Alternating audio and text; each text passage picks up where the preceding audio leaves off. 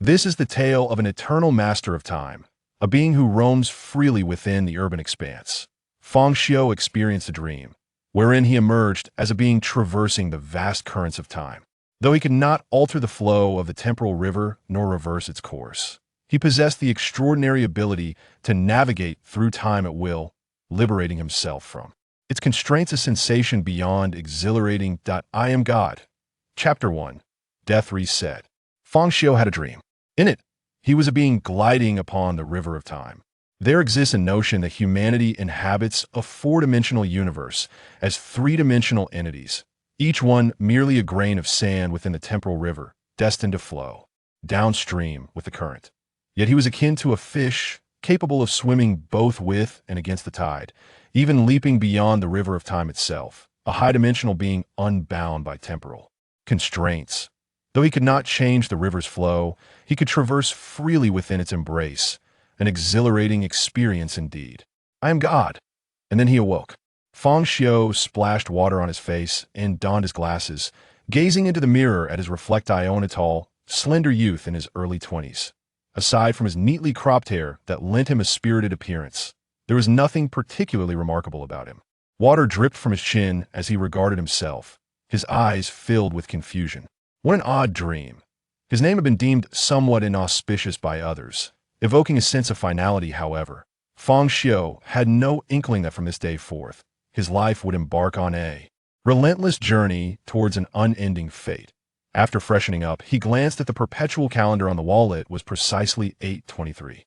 Residing on the ground floor, with the garage below, he opened the door and descended a few stairs to exit the apartment, commencing his day of toil and labor. Yet, as he stepped out of his door, a figure stood poised on the staircase above, cold eyes fixed upon him. Clad in a black hood, resembling a food delivery worker, he wielded an axe, leaping onto the windowsill of the staircase corner with the grace of a professional diver. His right hand gripped a hefty fire axe, its blade large and slightly curved, allegedly designed based on some ergonomic principles.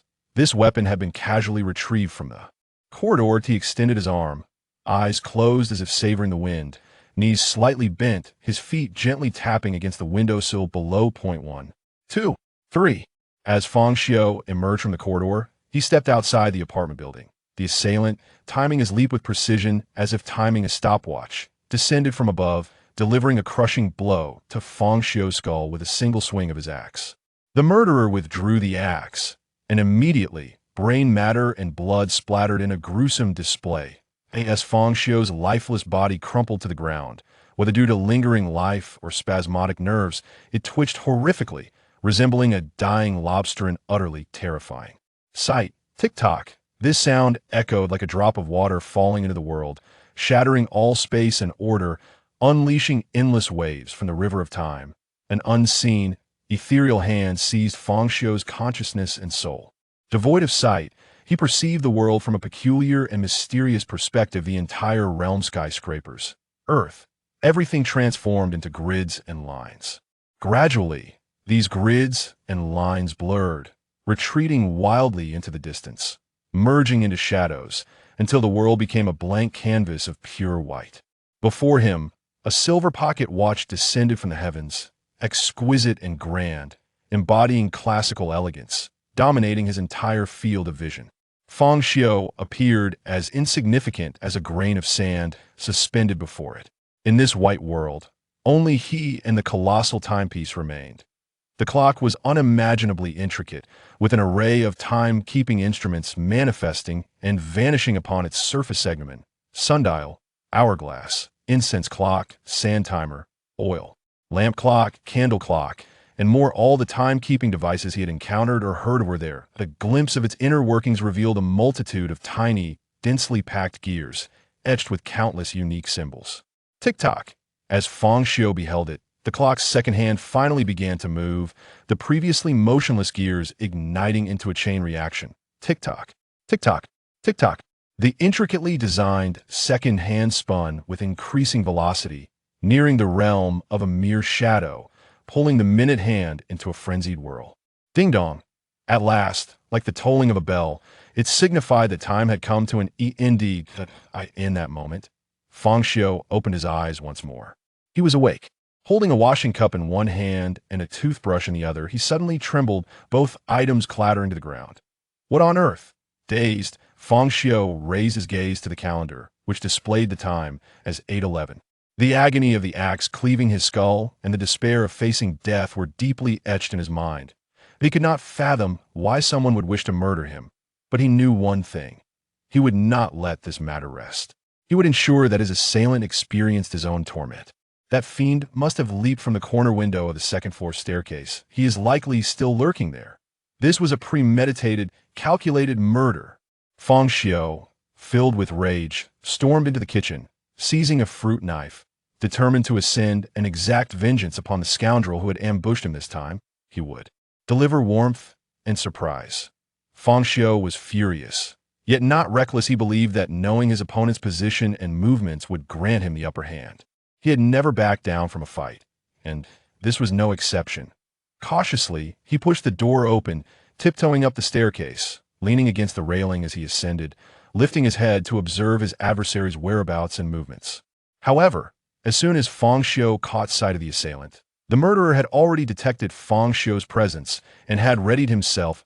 At last, he beheld the face of his would-be killer, a man clad in a black hat and a red delivery uniform. As Fang Xiu recognized him, the assailant charged downwards. He moved at an unbelievable speed, not descending the stairs, but rather running sideways along the wall, as if gravity held no sway over him. Speed, shadows, lightning fast. With a swift motion, he twisted and swung the axe in perfect unison. The blade gleamed with a deadly glint. Before Fang Xiu could react, the axe's edge had already sliced through his neck, the force unfathomable, severing flesh and spinal cord. Fang Xiu's head was cleaved from his body, spinning through the air like a deflated ball before crashing to the ground, blood gushing from his neck, staining the staircase crimson. Speed, strength, skill, and awareness in all-encompassing domination, combined with an enigmatic grace, made Fang Xiu realize that his demise was not merely due to an ambush this time. His opponent had confronted him face-to-face. The IT was a skillful execution. He could not claim to have delivered his head upon a platter. Tick-tock, the identical scene reemerges, consciousness and soul retreating as the world becomes ethereal, entering an entirely white realm, where a colossal silver clock hangs, suspended. Yet this time, for reasons unknown, the pristine white landscape is tainted by a layer of black at its base. Even the silver clock takes on a deeper hue, resonating with the tolling sound that heralds an end. It remains the same before the mirror. Still clutching the cup and toothbrush, mist swirls around, and within his eyes lingers an indelible sorrow, a sense of despair rivaling that of a brooding poet. Then he lifts the phone. Hello, is this the police? Chapter 2. A perilous situation. 20 minutes after the police arrived, instead of apprehending the deranged murderer, they took Fang Xiu into custody. Confess honestly. Why did you report a false alarm? A stern-faced, middle-aged man scrutinized Fang Xiu amidst the bustling police station. Do you find this amusing? His initially calm demeanor erupted into fury as he slammed his palm on the table. This is a waste of police resources, do you understand? According to the law, we can detain you. There truly is a psychopathic killer. He stood in the stairwell above my home with an axe, wearing a black hood. If you don't believe me, check the surveillance footage. There are cameras in the stairwell. Fang Xiu attempted to explain. Write a reflection of no less than 1,000 words, and make it profound. Otherwise, prepare to spend the night here. The officer appeared enraged. Yet he did not carry out the threat of detention, merely instructing Fang Xiu to pen a lengthy self-critique. By the time Fang Xiu exited the police station, it was well past noon. The sun hung high in the sky, casting a scorching light that carried a languorous warmth, making one drowsy. Fang Xiu was quite familiar with the vicinity of Gongyuan Road, and though his stomach growled with hunger, he felt no appetite. His thoughts were consumed by the man intent on taking his life. The assailant had fled upon encountering the police, indicating a lingering fear.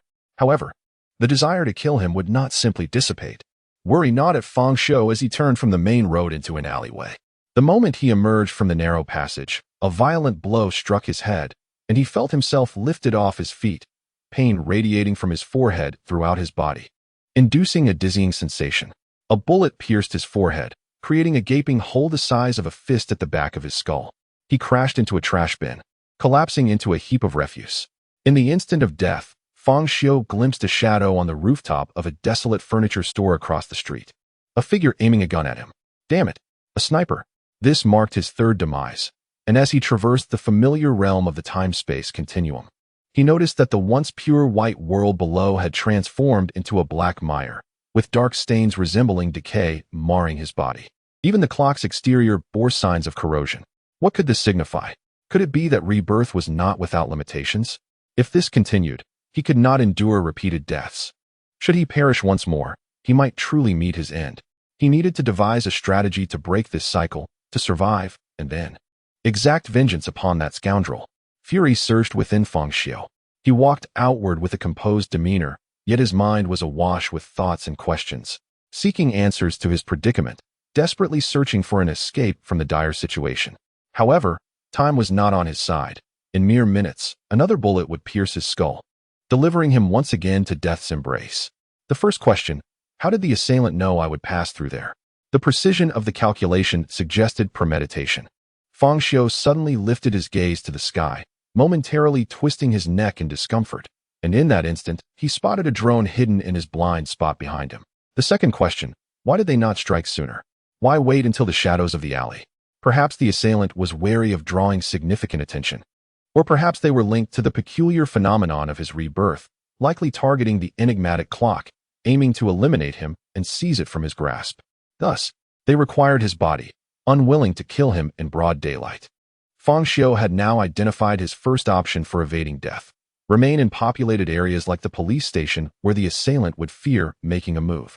However, this was merely a temporary escape, too passive for his liking.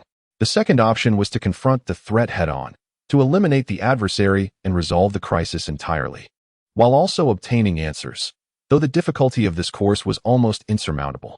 Without hesitation, Fang Xiu chose the latter. Now, only one final question remained. How could he kill the assailant?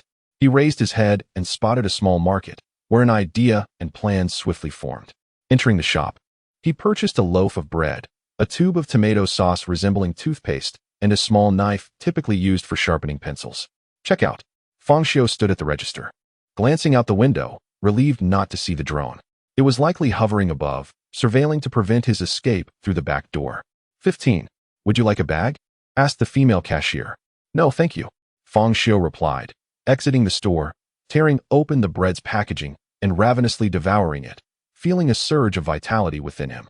Fang Xiu was a calm and humorous individual, endowed with a resilient spirit. Thus, repeated brushes with death did not crush him. Instead, they ignited his innate thirst for excitement and tension.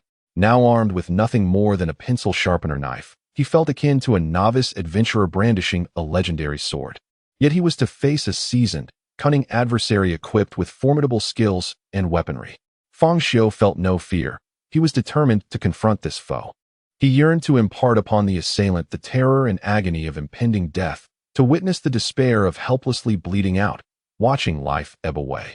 3 minutes past the scheduled time, Fang Xiu approached the same intersection, discarding the bread bag into a trash bin as he made his way toward the exit. Against the light, the sun's rays streamed into the alley, illuminating the gray-white cobblestones and green trash bins. Just as he stepped out from the alley, a bullet erupted from the gun barrel atop the opposite rooftop. Fang Xiu fell in response, toppling the trash bin and landing amidst the refuse. The figure on the rooftop displayed a hint of relief, barely glancing over. He was confident in his marksmanship, convinced that such an ordinary person could not evade his bullet. With a whistle, he swiftly disassembled his firearm, moving with the fluidity of someone seasoned by countless drills. He placed the components into a takeout box and, with agile leaps, descended the stairs and mounted his electric scooter, heading toward the intersection. This area was typically devoid of people, and at this hour, just past 1 in the afternoon, it was the least populated time, leaving him unconcerned that anyone would witness Fang Xiu's lifeless body. Chapter 3. A desperate counterattack. An electric vehicle came to a halt at the entrance of a narrow alley. A man, resembling a delivery worker and clad in a black hat, stepped inside. He appeared to be in his late 20s, with a lean and robust physique, exuding a sense of decisiveness. However, he was a foreigner, distinctly different in appearance from Fang Xiu, a Caucasian man. He approached a corpse partially submerged beneath a heap of refuse, the body of Fang Xiu. At that moment, Fang Xiu's face was obscured, the back of his head smeared with blood, presenting an exceedingly grotesque sight, as if he were irrevocably deceased. The stench of garbage masked the metallic scent of blood, rendering Fang Xiu's corpse filthy, prompting the assassin to cover his nose, revealing a hint of cleanliness in his demeanor. The white man seized Fang Xiu by the collar, pulling him from the refuse. In an unexpected turn, Fang Xiu, who should have been lifeless, suddenly opened his eyes. Sharp and cold, they glinted with a fierce light. Simultaneously, a concealed knife emerged from his right hand, and with all his might, he slashed it across the assassin's throat. Blood gushed forth, splattering Fang Xiu's face, droplets trickling down and staining his clothing and eyes crimson. In that moment, Fang Xiu's gaze and expression transformed into something malevolent, akin to a demon from the depths of hell. Instead of instinctively clutching his wound, the white man reached for a firearm at his waist, intent on retaliating. However, as he drew it, Fang Xiu delivered a powerful kick, sending the weapon clattering to the ground. The assassin staggered back, clutching his throat, leaning against the wall in disbelief. The look in his eyes mirrored his earlier confusion regarding Fang Xiu's decision to call for help. Now, he was equally baffled as to why Fang Xiu had not been shot, as if he had anticipated this assassination attempt. The assassin's vitality seemed remarkably resilient, blood spraying forth like a fountain. Such an injury would have felled any ordinary person, yet he continued to cling to life. His eyes were filled with terror and disbelief, unable to fathom that he might perish here at the hands of someone who was merely an ordinary office worker just a day prior. "Oh no, I'm going to die," Fang Xiu exclaimed, seizing the assassin's firearm, a grin of malicious delight spreading across his face. Or perhaps it was one of smug triumph. "Now it's your turn." He located the safety mechanism and disengaged it, aiming at the assassin's head. "Say goodbye." Fang Xiu's bloodied visage contorted into an exaggerated grin, the contrast of his scarlet face and stark white teeth creating a striking image as he raised an eyebrow playfully. The mocking smile and taunting words ignited the assassin's fury, his eyes radiating hatred that seemed capable of tearing Fang Xiu apart. Yet, his body weakened from the massive blood loss. He could not articulate his rage, only emitting strange sounds from his throat. In that moment, as the dying white man underwent a shocking transformation, he swelled like a balloon, his features contorting into a grotesque visage. Greenish fluids seeped from his skin, and black scales began to sprout beneath. His face morphed, jawline sharpening, his eyes turning a sickening green as grotesque protrusions emerged from his fingers, entirely losing his human appearance. Even his wounds began to heal, and his voice became a chilling rasp. "Damn it, I'm going to kill you." Though Fang Xiu was bewildered by this bizarre metamorphosis, he recognized that the assassin was about to transform. Understanding the folly of waiting for a villain to complete their transformation, Fang Xiu acted decisively. Without hesitation, he pulled the trigger the moment he sensed something amiss, retreating while firing at the creature. As it lunged forward, Fang Xiu's shots shattered its skull, sending it crashing to the ground. Uncertain of its demise, Fang Xiu fired 2 more shots into the fallen body, fearful that this monster might feign death as well. Once assured of its lifelessness, he began to search the assassin's belongings, collecting the wallet, watch, and phone. What to do with the body? Fang Xiu pondered, observing the nearly 2-meter-long corpse that bore no resemblance to a human. This revelation shattered his understanding of modern society. How could such a monster exist? He glanced around and spotted a nearby sewer cover. With effort, he lifted it and shoved the body inside, replacing the cover afterward.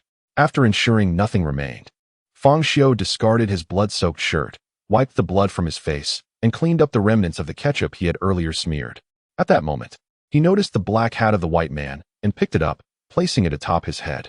He mounted the assassin's electric vehicle, opened the delivery compartment, and tossed his shirt inside, only to discover a sniper rifle within.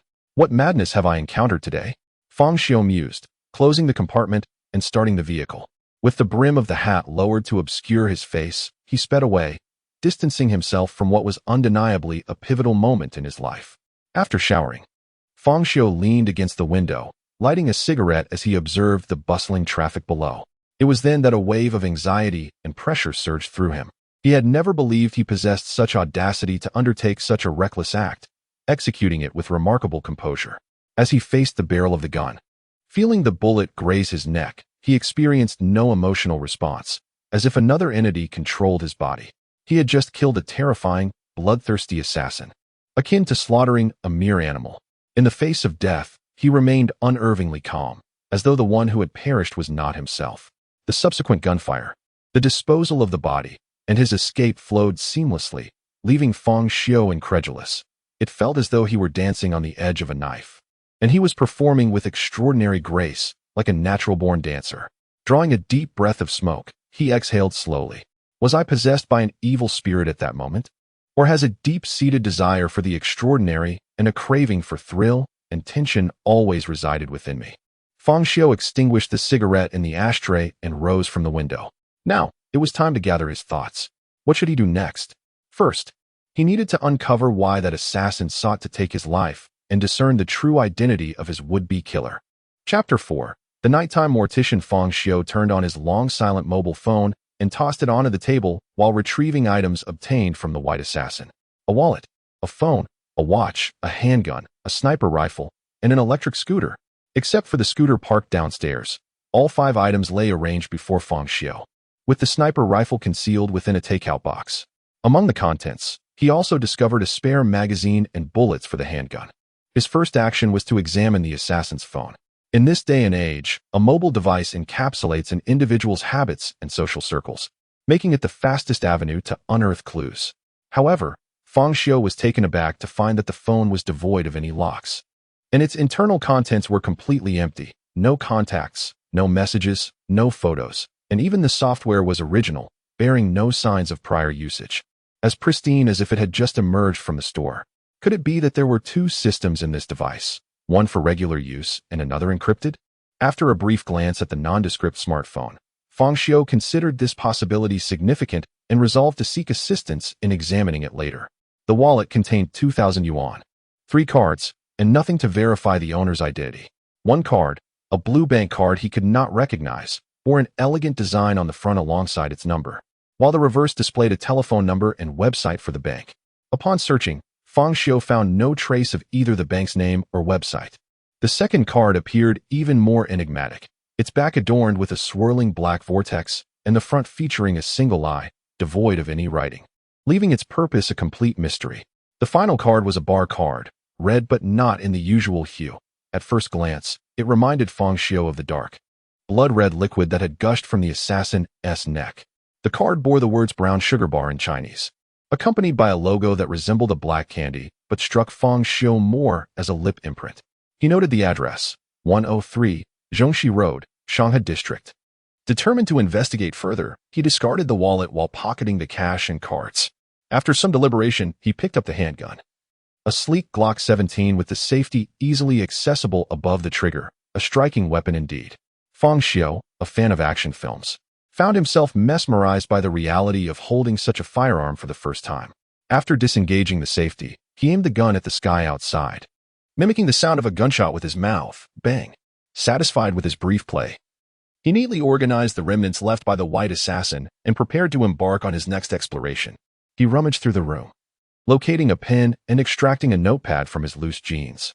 Though he did not maintain a diary, he enjoyed recording significant matters to prevent forgetfulness, preferring a physical notebook over a mobile device, perhaps a habit cultivated since childhood, as he generally approached tasks in an orderly manner. 1. The silver clock. I suspect it may be related to my ability of reincarnation. 2. With each death, a black, polluted force seeps into my soul from the white space and silver clock, tainting it.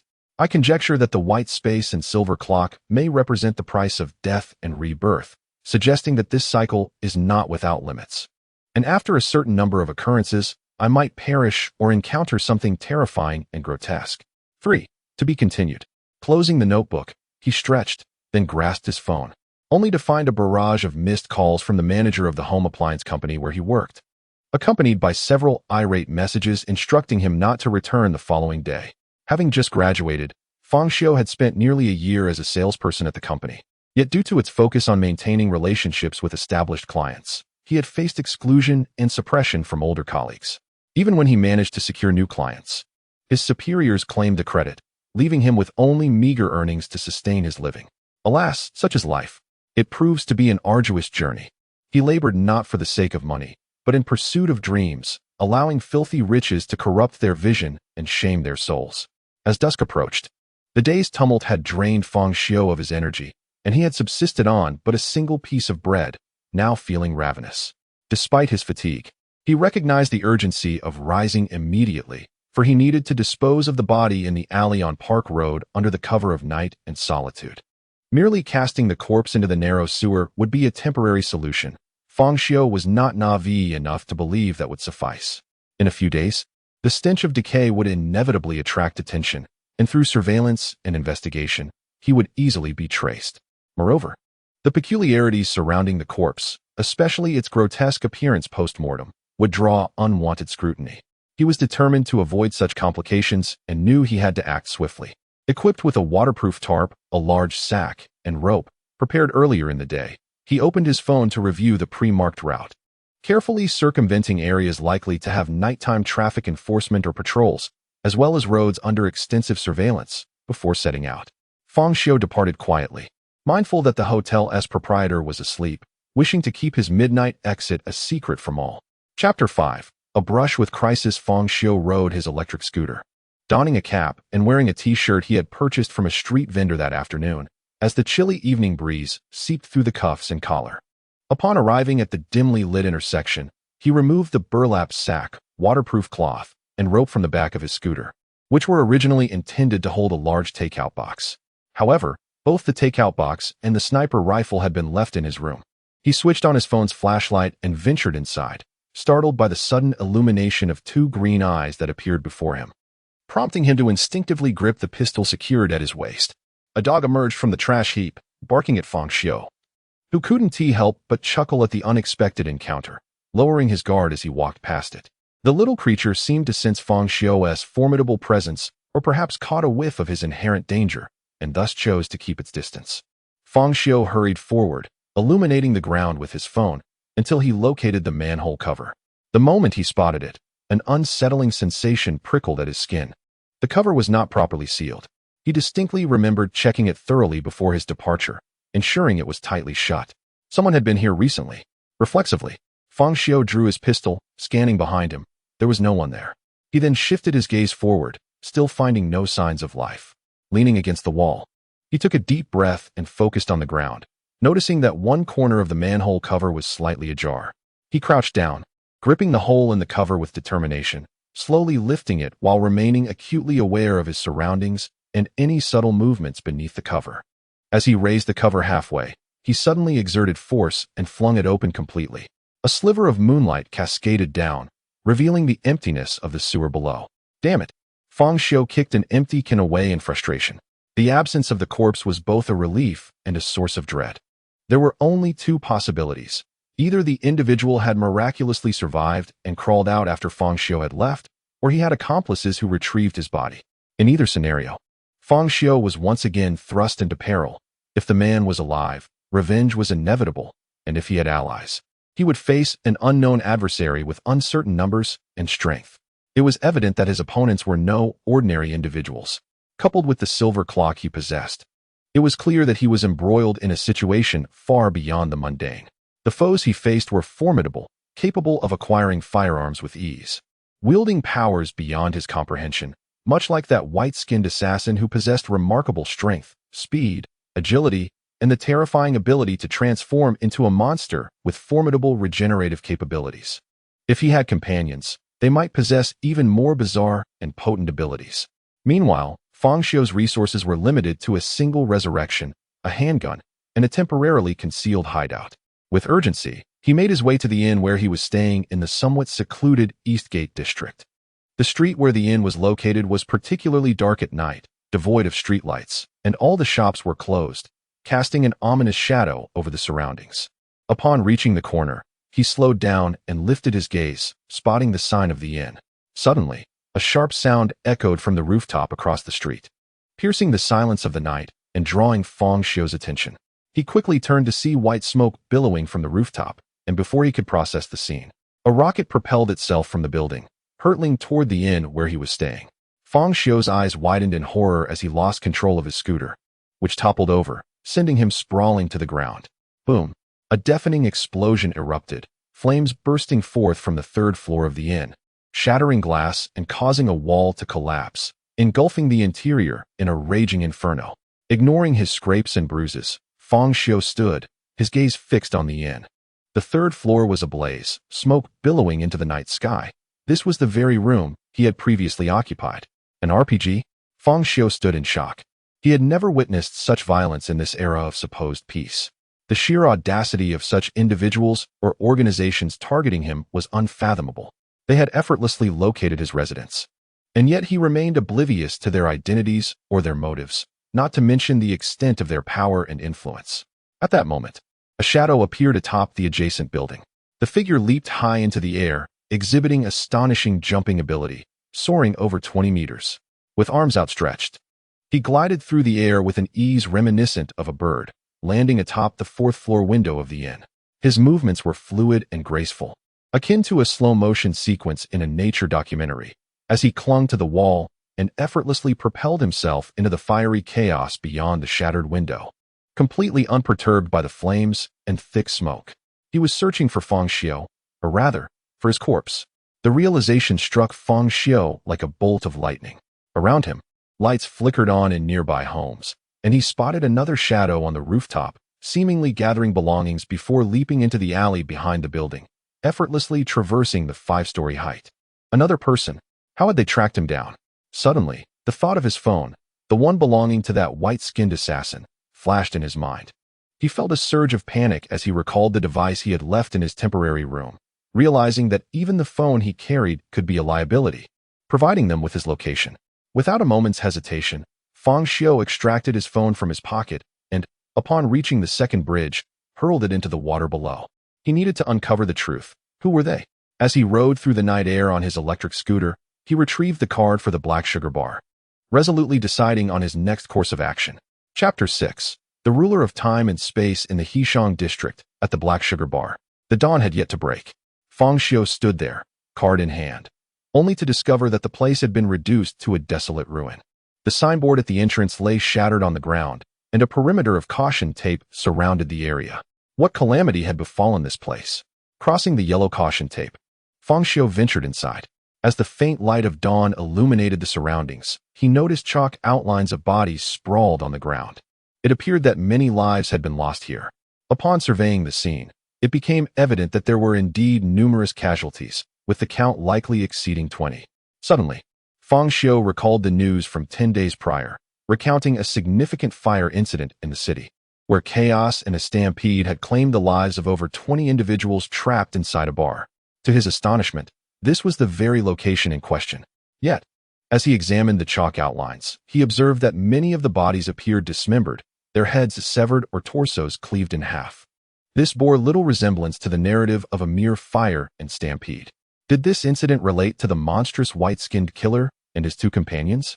Or were the fire and the ensuing deaths the result of their actions?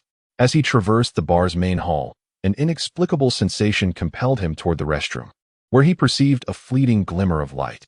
Rushing inside, he collided with an invisible barrier, the impact jarring him as he pressed his nose against it. Ouch!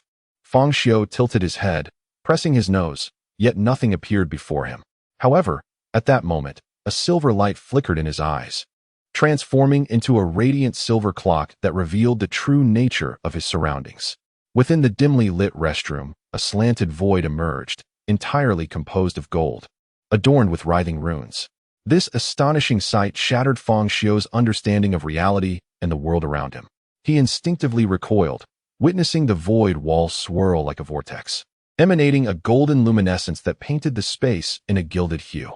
As he reached out, he felt golden grains slipping through his fingers. Approaching the void wall, he gently pressed his finger against it, and a silver imprint illuminated the surface, his own handprint. With a sudden splash, akin to a stone cast into water, the entire void wall sprang to life. The runes surged forth, coalescing into a grand river that formed a golden beam ascending into the heavens. Fang Xiu stood agape, a powerful presence emanating from the depths of the vortex, transcending time and space to gaze upon him with a divine intensity. A shadow, resembling both deity and demon, materialized upon the void wall, its golden form towering above, composed of enigmatic runes and symbols. Fang Xiu felt diminutive before it, as if he were merely a child in its presence. everything seemingly orchestrated to accentuate its arrival. Wow, to Fang Xiu. This spectacle felt akin to the descent of the Jade Emperor himself, and he found himself believing it. Then, the figure spoke, its first words leaving Fang Xiu momentarily dazed. Huh. Fang Xiu struggled to comprehend the utterance. I have investigated. Your time-space is devoid of magic technology. Thus, these mundane beings must seek you, attaching themselves to a higher dimensional life form, such as yourself, to survive. I presume you have encountered them? Fang Xiu paused, sensing he was conversing with a formidable entity from another realm. The title of ruler of time and space resonated with an aura of grandeur. He lifted his gaze, replying, I am not the time-space ruler you speak of. However, one of the 3 individuals you mentioned has already been slain by my hand, while the other 2 are pursuing me. Regrettably, I currently lack the capacity to apprehend or eliminate them. The figure fell silent, perhaps taken aback by Fang Xiu's perceived inadequacy, unable to handle such lowly beings. You are undoubtedly subject 22,856. The divine gaze affirmed Fang Xiu's identity with unwavering certainty.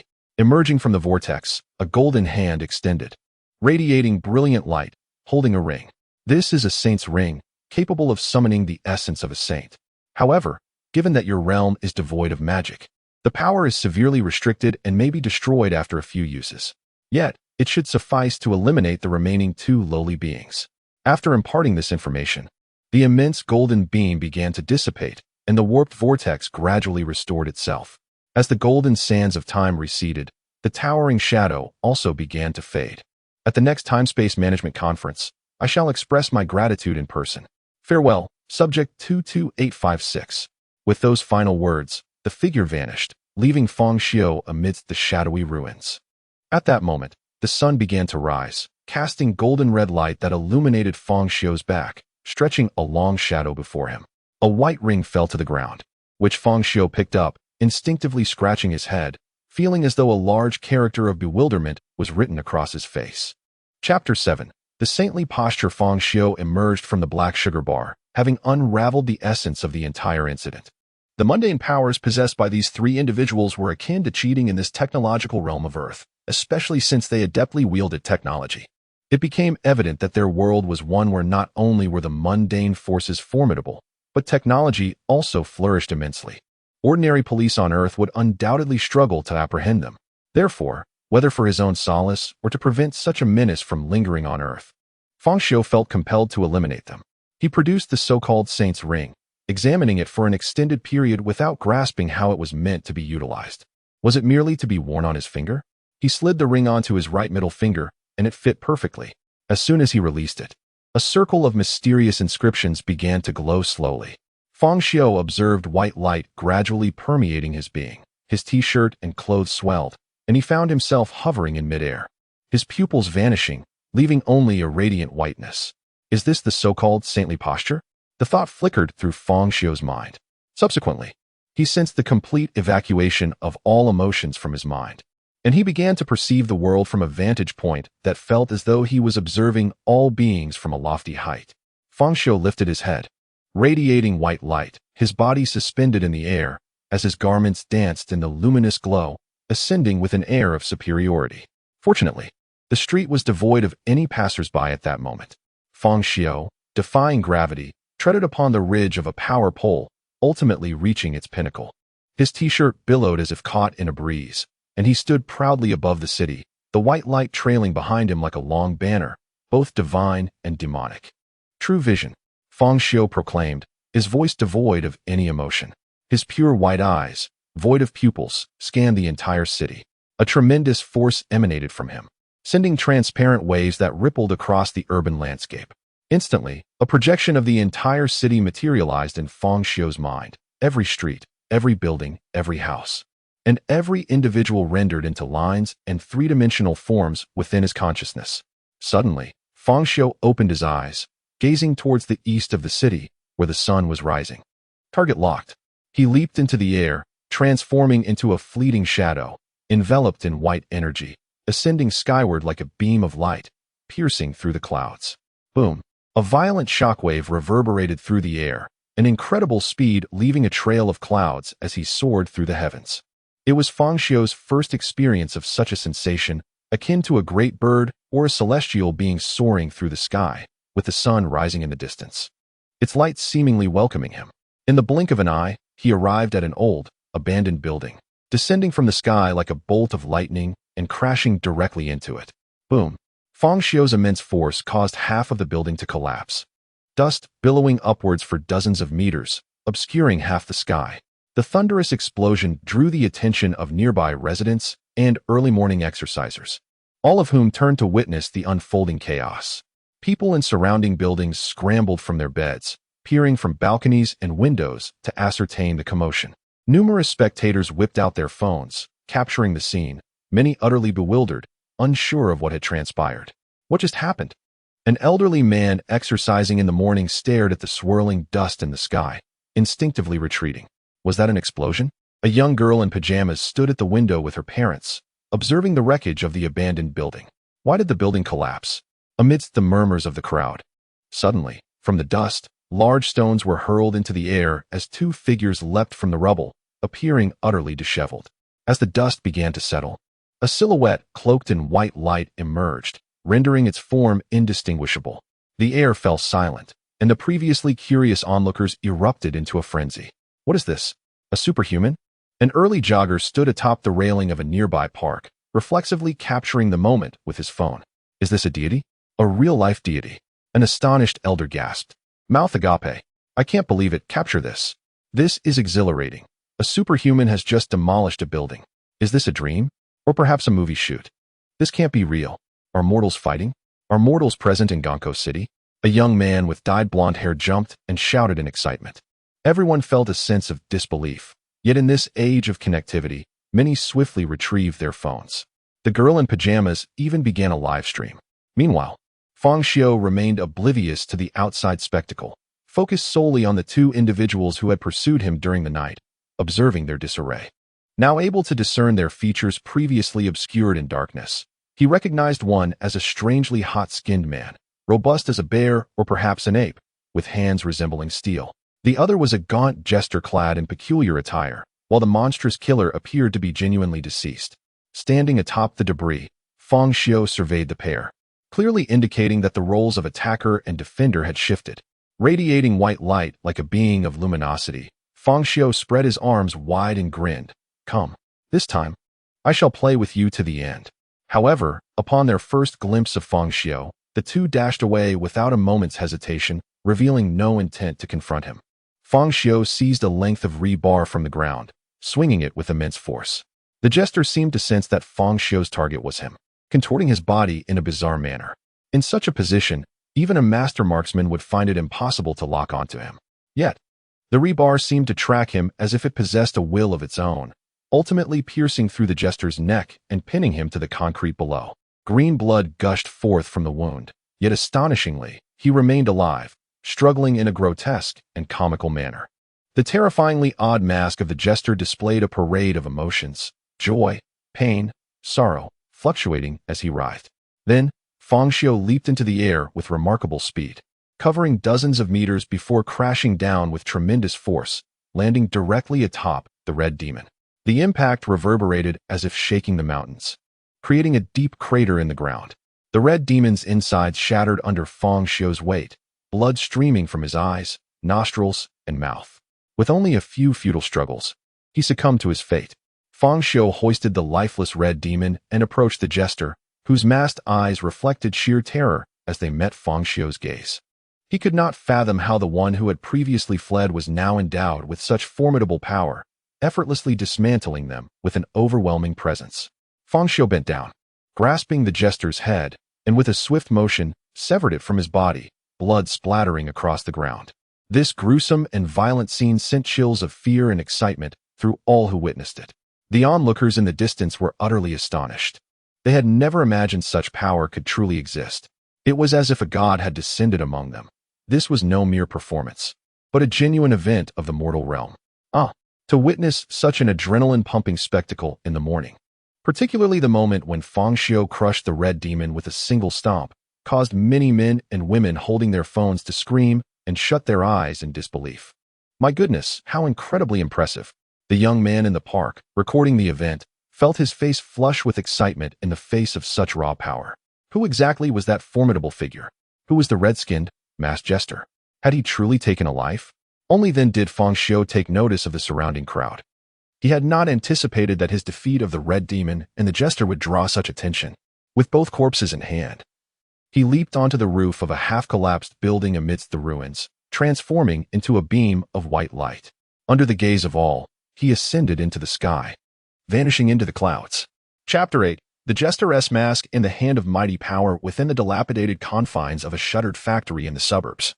Fang Xiu sat at the entrance, tinkering with items procured from the Red Demon and the deceptive Jester.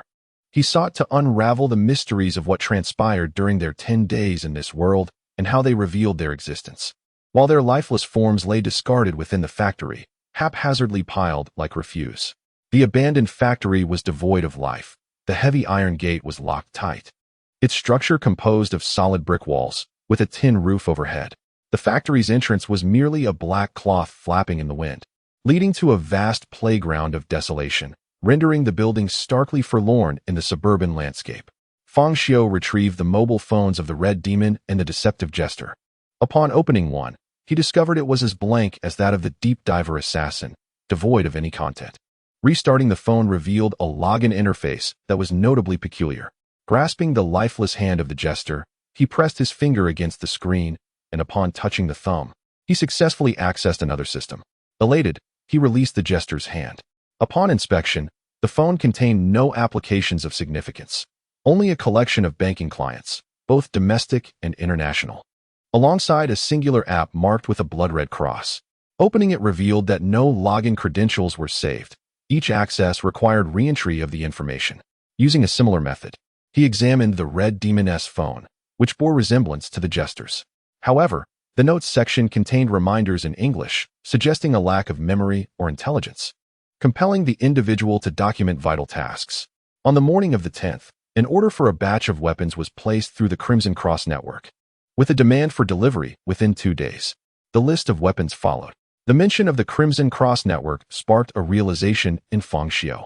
Could arms be so easily ordered online, akin to a simple transaction on an e-commerce platform?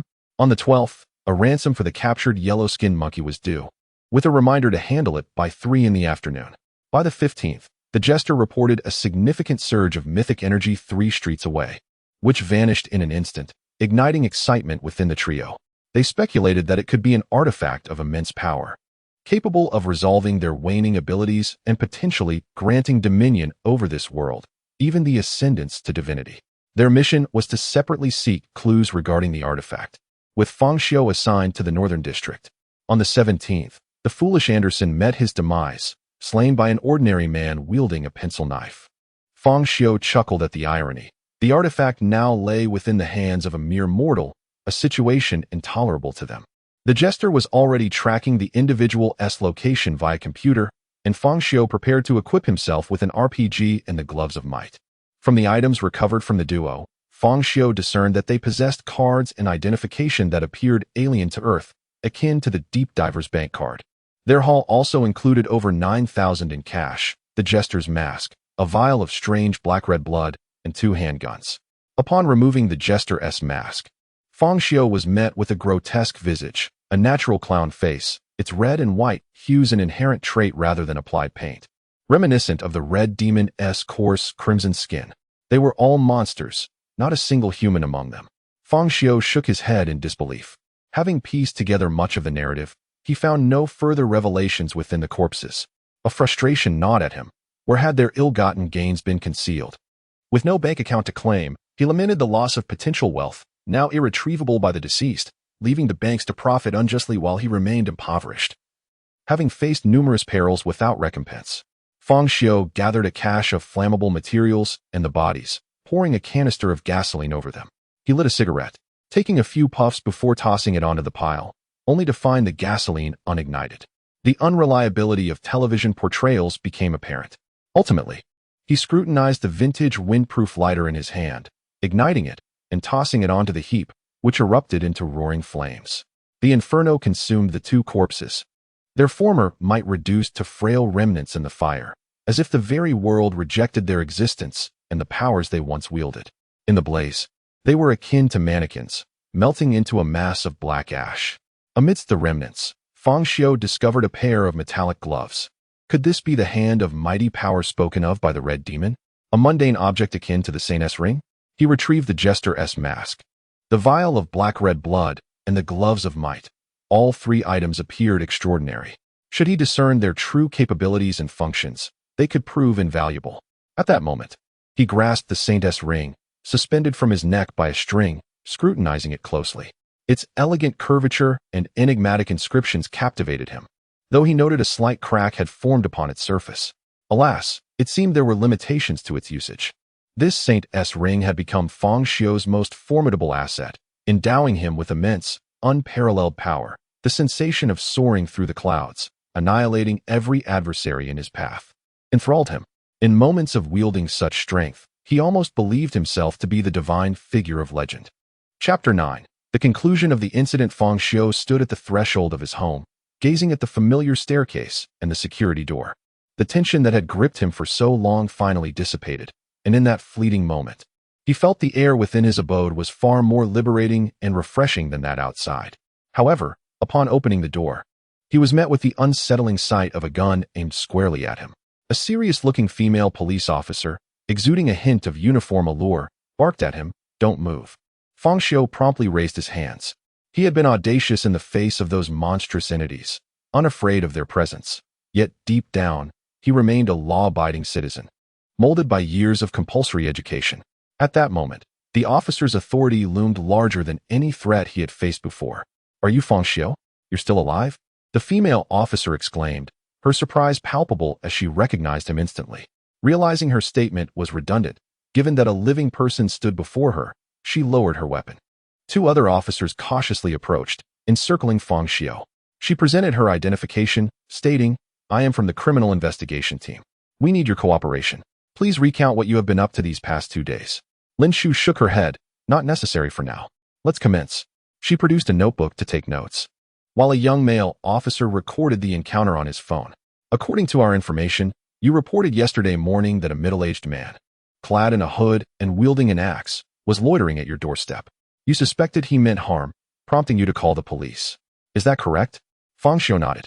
"Indeed, and yet you officers did not believe me, accusing me of fabricating the story and compelling me to write a 1,000-word reflection."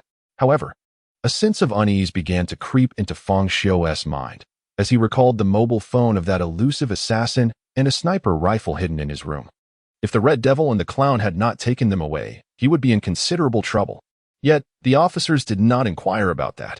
Instead, they asked, "Are you aware that the Happiness Apartment has caught fire?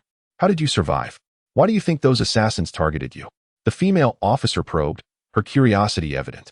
"I'm afraid I cannot elucidate that," Fang Xiu replied, "but anyone who encounters a hooded figure brandishing an axe at their door would surely feel fear. I have no idea what their intentions were, whether it was robbery or murder, or perhaps they were simply deranged." He wore a perplexed expression. At that moment, Lin Shu scrutinized Fang Xiu's face intently.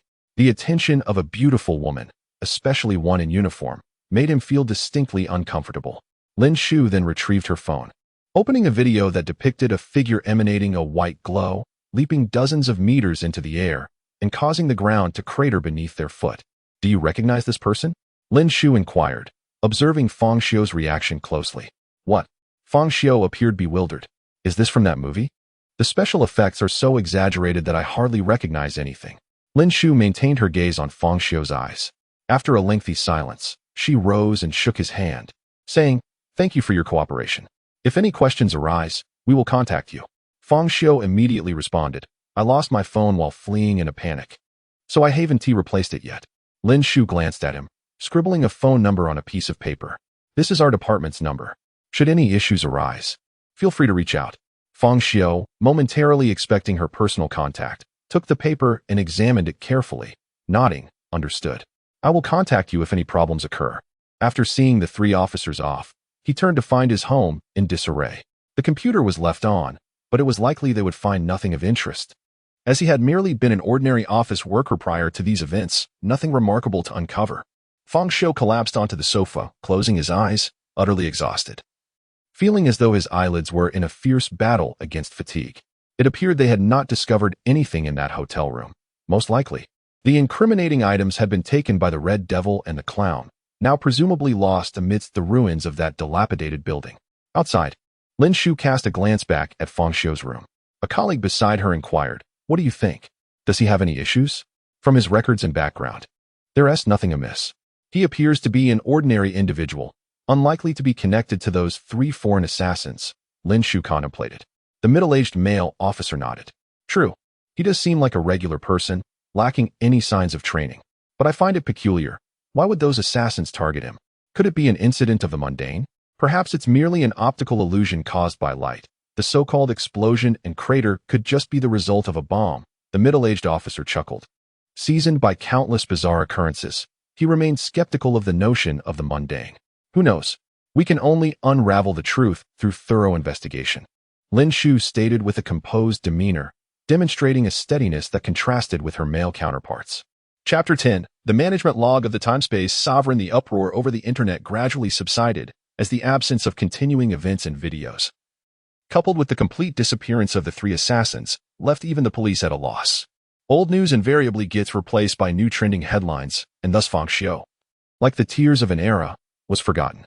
Initially, law enforcement officers frequently visited to inquire about various circumstances. Perhaps due to the demise of the 3 individuals and the lack of any subsequent major cases, Fang Xiu eventually found himself in a state of neglect. This case, which appeared bizarre and incredible, yet lacked any leads or clues, ultimately faded away. Fang Xiu did not dare to recklessly test the 3 extraordinary items, as they seemed alluring and powerful, yet carried inherent dangers. He opened a palm-sized notebook, half of its pages already filled, and flipped to the back, crossing out all his speculations regarding the deep diver assassins and their companions, signaling an end to the matter. Turning to the final page, he found his conjectures about his own resurrection abilities. 1. The silver clock may be related to my ability of rebirth. 2. With each death, the white space and the silver clock are permeated by a force of black pollution that taints my soul. The white space and the silver clock may represent the price of death and rebirth, suggesting that such a cycle is likely not without limitations. After a certain number of occurrences, I might face permanent death or encounter some dreadful and grotesque phenomenon. 3. To be supplemented. Fang Xiu promptly wrote on the 4th line. 4. Initially determined that the ability derives from the identity of the time-space sovereign. However, as he inscribed the words time-space sovereign, he suddenly observed that the characters writhed like insects, the text on the notebook seeming to come alive, writhing madly. Though Fang Xiu had grown accustomed to such extraordinary occurrences, he remained vigilant. He watched as the letters twisted and ultimately vanished into the notebook, leaving behind an expanse of blankness. Cautiously, Fang Xiu lifted the notebook, flipping through the pages, only to discover that all the text had disappeared. Where had the words gone? Fang Xiu felt perplexed. He was certain that this notebook was an ordinary one, purchased for a mere 10 yuan at the market, not an extraordinary item. Finally, he turned to the leather cover and suddenly noticed a vertical line of text appearing. Management log of the time-space sovereign. Opening it again, he was startled to find a photograph of himself affixed to the inner side of the leather cover, capturing his current expression, which bore a hint of shock. It read, Name, Fang Xiu Race, Time-Space Sovereign Age, 22 Occupation, Number 22856 Time-Space Sovereign Address, Earth. 3rd planet of the 22,856th Time-Space Solar System. Fang Xiu's gaze then shifted downward to the management regulations of the Time-Space Sovereign. Regulation 1. As a Time-Space Sovereign, one must maintain the spatial order of their own time and space, resolutely combating and eradicating any existence that disrupts the stability of time-space order. Regulation 2. As a time-space sovereign, one is prohibited from arbitrarily traversing other time-spaces, thereby disturbing their order and stability. Regulation 3. As a time-space sovereign. Fang Xiu continued reading, realizing that this was far from over. Each line he read was followed by another, as if the document were infinitely scrollable, the regulations seeming interminable and tedious. He scrolled down with his eyes, witnessing the management regulations continually shift until he reached the bottom. This time-space sovereign management regulation was jointly agreed upon by all time-space sovereigns at the 412,592nd Time-Space Management Conference. Fang Xiu's expression resembled that of a bewildered individual. Yet, the astonishing revelations were not over. On the first page of the management log of the time-space sovereign, new text materialized, appearing to be in the same handwriting as Fang Xiu's, as if he had inscribed it himself. Time-space wanted notice. Name: Anderson, deep diver. Blake, red demon. Jim, fraudulent clown. Crime: time-space smuggling. Unauthorized passage without the consent of the Time-Space Management Bureau and lacking the requisite 3 signed documents from the Time-Space Sovereign. Penalty: eradication. Executed by number 22856 Time-Space Sovereign. Fang Xiu read on, discovering a lengthy introduction regarding the wanted notice. Bang. This signifies that I have fulfilled this wanted notice, accomplishing my first task as a Time-Space Sovereign, does it not? Fang Xiu began to grasp the significance of this management log, realizing it served as a reminder for himself of factors influencing time-space stability that required resolution. Each action taken to maintain the stability of time-space would be recorded in this log. At that moment, the management log of the time-space sovereign inexplicably flipped open to the second page, presenting a new wanted notice before Fang Xiu. Name: Wang Hao. Crime: unauthorized time travel, indigenous to this time-space, originating from the future. Specific temporal coordinates unknown. Fang Xiu observed the wanted notice depicting a disheveled individual with a lackluster expression. Gradually, lines of text surfaced, detailing his information and criminal record. However, the management log only documented his coordinates at the time of travel, requiring Fang Xiu to personally investigate and gather more specific information. Fang Xiu's eyes lit up. Unauthorized time travel? Who won this year's World Cup? The lottery numbers? Major business opportunities and events, stocks, and futures could also be explored. Fang Xiu felt he might just discover a path to fortune through this traveler. Although he had acquired some power, he believed that engaging in serious illegal activities was still beyond his limits. Utilizing the traveler's information to legitimately earn wealth was precisely what he desired. Free from any moral burden. Chapter 11. The unlicensed traveler. Fang Xiu glanced at the first page, where the log regarding the time-space smuggling wanted notice lay at the bottom. Scrolling further down, he discovered records of the items he had seized. The mask of the deceptive jester. Possessing the ability to alter one's appearance, it deceives the visual senses. The hand of great strength. This can meld into one's hands, endowing them with immense power, while simultaneously disregarding flames and cold, becoming as resilient as steel. Upon seeing the hand of great strength, Fang Xiu recalled that night when the red demon leapt high, akin to a nimble baboon, scaling the 4th floor and gripping the wall, undoubtedly relying on these mighty hands. Blood of the deep diver. Upon consumption, one transforms into a deep diver, experiencing comprehensive enhancements in strength, physique, and reflexes, while also gaining the ability to thrive in aquatic environments, bolstered by the power of the ocean. This transformation is irreversible. Upon detecting the blood within the vial, Fang Xiu understood that it was extracted from the body of that deep diver, which explained why he had not encountered a corpse. Fang Xiu retrieved these 3 items, preparing to experiment with each in turn, starting with the hand of great strength. He donned the glove, crafted as if from steel, and instantly felt it meld into his body like mercury, transforming his palm into a metallic hue. His hands resembled a pair of metallic appendages, yet retained their usual dexterity.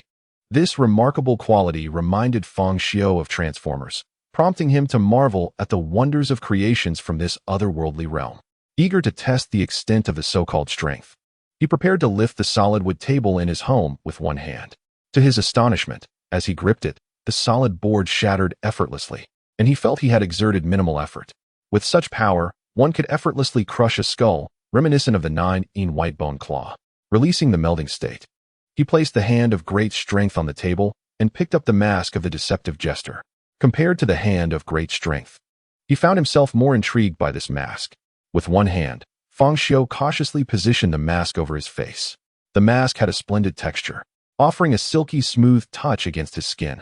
Yet, the moment it adhered to his face, he observed the original jester mask gradually transforming into another visage, overlapping with his own. It was, astonishingly, the face of the deep diver assassin he had encountered before, with identical length and color, and even his stature appeared altered. As Fang Xiu realized he had grown considerably taller. As he swept his hand down from his forehead, he witnessed his face shift once more, instantly morphing into the visage of the policewoman he had previously seen. Gazing into the mirror, he marveled at his reflection. Every frown and smile mirrored that of the police officer, down to the charming demeanor, leaving Fang Xiu feeling a sense of dread regarding this power. In modern society, the ability to alter one's appearance is tantamount to wielding unchecked authority. Fang Xiu touched his facial features and head, yet discovered that the sensation remained that of his original self, and his facial features were unchanged. Was this truly the mask of the deceptive jester? Merely an illusion and a trick of perception, rather than a genuine transformation into another being? Fang Xiu suddenly grasped the meaning behind the name of this mask.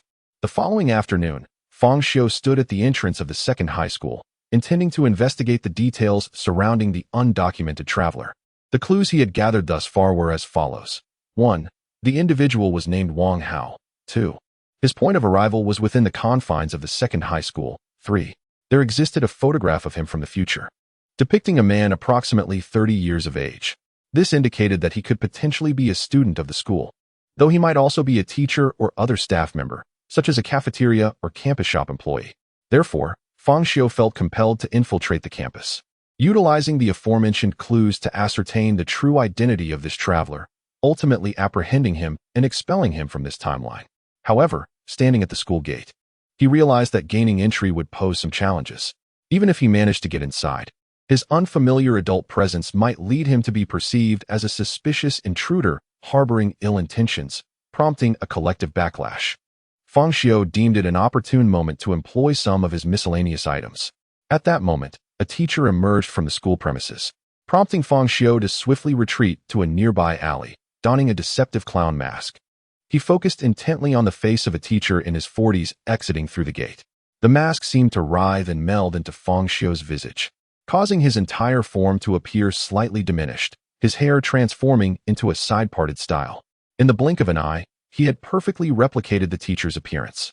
As the teacher walked away, Fang Xiu stepped out from the alley and made his way onto the campus.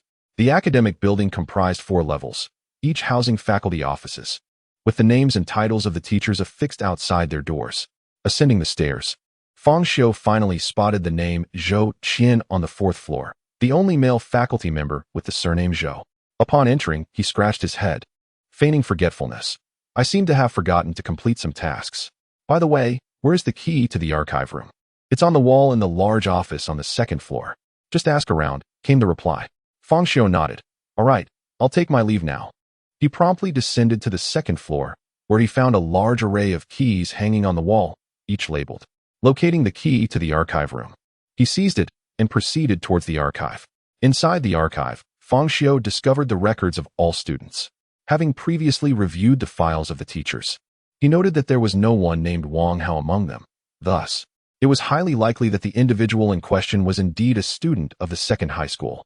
He meticulously sifted through the rosters of each grade and class until he finally unearthed a listing for Wang Hao. The name struck him as rather commonplace, revealing that there were 5 students sharing this name within the school. Fang Xiu resolved to examine each one individually. Armed with the names of the 5 Wang Haos, he commenced his search from the first year, determined to identify the correct individual. Standing before class 3 of the first year, he caught the attention of a young female teacher, who paused her lesson. Mr. Zhou, is there something you need? Fang Xiu, feigning embarrassment, inquired, excuse me, is there a student named Wang Hao in your class? Could you call him out, please? The classroom buzzed with chatter until a timid, short-statured boy stepped forward, looking somewhat apprehensive. Teacher, did you need something from me? After a brief assessment, Fang Xiu felt he was not the right person and fabricated a reason. Do you know someone named Xijia? He continued his search, eventually arriving at class 6 of the 3rd year. When a student named Wang Hao emerged, Fang Xiu immediately recognized him. He bore a striking resemblance to the younger version captured in the photograph, albeit nearly a decade younger. This 10-year reduction rendered him quite handsome, transforming him from a reclusive youth into a charming figure in high school, almost a heartthrob of the class. Fang Xiu let out a sigh of relief, grateful to have found this individual. The reputation of being a traveler instilled a sense of caution within him, as he had anticipated this encounter to be as troublesome as his previous dealings. The smooth resolution of this situation took him by surprise. After posing a couple of questions, he concluded the conversation, knowing that with his target identified, the subsequent steps would be far more manageable. Chapter 12, Mistaken Identity. As Wang Hao approached an intersection near his home, he found himself enveloped in darkness, devoid of streetlights. He walked forward in a daze, oblivious to the shadowy figure lurking in the gloom, which melded seamlessly with the inky night and the silhouettes of the buildings. The figure, wielding a stun gun, stealthily advanced toward Wang Hao, transforming into a sinister embodiment of electric wrath, and with a swift motion, jabbed the device into his side. Suddenly, an electric shock coursed through Wang Hao's body, causing him to convulse violently before collapsing onto the ground, completely incapacitated. Moments later, he was ensnared in a burlap sack and whisked away from the street. When he regained consciousness, he found himself in a dimly lit garage, a harsh yellow light glaring directly into his eyes. Disoriented, he squinted against the brightness and saw a figure seated across from him, adorned with a clown mask. Bound to a chair, Wang Hao was struck by an unsettling DJ view reminiscent of scenes from a horror film. What do you want? Why am I tied up? Where am I? Who are you? Panic surged within him, fueled by the eerie atmosphere and the stranger's grotesque mask. Wang Hao, you have committed the offense of unauthorized time travel. Your actions violate the temporal management regulations, and as such, a warrant for your arrest has been issued by the Temporal Management Bureau. I must inform you, Wang Hao, you are in grave danger. The mask, both mournful and mirthful, morphed unsettlingly, defying logic. Wang Hao, terror-stricken, struggled to comprehend the gravity of the situation. What? What do you mean? Time travel? Fang Xiu furrowed his brow. Irritated by Wang Hao's confusion, he drew a gun, devoid of ammunition, merely to instill fear. According to the regulations, I am authorized to carry out your execution. However, if you cooperate and confess, there might be a sliver of hope for you. You have 3 seconds to defend your actions. 3, 2, name, Wang Hao, age, 18. Fang Xiu halted, looking at Wang Hao with rising impatience. 18? Really? At that moment, Wang Hao suspected he had encountered a lunatic obsessed with time travel novels. Yet the man's demeanor suggested he was not to be trifled with. He realized he had no choice but to comply. Not 18, 28. 28. Fang Xiu nodded, indicating that he hailed from 10 years in the future, from the year 2028. After a series of trivial inquiries, he finally broached the subject he truly sought to explore. Be honest, what plans do you have after your time travel? For instance, any schemes to make money? Wang Hao appeared momentarily bewildered. Fang Xiu slammed his hand on the table, exclaiming, What do you mean, what plans? Speak up. Wang Hao straightened his back, nodding fervently, much like a chick pecking for grain. I have ideas, but no concrete plans yet. Fang Xiu's expression soured. What? Days have passed since your time travel, and you still lack a plan? You must have some semblance of a strategy. Can you recall any lottery numbers? I never play the lottery, nor do I gamble. Wang Hao asserted defiantly. Such a good boy. But what about any significant business opportunities? Stocks, futures, anything? Fang Xiu inhaled deeply. I never engage in those. Wang Hao replied, hunching his shoulders. Fang Xiu struck the table once more. Surely, you must remember something. Who won the World Cup this year? You must know that. Wang Hao shook his head. I don't watch football. I can melt glass. Under pressure from Fang Xiu, Wang Hao frantically considered his skills, visibly terrified. Fang Xiu's mouth fell agape, his eyes drooping as the expression on the clown mask morphed into something absurd, gazing at him with a bizarre intensity. Wang Hao concluded he had struck a chord. The man before him was likely a delusional fanatic of time travel fiction. He realized that if he appeased Fang Xiu, he might avoid harm and perhaps even secure his release. Wait, I also know how to make black powder. I've memorized the 300 Tang poems and many song lyrics. Crack. Fang Xiu lashed him with a belt. Ow. Please, don't hit me. It hurts. The belt struck his thigh. So, you know how to melt glass, do you? Just take it easy. Crack. Fang Xiu, seething with anger, struck him again, feeling unsatisfied with the initial blow.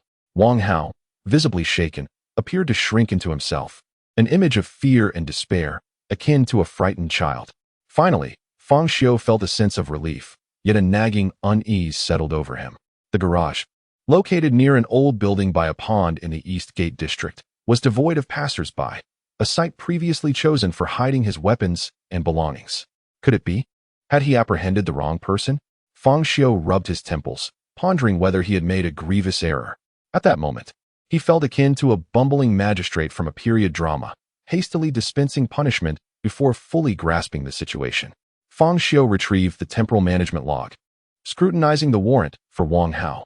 The name, appearance, and travel destination all matched. How could this possibly be a mistake? Could it truly be so? Chapter 13. The Ones Who Changed Destiny, Part 1. By the time Wang Hao freed himself from the unsealed burlap sack, Fang Xiu had already vanished without a trace. How can I be so unfortunate? Wang Hao lamented, wiping his tears while feeling the sting of the welts left by the belt on his body. Meanwhile, the ruthless Fang Xiu had returned to the entrance of the second high school, where darkness had enveloped the campus, and all the lights had been extinguished in adherence to the nightly routine. The main gate was securely locked, and Fang Xiu pulled up the hood of his jacket. It was summertime, and his attire felt stifling, although he could utilize the ability of the deceptive Joker's mask. However, the usage of this power was limited. He could not afford to employ it for trivial matters, as that would be a waste. He vaulted over the side wall, circumventing the surveillance cameras, and broke into the guardhouse, striding in boldly. Fang Xiu powered up the computer in the guardhouse, which provided access to view all surveillance footage across the campus. He sought clues, fast-forwarding, slowing down, and pausing the recordings, as much of the footage was blank. Wait, why has 10 minutes disappeared from the timeline? Fang Xiu's expression tightened, sensing something amiss. He continued to examine the surveillance feeds from the teaching building and the maple tree path, where he noticed time lapses occurring. Has someone deleted the footage? Did they anticipate that someone would check the surveillance? Fang Xiu felt a growing unease, as if all his actions were being monitored by an unseen adversary, rendering him alarmingly passive. Could this be the work of a time traveler? Someone who foresees every challenge and maneuvers cautiously? At that moment, he realized how overly optimistic he had been. Indeed, becoming a master of time and space was fraught with complications.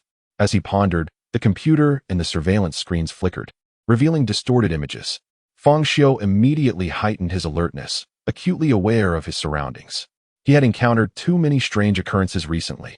Even a midnight stroll made him wary of apparitions. The blurred screens finally materialized into an image, and a man's voice resonated across the monitors. The same face appeared on the computer and multiple surveillance displays. A man in his 30s, with pallid skin that bespoke poor health and lifeless eyes staring intently at Fang Xiu. It was Wang Hao, but not the 18-year-old version. This was Wang Hao from over a decade into the future. Indeed, the individual before him had not merely transcended through consciousness, but had physically crossed into this time. A phenomenon more extraordinary than Fang Xiu's own temporal safeguard, the silver clock. Aligning perfectly with his earlier conjectures, Fang Xiu noticed the camera on the table, realizing that this computer had been commandeered by Wang Hao, who was now observing him. As if finally ready, the now mature Wang Hao spoke. "Ah, you have finally noticed me, albeit a few days late." His face bore a familiar smile, devoid of any panic about revealing such a profound secret. "This must be our first encounter here. You appear much younger and more approachable than before, less intimidating." Wang Hao's demeanor exuded an unsettling familiarity. He sat upright before the monitor, bowing solemnly to Fang Xiu, his expression grave. "Please grant me a week to accomplish what I need to do. At that time, you may punish me as you see fit. I will willingly accept your judgment, whether it leads to my death or my soul's exile. I harbor no grievances." Fang Xiu struggled to comprehend this man, who seemed a world apart from the timid high school student he once knew. The transformation wrought by over a decade was profound. "It appears you did not come to this era for leisure, but had long harbored plans and preparations. Did you know you would traverse to this time?" Wang Hao replied. "I will personally disclose the details in a few days. Do not attempt to locate me. You will not succeed. You currently possess 4 items: the Hand of Colossal Strength, the Deceptive Joker's Mask, the Ring of the Saint, and the Blood of the Deep Diver. I have followed the previous news closely." Fang Xiu felt the gravity of the situation intensifying. "I cannot allow you to proceed unchecked. As a time traveler, your interference with the fabric of time is perilously significant. I cannot predict whether your actions will lead to fortuitous or disastrous outcomes. Even a seemingly innocuous gesture could propel the future into an unpredictable abyss." Wang Hao chuckled softly. "Rest assured, I am thoroughly prepared. Everything will unfold favorably, with minimal alteration to the trajectory of fate." Fang Xiu slammed his palm on the table, erupting in anger. "How can you be so confident?" Wang Hao paused, his expression shifting. "I apologize. However, I genuinely wish to alter destiny. You, in your exalted position, cannot fathom the suffering of us mortals. We ask for so little, but I am truly sorry." After uttering this, the screen dimmed. Fang Xiu's expression grew somber. This adversary posed a greater challenge than the previous 3 monstrous assassins. The asymmetry of information left him feeling adrift. There was no point in persisting with the surveillance. Further examination would likely yield no new insights. He rose from the guardhouse, pulling his hood over his head, instinctively organizing his notes on his opponent to strategize his next course of action. His opponent possessed hacking skills. He wielded knowledge of the future, aware of forthcoming events and developments. He knew Fang Xiu intimately, even predicting his investigation into him and comprehending the significance and function of the items he held. As these thoughts raced through Fang Xiu's mind, he kicked a nearby tree in frustration. This is utterly unfair. How can one compete against such odds? Taking a deep breath, he rubbed his temples to regain composure. No more dwelling on this. I need to investigate the segments of the footage that were edited. If they were deliberately cut, it surely conceals something they wish to keep hidden. Any clues within the teaching building would likely have been erased by the throngs of students.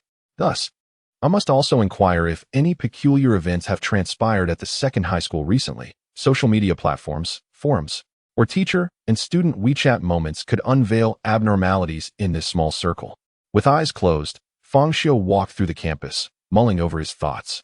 He traversed past the basketball court, descending a slope towards a T-junction lined with towering maple trees. One could envision the romantic atmosphere as young couples meandered along this path. Arriving first at the back of the dormitory, he found the students at rest. Fang Xiu hesitated to switch on his flashlight, grateful for the moonlight illuminating the area sufficiently. The ground bore a chaotic array of marks, footprints, bicycle tracks, and traces from tricycles. Fang Xiu stood beneath the camera, gazing upward, and immediately noticed that a section of the asbestos tile water pipe had been shattered. The mark was fresh, indicating that the damage was recent. Below, in a lush vegetable patch, he observed a missing section of greenery. In an instant, Fang Xiu deduced that an object had fallen from above, smashing the asbestos pipe and subsequently landing in the garden. Had it traversed from this very point? He lifted his gaze to the sky before lowering it again, recalling the peculiar tire marks left by a tricycle that seemed amiss. Measuring the width of the tricycle imprint, he found it to be less than a meter wide, which certainly ruled out the possibility of it being a tricycle. If it was not a tricycle, then what could it be? A wheelchair? Chapter 14. The One Who Changes Fate, Part 2. Fang Xiu meticulously investigated every piece of information regarding the second high school over the past 3 days. He transformed into a detective, unraveling several incidents of campus violence, numerous cases of early romantic entanglements among students, and even a scandal involving a teacher accepting bribes. Yet, he found no traces of any unusual events. His surveillance of the high school student Wang Hao yielded no results. The future version of Wang Hao had not interacted with his present self at all. What could this enigmatic individual possibly be plotting? Fang Xiu could not fathom the intentions and actions of the Wang Hao from the future. During these 4 days, Fang Xiu had been tirelessly occupied, scarcely allowing himself any rest. However, his investigations had made little headway, leaving him feeling increasingly agitated. As night fell, he resolved to retire early, deciding that even if it meant wasting a use of the Saint's Ring, he would apprehend his elusive target the following day. Just then, a message arrived on his phone. In this era, it was rare for anyone to message Fang Xiu. Communication typically occurred through QQ or WeChat, or simply via phone calls. He initially assumed it to be spam, but upon opening it, he discovered a bizarre string of garbled numbers accompanying a text. "I'm here waiting for you, Wang Hao." At the Mingfu Hotel on Hongfu Road. Startled, Fang Xiu leapt from his bed, hastily mounted his electric bike, and sped toward the street. If the future version of Wang Hao was spotted, it would spell disaster for him. Therefore, regardless of what schemes Wang Hao had in motion, any sign or clue was worth chasing. "Let me catch you, and I'll make you pay," Fang Xiu muttered as he raced through the night. Upon arriving at the Mingfu Hotel on Hongfu Road, he was met with a chaotic scene. A crowd had gathered, shouting and panicking. Looking up, he saw the hotel, a towering structure adorned with its sign, engulfed in flames, the inferno raging within and flickering through the windows. People were fleeing in droves from the entrance, helping one another as they cried out in terror. There are still people inside. A man in hotel attire, his face smeared with soot, yelled desperately. While many had managed to escape from the lower floors, numerous individuals remained trapped, unable to flee due to the overwhelming fire. "Call the fire department," shouted the onlookers, who were aghast at the sight of the towering flames. "We've already called. Why haven't they arrived? The fire is growing stronger," the crowd murmured anxiously, their numbers swelling as they blocked the street. Vehicles halted in their tracks as many pulled out phones to capture the calamity. Where are the firefighters? Have they not arrived yet? People in nearby vehicles craned their necks to see the burning building, amazed at such a fierce blaze. It's over. It's all over. There are still so many people trapped inside. Survivors who had escaped sat weeping on the ground, their loved ones still caught in the inferno. Someone has to go in and save them. An elderly man in a vest exclaimed, stomping his foot, ready to rush inside. Don't be foolish. With a fire this large, who would dare go in? Anyone who enters will perish. A woman behind him quickly pulled him back. Look, there is someone up there. No. She is about to jump. Fang Xiu turned his gaze upward, spotting a figure engulfed in flames, desperately climbing out of an open window on the 12th floor. Someone is jumping. A balding driver shouted, pointing at the rooftop. The flames are too fierce. How can we save her? Everyone, think of something. Panic spread through the crowd as they watched the harrowing scene unfold, helpless and frantic. It's a girl. What a tragedy. What are we going to do? An elderly woman, previously dancing in the square, was now drenched in sweat from anxiety. Fang Xiu parked his electric bike, scanning the surroundings before dashing into a nearby alley. Without hesitation, he slipped the saint's ring from around his neck and placed it on his right middle finger. A brilliant light erupted from the ring, enveloping him like a cascading firework display, radiating outward. The immense power surged through him, granting him a godlike perspective. At that moment, the figure on the 12th floor, wailing in despair, leapt from the building. Many averted their eyes, unable to witness the horrifying sight. Yet, a beam of light pierced through the ground, ascending several meters to catch the falling figure. The light enveloped her, extinguishing the flames that consumed her, and carried her swiftly to the 14th floor. With a deft motion, the light rebounded from the ledge, gently lowering her to safety. The ethereal glow trailed behind Fang Xiu, transforming into ribbons of light that danced around him, creating a breathtaking spectacle akin to a celestial being descending from the heavens. A deity? Is that a divine being? Spectators gasped in awe, drawn closer, their voices rising in excitement. It's that glowing man again. Many young onlookers recognized Fang Xiu from previous videos of him vanquishing the red demon and the clown demon. What glowing man?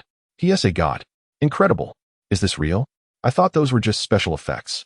Excited murmurs rippled through the crowd as they clamored to capture the moment on their phones. Fang Xiu gently set the rescued girl down on the pavement before surveying the scene, contemplating how to combat the raging fire. His eyes landed on a fire hydrant and a dense network of underground water pipes. Channeling his radiant energy, he summoned an immense force, stomping the ground with such power that it trembled and cracked, sending onlookers sprawling to the ground, shielding their heads in fear. With another powerful stomp, the fire hydrants erupted, and the underground pipes burst, unleashing torrents of water that cascaded down like a torrential downpour. Fang Xiu extended his hand, drawing forth all the water into a massive whirlwind. He leaped into the air, soaring dozens of meters high, landing atop the building. With both hands raised, he summoned the swirling waters from the ground, lifting them higher and higher. The colossal water vortex coiled around the building like a dragon, and as Fang Xiu directed it with a roar, it surged into the structure. Once inside, the water split into countless streams, relentlessly dousing the flames while simultaneously encasing those who had succumbed to smoke inhalation, protecting them. In less than a minute, the inferno was extinguished, prompting gasps of astonishment from the gathered crowd. Fang Xiu stood atop the building, witnessing the throngs of people below erupting in cheers for him. The fire is out. The fire is out. A deity extinguished the flames. This is truly divine. What deity? He is an ability wielder. He must be from the dragon team. Fang Xiu cast his gaze towards the 4th floor, where he observed a dozen students supporting one another as they traversed the ruins, exploring the path downward. Among them was the high school version of Wang Hao, and astonishingly, they were celebrating a birthday party within this hotel. Did the future version of Wang Hao desire me to rescue them? Why did he not come himself? He must have known in advance that a fire would occur. He could have arrived earlier to thwart the flames or prevented Wang Hao and the others from coming here altogether. Fang Xiu activated his true vision, surveying the entire city from a divine perspective, yet he detected no sign of the future Wang Hao. This indicated that he was, in fact, not present. He was concealing himself far away and quite discreetly. Fang Xiu furrowed his brow, stowed away his phone, and leaped down, navigating through several streets. He removed the ring, and at this moment, the saint's ring appeared to have developed a significant fissure, likely capable of being used only 2 or 3 more times before it became inoperable, which pained Fang Xiu deeply. What's the holdup? Save them. There are still many trapped individuals awaiting rescue. An elder forcefully tapped the heads of 2 young firefighters, rushing in with a stretcher. Police cars, fire trucks, and ambulances lined up at the entrance, with waves of people being rescued and transported to the hospital. Among the onlookers, many lent a helping hand. Fang Xiu witnessed his first rescue, the girl who had jumped from the building, her body marred by burns and moaning in agony as she was loaded onto an ambulance. Yet thankfully, she had survived. At that moment, Fang Xiu's phone buzzed with a new text message. At 2:46 p.m. the day after tomorrow, I will appear promptly across from the city hospital. Chapter 15. The One Who Changes Destiny. Part 2. Fang Xiu concealed himself atop the city building opposite the hospital, engrossed in his mobile device.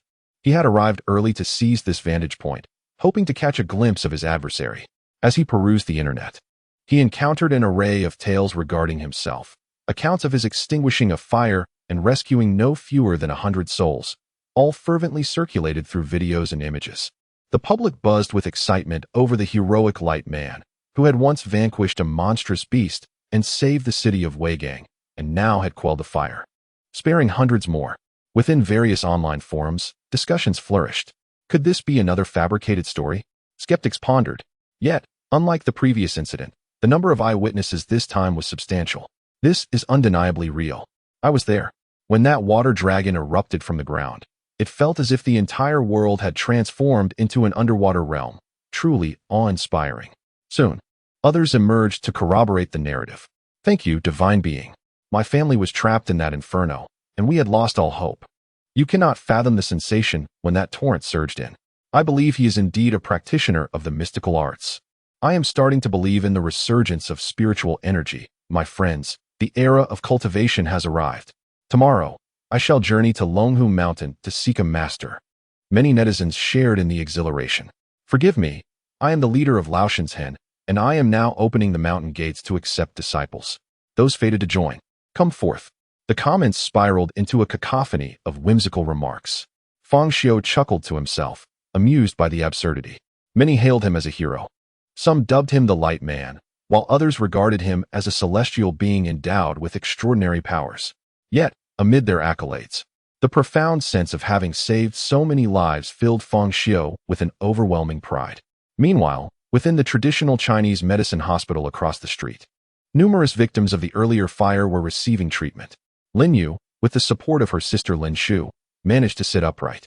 Due to severe burns on her back, she could typically only lie down. Since awakening, tears had frequently streamed down her face as she lamented the unsightly scars she would bear, lamenting the beautiful clothes she could no longer wear. Lin Shu, clad in a police uniform that accentuated her grace and beauty, gazed at Lin Yu with compassion as she fed her kanji. Lin Yu's attention, however, was fixated on a notebook atop the table, which displayed various versions of videos capturing the so-called celestial being manipulating a torrent of water, coiling into a massive dragon that engulfed the entire building. Lin Shu furrowed her brow. Are you still watching that? Lin Yu nodded. Sister, what kind of person do you think he really is?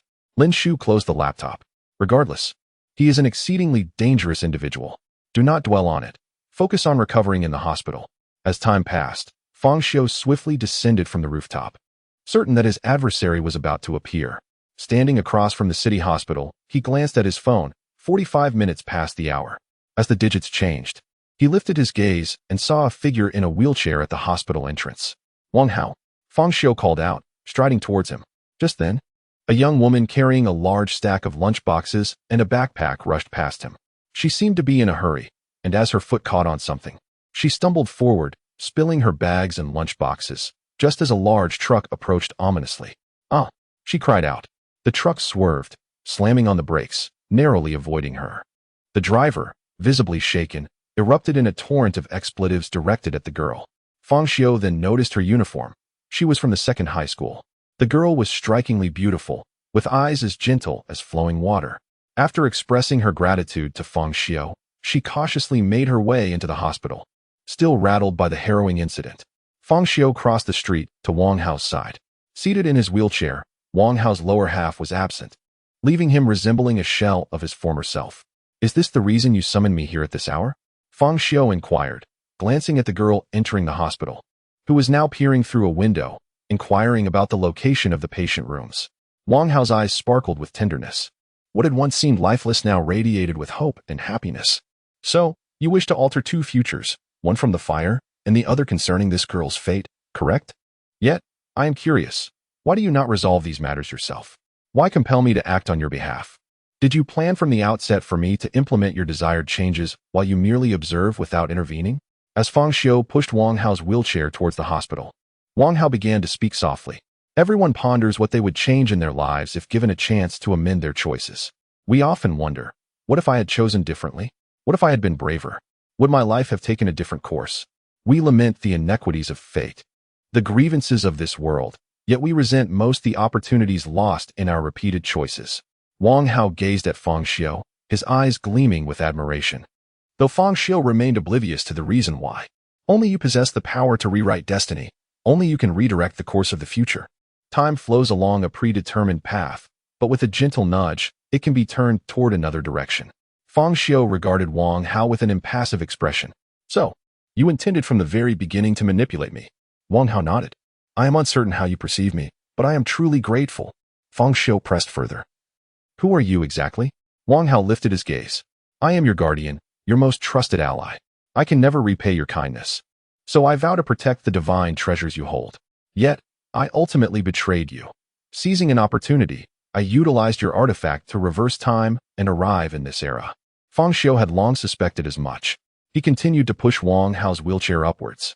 What does the future hold for me? Wang Hao smiled mysteriously. The future has already shifted.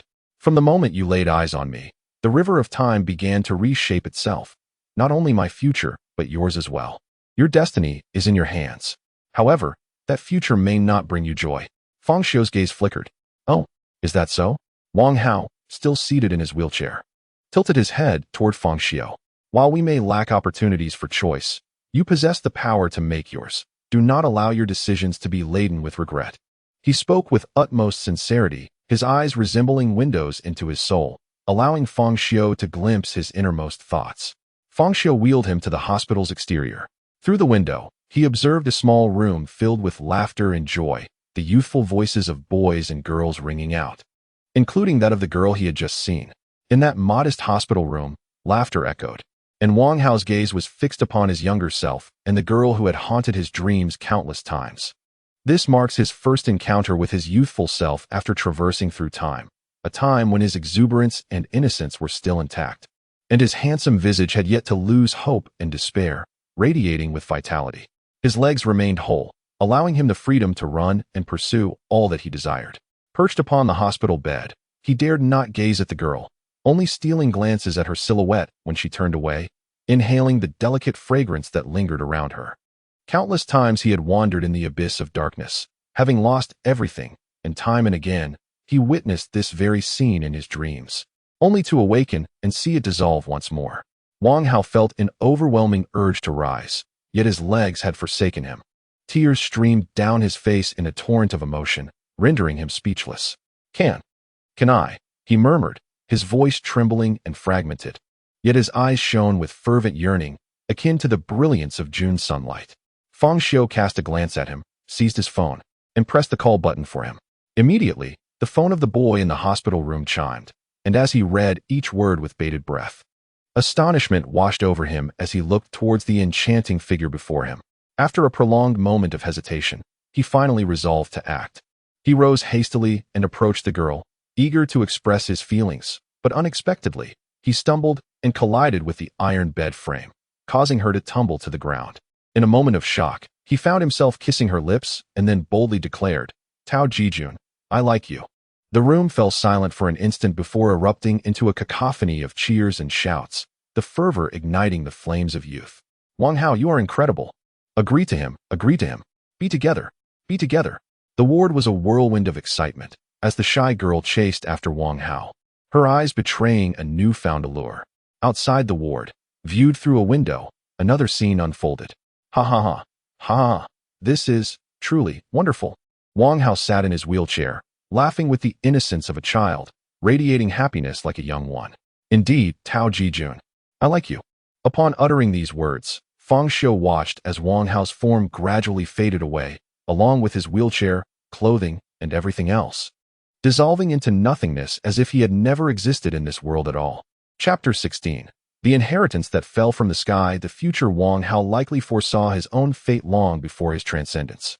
He had undoubtedly made various preparations and plans in advance. He must have known that the moment he reset his destiny, his future self would inevitably follow suit in this transformation. However, Fang Xiu felt that his arrival in this era was surely sanctioned by his future self. Otherwise, traversing time to this period would have been impossible. Was his future self deeply dissatisfied with his life? Was he filled with remorse and regret over his past choices? Did he wish to convey something to me through this clandestine method? As Fang Xiu departed from the traditional Chinese medicine hospital, his emotions were a tumultuous blend, and he lingered at the entrance, smoking for an extended duration. A sudden realization struck him. The identity of a time-space manipulator was profoundly daunting. To possess the ability to alter destiny and the fabric of time itself, was such an entity truly human? Even the deities of legend could not wield such terrifying power. Fang Xiu had never contemplated the depth of his identity before. To him, he was merely an ordinary individual who had stumbled upon some peculiar abilities and encountered strange occurrences. He was neither a lofty deity, nor did he harbor a sense of mission to govern time and save the world. The very endeavor of capturing Wang Hao was merely a means to glean some foresight into the future, to amass wealth, and to revel in the simple joys of life, earning money, living cheerfully, and indulging in whatever desires he fancied. The notion of being a time-space manipulator seemed grandiose, yet it lacked any substantial resonance in his experience. Resolving to cast aside such thoughts, he decided to live life as it came. For even a time-space manipulator required sustenance and a livelihood. After finishing his last cigarette, Fang Xiu rose and began his journey home. What a loss it was. He had gained nothing and was left with nothing but a mouthful of dog food. At that moment, Officer Lin Shu emerged from the hospital, carrying a thermos, and cast a puzzled glance at Fang Xiu's receding figure. What was he doing here? The following morning, the door of Fang Xiu's home was knocked upon. Having resigned from his job, Fang Xiu had been rising late these past few days, and when he opened the door, he was still bleary-eyed. He was clad in blue-striped casual shorts and a black t-shirt emblazoned with "I wish to cultivate immortality" on the front and "boundless magic" on the back. Immediately, he noticed a man and a woman, both carrying briefcases, standing before him. They appeared impeccably dressed, donned with glasses, and their hair was meticulously arranged, embodying the quintessential elite. With professional smiles reminiscent of airline attendants, they greeted him with a hint of deference. "Hello, are you Mr. Fang Xiu?" Fang Xiu lazily ruffled his hair, nodded, and replied bluntly, "Yes, that's me. What brings you here?" "We are from Tianqing Law Firm. I am Zhou Hongshan. Regrettably, your cousin Wang Hao has passed away due to a terminal illness. A few days ago, he entrusted us with the handling of his estate." The man, appearing to be in his 30s and maintaining a commendable appearance, spoke with an expression of apparent sorrow, although Fang Xiu found it puzzling as to why he appeared so mournful. "Wang Hao? Cousin?" Fang Xiu was momentarily taken aback. When had this person become his cousin? He had no discernible familial connection to him whatsoever. "May we come in to discuss?" Lawyer Zhou Hongshan inquired. Now realizing that this might pertain to arrangements made by Wang Hao prior to his demise, Fang Xiu pondered over how Wang Hao had managed this. It was not inconceivable that someone from the future, particularly a hacker, could locate hidden assets online and transfer them to a newly registered identity, especially those that were unknown and belonged to individuals who had either passed away or vanished. Fang Xiu felt little surprise at this revelation. He opened the door, ushering them into the living room, and the three of them took a seat on the sofa. Lawyer Zhou Hongshan produced a substantial stack of documents. "Good day, Mr. Fang Xiu. We are here primarily to assist you with the inheritance transfer process, as your cousin Wang Hao has authorized us to transfer all his assets to your name." Fang Xiu nodded. "Please, continue." Zhou Hongshan laid out various documents and photographs on the coffee table before Fang Xiu. "Your cousin Wang Hao's principal assets include a residence on Xinhai Road in the Harbor District, the entirety of the 17th floor of the Hongxian building, as well as valuable paintings and antiques within the residence, all of which will be inherited by you." While Zhou Hongshan spoke, Fang Xiu noticed the female assistant beside him, dressed in formal attire, her eyes glimmering with envy, as if she were ablaze with jealousy. Such an unexpected stroke of fortune felt akin to winning the lottery. However, Fang Xiu understood that this was not mere luck, but rather arrangements Wang Hao had made long ago. Although the reasons behind Wang Hao's actions eluded him, perhaps it was a means of expressing gratitude. Fang Xiu was uncertain of the actual value of the assets mentioned. Yet he knew that the harbor district was the most prosperous area of Weigang City, where real estate was indeed precious. And the Hongxian building was a landmark edifice within that district. Having recently experienced a taste of control over his circumstances, Fang Xiu had not yet reached the point of dismissing money as trivial. At that moment, it felt as though a rain of wealth was pouring down upon him. Fang Xiu swallowed hard. How much is it worth? Zhou Hongxian politely presented a document. We have conducted a preliminary assessment, though it may not be entirely accurate. Mr. Wang Hao's assets are estimated to be worth approximately 1.36 billion renminbi. However, as most of these are fixed assets, the actual sale price could vary significantly. At this moment, Fang Xiu was exhilarated, yet he maintained a facade of calmness, looking up at Zhou Hongxian. What do I need to do? Lawyer Zhou Hongxian promptly replied. You will need to sign a series of documents, and over the next few days, accompany us to various departments, as there are some procedures that require your personal presence. After a series of discussions, Lawyer Zhou Hongxian and his assistant departed. Fang Xiu closed the door, and the drowsiness that had clouded his mind moments ago evaporated in an instant. As he shut the door, he collapsed onto the sofa, still in his striped shorts and black t-shirt, thrashing about in sheer exhilaration. What on earth is happening? I'm rich. Who needs to gamble? Who needs to buy lottery tickets? What stocks or futures should I even consider? What do I need a bicycle for? Fang Xiu quickly sat upright, unable to contain his excitement. He coughed a couple of times and exclaimed, how many millions are in 10 billion? Then, he promptly moved to the other end of the sofa, his typically poor memory suddenly sharp, as he joyfully shouted, 1,360,000,000. Chapter 17. The new home and the secret room. In the ensuing days, after running around with lawyers, Fang Xiu finally succeeded in inheriting an astronomical fortune. However, once the taxes were settled, he realized that apart from acquiring two astonishingly valued properties, he had little else to show for it. The cash left by Wang Hao evaporated after taxes, as if it had been meticulously calculated beforehand. The estate on Xinhe Road in the Harbor District turned out to be a designated cultural heritage site. While inheriting it was relatively straightforward, selling it posed a formidable challenge. After a thorough assessment, Fang Xiu found that his savings remained unchanged at a little over 100,000 yuan. The only silver lining was the rental income from Hongxian Building, which amounted to over 900,000 yuan per month, and from the following month onwards, he would receive this income, effectively transforming him from a struggling worker to a figure earning 1 million a month without lifting a finger. Yet, that was a prospect for the next month. For now, Fang Xiu still rode his dilapidated electric bike, clad in a t-shirt that cost him a mere few dozen yuan. Once the paperwork was finalized, Fang Xiu decided to cease renting his current apartment and moved directly to the estate now under his name. He hired a moving company. Though there was little to transport, most of his belongings were deemed unnecessary. Nonetheless, his clothes, miscellaneous items, daily necessities, appliances, and two-pack bookshelves still amounted to a considerable haul. The house had been uninhabited for a year, and many items had fallen into disrepair. His landlord, a gaunt woman in her 40s, was somewhat cantankerous. When Fang Xiu first moved in, she frequently demanded rent, often boasting about her wealth and her husband's prowess right after collecting the payment. Why aren't you renting anymore? Did your boss fire you? She inquired. Her lips pursed in skepticism, surveying Fang Xiu with a critical eye. Struck it rich and moving to the harbor district. He replied while watching the movers load his belongings onto the truck, engaging in a half-hearted conversation with the landlord, whom he disliked. Oh, really? What a windfall. She scoffed, eyeing him up and down. Inherited a fortune, 1 billion. Fang Xiu replied nonchalantly, presenting a freshly printed business card he had made for the lease signing at Hongxian Building. Initially, he was unsure how to navigate these matters, but thankfully, Tiancheng law firm had handled everything, including a series of troublesome negotiations with the property and intermediary companies, albeit at a steep fee. Let us keep in touch, he said, placing the card in her hand before departing. Huffed, as if I believe you. She scoffed.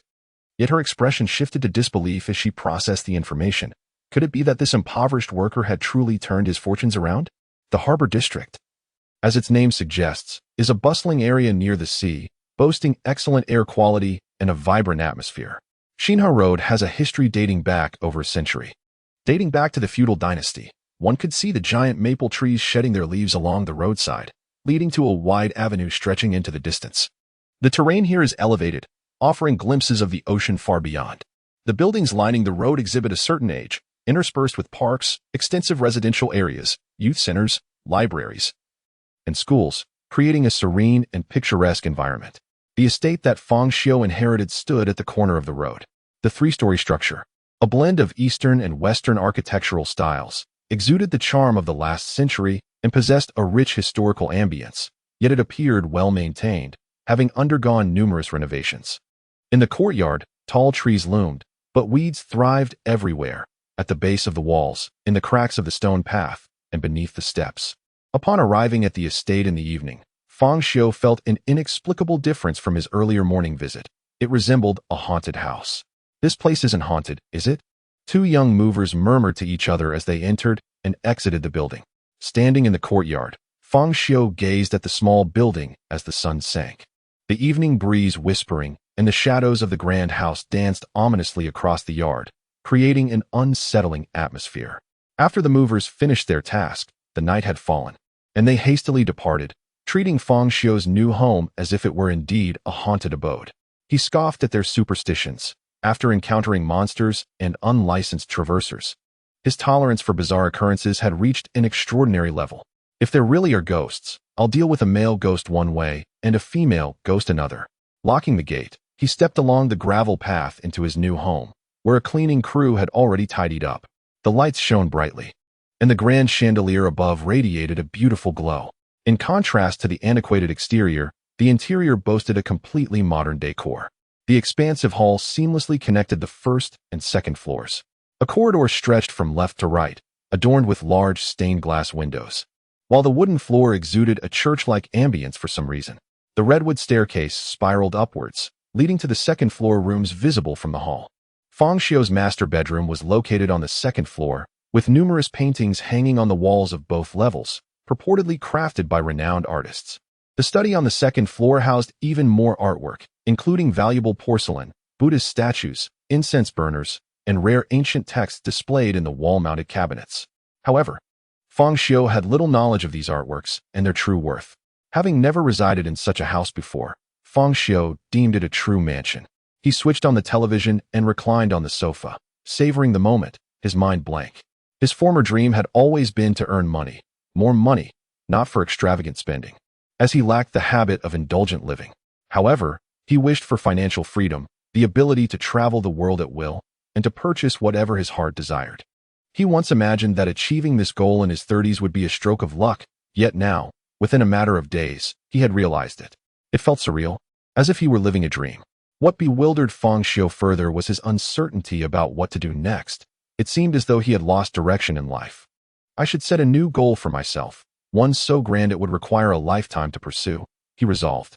Standing up, he decided to organize the belongings he had moved in. Most importantly, he needed to find a secure place to conceal a few crucial items, his trump cards, which were also perilously dangerous possessions.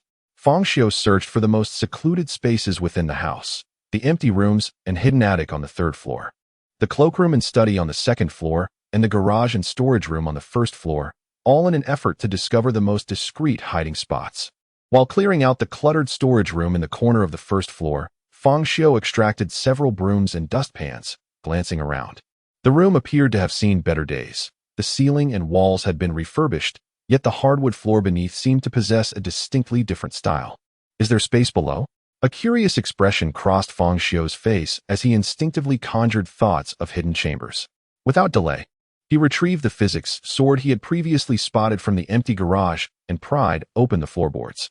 Beneath, he discovered a stone slab, partially pushed aside, possibly indicating prior entry. An iron bolt rested atop the slab, not of the locking variety, which struck Fang Xiu as peculiar. This presence seemed less about keeping intruders out, and more about preventing something within from escaping. What era does this secret chamber belong to? It appeared exceedingly ancient. A sense of unease washed over Fang Xiu as he ascended to retrieve the giant's hand from the box. After melding it with his own hands, he grasped the crowbar and descended cautiously, illuminating the path ahead with a flashlight in his other hand. The ground and walls were adorned with green bricks, and the air was thick with the odor of decay. Upon reaching the lower level, Fang Xiu encountered a wooden door. Upon pushing it open, he beheld yet another chamber constructed of green bricks. Inside this secret room, 2 additional chambers awaited. Above, an iron door remained ajar, accompanied by a small window barred with iron rods too small for a person to pass through. Peering through the window with his flashlight, he glimpsed a cold bed fashioned from bricks. This scene evoked a sense of imprisonment, and everything exuded an air of strangeness and eeriness. What purpose did this place serve? When was it constructed? Fang Xiu raised his flashlight to illuminate the ceiling of the chamber, revealing decayed wiring and antiquated light bulbs, which had undoubtedly ceased to function long ago. To one side of the secret room stood a yellow wooden table and an old-fashioned wooden chair. A layer of newspaper cloaked the table, yellowed and darkened. The text inscribed in traditional Chinese characters with a brush, all oriented vertically from right to left. Fang Xiu's gaze fell upon the upper right corner of one newspaper, which bore the date written from right to left as the 25th year of the Republic of China. Chapter 18. Fang Xiu's Treasure Vault. Fang Xiu meticulously cleaned the entire secret chamber and discreetly connected a new electrical wire through the gaps in the wooden planks to the underground chamber.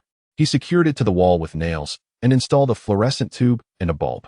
Next, he applied plaster to whiten the walls, painting the corridor, the main hall of the chamber, and even the large iron door of the inner room. He discarded the original table and chairs, replacing them with an assembled cabinet and several pieces of furniture. In the hall, he placed a coffee table and a single armchair, making the space feel less eerie and ghostly. With solemnity, Fang Xiu placed his 3 mundane items into the cabinet within the chamber, carrying the saint's ring with him. He had come to regard this underground chamber as his repository for worldly treasures. While moving in and out, he noticed numerous tire tracks in the courtyard, suggesting that someone without legs had struggled to push a wheelchair through this space. It became clear that Wang Hao had previously concealed himself here, situated at opposite ends of Weigang City from where Fang Xiu had been.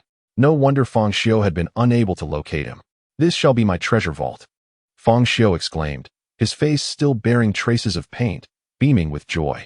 Holding a paint bucket in one hand and a brush in the other, he settled into the armchair, surveying the rejuvenated underground chamber with a sense of accomplishment akin to the realization of a childhood fantasy. In his youth, Fang Xiu often imagined having a treasure vault where he could hide his treasures, and now he truly possessed one. Although it appeared somewhat rudimentary, the items within were genuine treasures, each possessing formidable power, and any single piece could cause considerable trouble if lost. As Fang Xiu sat there, he recalled Wang Hao's words, "I am your guardian, and I vow to forever watch over your divine treasures." Could one truly guard such a place alone? Fang Xiu mused that the so-called divine treasures he was meant to protect could not possibly be as casually assembled as his current arrangement. A place worthy of the name divine treasure would undoubtedly be extraordinary. However, this vocation and identity sounded steeped in tragedy and melancholy, evoking a sense of despair.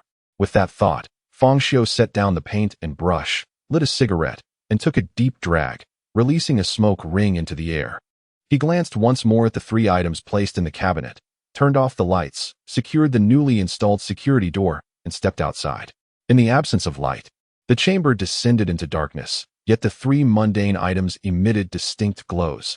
The trickster's mundane spirit shone in vibrant hues, reminiscent of a clown weaving dreams for others. The mighty hand radiated a silvery brilliance, while the blood of the deep dweller exuded a dark red light, inherently imbued with a sinister, bloody aura. As the 3 glows intertwined, a peculiar luminescence danced within the room, gradually revealing a hazy outline upon the cold brick bed made of blue bricks in the side room. Behind the iron door and barred window, the outline remained elusive, only becoming slightly more defined after several hours, eventually rising from the brick bed. It crept to the window, peering outside, gazing at the 3 mundane items concealed within the cabinet. Fang Xiu slept restlessly that night, plagued by the sensation of being unable to enter a deep slumber. When he awoke, it was already 10 o'clock, and he felt as if he hadn't slept at all. Perhaps it was a matter of adjusting to a new environment. The new home was quite spacious, and after meandering around, he finally found his way to the bathroom, and then to the wardrobe to change clothes. Over the next few days, he intended to thoroughly organize his new home and procure necessary items. After finishing the arrangement of the underground chamber, he checked his phone, which reminded him that he should tend to the garden and do some weeding. As his previous notebook had transformed into the time-space controller's management log, carrying 2 notebooks had become cumbersome. Thus, Fang Xiu began to switch to his phone to note significant events.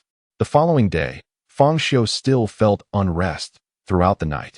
He had the sensation of dreaming, yet upon waking, he could recall none of it. He rose, slipped one foot into a slipper, and searched for the other. But it was nowhere to be found. Perplexed, he looked around and even peered under the bed, yet the other slipper was still absent. How odd. How could one be missing?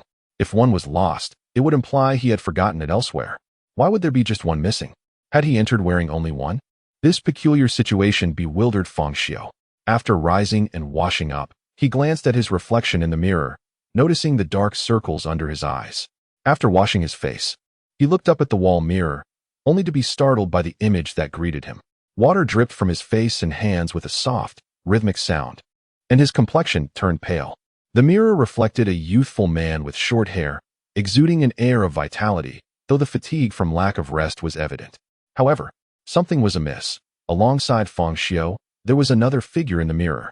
It was a girl dressed in a white lace blouse with three-quarter sleeves and a long, crimson skirt, her attire exuding a vintage elegance reminiscent of the previous century.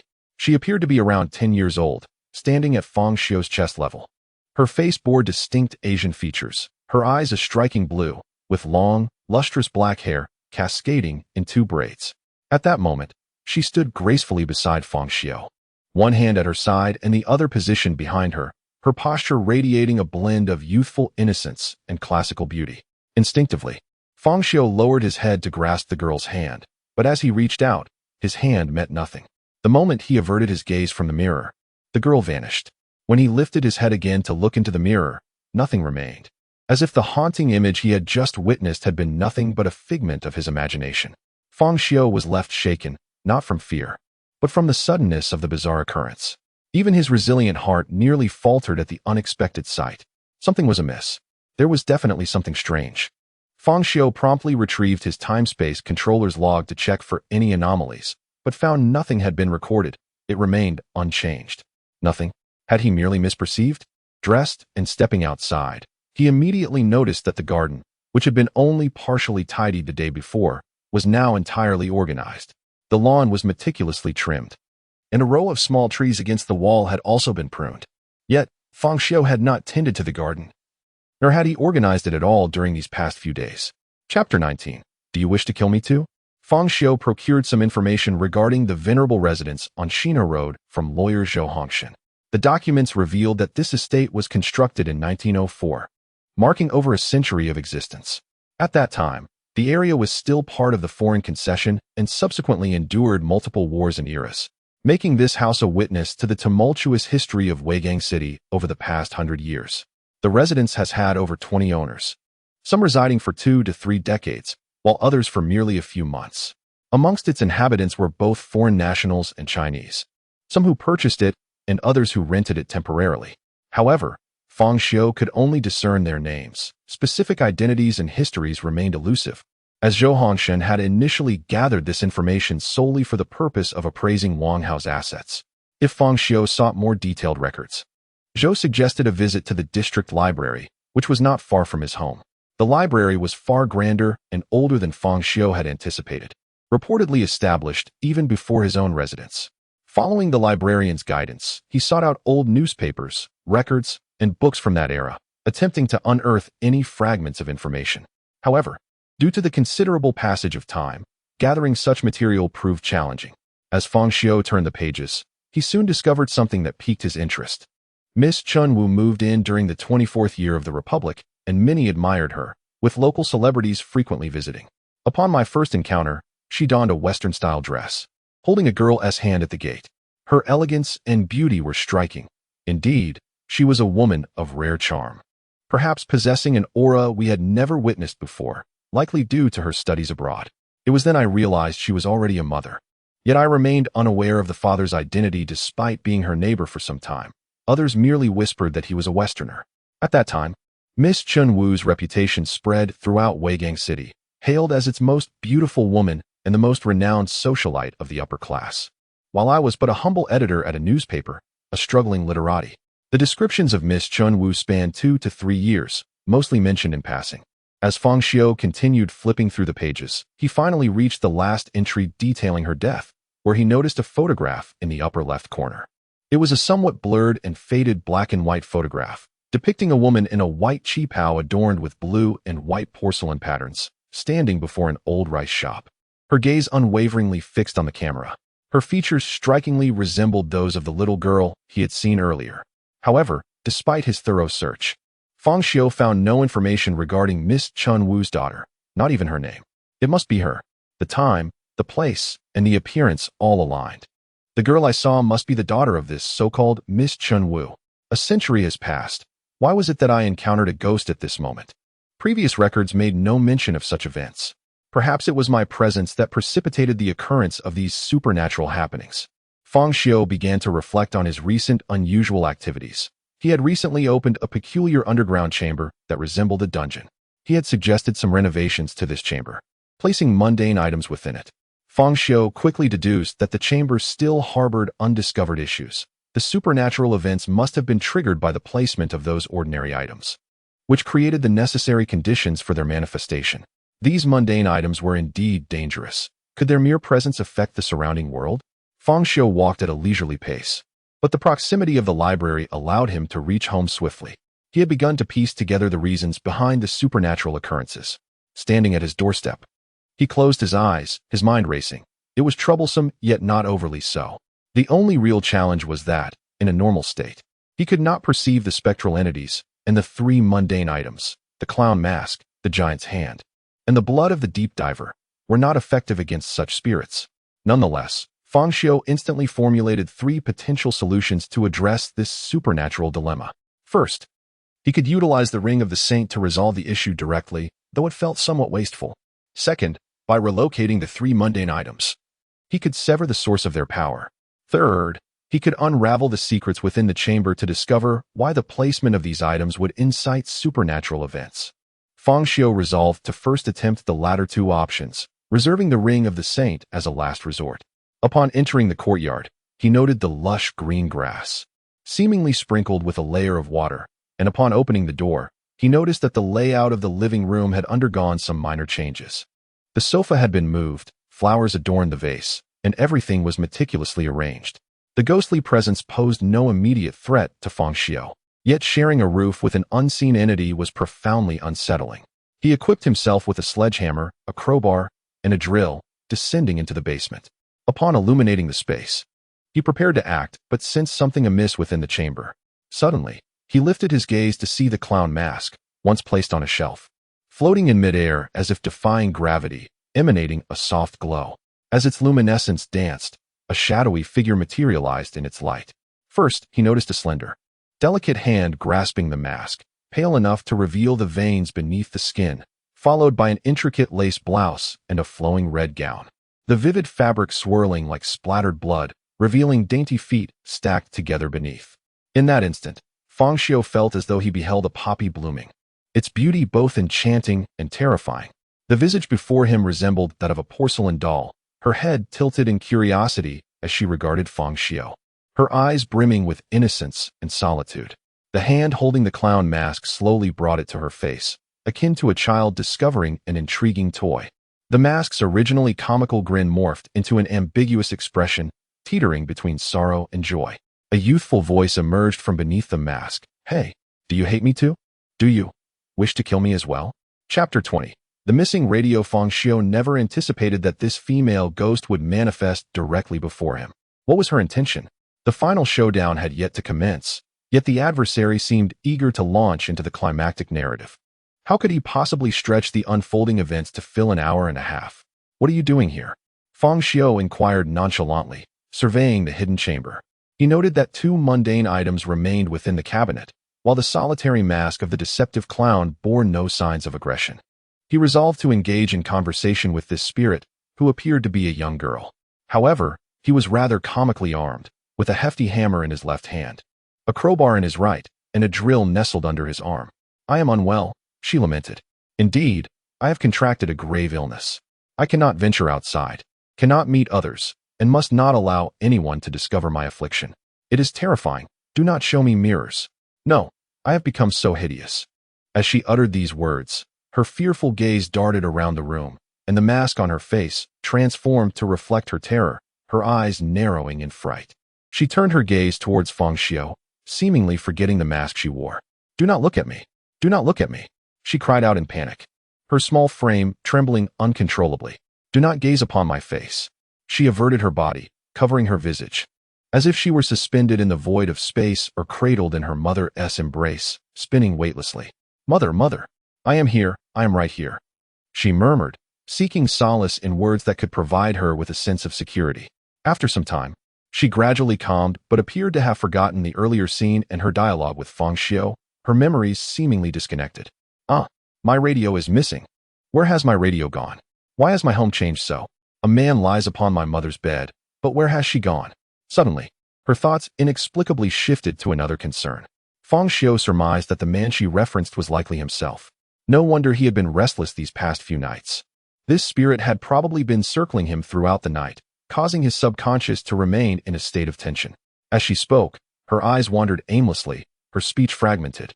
As though she were a radio receiving poor reception, her thoughts drifting away like the wind. "Is your mother Miss Chenwu? Is she at home? Are there any others in the house?" Fang Xiu cautiously inquired, intent on determining whether she was the sole spirit born from the influence of mundane forces. "Yes. Where's mother? Where has she gone?" Panic enveloped her, resembling a frightened rabbit, unsure whether to fear for her mother or the inability to find her. "Did you clear the grass in the yard? And everything else in the house, including my shoes?" Fang Xiu pressed on, now nearly certain that she was the only ghost present. She uncovered her eyes, peering at Fang Xiu. "I watched you from the window as you tended to the weeds. I detest a messy garden, I despise." I.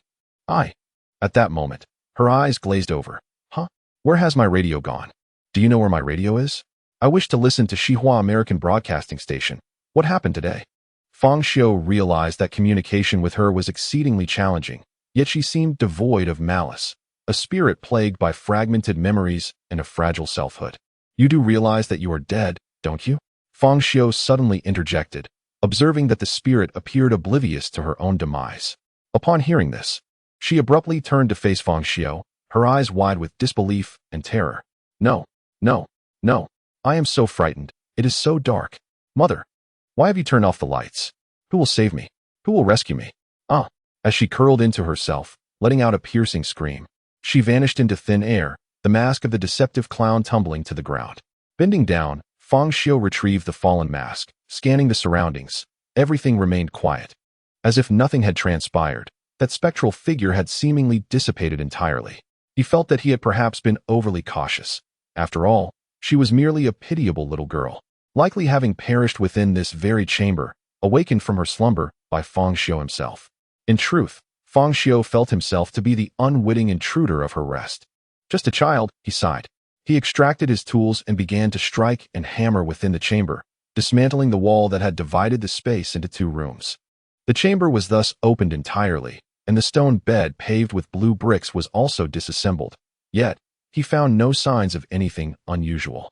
Lying upon that stone bed, he envisioned the previously dark and damp room resembling a prison, where the girl's spirit might have dwelled. Yet, despite his thorough search, tapping and exploring, he still found nothing that matched his expectations. Fang Xiu had previously considered that if the girl's spirit came into existence here, it must have had an origin.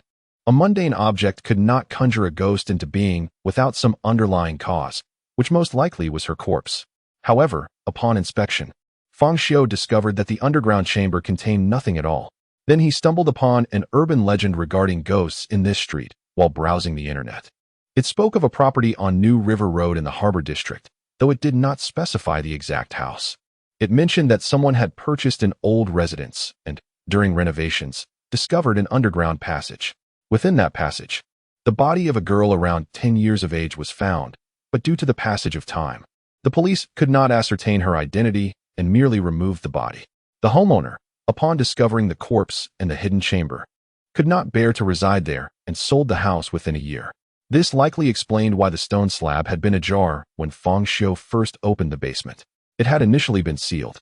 The girl was the illegitimate child of Miss Chenwu during her studies abroad. Upon returning to the country with her, due to tumultuous changes in her life or emotions, Miss Chenwu underwent significant personality shifts, embracing a hedonistic lifestyle and mingling with the prominent figures of the harbor city. while her illegitimate child became a source of disdain. Subsequently, the girl seemingly fell ill, possibly with a severe ailment. Miss Chun Wu confined her to the basement, attempting to treat her but forbidding her from leaving. Ultimately, the girl perished, possibly from her illness or perhaps at Miss Chun Wu's hand in a moment of despair, after which Miss Chun Wu took her own life within the house. Fang Xiu could only piece together a rough outline of events. After so many years, it was impossible to discern the precise circumstances. He suddenly recalled the spirit's mention of the radio. Had it been the radio? He remembered that while clearing out the cluttered storage room at the entrance of the underground chamber, he had come across an antiquated mineral radio. Immediately, Fang Xiu rummaged through the boxes and brooms piled in the storage area, uncovering the radio he sought. He retrieved a radio that resembled a brown leather suitcase from the cardboard box. Inscribed upon it were characters in traditional Chinese, though they had long since faded into obscurity. The frequency was adjusted via a dial, requiring the calibration of the needle to receive broadcasts. Fang Xiu meticulously wiped the radio clean with a towel, realizing that this must have been her most cherished possession during her lifetime, perhaps even the very reason for her existence. Could it be that she held this radio close when she departed from this world? Fang Xiu carried the radio to the basement and placed it upon the table, softly uttering, "Hey, I found your radio." That evening, perhaps due to Fang Xiu's newfound understanding of the entire supernatural occurrence, or perhaps because he sensed the absence of any lingering threat, his subconscious finally relaxed, allowing him to enjoy a restful night's sleep. Chapter 21. The broadcasting channel of another world. The following day, Fang Xiu had just risen from his slumber and was descending the staircase, yawning and clad in slippers. He collapsed onto the sandy floor of the first level, only to be startled by an unusual sound. A language he could not comprehend incessantly infiltrated his ears. Had the television been turned on? Or was it a foreign channel? What was this gibberish? As Fang Xiu opened his eyes, he realized the television was off. He stood up, following the sound, and soon discovered it emanated from the storage room. More precisely, it originated from the underground chamber. Fang Xiu pulled open the wooden door and pushed aside the stone slab, revealing that the lights below were illuminated, casting a glow throughout the subterranean space and corridor. At last, he beheld the source of the sound, the antique radio he had placed on the coffee table the previous night. To his astonishment, a girl was cradling it in her arms, sitting like a puppet on the single chair, quietly listening to the broadcast, not even glancing at Fang Xiu as he entered. Fang Xiu understood that she would not easily dissipate. As long as this underground chamber retained mundane objects, she would remain. Yet, he was uncertain how long she could exist in this ghostly state. He could discern her condition was precarious. She might vanish completely upon waking. In some sense, she perhaps ought not to exist in this world at all. Nevertheless, Fang Xiu's attention was drawn to the radio she held. Could this ancient relic still function? He took a seat opposite her and inquired, "Where did you find the batteries?" He had examined the radio before. Its batteries were entirely different from those available today, large and cumbersome. Even if they were intact, locating replacements would be quite the challenge. The girl, however, pointed towards Fang Xiu's storage cabinet. He immediately noted that among the 3 mundane items on the top shelf, only 2 remained. The deceptive clown mask and the giant's hand were still there, but the vial of deep-sea blood was missing. The girl adjusted her position and opened the back cover of the antique radio, revealing that the vial of deep-sea blood had exploded, leaving behind a grotesque, heart-like mass entangled with shards of glass, occupying the space where the batteries should reside. Fang Xiu observed tendrils of flesh and blood spiraling into the radio's interior, consuming the entire device. The radio appeared as though it were a horrific entity composed entirely of bizarre flesh. Remarkably, this abominable radio was still capable of receiving broadcasts. What kind of transmission was this? Fang Xiu suddenly felt that the channel the menacing radio was tuned into was exceedingly peculiar, the sound resonating within his skull rather than through his ears. A female ghost, a blood-and-flesh radio. A terrifying station. Fang Xiu found himself in the eerie depths of a dimly lit basement. Any ordinary person would have been terrified, yet Fang Xiu remained composed. The little ghost nodded in response. Fang Xiu continued, "Could you recite it for me?" After a brief hesitation, the girl spoke in a chilling yet rhythmic tone, as if reading from a script. "Welcome to the Mermaid Voice Broadcasting Channel of the Kingdom of Kotao. It's time for our daily alchemical tutorial at 8 in the morning. I am your friend, Horace, the Fishman Alchemist, here to enlighten our fishman friends about the fundamentals of alchemy. Today, we will discuss essential considerations when drawing basic alchemical arrays. At the end, I will teach you a simple meditation technique, the Crystal Dream Meditation by the Great. Fang Xiu listened intently as the girl methodically read the content, her expression devoid of emotion. Her enunciation was precise, yet the content she conveyed starkly contrasted with her cold demeanor. Fang Xiu's mouth dropped wider with disbelief. What? Surely you jest. Is this truly what you are reading? What kind of broadcast is this? Alchemy? The voice of the fishmen? Meditation techniques? Are you suggesting that this dilapidated radio is receiving transmissions from another world and that they are teaching alchemy through the airwaves? The little ghost, embracing her antique radio, seemed oblivious to Fang Xiu's astonishment, or perhaps she simply disregarded it, closing her eyes to savor the broadcast, ceasing her explanations. Despite his visible surprise and incredulity, Fang Xiu's mind began to embrace the notion. This antique radio, fused with the deep-sea blood, might have undergone some bizarre transformation, evolving into a grotesque, blood-in-flesh radio that could capture knowledge from another realm. Fang Xiu speculated that this peculiar broadcasting channel likely originated from the otherworldly realm of the monster hunters, the so-called 12,568 dimension. He attentively listened to the strange language once more, yet could not decipher it, an enchanting tongue from another world. Why could he not comprehend it while the ghost could? He recalled his earlier intuition. Perhaps it was a language understood only by souls or spiritual entities, transmitted not through sound, but by other means. This might be his true opportunity to engage with and master the mundane powers. Fang Xiu's mind sparkled with realization. He momentarily dismissed his earlier frustration over the girl's waste of the deep-sea blood, acknowledging its lack of utility for him. Sacrificing a vial of deep-sea blood for a radio capable of accessing knowledge from another world was an incredible bargain. Although Fang Xiu possessed several mundane items, he lacked true mundane power.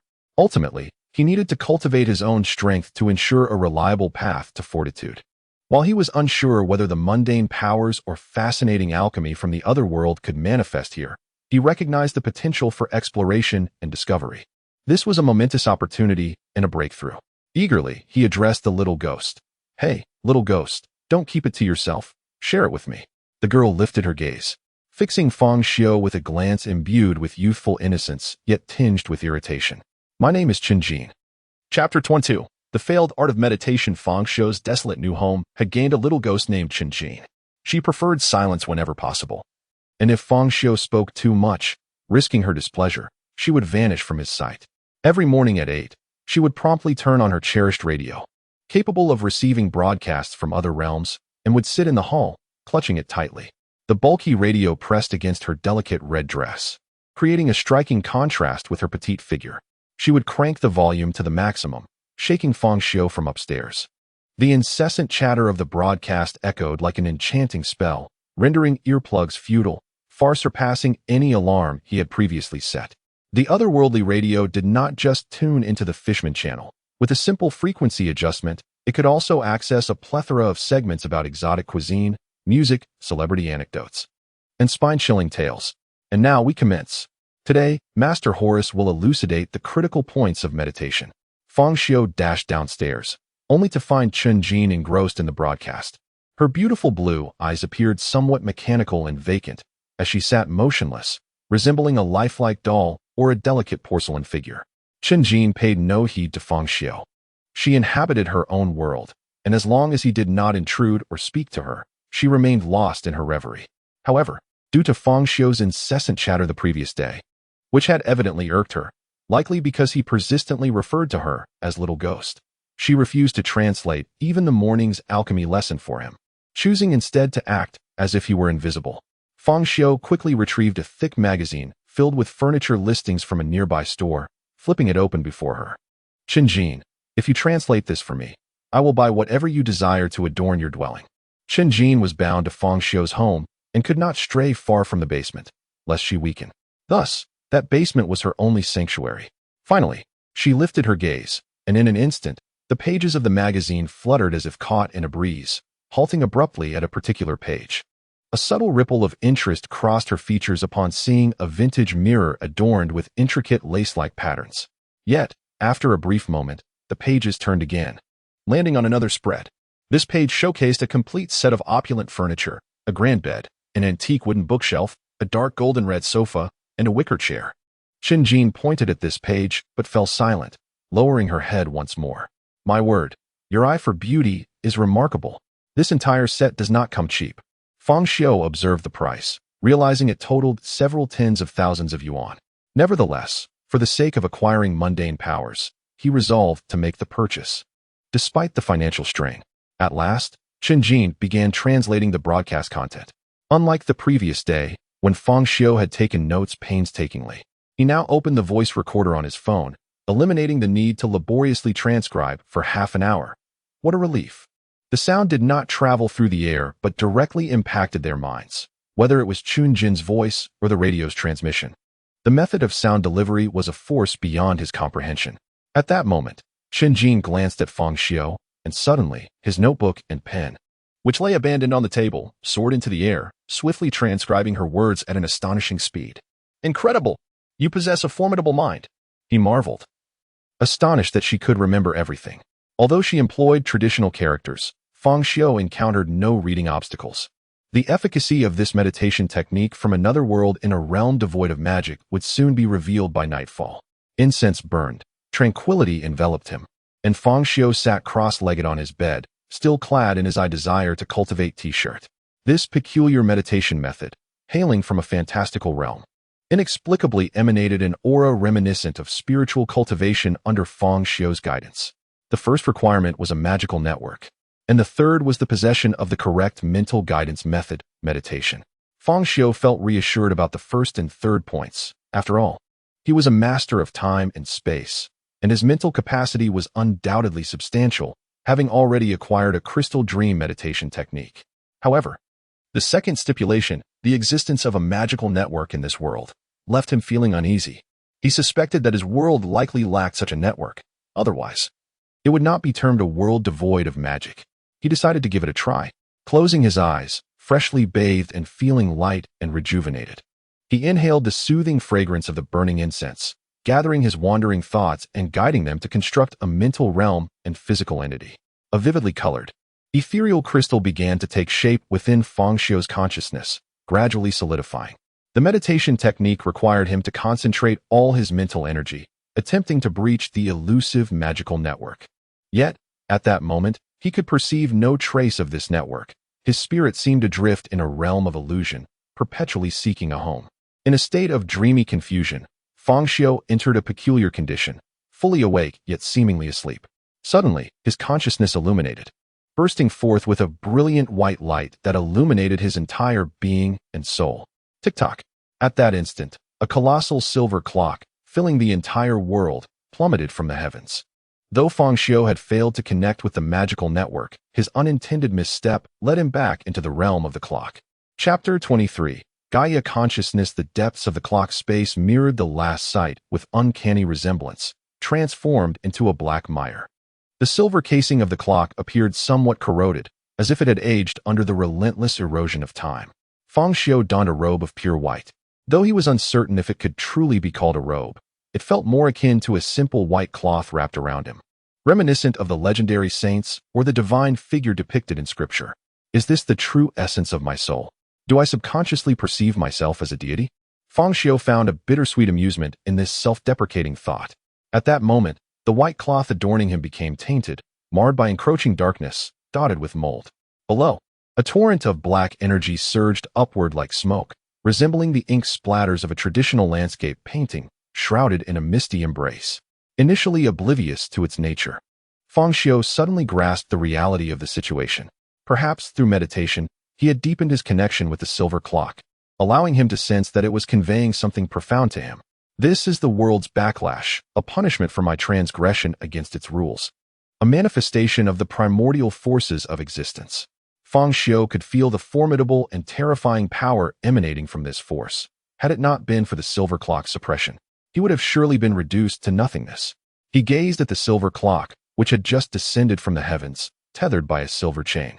Looking upward, he could only discern an expanse of white above, entirely unaware of the clock's origin or what lay beyond that vast whiteness. The clock swayed and oscillated. Originally a three-dimensional structure, but as it tilted, it suddenly appeared flattened, resembling a paper clock. Subsequently, The paper spun and compressed, forming a silver vortex, a beautiful, expanding whirlpool that engulfed the white clock space and drew Fang Xiu into its depths. Soul control. Time became an enigma as Fang Xiu awoke from his stupor. Startled from slumber, he opened his eyes, only to feel as though a millennium had passed. He sensed himself imprisoned within an inescapable cage, teetering on the brink of eternal confinement. Sitting upon his bed, the sandalwood incense continued to burn quietly, as if the duration he spent in the clock space had merely been a fleeting illusion. Soul control?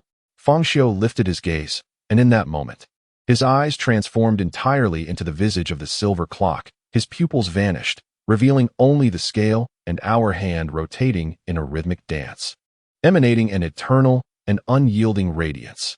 However, Fang Xiu soon realized that his perspective had shifted to an unusual angle, reminiscent of his earlier death reset, retreating from the realm of reality into that of the clock. Before his eyes, the world morphed into shades of black and white, all structures and materials reduced to mere lines and frameworks. Although he sat within his room, his vision extended beyond, encompassing the entire city. He beheld countless flickers of light throughout the harbor city, akin to myriad homes ablaze. Yet Fang Xiu understood that these were not mere lights. They were the luminous essences of souls. I can see the souls of all. Rising from his bed, he stood upon the ground, the silver light in his eyes shimmering like the most exquisite gem. In this world devoid of magic, life, too, possessed a soul. Fang Xiu looked down to see the saint's ring adorning his neck, its radiance blinding, akin to a sun. The magical light it emitted bore an uncanny resemblance to the soul light he beheld. Are the powers of magic and soul fundamentally the same? Or do these two forces represent two facets of a singular entity? In that instance, Fang Xiu felt a profound epiphany regarding the nature of worldly power, magic, and the essence of the soul. His attention shifted back to the saint's ring, its enchanting and overwhelming magical light capable of rendering anyone spellbound. Yet in that moment, his eyes widened in astonishment, not fixating on the saint's ring, but rather on the ground beneath him. He struggled to comprehend what lay before him, an immense presence, vast enough to dominate the horizon, akin to an ocean of light, filled his entire field of vision. The brilliance of the saint's ring paled in comparison, resembling mere fireflies against the full moon. Fang Xiu could not discern its true magnitude, as it appeared boundless and infinite, making him feel like a mere speck of dust upon its surface.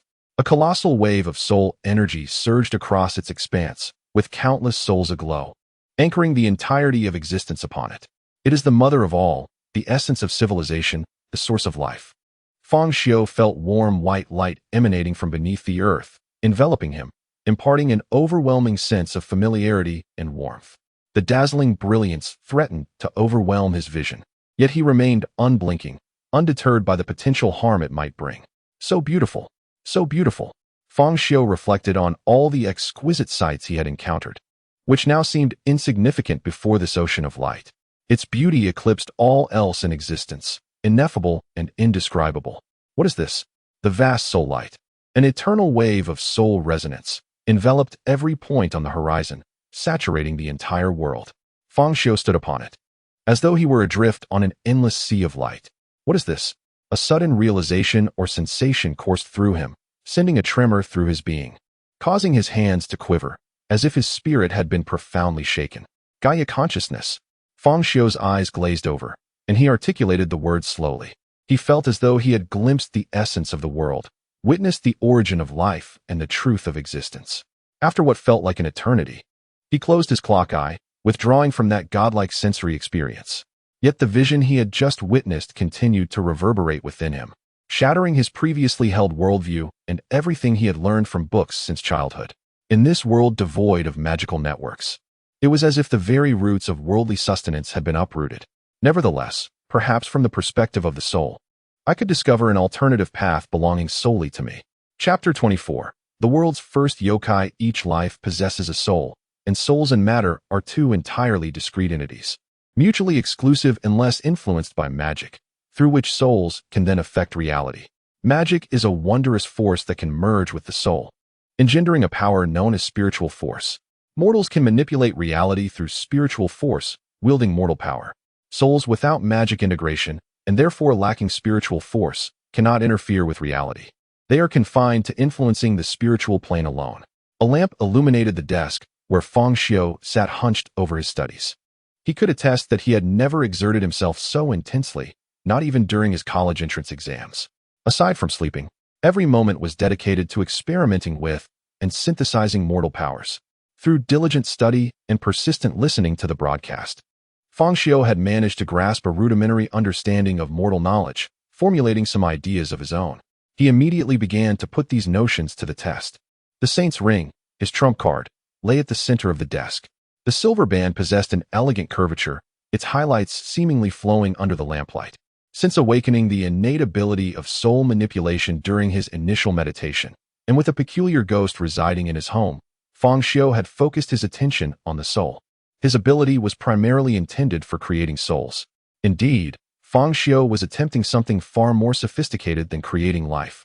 A feat that could be described as undermining the king of hell and usurping the creator's authority, the creation of souls. Souls cannot be conjured from nothing. Magic is essential for their creation. As I suspected, souls and magic are two sides of the same coin. No, rather, souls are born from magic. Yet they are far more advanced, embodying the light of thought, the light of wisdom. Meow? Fang Xiu picked up a small black cat he had bought that day. Its impatient black eyes glared at him as it squirmed. Fang Xiu peered into its beautiful black irises, scrutinizing its soul. The silver clock in his eyes materialized once more. A faint emanation of supreme existence causing the cat to freeze in terror, as if its very soul had been petrified. The cat's soul emanated a white light, yet remained transparent, its intricate structure far more complex than Fang Xiu had imagined, not a mere haphazard amalgamation. It was an exquisitely wondrous creation, the fundamental mystery of life. Fang Xiu extended his hand, his fingers dancing as magic flowed from the Saint's Ring. The light undulated like smoke or flowed like water above the ring, while Fang Xiu's fingers sculpted it like clay. The light transformed, coalescing into a radiant, translucent entity. This was Fang Xiu's 13th attempt at creating a soul, and he had found it was no easy feat. Firstly, the souls he created lacked a physical vessel, causing them to dissipate upon creation, much like the souls of the deceased, which are absorbed by the Gaia consciousness. To solidify a soul capable of independent existence, free from Gaia's pull, its spiritual force must exceed 7 points, the threshold for a formal professional, as mentioned in the interdimensional broadcast. Since Earth lacked magic and a magic network, and therefore spiritual force, Fang Xiu coined a new term, spirit value. With a spirit value exceeding 7, a soul could exist autonomously, or, like Qinjin, be protected by a mystical artifact. As Fang Xiu ceased his movements, a luminous, ethereal soul floated above the table. Though only the size of a palm, this was its core. Fang Xiu estimated that its fully expanded form could reach the height of 2 stories. Its soul's strength rivaled that of dozens combined. Finally, I've succeeded. I've succeeded. Fang Xiu leaped up, exclaiming like a child. This was the first soul he had created that did not dissipate, filling him with elation. It signified the realization of his ideas, the possibility of forging his own path in a world devoid of magic. Fang Xiu extended his finger, an invisible tendril of his soul reaching out to touch the other. Hello, can you speak? Fang Xiu attempted to communicate, assuming that even a newly formed soul would possess some inherent instincts. However, the soul he had just created remained unresponsive, like a stone. Fang Xiu attempted to infuse his thoughts and consciousness into it, only to find that the soul could not receive or store them. Fang Xiu frowned, noting his deduction in his notebook. Preliminary hypothesis: souls may not possess the capacity to store memories. Fang Xiu suddenly looked up. That's not right. Chun Jin remembers her past life, and her soul strength is far weaker than the soul I created. Fang Xiu realized he had discovered another breakthrough, taking a significant step forward in his soul creation journey. Fang Xiu hurried downstairs, turned on the lights in the hall, and lifted the wooden plank leading to the basement, revealing the lights below.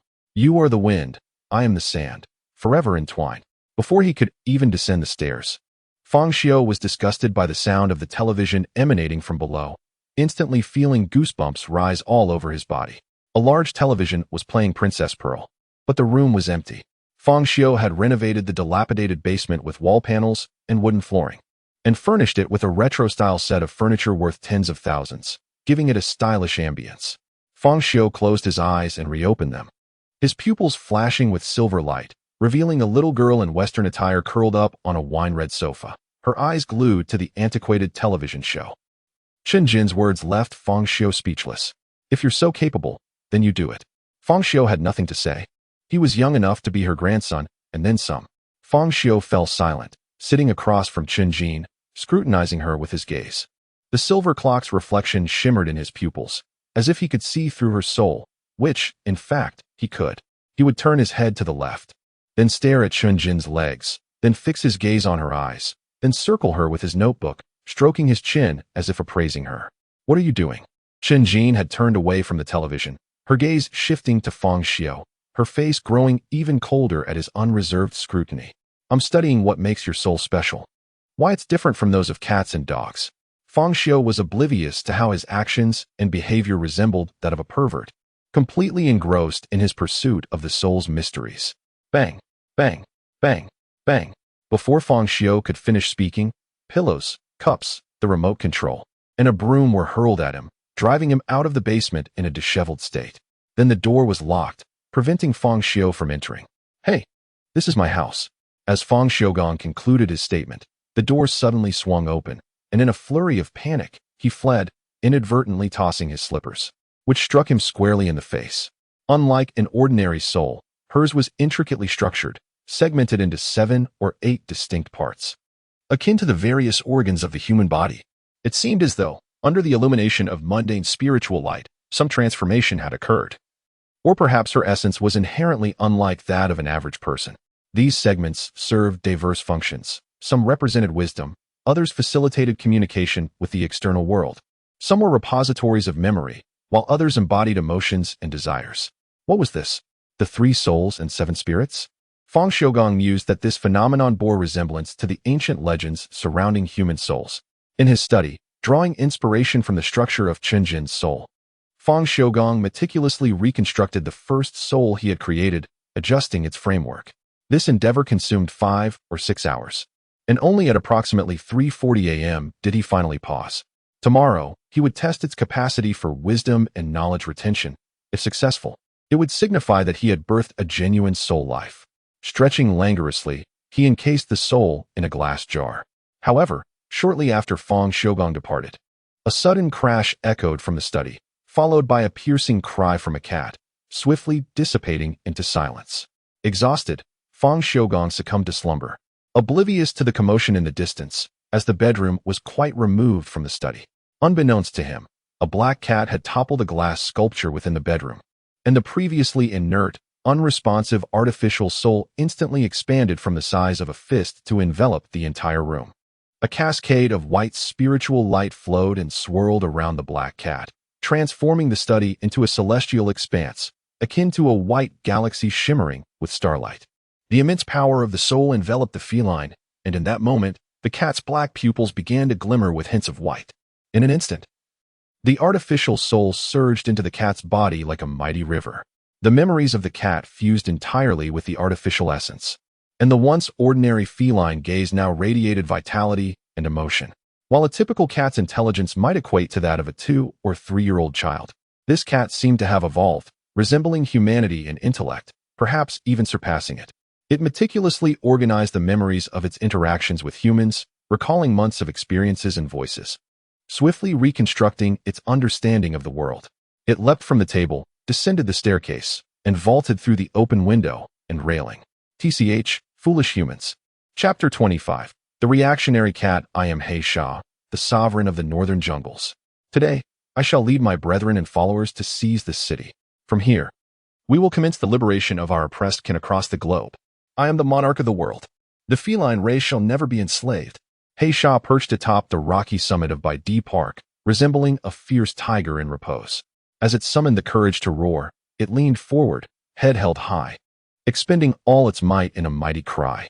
Yet, despite its earnest attempts to sound majestic, fatigue overcame it, and the roar dwindled into a feeble mew.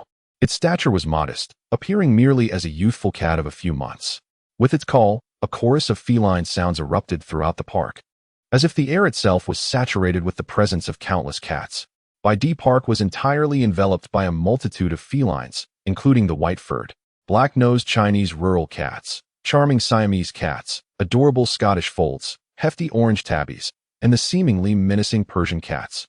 The feline assembly boasted numbers exceeding 10,000, as nearly all the cats from the district converged here. Meow, meow, meow, meow, meow, meow, meow. The cats appeared boundless, their shadows dancing across the park, with some dressed in clothes and bow ties, while others looked scruffy and unkempt. Silence. I am about to speak.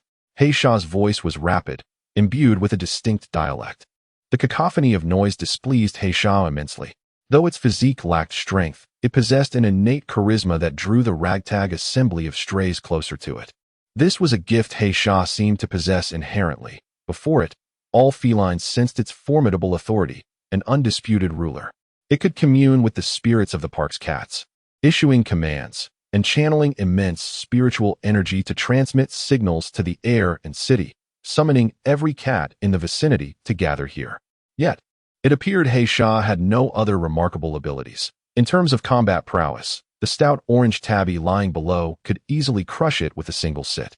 Observing the dense throng of feline warriors, He Xia radiated pride and audacity. Behold my army and my subjects. Our target is that city across the way. We shall seize it entirely, turning it into our granary, gradually rallying our kin to vanquish the detestable humans and unify this city. Do you comprehend? He Xia spoke with a commanding presence reminiscent of the great General Chiang Kai-shek. Tomorrow, we shall commence our grand offensive. Standing atop the rocky outcrop, with a luminous full moon behind it, He Xia's shadow stretched long in the moonlight, its eyes glinting with malice. Meow, meow, meow, meow, ooh, meow. Within the park, the feline multitude seemed exhilarated, fervently discussing their plans, their voices rising in a fervent cheer. All the cats congregated, sporting eerie smiles, their eyes gleaming ominously in the darkness. In the morning, shortly after the city opened its doors, throngs of cats surged forth from the surrounding streets and the park, a vibrant tapestry of colors coalescing into a dense sea. Cats. So many cats. Passers-by on the morning streets halted in shock, hesitant to approach. What are they planning? A female employee, donning a pink helmet while riding her motorcycle, was so startled that she abandoned her bike.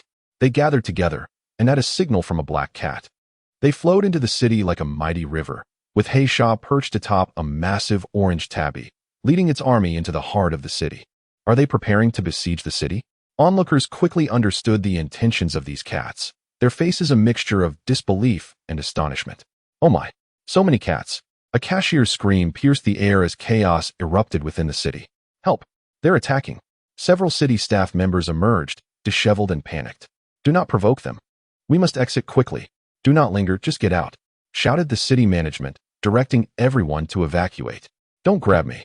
Cries of terror echoed throughout the city as the entire building's occupants fled, while countless house cats and strays surged into the city, overwhelming the premises. Those escaping bore scratches on their faces and hands, exchanging bewildered glances amidst the chaos. Fang Xiu, having stayed up late the previous night, awoke at noon, only to find his refrigerator barren. He decided to venture into the city to procure some supplies.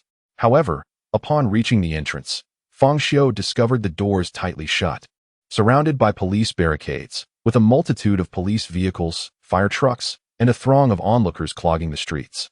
Is this a terrorist attack? Fang Xiu was bewildered.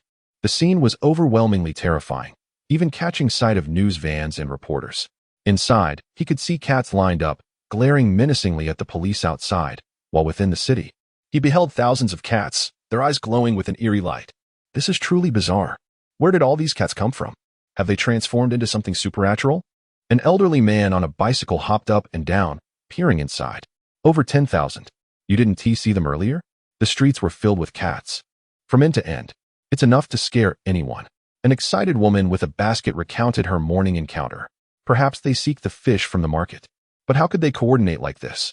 I've never witnessed such a peculiar event. At that moment, a fire captain shouted orders, and several firefighters rushed in with hoses. Turn on the water. The deluge swept through the invading feline horde, scattering them with their anguished cries. A vast number of cats were drenched, fleeing in disarray, their presence seemingly endless as they surged forth from the city.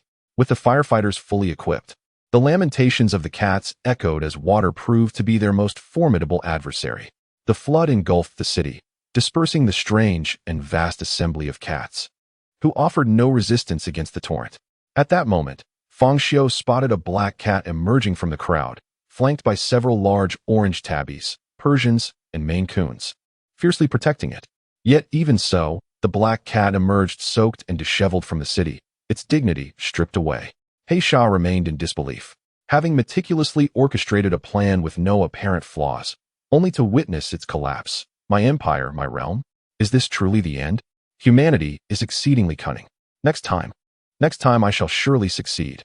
The black cat, Black Shah, seethed with anger, his mind once again concocting a rebellion plan. Yet, before he could dash out of the street, a hand seized him by the neck, lifting him aloft. Who dares to disrespect this king? Cursed be it. Someone, come at once and rescue me.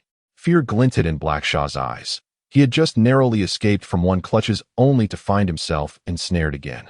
He cried out in desperation, but his army had long since scattered.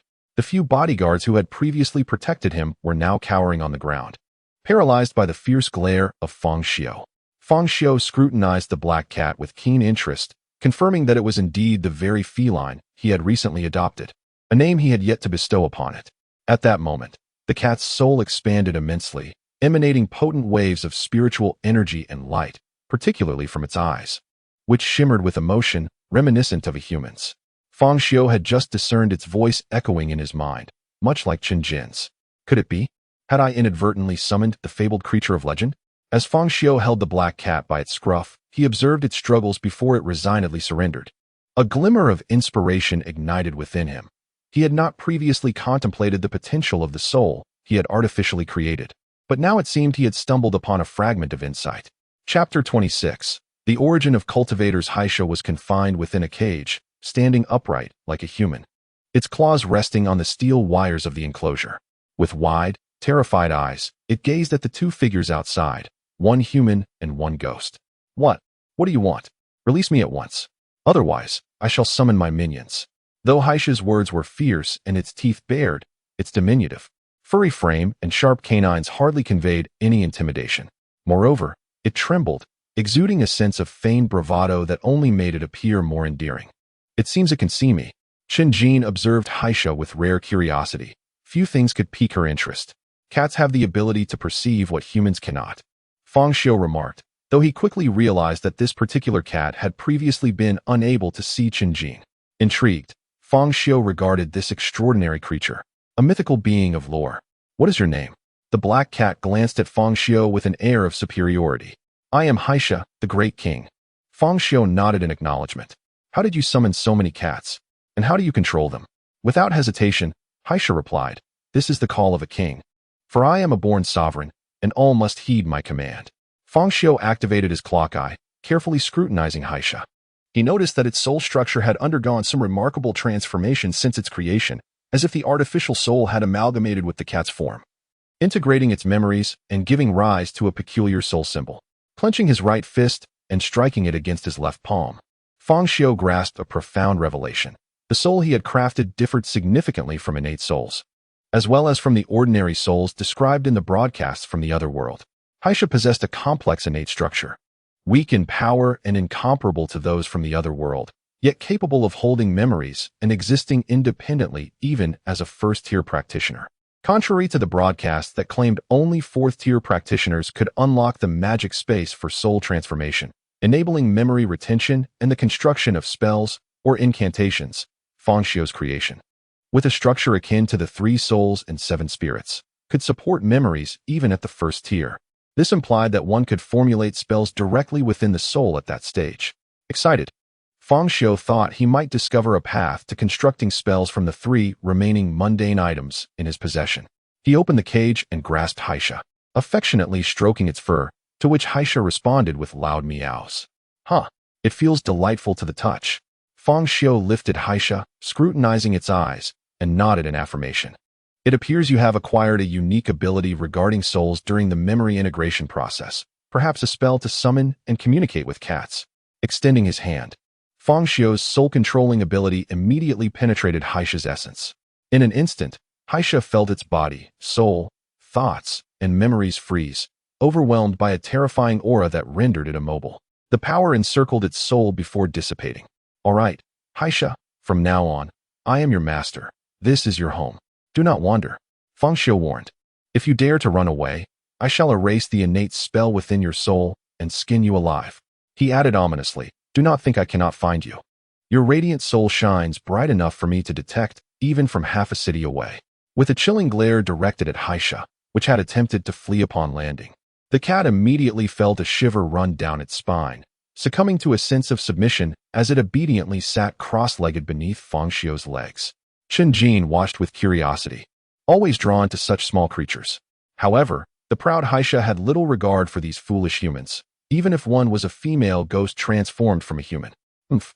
When Chen Jin reached out to pet it, Haisha raised its head and nimbly leaped away with feline grace.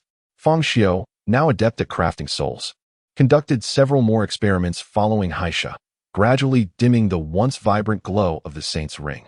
However, through repeated adjustments, the original soul structure truly morphed into the form of the 3 souls and 7 spirits, where the 3 souls governed memory, wisdom, and external perception, while the 7 spirits housed desires and emotions.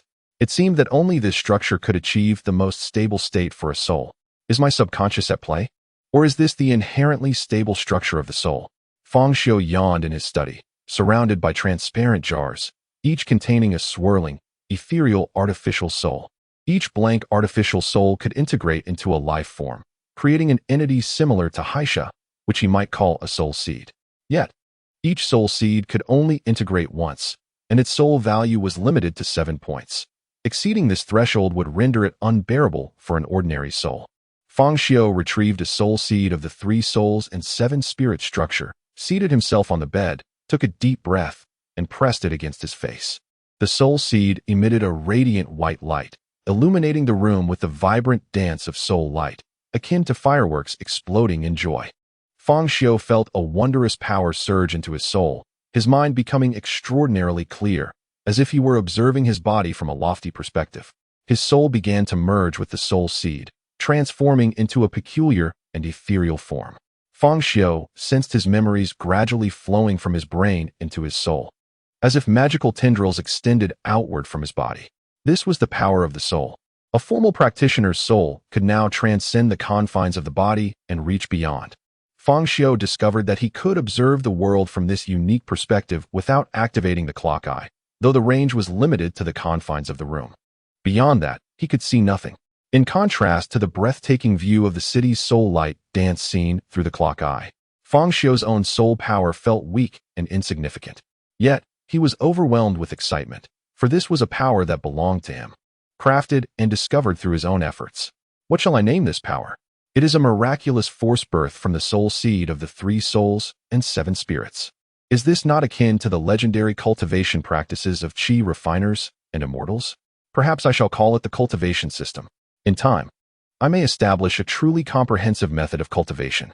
Closing his eyes, Fang Xiu allowed his soul tendrils to spread throughout the room. He noticed a cup on the table, and as his soul tendril reached out to grasp it, he immediately realized that it passed right through the cup, as if there was no connection between them. Each remained a phantom existence, with no collision whatsoever. I forgot, this world lacks a magic network. So the separate soul power cannot merge with magical energy to become spiritual energy, rendering it incapable of interacting with reality. Spells. Perhaps I can directly replicate and adapt from those 3 mundane items to create spells that can target souls even in a non-magical state. Chapter 27. New Temporal Events Greetings. My dear friends, I am your old companion, the fishman alchemist Horus. Today, we shall delve into the art of crafting basic alchemical tools. To embark on this journey, one must possess several essential elements. First, the mundane materials, primarily sourced from various magical beasts, enchanted flora, and mystical substances, which inherently harbor mundane power. The alchemical tools serve to harness this power. Second, one requires an alchemical platform capable of dismantling the molecular structure of matter and subsequently reforging it, a wondrous instrument indispensable for any alchemist. Third, an abundance of human imagination. At the break of dawn, Fang Xiu and Chen Jin gathered in the hall on the first floor, listening intently to the broadcast. However, unlike usual, there was an additional presence, a black cat. Fang Xiu, after enduring a barrage of repetitive rhetoric from the fishman alchemist Horus, felt that the key points were rather scarce. Nevertheless, he gleaned the essence of the alchemical tool's abilities, which stemmed from their mundane components. The alchemist's role lies in utilizing these components. while a more advanced alchemist can bestow mundane strength directly upon ordinary materials. Yet, Fang Xiu sensed that this broadcasting alchemist, Horus, was likely not of a superior caliber. I can derive inspiration for spell creation by analyzing the materials of those alchemical tools at a soulful level. As a day and night passed, the Black Shadow remained, seemingly less formidable than anticipated. In the face of Fang Xiu, who boldly claimed dominance over the Black Shadow King with fierce violence, it appeared the shadow was rather meek. Sitting quietly on the sand, the shadow, adopting a demeanor of patience, understood that true strength is revealed only at critical moments. Casting a furtive glance at Fang Xiu, its black tail swayed gently. At that moment, Fang Xiu turned his head, and the shadow immediately straightened up, displaying a sycophantic expression, resembling more of a lapdog than a proud feline. Now, Fang Xiu could comprehend the broadcast without Chun Jin's translation. It was indeed a language targeting the soul. He noticed that Chun Jin's spirit seemed somewhat weakened. Once enriched by magical radiation, her soul now appeared slightly translucent due to frequent disturbances in reality. Chun Jin, prepare yourself to merge with the spirit seed I crafted. The technique for its creation has been perfected, and upon merging, your soul structure will be entirely refined, allowing you to thrive without relying on magical radiation. You could even venture beyond this realm. Suddenly, Fang Xiu felt an intense heat emanating from his pocket, akin to a branding iron searing his very soul, prompting him to leap onto the sand. In his haste, he inadvertently stepped on the tail of the dozing Black Shadow, resulting in an amusing display of both cat and human hopping about in pain. Fang Xiu quickly retrieved the source of the scorching sensation, the log of the temporal sovereign. He hastily opened it and witnessed a line of text materializing on the once blank third page. Temporal containment order. Due to an erroneously opened spatial portal from another world, which has led to this timeline, and owing to the temporal interference lock of the temporal sovereign, it has landed near the sovereign. Immediate cleanup is required. Item: unknown magical plant seed. Temporal crossing location 13156. Fang Xiu's expression darkened. This notification was even more succinct than the previous one concerning an undocumented traveler, merely stating a landing near his vicinity without further details. How was he to locate it? Moreover, it struck him as peculiar that these temporal disturbances had begun to manifest only after his emergence as the temporal sovereign, and conveniently nearby at that. An unsettling notion indeed. Reciting the line about the interference lock, a revelation dawned upon him. Could it be that he, the so-called temporal sovereign, was the greatest disruptor of time, the very parasite and destroyer of this timeline? Thus, these events unfolded around him. Was it not a case of the sovereign allowing fires to blaze while forbidding the common folk to light lamps? A glimmer of understanding flickered within him regarding the true nature of the temporal sovereign. Fortunately, the log of the temporal sovereign was merely a record, not a tasking system, merely informing him of disturbances, not enforcing obligatory actions upon him. Unknown magical plant seeds? The mere thought ignited a thrill within Fang Xiu. This prospect seemed far more enticing than the mundane tools he currently possessed. How might he locate it? The idea of scouring the entire city for a single seed seemed impractical. His gaze fell upon the Black Shadow, now grooming its tail, and he recalled the image of the shadow commanding legions of felines, an awe-inspiring sight. Squatting down, a friendly expression formed on his face. Black Shadow, would you be so kind as to assist me? The Black Shadow, still miffed about its tail, felt a surge of frustration, yet was powerless to voice it. Fang Xiu continued, I am quite occupied, you see. Slapping the table, he gestured towards the kitchen, declaring, Tonight, we feast on cat meat. Instantly, the shadow flailed its limbs in protest, meowing frantically. Meow. Meow? I was wrong. Rest assured, Master Fang Xiu. I shall do anything you ask. That evening, a multitude of cats gathered in Fang Xiu's courtyard. They hailed from various corners of the city, each robust and imposing. Fang Xiu observed them with curiosity, pondering how these cats communicated and how the Black Shadow exerted control over them to gather intelligence. The purpose of summoning these cats was, of course, to seek the lost magical seed. As a magical item, it would undoubtedly be accompanied by anomalies and unusual occurrences, prompting Fang Xiu to employ these feline scouts to traverse the city, gathering information to locate the peculiar seed. The Black Shadow perched upon the wall, surveying the gathering below. Why are all the cats so large? Fang Xiu inquired, perplexed. These are the rulers of their respective territories, the feline overlords of neighborhoods, parks, and streets. The Black Shadow elucidated. adding with a haughty tone, "Yet, regardless of their stature, they must heed my command." Fang Xiu felt as though a door to the animal kingdom had swung open before him. Ah, so this is the nature of the feline world. The black shadow seemed to possess a unique language and means of communication with the cats, more wondrous than that of the soulful tongue, as if it were a dialect exclusive to their kind. Meow. Report all peculiar plants, seeds, and anomalies to me. Meow meow. This is my servant, tasked with cleaning my litter. Meow. Indeed, they are but foolish lower beings. We felines are the true masters of the world. Meow meow meow. Last time, our failure was attributed to the cunning of humans. Next time, we shall regroup and surely. Fang Xiu was utterly bewildered by the feline chatter, unable to comprehend their meaning. Yet, observing Haisha's animated expressions and the fervent raising of his right hand, one might mistakenly believe that a divine presence had arrived. Chapter 28. The principle of illusion. Fang Xiu cradled the face of the trickster clown, observing its surface undulating incessantly, as the internal magic light perpetually transformed into a radiant essence of the soul. He watched as the once massive magical energy gradually diminished, ultimately morphing into a bizarre, distorted soul structure. The soul's power, being a more exalted force than magical energy, incurred substantial losses during this transformation. As Fang Xiu embraced this singular soul structure, he felt an overwhelming influx of information regarding illusionary spells associated with the trickster clown's visage, akin to a legacy of memories being passed to him. Indeed, it was possible. Releasing his grasp from his face, Fang Xiu's eyes glimmered with an enigmatic light, his pupils seemingly filled with an array of shifting characters. However, he sensed his soul vehemently rejecting this foreign essence of soul power, understanding that such a method was not sustainable and would inevitably carry drawbacks. He estimated it would take a fortnight to fully assimilate this spell structure. Initially, Fang Xiu had intended to meticulously study the principles of this alchemical artifact, aspiring to replicate and create spells of his own.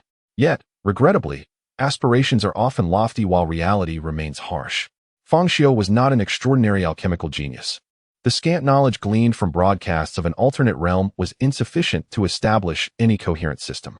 Resolutely, Fang Xiu contemplated directly crafting his own soul essence to transform the magical structure into a soul structure, intending to extract and imprint it.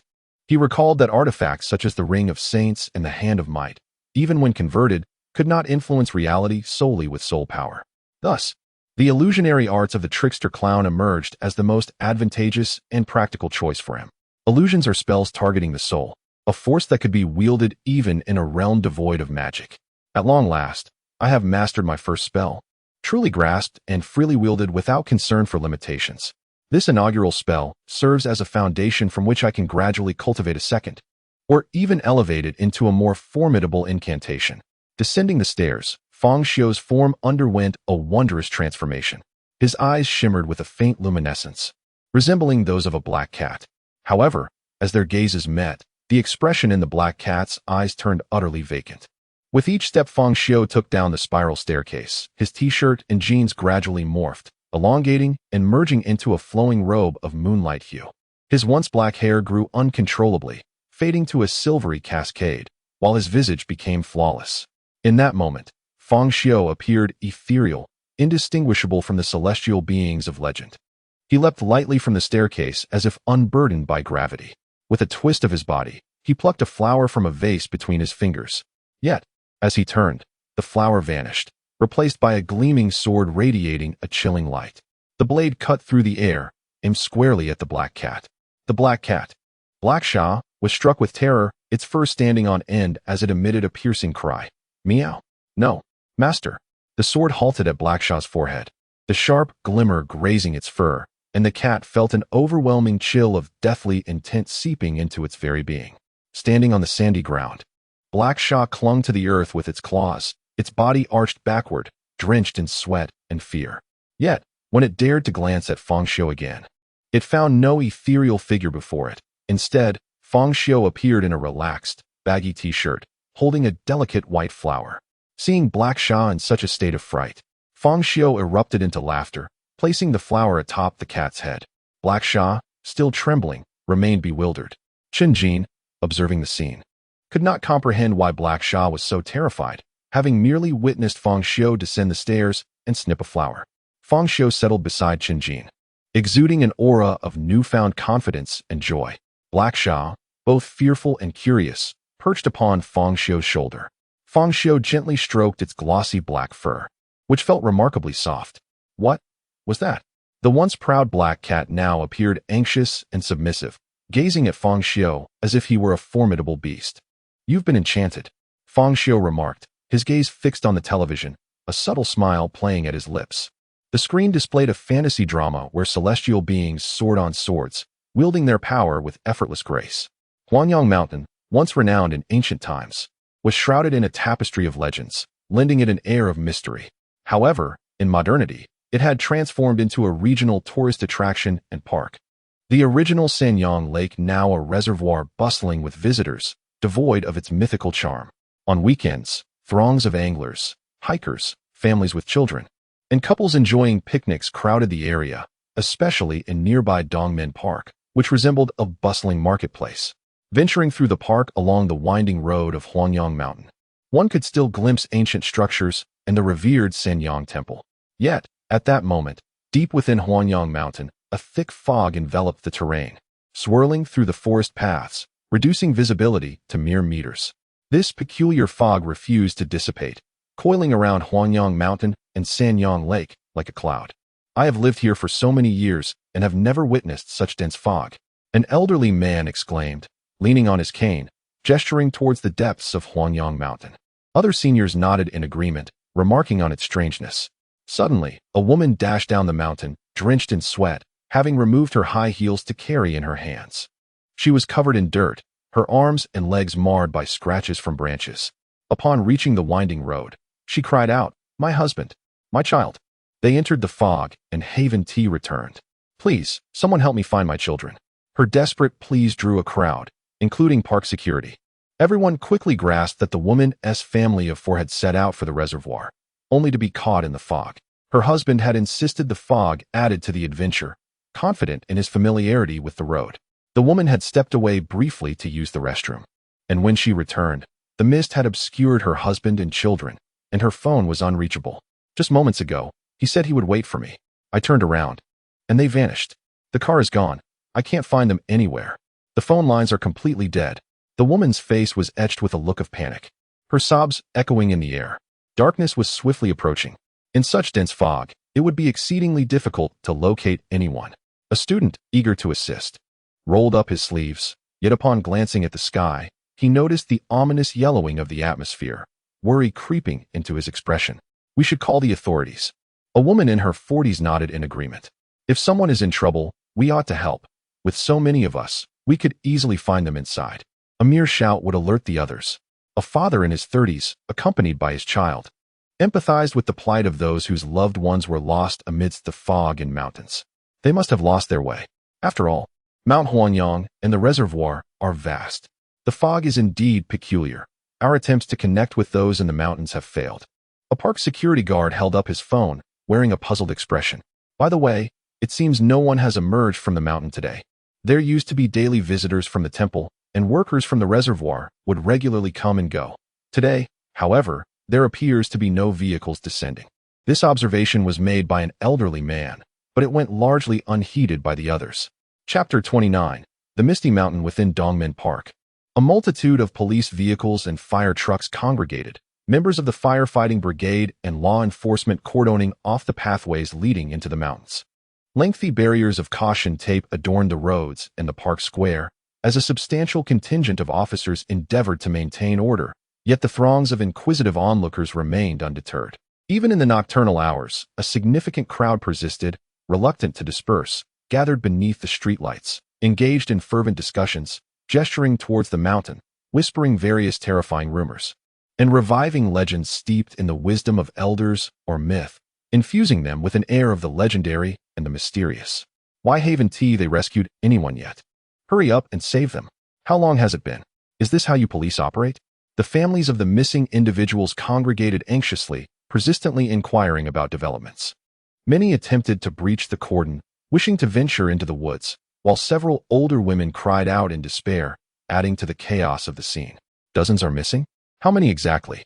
Is there a precise figure? questioned a police officer in his 40s, appearing somewhat gaunt yet exceptionally capable. Even the criminal investigation team felt the gravity of the situation as the first group of officers dispatched had vanished without a trace, prompting higher-ups to conclude that this was no ordinary incident. Consequently, the Criminal Investigation Unit was hastily summoned to assume control of the case. Captain Zhou, we have confirmed reports of 42 individuals missing, and with those who reside in the mountains, the total stands at 76, reported a female officer. Her ponytail swaying as she spoke, her somewhat austere uniform unable to conceal her attractive figure. Additionally, the several officers and firefighters who entered earlier have yet to return. Once they ventured into the heart of the fog, all communication was lost. They drove in, but once on the winding mountain road, they did not emerge. Even our infrared drones lose signal upon entering the dense mist. She held a tablet, reading the gathered intelligence, standing tall and exuding a sense of determination uncommon among men. Captain Zhou nodded thoughtfully. What about the skies? Can we see anything from above? Lin Xiu shook her head. It's too dark, and given the density of the fog, even during daylight, visibility remains severely compromised.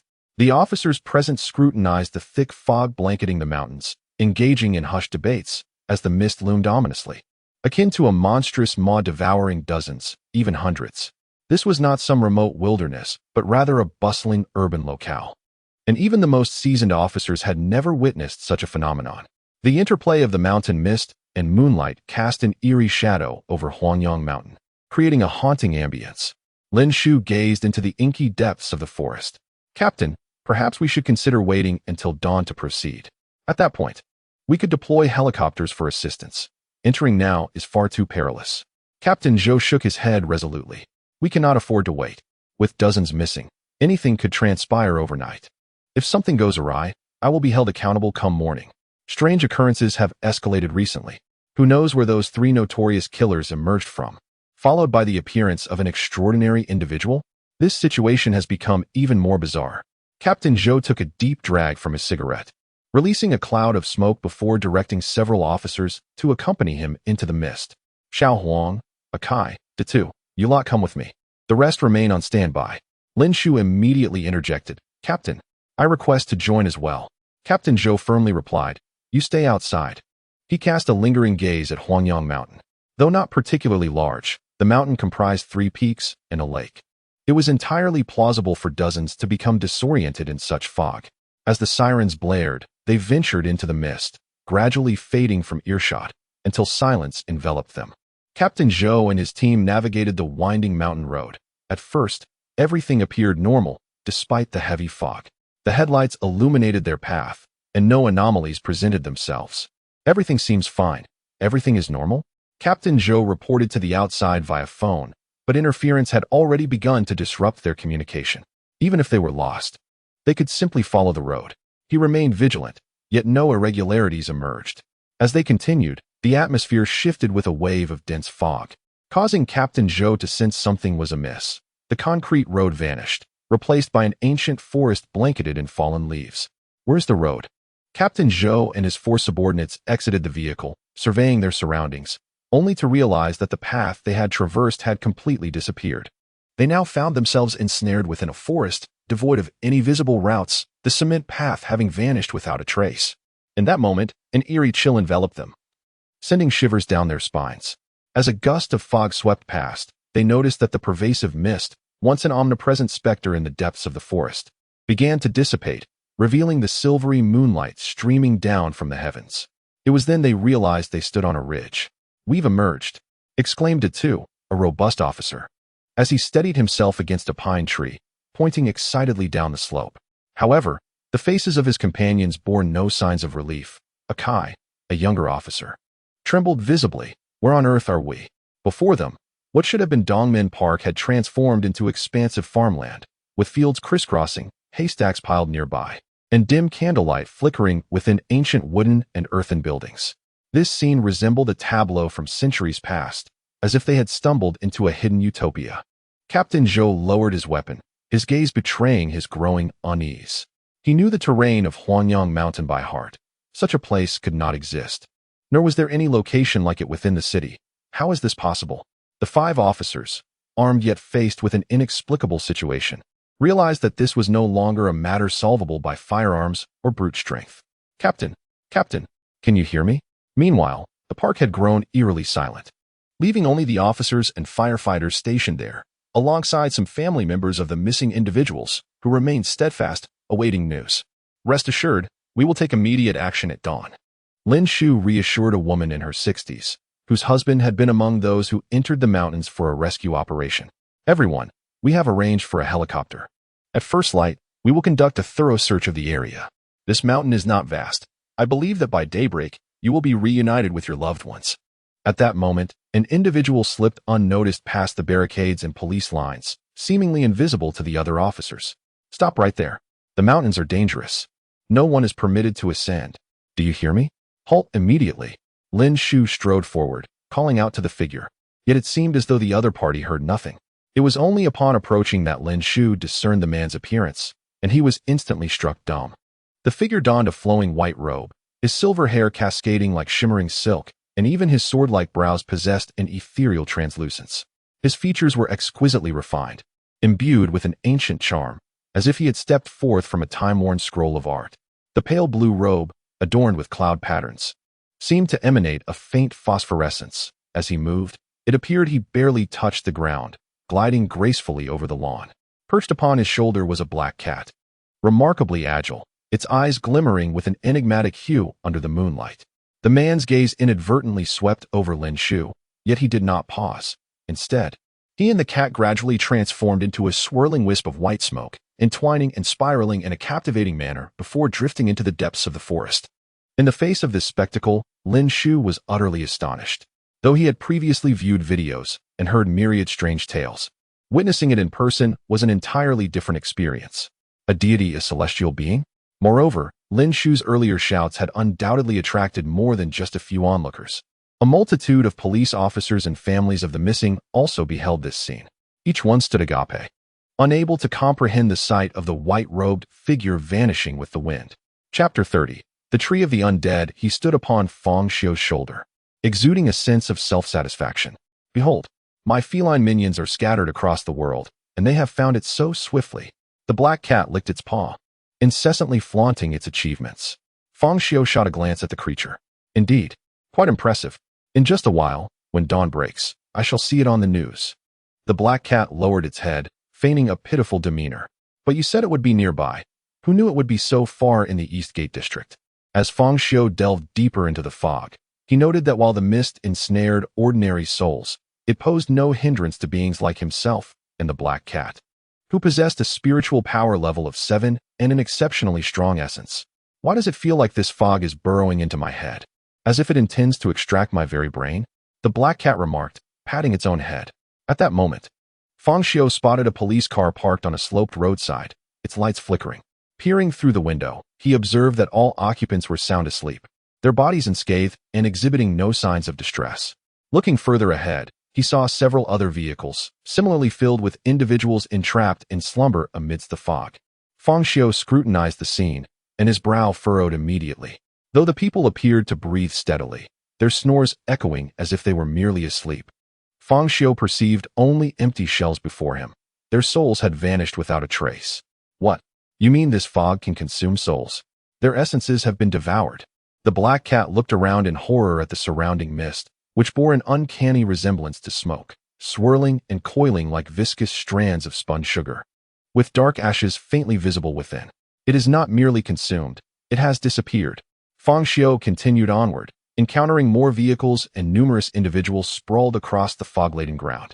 In the woods, at the mountain pavilions, beside monumental rocks, and near pools of water. Yet, without exception, their souls had all vanished. With so many ensnared in this place, it was no wonder that chaos reigned outside. Police and rescue personnel swarmed the entrances to the park and Huanyang Mountain, as well as above the Sanyang Lake, all awaiting the dawn to commence their operations. Dozens had gone missing, a significant news story indeed. Fang Xiu gazed toward the mountain's peak. The source of this fog must lie there.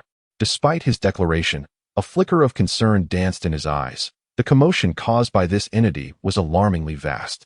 Observing the fog's extent, which spanned several mountaintops and reportedly even engulfed half of Sanyang Lake, he pondered the formidable power of this unknown malevolent plant. Should an unforeseen incident arise, He feared he might be unable to contain the situation.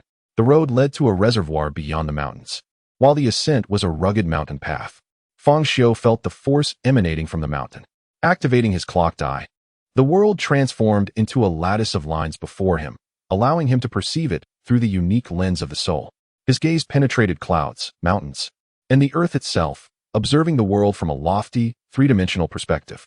He raised his head to the sky, where silver eyes revealed markings, 3 hands rotating slowly, emitting a crackling sound. Yet, in that instant, his expression shifted dramatically. The calm demeanor he had just exhibited was replaced by sheer horror. Atop the mountain's peak, a column of black-gray smoke surged skyward, obscuring the heavens and dispersing the clouds. The terrifying, suffocating force filled Fang Xiu with a profound sense of dread and chill.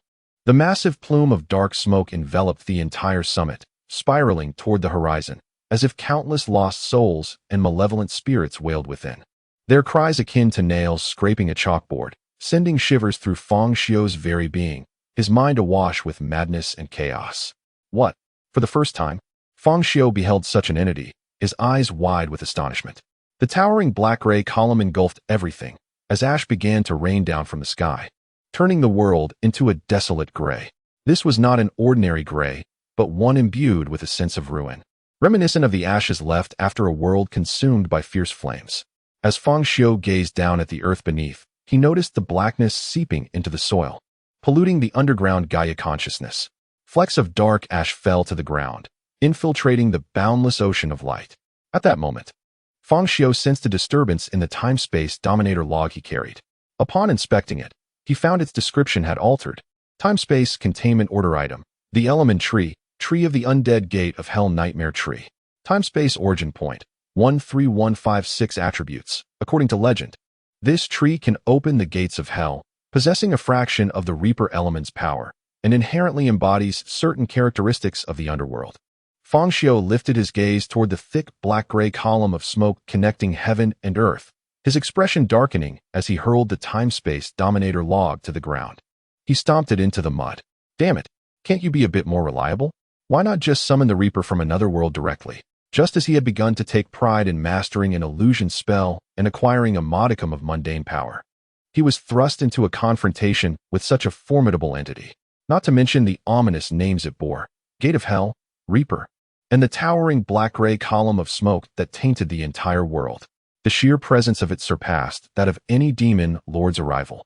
Although Fang Xiu could choose to turn away, after all, the time-space Dominator log had issued a containment order without mandating he fulfill it. He understood that if he turned his back, the chaos would likely escalate, especially since this force seemed to be growing, the fog expanding relentlessly, gradually eroding the underground Gaia consciousness. Fang Xiu took a moment to smoke a cigarette, observing the writhing, shifting black smoke atop the mountain. After much contemplation, he made his decision, flicking away the cigarette butt. He removed the saint ring from his neck, severing the cord.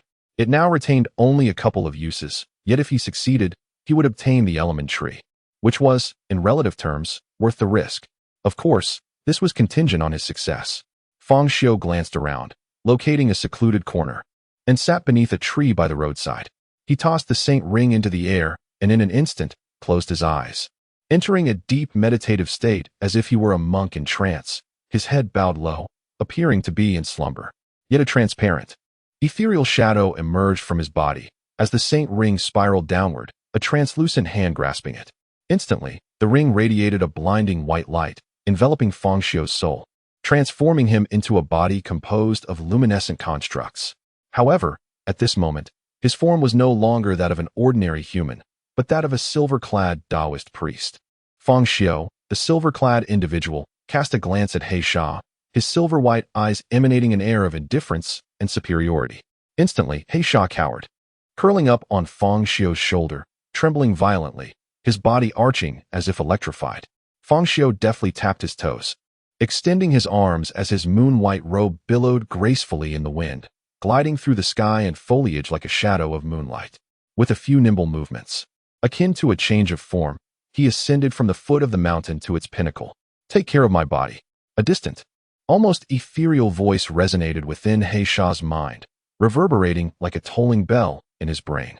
Freed from the constraints of his corporeal form, Fang Xiu was now able to wield the power of the Saint's Ring with unparalleled efficacy, unburdened during the skirmish by the need to shield his body from harm or overwhelming force. Chapter 31. The Realm of Death. The Sanyang Temple is perched atop a mountain, now completely shrouded in a dense gray fog that envelopes it entirely, reaching a level of saturation. Within this fog, the outlines of palatial structures and pavilions emerge, appearing ethereal from a distance. However, from a celestial vantage, what captures the attention is not the so-called Sanyang Temple, but rather a massive black tree, lurking ominously amidst the fog on the precipice. This tree, devoid of any foliage, possesses an unusually thick trunk, with roots that entangle the earth beneath it, covering the ground entirely. Towering several dozen meters high, its branches resemble ghostly hands, from which countless vines extend, akin to whips wielded by infernal beings. While the Sanyang Temple boasts a history, it is not a significant sect of Taoism, merely holding some local renown and maintaining a decent following. Inside the temple, only a handful of Taoists reside. Besides the abbot and 2 apprentices, most are professional practitioners, with the remainder being temporary workers. Dressed in deep blue robes with upright collars and wide sleeves, adorned with white neck guards and traditional headwear, the Taoists may lack the polished appearance of formal attire. Yet they exude an air of authentic antiquity. At this moment, all the Taoists of Sanyang Temple are gathered around the gigantic black tree, engaged in a frenzied dance. Limbs flailing as if possessed, reciting an eerie language that seems beyond human capability. The sounds escaping their throats resemble blades scraping against flesh, imbued with a disquieting essence. O great Lord of Death, the ultimate destination of all beings, the sovereign of existence. O mighty Lord of Death, their voices echo, laced with manic fervor. Their eyes are sunken and darkened, with several foaming at the mouth, yet they remain entranced in their ecstatic madness. It appears they are conducting a frenzied ritual, beckoning entities from another realm. The grotesque black tree, towering and formidable, casts a shadow akin to that of a devil, its branches resembling the skeletal claws of the damned, with countless vines undulating like tendrils. Moreover, it can be observed growing at a visible rate, as an eerie atmosphere permeates the surroundings, filled with the haunting wails of restless spirits, as if thousands of souls are screaming in unison. Beneath the earth, a thick blackness spreads, slowly engulfing the ground, creating a terrifying scene that could drive any witness to madness. At that moment, a radiant light descends from above, illuminating the mountaintop. A figure clad in a moon-white robe emerges, the fabric billowing without wind, as silvery light cascades from him, casting a long shadow, resembling a white flame alight behind him. This light disperses the dense fog, clearing a substantial area atop the mountain, simultaneously enveloping the dozen Taoists present. The sinister black mist entwined around them dissipates, causing 5 of the Taoists to faint, while the remainder breaks free from their frenzied trance. The remaining Taoists awaken, collapsing to the ground as clarity returns to their eyes. How did we end up on the mountaintop? A monster! A monster! Several Taoists, gripped by fear, flee, abandoning their unconscious brethren. A demon! Run! Run! A newly awakened Taoist, dazed and confused, looks forward, only to witness a terrifying sight. The massive black tree unfurling its countless vines, enveloping them in a shroud of darkness. The tendrils blocking out the sky. Frightened, he collapses again, trembling uncontrollably, as panic seeps into his very being. Simultaneously, they notice a Taoist standing beneath the tree, shrouded from view. Though his stature is not imposing, he stands resolute, akin to a long sword upon the mountain peak, unyielding before the towering black tree, which sways its myriad tendrils. The Taoist in white turns, sweeping his long sleeves, unleashing a brilliant white light that sweeps over them, sending the group tumbling down the mountainside, gently cascading several hundred meters to the slope below. At the same time, thousands of tendrils ensnare the white-clad Taoist, weaving into a massive, writhing sphere that resembles a grotesque mass of flesh. Yet, as a beam of sword-like light pierces through the mass of vines, an explosion of brilliance erupts, illuminating the mountaintop in a silvery glow. With a thunderous crash, the Taoist leaps several hundred meters, summoning a bolt of lightning that strikes the summit, obliterating it in an instant. The 10 Taoists, still conscious on the slope, stare in awe at the mountaintop, spellbound by the spectacle, a sight so vivid and surreal that it transcends the capabilities of cinematic effects. Just moments ago, they were in a state of panic, But now, silence envelopes them. However, the stillness is short-lived as excitement erupts like a heart in tumult, arms flailing and pointing towards the peak, their faces flushed with fervor. Our ancestral master. Our ancestral master has manifested. An elder Taoist, trembling with emotion, prostrates himself on the ground, tears streaming down his face as he gazes upon the Taoist in white. Truly, there are celestial beings. This is a celestial being. A Taoist in his 30s, who had once been skeptical of the supernatural, now finds himself a believer. A throng of temporary Taoists kneel, eyes filled with longing. So, divine beings truly exist? If so, can one genuinely cultivate? A young Taoist, his hat fallen, wipes the dirt from his face, suddenly realizing that being a Taoist might not be such a poor choice after all. Amidst the astonishment, the Taoists of Sanyang Temple grapple with a whirlwind of thoughts. As dawn breaks, the park below is teeming with curious onlookers and early risers from the neighborhood, with reporters from local newspapers and radio stations arriving, accompanied by an influx of police and fire trucks at the various roadways leading to Huanyang Mountain. Before they can establish order, a commotion erupts atop the mountain, the fog that once enveloped the summit dissipating in an instant, revealing the pavilions and the towering monstrous tree. Yet at this moment, what captivated them was the dark, monstrous tree, its countless vines stretching towards the heavens, while their gaze was drawn to an indistinct white figure amidst the sky. A monster! There's a monster! Exclaimed a child perched on his father's shoulders, his excitement palpable. A monster! No, wait, there's someone else up there, another person. A journalist unloading equipment from a vehicle swiftly raised his camera. What a being! That must be an immortal. An elderly man who had witnessed the previous day's events nearby clapped his hands enthusiastically, recounting the tale to the newly arrived crowd. An immortal, the one who entered the mountains. The relatives of the missing persons, who had seen Fang Xiu venture into the mountains, pointed at the figure of the white-clad immortal, shouting fervently. As the white-robed figure leapt into the sky, summoning a bolt of lightning that struck the mountaintop, obliterating it, the scene spiraled into chaos. Tree demon? Divine thunder method? 5 thunder true method? A bespectacled otaku stood frozen, his phone slipping from his grasp, oblivious to its fall. Thousands below witnessed this spectacle. Unlike the obscure sight of the hotel fire extinguished in darkness, daylight revealed Fang Xiu's form to all eyes and lenses. However, Fang Xiu, engaged in fierce battle with the element tree, paid no heed to the thoughts of those below. In his soul form, having merged with the ring of the saint, Fang Xiu unleashed the full might of his saintly stature, shattering the trunk of the element tree. The power bestowed upon him by a temporal sovereign from another realm was more formidable than he had envisioned. Yet, after demolishing the element tree, he observed that it did not perish. Instead, it began to regenerate from the remnants, sprouting anew with astonishing speed, quickly returning to half of its original form. On the brink of restoration, Fang Xiu, noticing the pitch blackness beneath the earth, perceived a scene within that darkness in his saintly form. Before him stood a vast black door, reflecting everything shrouded in mist, mountains, earth, and lakes, as if they were projections of the tangible world. It was a realm entirely illusory. Occupied by the element tree's dense fog, an ethereal soul world evolved from Gaia's consciousness.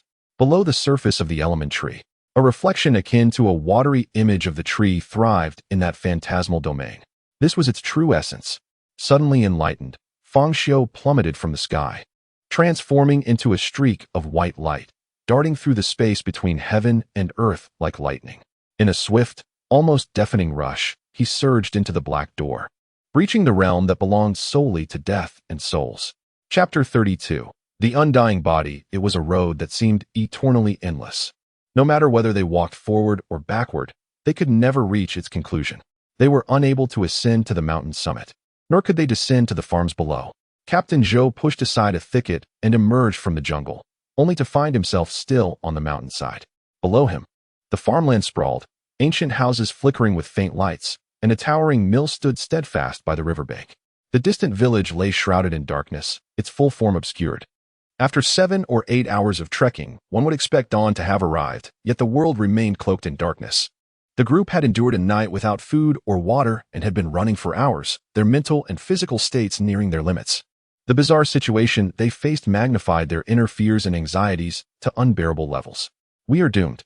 We are absolutely doomed. Little Huang's lips cracked and bled as he slammed his hat to the ground, refusing to move further. We can't escape. We must have run into a ghost wall. Akai kept licking his lips, his body parched to the extreme. This isn't sustainable, Captain. DTU glanced down the mountain and then up at the sky. At that moment, as DTU raised his head, he noticed black rain beginning to fall from the sky. No, it wasn't rain, it was black ash. Is it raining? DTU felt something land upon his face. How could there be black rain? This is ash? Captain Zhou wiped the ash from his face, staining his skin and hands a deep black. An unending stream of ash descended from the heavens, settling upon their faces. They looked up to the sky, and for the first time, they saw a dark red moon rising above the clouds. The moon was half-mooned, sharp as a blade, and blood-red. Ash fell like rain, and the waning moon glowed crimson, the clouds above torn and blackened, taking on an eerie shape. The entire sky mirrored a terrifying blend of red and black, an unsettling beauty that evoked fear and horror. This is abnormal. DTU's facade of calm shattered, revealing sheer terror on his face. What kind of moon is this? Where are we trapped? Captain, what should we do? The group continually looked to Captain Zhou, as if he were their anchor amidst the chaos. Suddenly, a clear sound echoed from afar. A bell chimed, resonating with a long, drawn-out tone, startling the already panicked individuals like frightened rabbits. Where did that bell come from? Is it from a temple? Or from the valley below? Captain Zhou scanned the surroundings, but his gaze quickly settled on the valley below. It wasn't that he had found the source of the sound. It was that flames began to flicker below, a long line of fire illuminating the dark, resembling a multitude of people ascending the mountain with torches or lanterns. There are people. People are coming up the mountain. We can follow them. They will lead us out. Little Huang leapt to his feet, shouting towards the valley. We're here. We're here. His voice carried through the air. Finally, someone was ascending the mountain. Captain, we can finally leave this cursed place. The others rose as well, though even seasoned officers were rendered speechless and paralyzed by the eerie surroundings. Wait, don't move recklessly. Observe. Captain Zhou felt something was amiss. Initially, there had been only a handful of flames, but as they drew closer, the procession of torchbearers multiplied, the line stretching longer and longer, from a few to dozens. As they rounded a bend in the path, the group swelled to over 40 individuals, continuously advancing up the slope. They're coming. They're finally here. Little Huang exclaimed excitedly, pointing at the advancing line. They must be rescue personnel. Akai nodded in agreement. Why are they using torches instead of flashlights? We need to be cautious. Take out your guns and stay alert. Captain Zhou shook his head, commanding everyone to maintain their vigilance. At that moment, as the distant flames finally came into view, the joy on everyone's faces instantly froze. The figures approaching wore bizarre black robes. What they held aloft were not torches, but silver candelabras, with eerie white candles burning with a greenish flame. Their movements were not of walking, but of spinning and leaping in an unnatural manner. They sang strange songs in a language completely foreign to the onlookers, their exaggerated gestures resembling marionettes being pulled by invisible strings. They raised their candelabras, dancing and singing as if partaking in a grand ball. In a daze. In bloody combat. Hee. The lead figure in black laughed maniacally as he sang and danced. Mother killed me, father ate me. A diminutive shadow, resembling a child, followed closely behind, emitting even more chilling sounds. La la la la la. Whoa whoa whoa. The eerie figures behind echoed in unison. The once excited group now felt a chill run down their spines, their expressions turning to shock and then to pallor. At that moment, the lead figure, holding the candelabra high, turned to glance at them. Beneath the black robe, their true visage was revealed, a face made of straw, their hands fashioned from the same material, the candelabra embedded within, restricting their movement to a mere swaying motion. Their faces were adorned with paper, resembling a child's crude drawings, with crooked features that appeared even more grotesque in the darkness. Their eyes were made of black stones, not delicately set, but rather violently thrust in. This was a troop of scarecrows, animated scarecrows that sang. Cold sweat dripped from Captain Zhou and his companions as terror seeped into their very souls, devouring their rationality. The frenzied singing gnawed at their spirits. The robed scarecrows circled around them once before continuing their ascent, forming a knot-like structure in which Captain Zhou and his group were ensnared. They stood motionless, trapped in the center, their gazes becoming increasingly vacant, as if roots were sprouting from them like plants, growing straw that consumed their flesh, their eyes, and their minds. They raised their hands, an illusory candelabrum appearing in their grasp. As the procession reached its end, they were compelled to join in. In that instant, they transformed into identical monstrosities, their straw faces adorned with crude paper, with irregular stones embedded for eyes. Raising their torches and mimicking the same movements, swaying and advancing in a trance-like state. La la la la la. Whoa whoa whoa. They drew ever closer to the summit. Approaching the towering necrotic tree that loomed hundreds of meters high, its form grotesquely swollen, resembling a pillar reaching for the heavens. The necrotic tree waved its long tendrils in the air, dancing wildly, as if the shadow of a demon were cavorting in the sky. At this moment, the blood-red sky was torn asunder, and a blinding light illuminated the entire world, as if a bolt of lightning had pierced through it, cleansing all that lay beneath. A figure, radiant as the sun, materialized in the heavens, casting brilliance upon the illusory realm. With a fierce determination, he rent the sky apart, targeting the colossal demon tree that loomed atop the mountain, unleashing a torrent of light from between his fingers. Divine art, sacred storm. A violent tempest of light surged forth from the mountaintop, instantaneously engulfing and annihilating everything in its path, leaving naught but desolation. Dust rose, and ashes scattered. The summit bore witness to a ceaseless rain of shattered stones, while plumes of smoke ascended hundreds of meters into the air, with sparks erupting like meteors cascading downwards. A thunderous roar of anguish erupted from the mountaintop, shaking the very fabric of the world. The crimson moon in the sky dimmed, and the black ashes ceased their descent. Yet, amidst this roar, the demon tree, which should have been obliterated, began to regrow, unleashing a tremendous force. Vines shot forth, extending thousands of meters, ensnaring Fang Xiu in their grasp. Upon the tendrils, Fang Xiu beheld grotesque faces, resembling nightmarish apparitions, continuously howling, cursing, and condemning him. He realized that after entering this illusory realm, his power had surged to its zenith. However, the power of the demon tree had similarly reached an unimaginable height. Countless vines lashed out at the sky, their nightmarish whips emitting an eerie force as they pursued and bit at Fang Xiu. Implosion technique. Utilizing the spells granted by his saintly form, Fang Xiu relentlessly bombarded the demon tree. A crimson orb plummeted to the earth, merging with the necrotic tree, only to erupt violently. Were there two embodiments of this entity? Must they be vanquished simultaneously to destroy it? What in the world is this abomination? Fang Xiu was immediately struck by the overwhelming difficulty of confronting anything even remotely associated with the divine. Boom. At that moment, the real world above was suddenly shaken by a violent explosion, causing the illusory realm to tremble in tandem. Fang Xiu looked up to witness the necrotic tree of the real world being torn apart and obliterated, fierce flames engulfing the mountaintop, while the trunk of the tree was reduced to a smoldering wreck amidst the barrage. Chapter 33. Departure. After the deed, the rhythmic thrum of a helicopter's rotors echoed across the sky as it circled the mountain peak. Its sound audible even in the streets beyond the park. Dongmen Park was entirely sealed off, yet onlookers thronged the surrounding roads and high-rises. Binoculars and phones trained on the scene.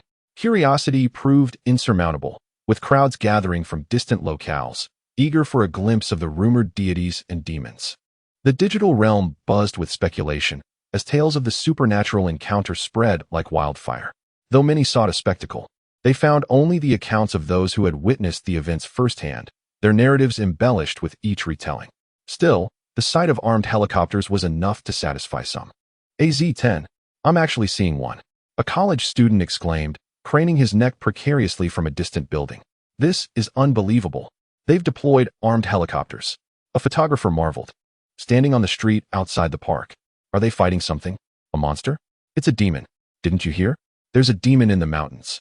The throng of onlookers had heard the rumors of the previous night's events. Videos of the demonic entity and the celestial being circulated online. Particularly the image of divine lightning descending from the heavens. Where's the deity? I want to see the deity. Many had come specifically to see Fang Xiu, unaware of his burgeoning fan base. As dawn broke, the dense fog that had enveloped the area began to recede. As if in response to Fang Xiu's presence in the death world, police and soldiers ventured into the mountains, only to lose contact upon entering the mist. With the arrival of the helicopters, the armed forces decided to descend upon the summit. As they neared the peak, they were met with a fierce assault from the Aramon necro tree, a monstrous arboreal entity. The colossal tree emerged from the fog, its gnarled form a vision of terror. It lashed out with its tendrils, attempting to ensnare the helicopters and drag them down. Target sighted. Target sighted. Requesting authorization to engage. Panic laced the voices within the helicopters. Despite their training, the sight of the monstrous entity stirred primal fear. Authorization granted. Machine gun fire erupted, shredding the necrotree's tendrils. The helicopters ascended, unleashing rockets upon the summit. Unbelievable. There really are demons. The crowd below erupted in excitement, their eyes glued to the mountain. Rocket launchers versus a tree demon. Observers crowded the rooftops, vying for a view through binoculars. The rockets struck the mountain, causing the necrotree to convulse violently. However, Fang Xiu was simultaneously assailing its core in the death world. Unable to regenerate, the necrotree sensed its impending demise. The helicopters continued their relentless assault, strafing it with machine gun fire. A deafening roar, like the grinding of metal, reverberated through the air, causing onlookers to clutch their ears in agony. The sound waves knocked many off their feet, rendering them unconscious. With a final, agonizing shriek, the fog coalesced into a gigantic hand, seizing one of the helicopters and slamming it towards the ground. The crew of the helicopter were paralyzed with terror. The colossal hand, rising from the earth like a pillar of the heavens, had them in its grasp. "This is it," the pilot cried, burying his head in his hands. He had faced countless simulations, but nothing could have prepared him for this.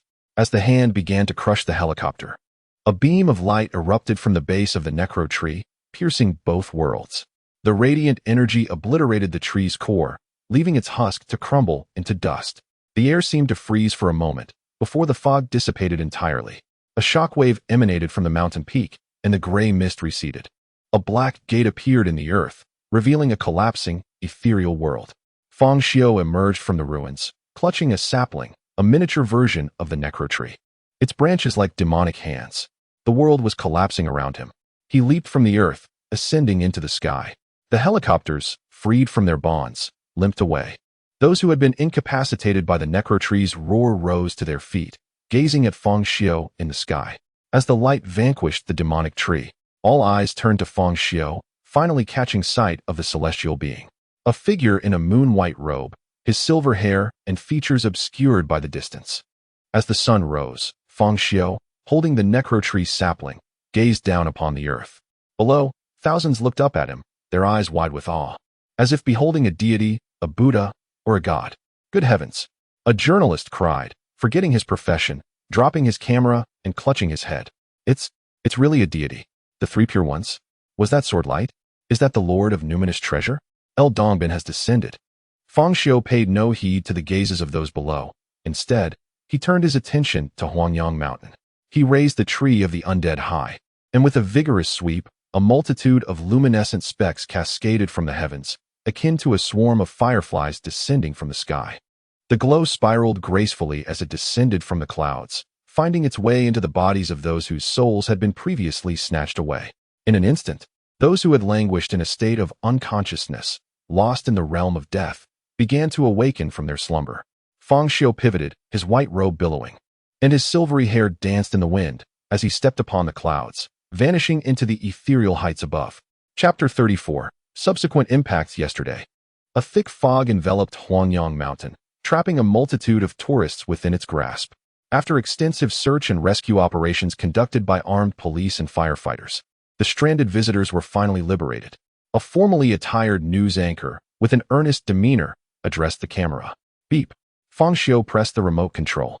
On the morning of the 18th, the travelers ensnared by the fog at Huangyang Mountain had successfully escaped peril. This bizarre fog incident had ensnared over 180 individuals. The male anchor, clad in a suit, displayed a logo in the upper right corner indicating it belonged to the provincial television station. The Huangyang Mountain incident, which has been fervently discussed online, has sparked considerable debate among netizens within the province. Professor Liu, do you have any scientific explanations for the strange phenomena observed amidst the fog at Huangyang Mountain? A petite, charming female host inquired, extending the microphone to a middle-aged, portly expert. As we all know, the existence of mirages is a natural phenomenon resulting from the refraction and total reflection of light, creating illusory images of objects on Earth as light is refracted through the atmosphere. Such peculiar phenomena, are even more pronounced in dense fog conditions, particularly since Weigang City is close to the sea and Huangyang Mountain itself harbors a lake. The expert continued, based on my conjectures. Fang Xiu sighed. Things have escalated. Despite this, no overt signs of panic were evident on his face.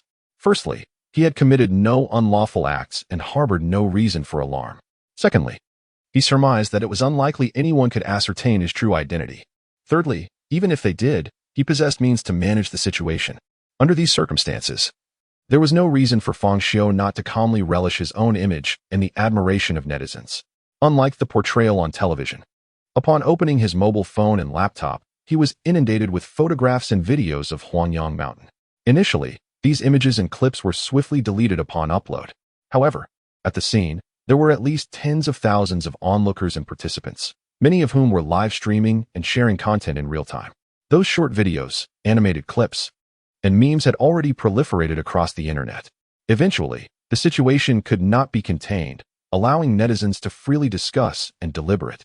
At this moment, the online frenzy encompassed not only images and videos of Huangyang Mountain, but also footage of Fang Xiu rescuing individuals from a fire scene and single-handedly dismantling a building, vanquishing a clown demon and crushing a red demon. What manner of creature is this? A toad spirit? A clown spirit? The distance in the videos obscured the details, leaving most viewers to see only a masked figure with red skin, which bore little resemblance to humanity. Is this truly the world we inhabit? What is the nature of our existence? Are there really spirits and monsters concealed around us? Could zombies, demons, and malevolent spirits be real? My worldview is crumbling. Hadn't it been stated on television? This is merely a mirage. Do you believe those so-called experts? I reside in Weigang City, and I assure you, when I arrived, the entirety of Huangyang Mountain was under military lockdown. A mirage? Would a mirage create such an uproar? Suddenly, a silver-clad figure emerged from the gray mist, adorned in a moon-white robe embroidered with cloud patterns, with a depiction of the 5 elements and the 8 trigrams upon his back. He leaped several dozen meters, deftly ascending to the clouds, surveying the earth below, before vanishing into the mist. So incredible, truly impressive. For the first time, I understood what it meant to wield a sword that could illuminate 19 states. This must be a sword immortal. Was that tree spirit undergoing tribulation? It appeared to be on the brink of success, only to meet a tragic demise beneath the blade of that silver-clad figure. I have heard that this apparition is the ancestral master of the Sanyang Temple on Huangyang Mountain. My family frequently visits to pay respects, and my father just informed me that the mountain's Taoists claim to have witnessed their ancestral master, that very immortal, while the tree spirit was a demon sealed by him a millennium ago on Huangyang Mountain. Is this true? The ancestral master of Sanyang Temple? Can I still ascend the mountain and pay homage to the temple? Count me in. I vow to devote myself to the path, even if it means remaining single for life. You speak as if finding a partner is so simple without pursuing the path. Wasn't the mountain closed off? No one can enter now.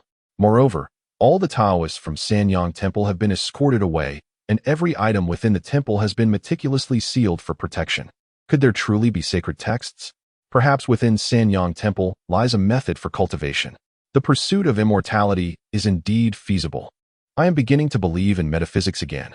Online discussions continued to surge regarding the Huangyang Mountain incident and the so-called sword immortal and ancestral master of Sanyang Temple, igniting a wave of discourse on Taoist philosophies and even a resurgence of interest in Taoist teachings and traditions.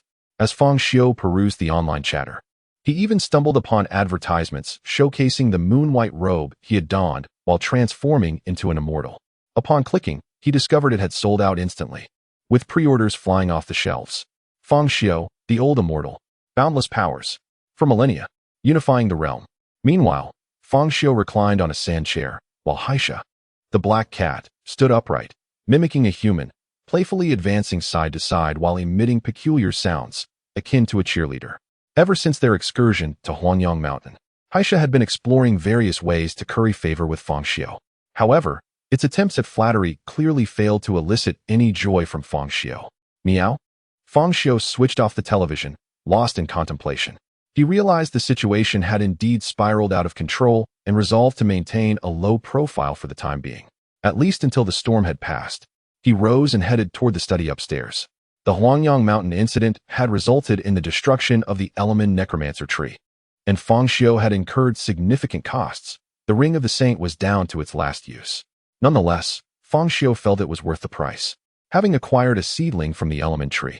Although most of the immense magical energy it once contained had dissipated and its powerful soul consciousness had faded, a remnant of its essence remained. As a necromancer tree, it still possessed the inherent formidable capabilities of the gates of hell and the nightmarish tree. This tree could draw soul energy from the consciousness of Gaia, making it precisely what Fang Xiu required at present. From this perspective, sacrificing a single use of the ring of the saint to obtain the element tree seedling was an exceptional bargain. As Fang Xiu ascended the stairs, Haisha followed closely behind, mimicking his every step while gazing up at him with eager eyes. Master, I too wish to learn spells. Absolutely not. Your inherent nature is unchangeable. Your demonic instincts are unruly. Should a creature like you master magic, it would be catastrophic. Well, however, if you demonstrate good behavior, I might grant you an opportunity. Fang Xiu promptly dismissed Haisha's request, but, upon reflection, acknowledged that its ability to command and summon cat hordes could be of some utility. Thus, he refrained from outright rejection. A carrot must be dangled before a donkey to coax it into labor. Chapter 35. Stealing power. Lin Xiu rested her chin on her hand, gazing out the window. For reasons unknown, her thoughts drifted back to the ethereal figure on Huanyang Mountain, reminiscent of someone who had stepped out of an ancient painting. She recalled those eyes that seemed to reflect the entire world. Perhaps she was the only one to have witnessed such divine beauty up close. What manner of being was he? A celestial being? Did he dwell in the realm of immortals? What could the abode of such beings be like? Suddenly, she straightened in her seat, realizing that she had echoed her sister's sentiments. At that moment, Captain Zhou Yang, appearing somewhat fatigued, entered the room, approached Lin Xiu directly, and placed a document on her desk. What is this, Captain Zhou? Lin Xiu inquired, puzzled. These are the documents for your reassignment, he replied. You are no longer part of the Criminal Investigation Unit. Captain Zhou shook his head. No, I am not part of the Criminal Investigation Unit either. A number of former members, along with personnel dispatched from above, will be reconstituting a special task force. Lin Xiu began to grasp the situation and exhaled in relief. Is this regarding the Huanyang Mountain incident? Have they sent someone down? As she spoke, a sudden thought struck her. Could it be? Is it some sort of special department? Captain Zhou chuckled. Not at all. There is nothing like what you envision. This is a newly established group. Had it not been for the recent series of events, we would never have formed such a department. Some members are primarily from the religious association, tasked with organizing certain archives within the Sanyang Temple. We are merely a temporary investigative team concerning this series of incidents, not the specialized agency you might think, and we possess no privileges. Being a temporary group, we could be disbanded at any moment. Lin Xiu nodded and promptly asked, what is our group called? The Anomalous Affairs Investigation Team. Chenjin, take your radio upstairs and listen. I need to leave something here. Fang Xiu carefully descended the stairs, cradling a large package. The little ghost still clutched her battered radio. Sitting in the basement and absorbed in her listening, her innocent demeanor might lead one to believe she was simply playing with a set of dolls. By the way, write down anything related to alchemy or mundane knowledge. Fang Xiu suddenly remembered, addressing the little ghost Chenjin. He could not remain by the otherworldly radio all the time. And aside from the morning's Alchemy 101 broadcast, numerous other programs often touched upon mundane knowledge, which was essential to him. As Fang Xiu opened the plastic package, he revealed a tree as dark as ink, with branches resembling ghostly claws. The necromancer tree he had procured. He intended to plant it in the basement, placing it in a large pot. However, he had punctured the bottom, allowing its roots to extend into the earth. Nonetheless, due to the dissipated soul consciousness of the necromancer tree, the immense power it once carried had also scattered, rendering it unlikely to grow as swiftly or possess the same strength as before. Fang Xiu sought to utilize it to connect with the Gaia consciousness and siphon its energy. He had often contemplated reaching out to Gaia's consciousness, yet the luminous river of light was akin to an infinite sea. Even his soul, if gazed upon for too long, would be assimilated, let alone attempting to make contact. The Gaia consciousness was a collective of all life on Earth, the ultimate resting place for all souls, devoid of will and only possessing a faint instinct. The previous ability of the necromancer tree to extract power without severe backlash substantiated this notion. Now, Fang Xiu aspired to pilfer the power of Gaia in a similar manner. Without the magical web, his spiritual value would forever stagnate at the first level, eternally limited to 7 points. With the Necromancer tree, he could extract the strength of Gaia's consciousness, gradually augmenting his own soul. At the moment he acquired the Necromancer tree, Fang Xiu felt as though he had finally discovered a path forward for his stagnant spiritual power. He erased its soul and, employing the alchemical technique for creating companion golems, extracted a fragment of his own soul, infusing it into the Necromancer tree to reactivate it. In Fang Xiu's designed soul structure, the 3 souls functioned like organs, governing wisdom, memory, and perception. The essence he separated was that of perception, akin to having plucked out his own eye and merging it with the Necromancer tree. This illustrates the magnitude of determination and sacrifice Fang Xiu had undertaken. The Necromancer tree, now infused with a fragment of Fang Xiu's primary soul, radiated a brilliant spiritual light. He carefully placed it into the bottomless pot. Immediately, its roots began to writhe violently, burrowing into the earth below. Fang Xiu closed his eyes. At that moment, the Necromancer tree became his eyes, his sense of touch, his nose. He could perceive a luminous sea of light beneath the earth. It was an immense ocean of souls, the final resting place for all life and spirit. As Fang Xiu continuously extended his roots, they finally penetrated deep into the earth and made contact. Boom! It was as if a galaxy had erupted within Fang Xiu's soul, swirling and radiating light, transforming his world into a blinding white. When he opened his eyes, he discovered that he was no longer in the basement, but rather immersed in a vast ocean of light. The following morning, Fang Xiu awakened, immediately realizing that his soul had grown slightly stronger. If his original spiritual value was 7 points, it could now be considered 7. 2. Have I succeeded? Have I truly stolen power from Gaia's consciousness? Fang Xiu was engulfed in euphoria. He looked beneath the earth. This was merely the beginning. The ability to siphon power from Gaia's consciousness indicated that his plans were feasible, although he had only extracted a mere 0.2 points of spiritual value thus far. He was certain that this would only increase in the future. Could it be possible that one day, I could grow powerful enough to directly replace Gaia's consciousness and become the master of the earth? A wild thought surged through Fang Xiu's mind. Chapter 36. The realm of the undying tree. Fang Xiu reclined upon the vast expanse of the Sea of Light, or more accurately, upon the boughs of a colossal undying tree. This tree, towering at over 10 meters, unfurled a delicate membrane, resembling an oasis within the luminous waters, shielding Fang Xiu from the tempestuous elements. This portrayal of the undying tree reflected its essence within the consciousness of Gaia, while in the tangible world, it merely stood as a diminutive sapling of a mere meter in height.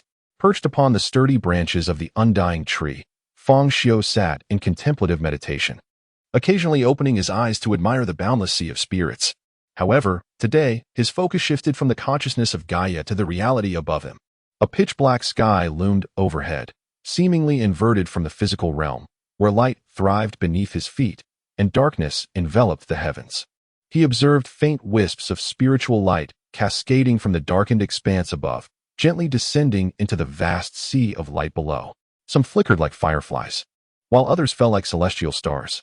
A sudden epiphany struck Fang Xiu. These were traces of lives that had departed.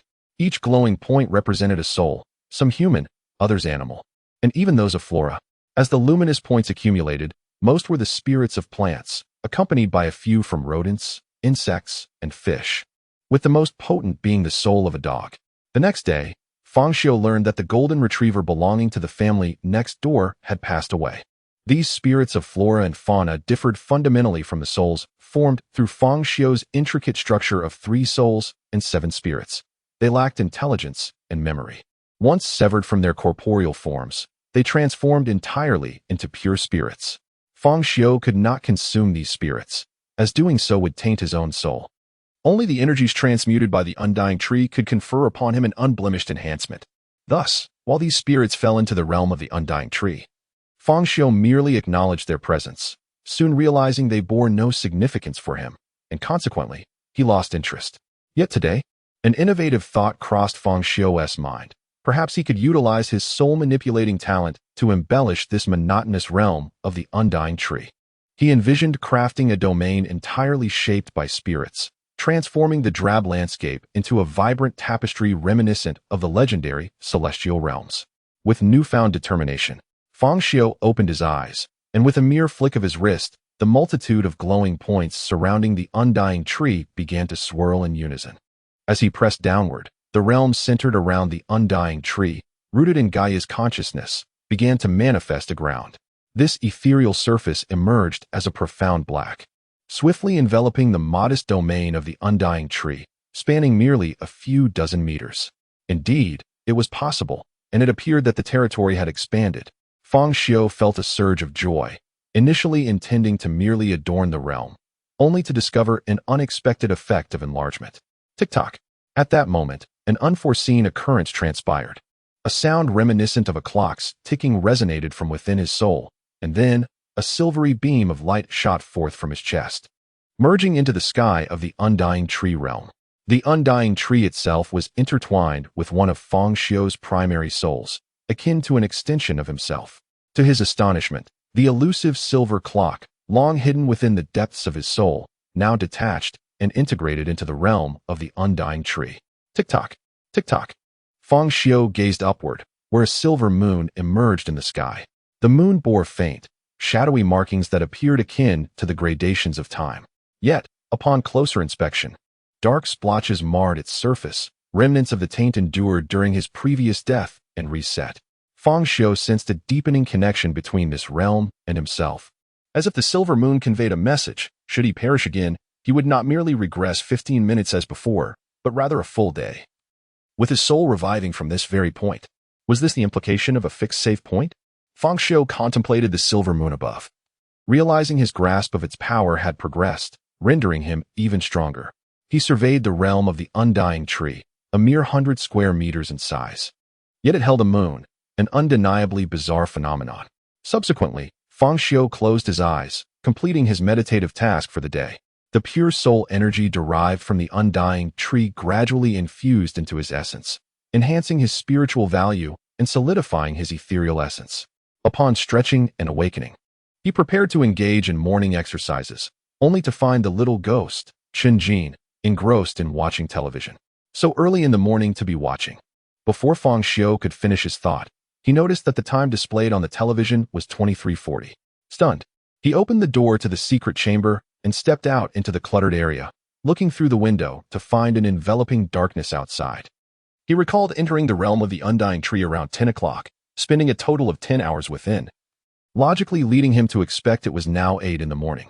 From the outside perspective, Fang Xiu appeared to be acting irrationally, repeatedly lying down to sleep, then awakening to check the time, only to repeat the process. Finally, upon his last awakening, he confirmed the distortion of time within the realm of the undying tree. According to his calculations, an hour in the external world equated to roughly 10 hours within the realm.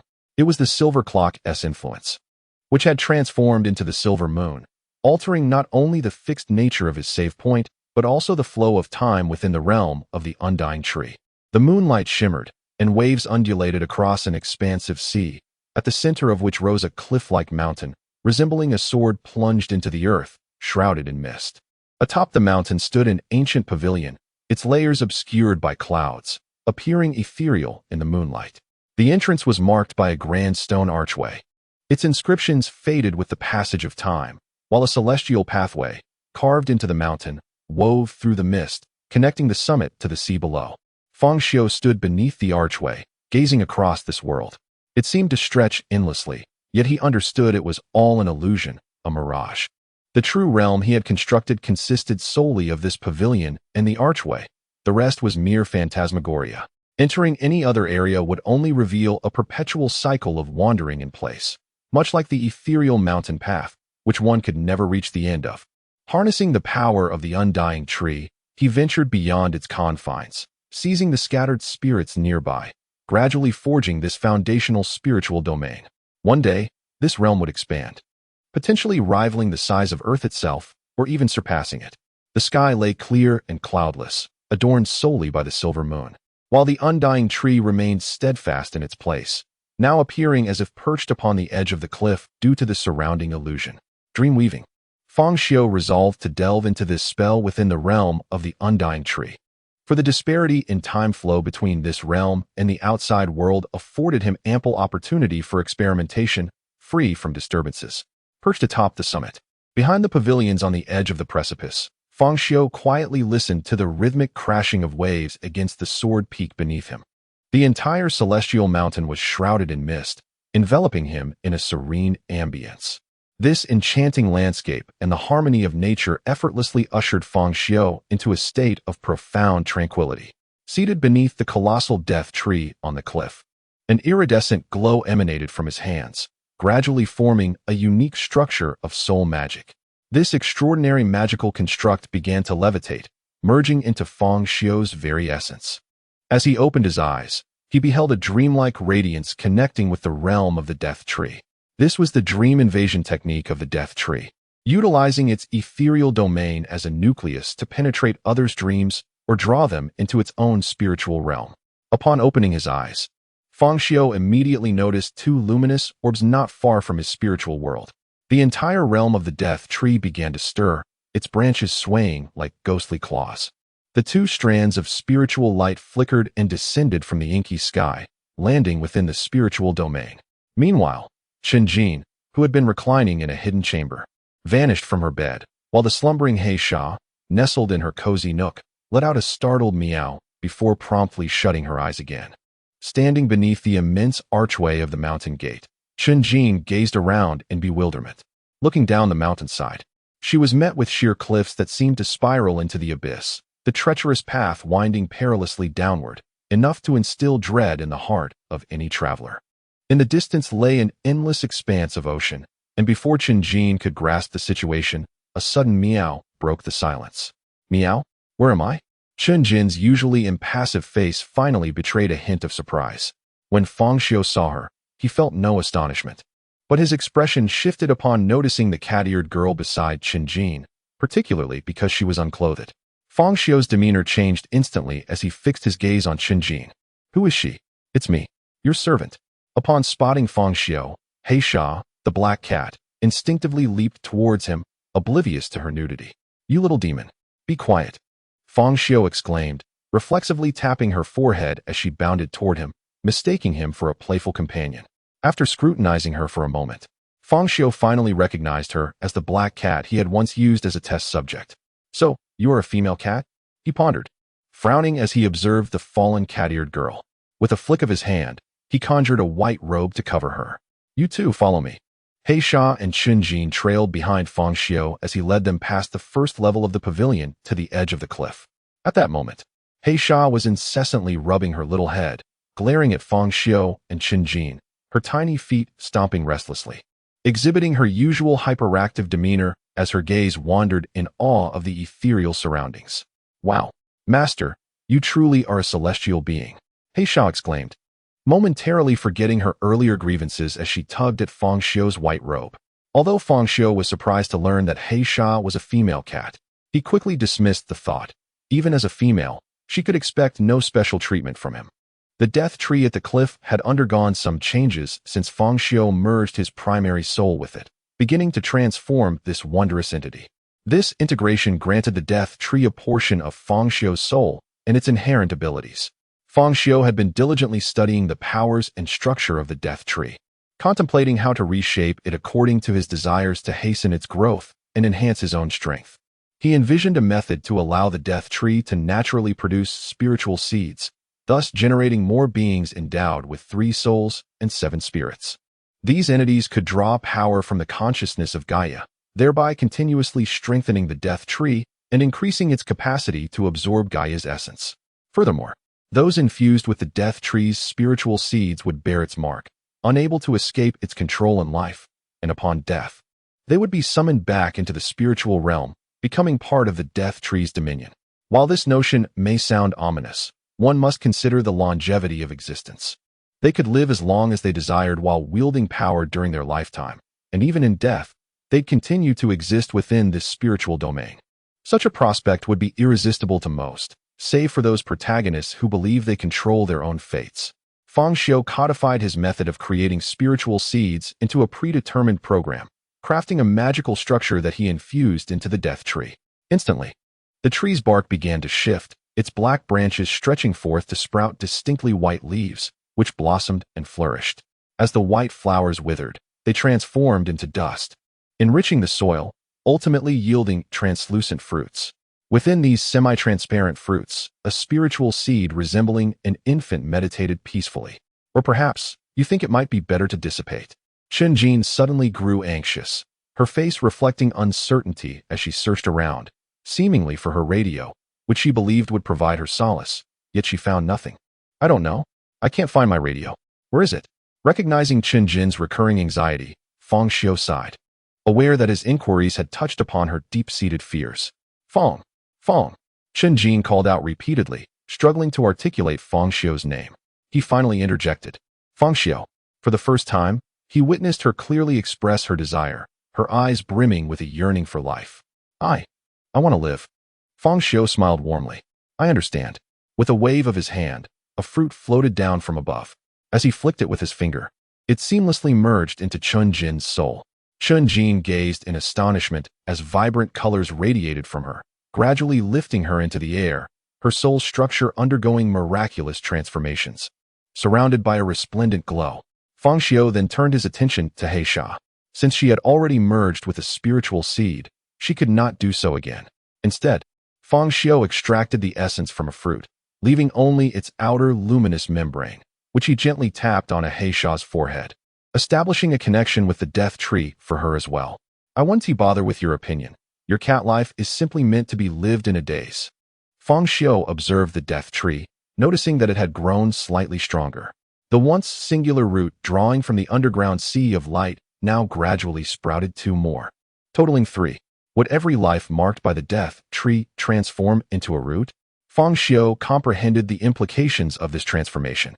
Turning to face the cliff's edge, he felt a surge of ambition, as if everything was beginning anew, a sensation akin to embarking on a journey.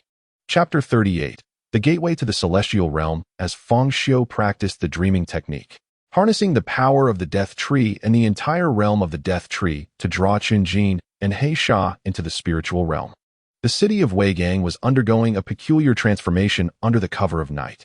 The energies of the death tree and Fang Xiu seemed to reach into the sea of spirits, extending into the tangible world and influencing certain extraordinary individuals. In the traditional Chinese medicine hospital, the majority of those hospitalized were victims of the Huangyang Mountain incident that had occurred 10 days prior. Lost souls entangled in the eerie fog of the mountain. At this moment, deep in the night, each of them slipped into slumber and in a hazy dream state, found themselves transported to a wondrous realm. Unlike the terrifying, dark world filled with black ash they had previously encountered, this time, they were enveloped in a place that radiated warmth and sunlight, evoking a sense of lightness. Before them stood a colossal gateway, with towering pillars reaching towards the heavens, exuding an overwhelming presence. The pillars gleamed with a golden hue, akin to a radiant burst of light, adorned with depictions of dragons, phoenixes, and other mythical creatures. Standing beneath them, one felt as diminutive as an ant. This was no mere door crafted for humanity, but rather the grand entrance to another world. The ground was laid with stones resembling white jade, stretching into the distance, surrounded by an infinite sea of light. In the stillness, harmonious sounds resonated, akin to a mother's lullaby or a soulful melody that penetrated the spirit. Those whose hearts and souls had been scarred began to find solace and tranquility in the embrace of this sound and light. Even standing there, they could sense a profound peace and relaxation emanating from their very souls. The gateway lacked traditional doors, and at its towering apex were inscribed peculiar characters, indecipherable to all. How could such a vast door exist? What purpose does it serve? The voice of an elderly man, steeped in melancholy, pondered aloud. This place is so delightful, chimed a child's innocent voice. Is this a dream? How can a dream feel so real? Is this the celestial realm? Ancestor, are you summoning me? Exclaimed a Taoist priest, unmistakably from the Sanyang temple. Some found themselves in the comfort of their beds at home, others in hotels, some resting on office desks, and others enduring a night of work at their desks. Zhou Yang, the newly appointed leader of the anomaly investigation team, who had ventured deep into the mountains, also dreamt of this scene. Is this another bizarre occurrence? Is it not yet over? Zhou Yang's expression was marked by caution and a hint of fear. Memories of being helplessly lost in the fog resurfaced in his mind. Suddenly, within the enormous gateway, a golden vortex materialized, swirling and expanding to occupy the center of the grand entrance. Within this vortex appeared visions of another world, a boundless expanse of azure sea and sky, where a silver moon cast a gentle glow. Amidst the crashing waves stood a sword-like peak, unwavering against the tumultuous tide. Wreathed in mist, a pavilion imbued with ethereal energy came into view atop the peak. Beneath a spirit tree with white leaves and translucent fruit radiating white light, a Taoist clad in moon-white robes sat in meditation upon a stone. It's him. Zhou Yang recognized him at once. A celestial being. This is indeed the celestial realm, the abode of the immortals. Have we stumbled into the legendary paradise? The Taoist, meditating beneath the tree, suddenly seemed to sense something, raising his gaze to the heavens. All beheld the face of the silver-clad immortal and the luminous pupils that sparkled like stars. In that moment, the immortal waved his long sleeves, parting the light to reveal the gateway to the celestial realm. The silver vortex shattered instantly, and all felt an overwhelming force propelling them away from that sacred domain. In that instant, they all awakened, eyes fluttering open. Zhou Yang jolted upright from his office chair, disregarding the uniform jacket that had fallen to the floor. A dream? Just a dream? Or does it bear some deeper significance? What message was that figure trying to convey? Zhou Yang mused, sensing that what he had witnessed was far from simple. Ancestor. That immortal truly is our ancestor. I dreamt of the legendary celestial realm and beheld our ancestor. Indeed, I saw it too.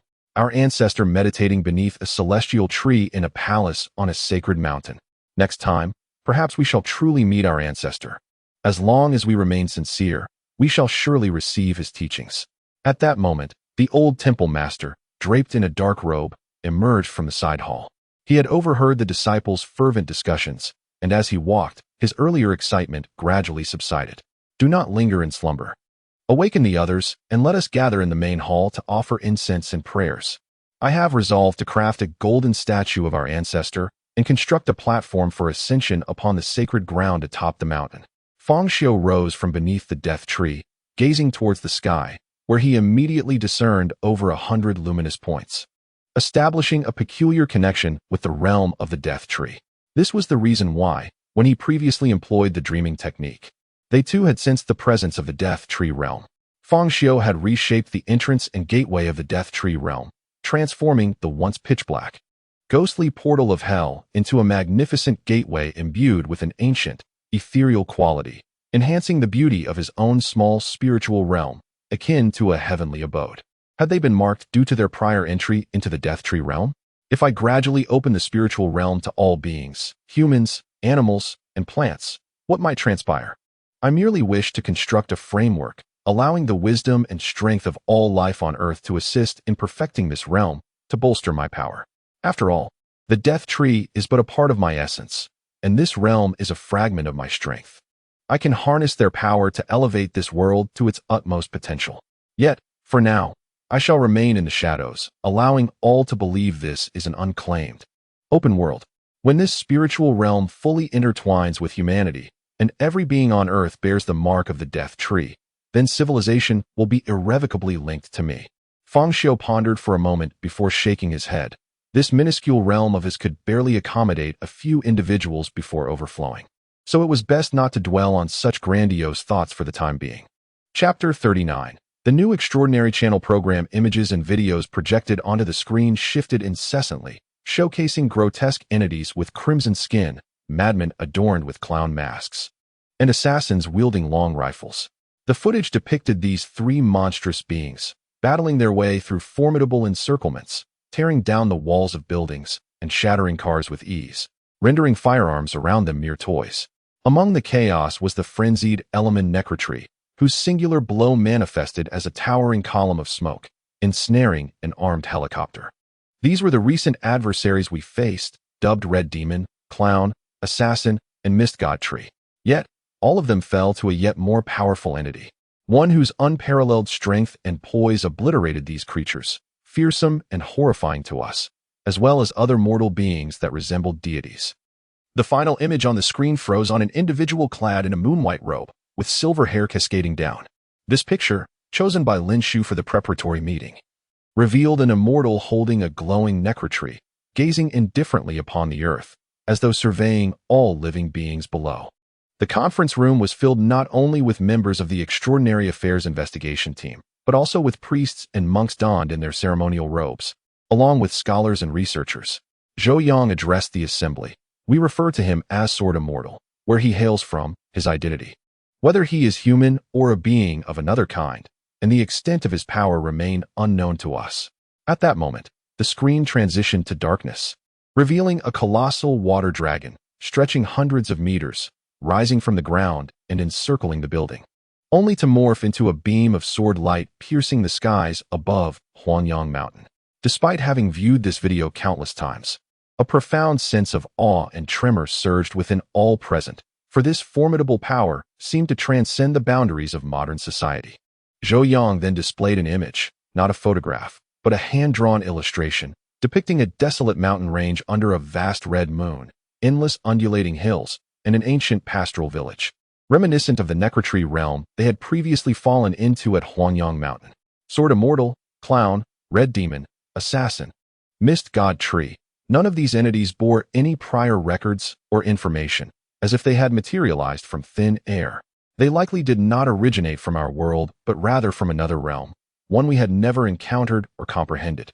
Those who had once become lost in Huanyang Mountain echoed similar sentiments, claiming they had entered another world, of which I was one. Zhou Yang affirmed to the audience. Days prior, we who had traversed that enigmatic world experienced the same peculiar dream, a vision of a special and wondrous realm. We can assert with certainty that it was not Earth. Over 170 individuals shared this dream, an occurrence that could hardly be dismissed as mere coincidence. I prefer to regard everything we witnessed as reality. We have discovered and entered another astonishing world. Above loomed a grand, antiquated door adorned with intricate designs, from which a swirling silver vortex emanated. Beyond the vortex lay an expansive ocean, with mountain peaks and celestial palaces that stood like swords. We are at a loss as to how to name this place, perhaps the celestial realm, hell, spirit world, or another world altogether. This realm may be gradually connecting with ours, opening an entrance as a result of some alteration in the fabric of existence, leading to its resurgence. Zhou Yang shook his head. I cannot claim to possess the answers. I merely share our speculations and the information we currently hold. Absurd. I will never accept the existence of deities or other worlds. It is entirely unscientific, exclaimed a bespectacled researcher with thinning hair, rising in anger. What we ought to do is not question it, but rather approach and understand it. This is our true task. A tumultuous discussion erupted among the assembly, with many priests and monks brimming with excitement, while others displayed expressions of concern and trepidation. An elderly man in a gray shirt, holding a porcelain cup, regarded Zhou Yang with a kind yet piercing gaze. If, hypothetically speaking, what you describe is indeed true, how would you locate this so-called entrance to another world? Zhou Yang surveyed the crowd. We currently have 3 courses of action. First, if we can locate the Sword Immortal, entry into that world would be effortless. Second, we should gather the over 170 individuals who have previously ventured into that realm. I believe our shared experiences and dreams are indicative of a deeper connection. Third, Huanyang Mountain and the Three-Goat Temple, previously linked to the entrance to that realm, may also have a special relationship with the Sword Immortal that we cannot overlook. The elder stood. Your Extraordinary Affairs Investigation Team will take full responsibility for this matter. Should you require assistance, do not hesitate to contact me. I hope for your swift progress and breakthroughs. Thus, the formerly provisional status of the Extraordinary Affairs Investigation Team was elevated, shedding the temporary designation. Zhou Yang rose, addressing his subordinates. Ladies and gentlemen, we are on the verge of action. This endeavor may very well alter the course of our world, even the fate of humanity. The members of the Extraordinary Affairs Investigation Team stood erect, their expressions reflecting excitement at Zhou Yang's words. For they might very well be the first specialized department in the nation tasked with addressing and investigating extraordinary cases, a true exceptional institution. Even if Fang Xiu were to learn of this, he would likely remain indifferent, for recently, there had been no shortage of organizations seeking him out across television, newspapers, and the internet. A multitude of netizens and enthusiasts of cultivation had embarked on pilgrimages to Weigang City, visiting various sites of immortal significance. The dilapidated building Fang Xiu had demolished, the currently undergoing renovations of the Burn Mansion Hotel, and even the cordoned-off Huanyang Mountain had become a battleground for throngs of individuals undeterred by danger. A fervent wave of seeking immortals swept through Weigang City. for the addition of one more would hardly matter. Chapter 40. Fundamental Body Modification Technique. The otherworldly radio communicates through a mysterious language of the soul, unknown to Fang Xiu. Thus, once he could project his soul power, he discovered that while listening to the broadcast, he received not only sounds but also images, templates, and various other information disseminated through the broadcast. The broadcasts from this alternate realm are far more wondrous than he had ever imagined. The fundamental body modification technique involves manipulating mental energy to stimulate or suppress various glands in the entire endocrine system, thereby controlling and adjusting one's own bodily health to achieve a state of perfect wellness. After millennia of research and exploration, the foundational template of this technique has been refined to a level where all novice practitioners can easily employ it. No longer must they master the extensive foundational knowledge of bloodline sorcery, medicine, anatomy, and life templating as their forebears did. By simply following established procedures, they can utilize it freely. The applications of the fundamental body modification technique are remarkably extensive. It is the origin of all bloodline sorcery and serves as its initial form, capable of transforming one's own body, healing ailments and injuries, and even releasing healing and modification abilities to others. Those with knightly legacies or descendants of bloodline sorcerers can activate their innate bloodline talents through this method. The male voice on the Truth Tower broadcast channel continuously articulates the capabilities of the fundamental body modification technique. In contrast to the rather tedious explanations of the fishman alchemist Horus in the introductory section of Alchemy, Fang Xiu finds himself completely absorbed. The more he listens, the more astonished he becomes. This sorcery appears to be the most practical, relevant, and promising form of magic he has encountered thus far.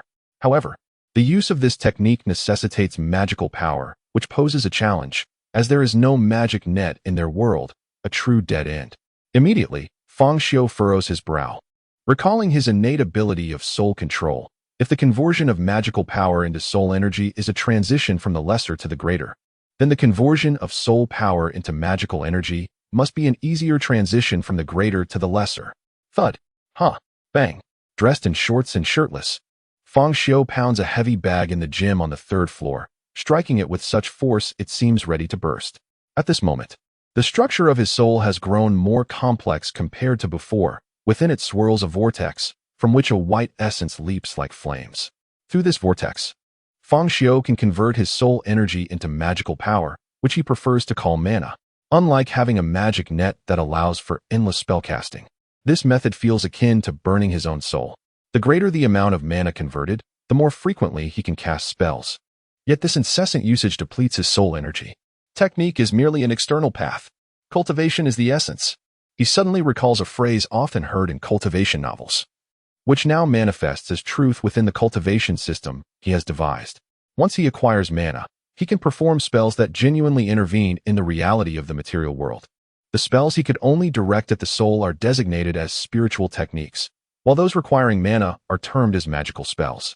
There is no inherent strength disparity between these two forms. They simply target different realms, one the ethereal world of the soul, the other the tangible material world. With a powerful kick, Fang Xiu sends the heavy bag flying, embracing it afterward. Sweaty and panting, he leans against the bag, closing his eyes as the structure of the body modification spell within his soul awakens. It scans his entire body, presenting a 3-dimensional template adorned with vibrant colors, clearly indicating the function and influence of various bodily parts. Modifying and stimulating these areas will yield specific effects. This template, received from the otherworldly broadcast, operates as simply as the channel claimed, foolproof for anyone. It feels akin to playing a game, freely adjusting the parameters of his body. This is merely the foundational apprentice-level spell, yet it has already reached a level of sophistication unimaginable thousands of years ago. He observes the vigorous beating of his heart, the circulation of blood throughout his body, noting any blockages, the operational status of his organs, and potential hidden issues. Everything is laid bare before him. However, there are limits. No matter how much he adjusts, he can only refine himself to the perfect state of an ordinary person. What, then, is this bloodline sorcery they speak of? How wondrous could it truly be? Yesterday, Fang Xiu had made minor adjustments according to the life template of the body modification technique. Being his first use, he was cautious not to make drastic changes. If something went awry, he would have nowhere to lament. Thus, he made only small enhancements, effectively giving his body a health tune-up. Upon awakening this morning, he discovered that his previously mild myopia had vanished completely, and the latent issues resulting from years of irregular living and diet had been eliminated. He felt invigorated, brimming with energy as if he could conquer the world. Fang Xiu proceeded to perform a second round of adjustments according to his life template. The mana vortex within his soul pulsated, transmitting energy throughout his being, and he felt a wave of soreness and tingling radiate through his bones, an indication that the body modification technique was stimulating further growth. For the next several days, Fang Xiu planned to remain indoors, dedicating himself to refining his body to its utmost perfect state. After wiping the sweat from his body, he donned a t-shirt and opened his phone. He joined a group named the Weigang Cultivation Alliance, a serendipitous discovery filled with enthusiasts who idolized sword immortals and revered the Three Sheep Temple's ancestors, engaging in discussions about profound cultivation knowledge. However, Fang Xiu's interest in this group was not for the discussions. He was drawn in by the fervent fans who formed several teams, tirelessly seeking information on sword immortals and possessing access to the latest intelligence and official data, truly formidable in their reach. Fang Xiu wished to glean insights from this group, hoping someone might uncover a clue or hint. Yet, thus far, no one seemed to have made any significant discoveries. Fierce Fairy, did you know? I heard the authorities have taken action. A special organization is investigating the Huanyang Mountain Sword Immortal incident. Xingyang Sanyin, really? A special organization? Is there truly such a department in the government? Will there be any major figures involved? How did you come by this information? ISNT this classified. Fierce Fairy, I have special channels. This isn't something you can inquire about. Otherwise, this group would explode with excitement. And you know what that means. Celestial Master Zhang Heming. Wow, Fairy, you're impressive. Do you have access to the Three Sheep Temple scriptures? I would pay handsomely for that. Fierce Fairy, sorry. That's impossible. Fang Xiu sat up abruptly, his expression grave. A special organization? Could there be secrets in this world that I am unaware of? Is this truly a world devoid of magic? Fang Xiu contemplated that if he had some leisure time, he would certainly delve into the matter thoroughly. Taoist Huanshan announced, "Tomorrow, our Sanyang Temple will host a grand ritual ceremony to craft a golden statue of our revered founder. There will be a consecration ceremony for the divine image held beneath the Ascension Pavilion, along with various significant sacrificial activities. If any of you are interested, you are most welcome to attend." Tianshi Zhang Heming exclaimed, "Is it possible? Huanshan is actually a priest of Sanyang Temple. Brother Master, allow me to pay my respects." He continued, "Is your temple still accepting disciples? Count me in. I too wish to join. Brother, do you remember our vow by the shores of Daming Lake?" As Taoist Huanshan spoke, the group chat erupted in astonishment. No one had anticipated the presence of such an esteemed figure, a priest of Sanyang Temple, who to them was synonymous with cultivation, immortals, and sword immortals. To join Sanyang Temple was akin to inheriting the legacy of the immortals. Fang Xiu then closed his phone and stroked his chin, pondering, Sanyang Temple? Chapter 41. The time has not yet come. On April 25, 2018, in the lunar calendar, at the Sanyang Temple on Huanyang Mountain. The ritual commenced under the guidance of the Temple Master, honoring the ancestral Master Changyunzi, the ethereal and profound Qinghua Zhenren, surrounded by an atmosphere of classical music. The ceremony was attended by 100 Taoists, alongside many others dispatched from various temples to maintain order. The entire Huanyang Mountain was teeming with people. The temple was filled with spectators and curious onlookers, creating a bustling scene from the summit to the foot of the mountain. Even in concealed corners, members of the Abnormal Affairs Investigation Team were seen blending into the crowd, vigilantly awaiting the manifestation of anticipated phenomena. At this moment, the Taoists of Sanyang Temple were filled with excitement. Amidst swirling incense smoke, they knelt in reverence, bringing forth a towering statue of a deity to the altar of the main hall. Clad in white robes, with a youthful visage and a long sword on his back, the deity gazed serenely at the crowd below, vividly embodying the divine presence once witnessed in the clouds. Decades of devotion, faith, and doubt converged instantaneously into unwavering belief. He looked upon the statue of the ancestral master with fervor, prostrating himself in humble adoration. The ceremony spanned 3 days and nights, with the aged temple master, Lin Hosheng, remaining prostrate before the statue in prayer. Even his disciples faltered under such rigorous devotion, yet Lin Hosheng persevered. On the first day, The throngs at the mountain's base stood under the scorching sun, yet no miraculous signs appeared. By the second day, many had dispersed. By the third day, only a handful remained. Within the grand hall, red pillars were adorned with cloud patterns, and wooden windows depicted dragons and phoenixes in auspicious harmony. The ancestral statue stood centrally, flanked by numerous deities. At night, the flickering blue light cast elongated shadows of the statue. Lin Hosheng and his disciples donned resplendent robes, a stark contrast to their usual simple attire. Lin Hosheng wore ceremonial garments intricately embroidered with auspicious Taoist symbols, his silver hair and long beard enhancing his ethereal presence. However, at that moment, his complexion was pale. Without his deep faith in the ancestral master, he might have succumbed to despair. In a daze, Lin Hosheng suddenly perceived ripples before his eyes, witnessing the statue radiating a brilliant, blinding light that illuminated the room as if it were a celestial realm. The brilliance was so intense that he struggled to keep his eyes open, instinctively turning away to shield himself. Yet, upon reopening his eyes, he found himself in a dizzying whirl, the world spinning and changing around him, as if he had plummeted from an infinite void. Clouds and fierce winds rushed past him with a deafening roar. The overwhelming sensation of weightlessness startled Lin Hosheng, causing his Taoist crown to fall off, his hair scattering wildly. As he landed, he felt as if something had cushioned his fall, and after a moment of disorientation, he managed to rise. When he stood up and surveyed his surroundings, he realized he was no longer within the temple, but before an immense celestial palace, towering high into the clouds. As if floating among them, in the distance lay an endless expanse of ocean, and he stood before a celestial staircase, gazing up at the ethereal palace. As wisps of cloud drifted beneath his feet, and a gentle breeze brushed against his face, making everything feel achingly real. As the mist enveloped him, it seemed to soothe his spirit, rendering his soul pure and translucent. Astonishment and joy illuminated his face as he trembled, moving forward with reckless abandon. Step by step, he ascended the steps to a vast plaza, gazing upward at the grand archway of the celestial palace. Qinghua Palace. Beneath a divine tree with white leaves heavy with celestial fruits, two figures sat in meditation. The fruits radiated spiritual light. Merely inhaling their fragrance felt like lifting one's soul into the ether. Within the divine tree, a spirit infant sat serenely among the bountiful celestial fruits, emanating an overwhelming divine radiance. Under the cold moonlight, atop the soared peak of the celestial mountain, amidst swirling clouds, the two figures engaged in a game of chess beneath the divine tree. The tree glowed with spiritual light, resembling a river of luminescence swirling around it, while the two immortals sat beneath it as if perched upon the Milky Way. One was a youthful figure with a silver visage, clad in a moon-white robe, whom Lin Hosheng recognized as the ancestral master Changyanzi.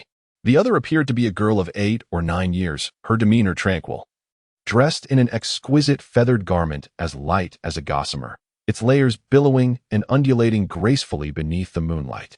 Seated there, the two exuded a subtle glow, eclipsing the grandeur of mountains and oceans, akin to brilliant stars dancing in the silver moonlight. The chessboard was starkly divided into black and white, yet upon closer inspection, it resembled the galaxy, with each move of the pieces evoking the shimmering descent of stars.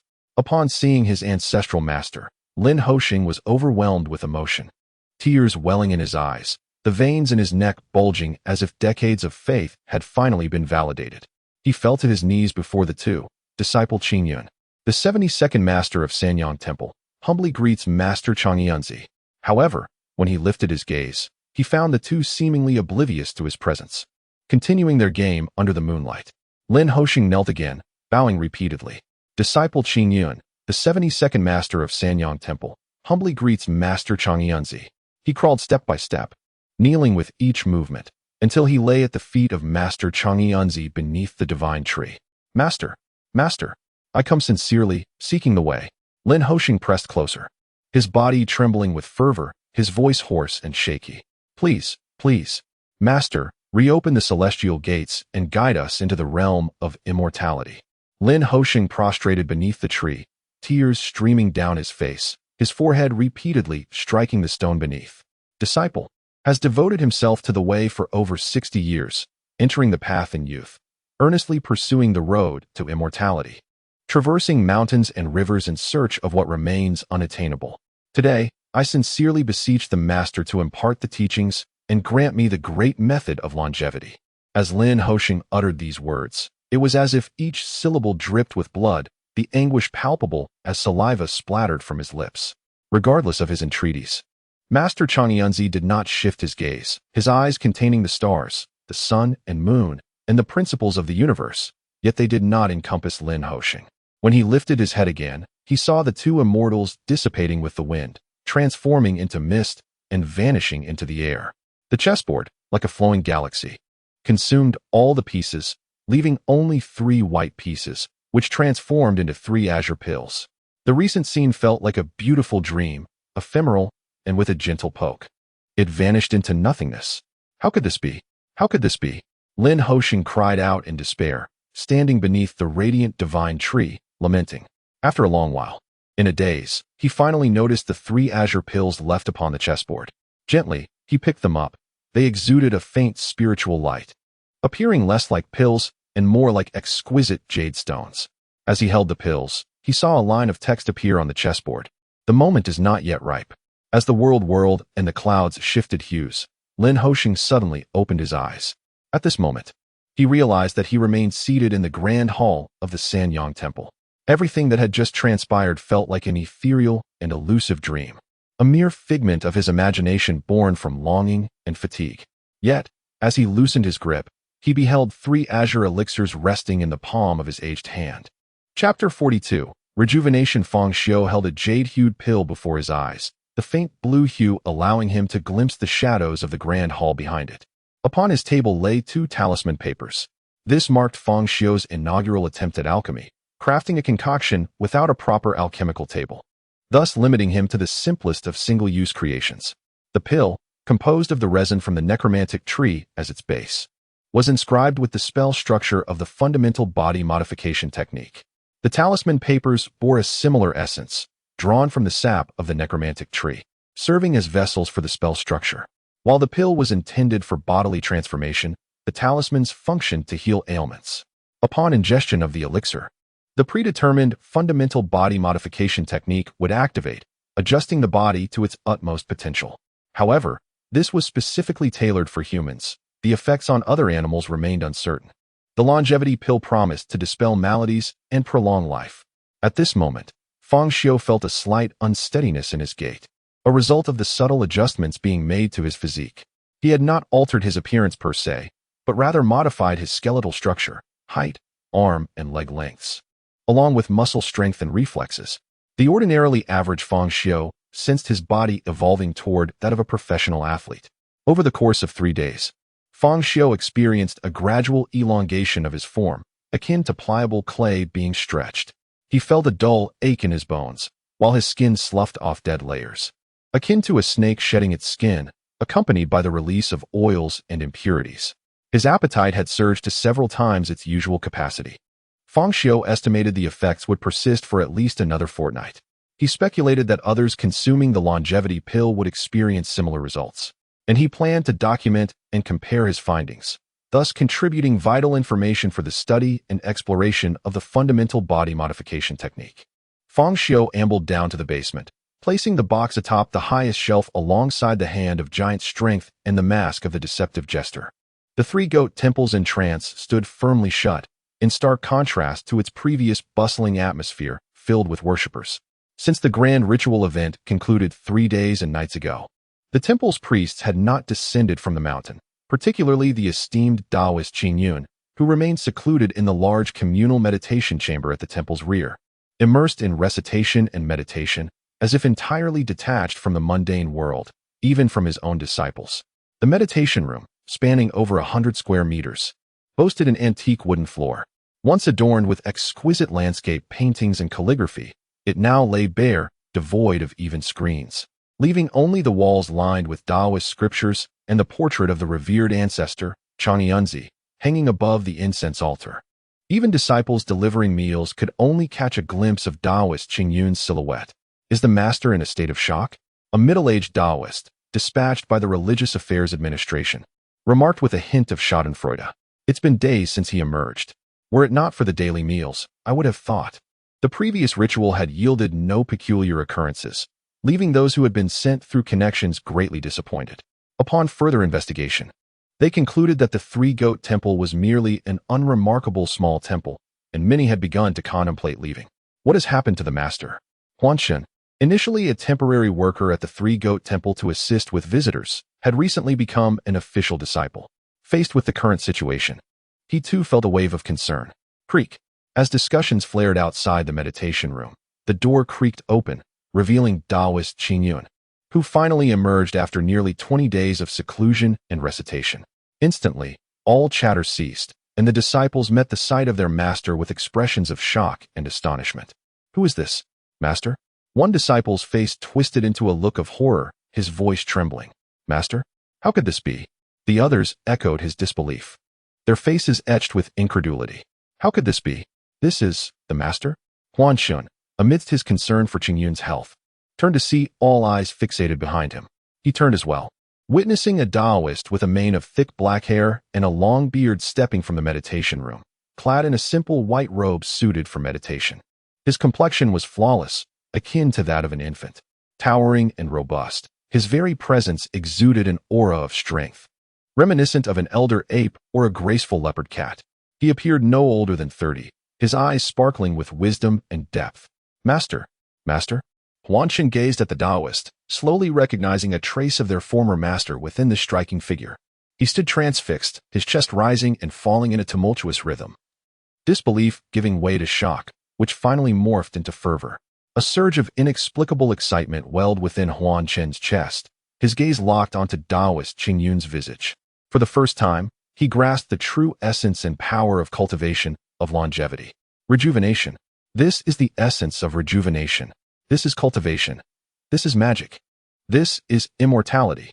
Though Huan Shen did not vocalize his thoughts, within, he screamed in ecstasy.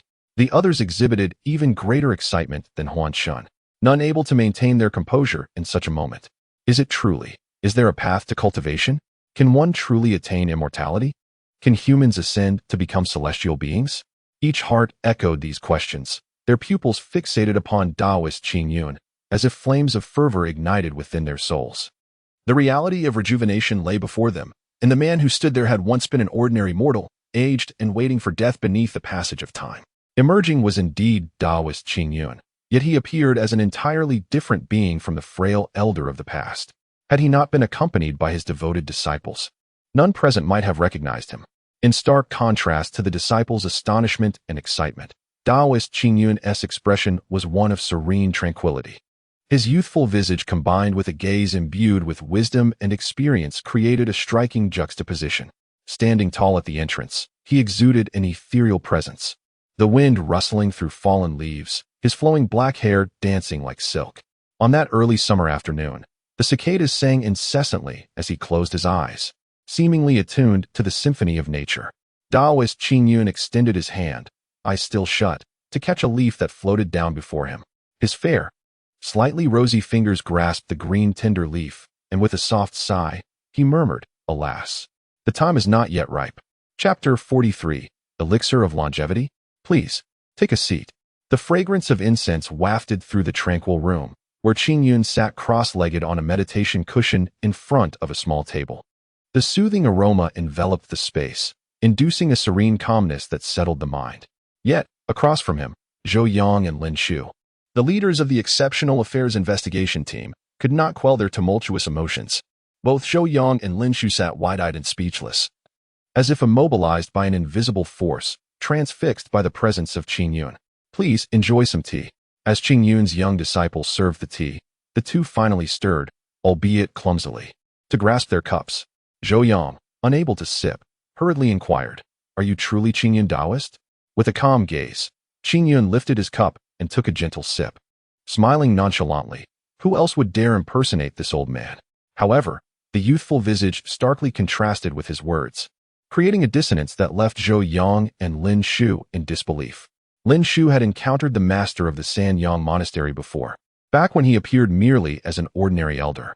But now, his once gray and withered hair had transformed into lustrous black silk, his complexion radiant and youthful. Dressed in a dark Taoist robe, he exuded an aura that felt worlds apart from the two investigators, even if Qingyun were to declare he had become an immortal. Lin Shu would willingly believe it. Unable to restrain herself, Lin Shu blurted out, "Qingyan Daoist, have you encountered that person? Your transformation is profound." She voiced Zhou Yang's unspoken questions, both of them overwhelmed with excitement and shock. This could be their opportunity to unravel the mysteries surrounding the origin of mundane powers. Upon hearing Lin Shu's words, Qingyun slowly set down his teacup, a deep yearning replacing his previously tranquil expression, soon giving way to a hint of regret. "I cannot ascertain whether I truly met my master, or if it was merely a figment of my dreams, or perhaps my master simply did not wish to see us. His unworthy disciples. What did you witness?" Zhou Yang inquired. "I beheld celestial mountains and vast seas, the azure sky above and the crystal-clear waters below. Atop the divine peaks stood a palace constructed from white jade and ethereal wood. I ascended the road to heaven, traversing through numerous pavilions, until I found my master, Changyunzi, seated beneath a divine tree radiating heavenly light, engaged in a game of chess with a celestial maiden clad in purple. Ultimately, 3 spirit pills were left upon the board, accompanied by a cryptic phrase that eludes my understanding." Qingyun fell into contemplation, lost in his own world, muttering to himself, "The timing has not yet arrived? What does that signify? What is the timing referring to? And when it arrives, what shall be done?" At this moment, Zhou Yang and Lin Shu could no longer remain seated. Zhou Yang abruptly rose, his face flushed. "Spirit pills? Your transformation is a result of consuming these spirit pills, is it not?" Lin Shu chimed in unison. "Qingyun Daoist, did you just say there are 3? 3 spirit pills?" Qingyun seemed prepared for this moment. He retrieved a sandalwood box from beneath the table and gently opened it. His gaze swept over the faces of the two, revealing a mysterious smile. "These are what one might call spirit pills. Perhaps you could refer to them as elixirs of longevity, rejuvenation pills, or even transformation into immortality." Inside the box, resting upon a silk cloth, lay 2 azure pills that shimmered softly, even in daylight, exuding a refreshing aroma that invigorated the senses. Elixir of longevity? Consuming it grants eternal life? Zhou Yang's mind raced with visions of immortal beings, recalling the legends of mythological figures. Lin Shu's thoughts wandered beyond mere immortals. She contemplated cinematic representations of eternal life, Pengzu, Qintuan, and even the foreign legends of vampires and werewolves. They recalled the ceaseless pursuit of immortality by emperors, sovereigns, and alchemists throughout history. The shadows of Qin Shi Huang, Han Wu Di, and others flitted before their eyes. As Lin Shu gazed at the glowing pills, her beautiful eyes narrowed, reflecting the colorful aura of the spirit pills. Zhou Yang swallowed hard, bracing himself against the table, struggling to maintain composure. After a prolonged moment, he steadied himself. Call headquarters, report our findings. Inform them to dispatch personnel immediately, and instruct everyone outside to seal off the entire monastery. No one is permitted to enter or exit from this moment forth." Zhou Yang raised his trembling hand, fingers quivering as if he wished to articulate something. Yet his body trembled uncontrollably. "Everyone within the monastery must sign a confidentiality agreement. No, all must remain here until further orders are issued." Lin Shu, in a flurry, pulled out her phone, equally shaken by the revelations Qingyun had presented. Her mind felt on the verge of explosion, her steps unsteady as if caught in a fierce storm. Though she had been aware of the nature of their investigation team, the gravity of the situation had finally crystallized. In stark contrast to the agitated Lin Shu and Zhou Yang, Qingyun Daoist paid little heed to the spirit pills, lost in his musings. The timing has not yet arrived? What if it does? What might that entail? Perhaps it signals the opening of the path to eternal life, the road to ascension. An epiphany dawned upon Qingyun Daoist Lin Hosheng. The wailing of police sirens enveloped Dongmen Park, halting the activities of the elderly and young alike. A young officer, megaphone in hand, announced, "Dongmen Park is now closed. Please form an orderly line to exit. Do not rush, maintain decorum." As police vehicles arrived, establishing a blockade at the foot of Huangyang Mountain, it became apparent that significant events were unfolding. Even armed police forces were deployed. What had transpired on the mountain? It seemed there was considerable commotion. The very sight of armed forces heightened the sense of urgency. Meanwhile, Lin Shu and Zhou Yang found themselves handcuffed, their other ends tethered to a box, their expressions grave. They had just received orders from above, directing them to depart immediately for the provincial capital to report, without pause. There, They were to meet with influential figures. Zhou Yang bowed deeply to Qingyun Daoist, expressing gratitude. Thank you, Daoist, for your unwavering support of our work, and for your selfless contributions. The Daoist priest Qingyun waved his hand and remarked, the essence of Taoism lies in the reverence for life and the unity of life with the Tao. While we cherish existence, we also emphasize national righteousness and the defense of our homeland. Throughout history, numerous chivalrous figures have emerged from our Taoist tradition. Although I may not match the great predecessors, I refuse to lag behind. Such ideals can only manifest their true potential when entrusted to your hands.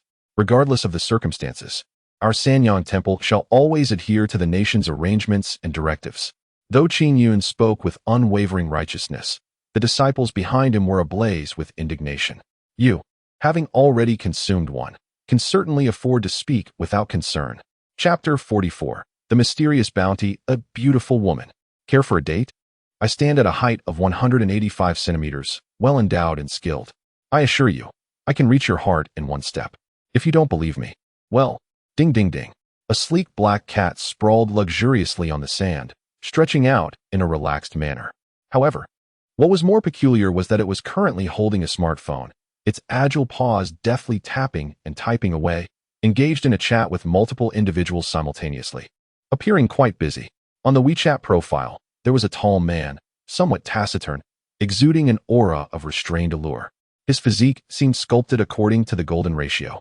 His skin fair and translucent, evoking a sensation akin to the smoothness of white silk. His facial features were merely ordinary. Yet the combination of his physique and skin tone rendered this minor flaw inconsequential. Dressed in comfortable home attire, he stood in an opulent hall, cradling a black cat in his left arm while gazing into the camera. The cat rested a paw on its face, its expression radiating dissatisfaction. Naturally, those who glimpsed this profile would assume the man was at the other end of the conversation. No one would suspect that the one chatting with them was the black cat nestled in his grasp.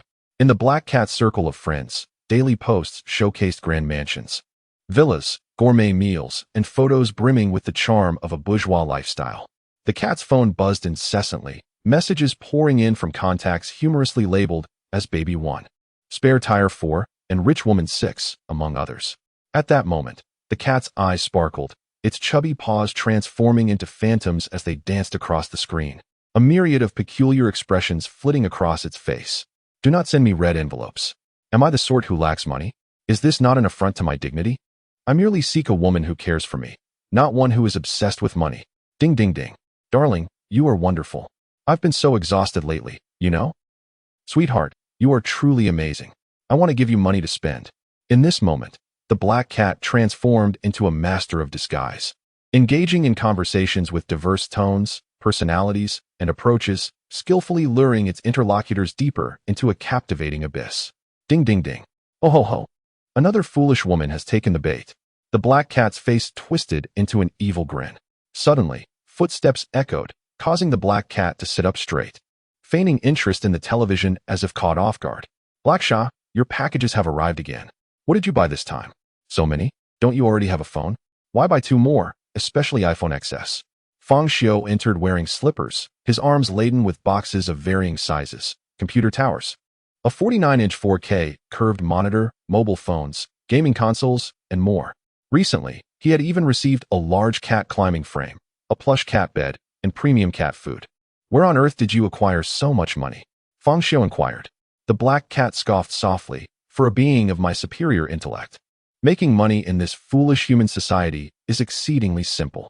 With that, the black cat, cradling its phone, felt a gleam of gold light up its eyes. Soon, I shall use my wisdom to amass wealth, and then, with the wicked power of money, I will dominate and enslave all.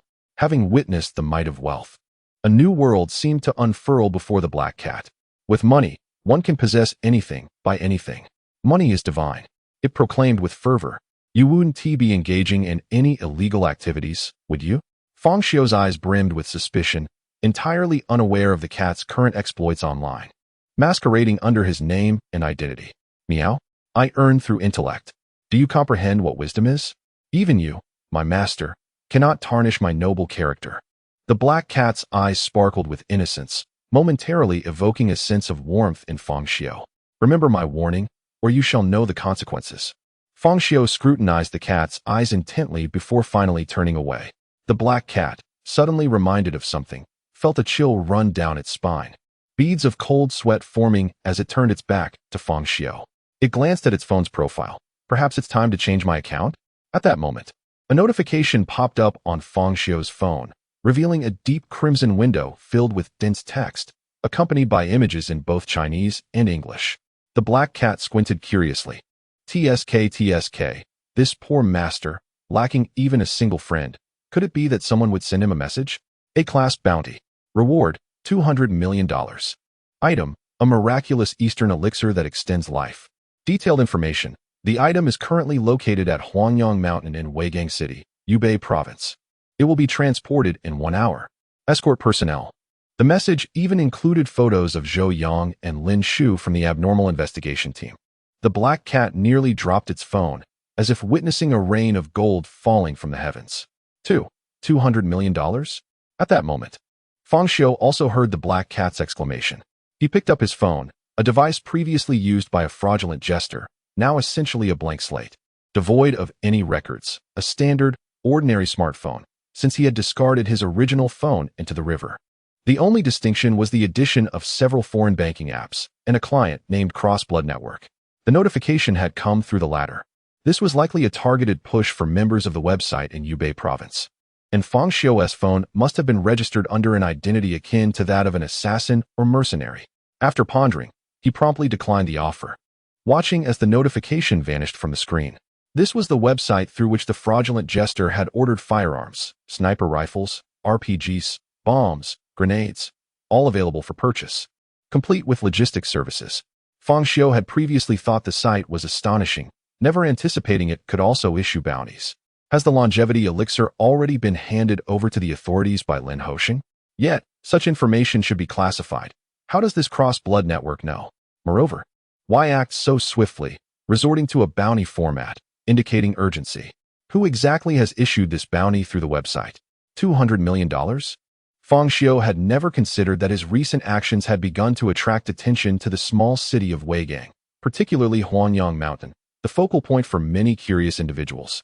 Furrowing his brows, he contemplated the possibility of experimenting with a few elixirs, hoping to observe any unique effects, while simultaneously setting the stage for the emergence of extraordinary powers. Fang Xiu's intentions were noble.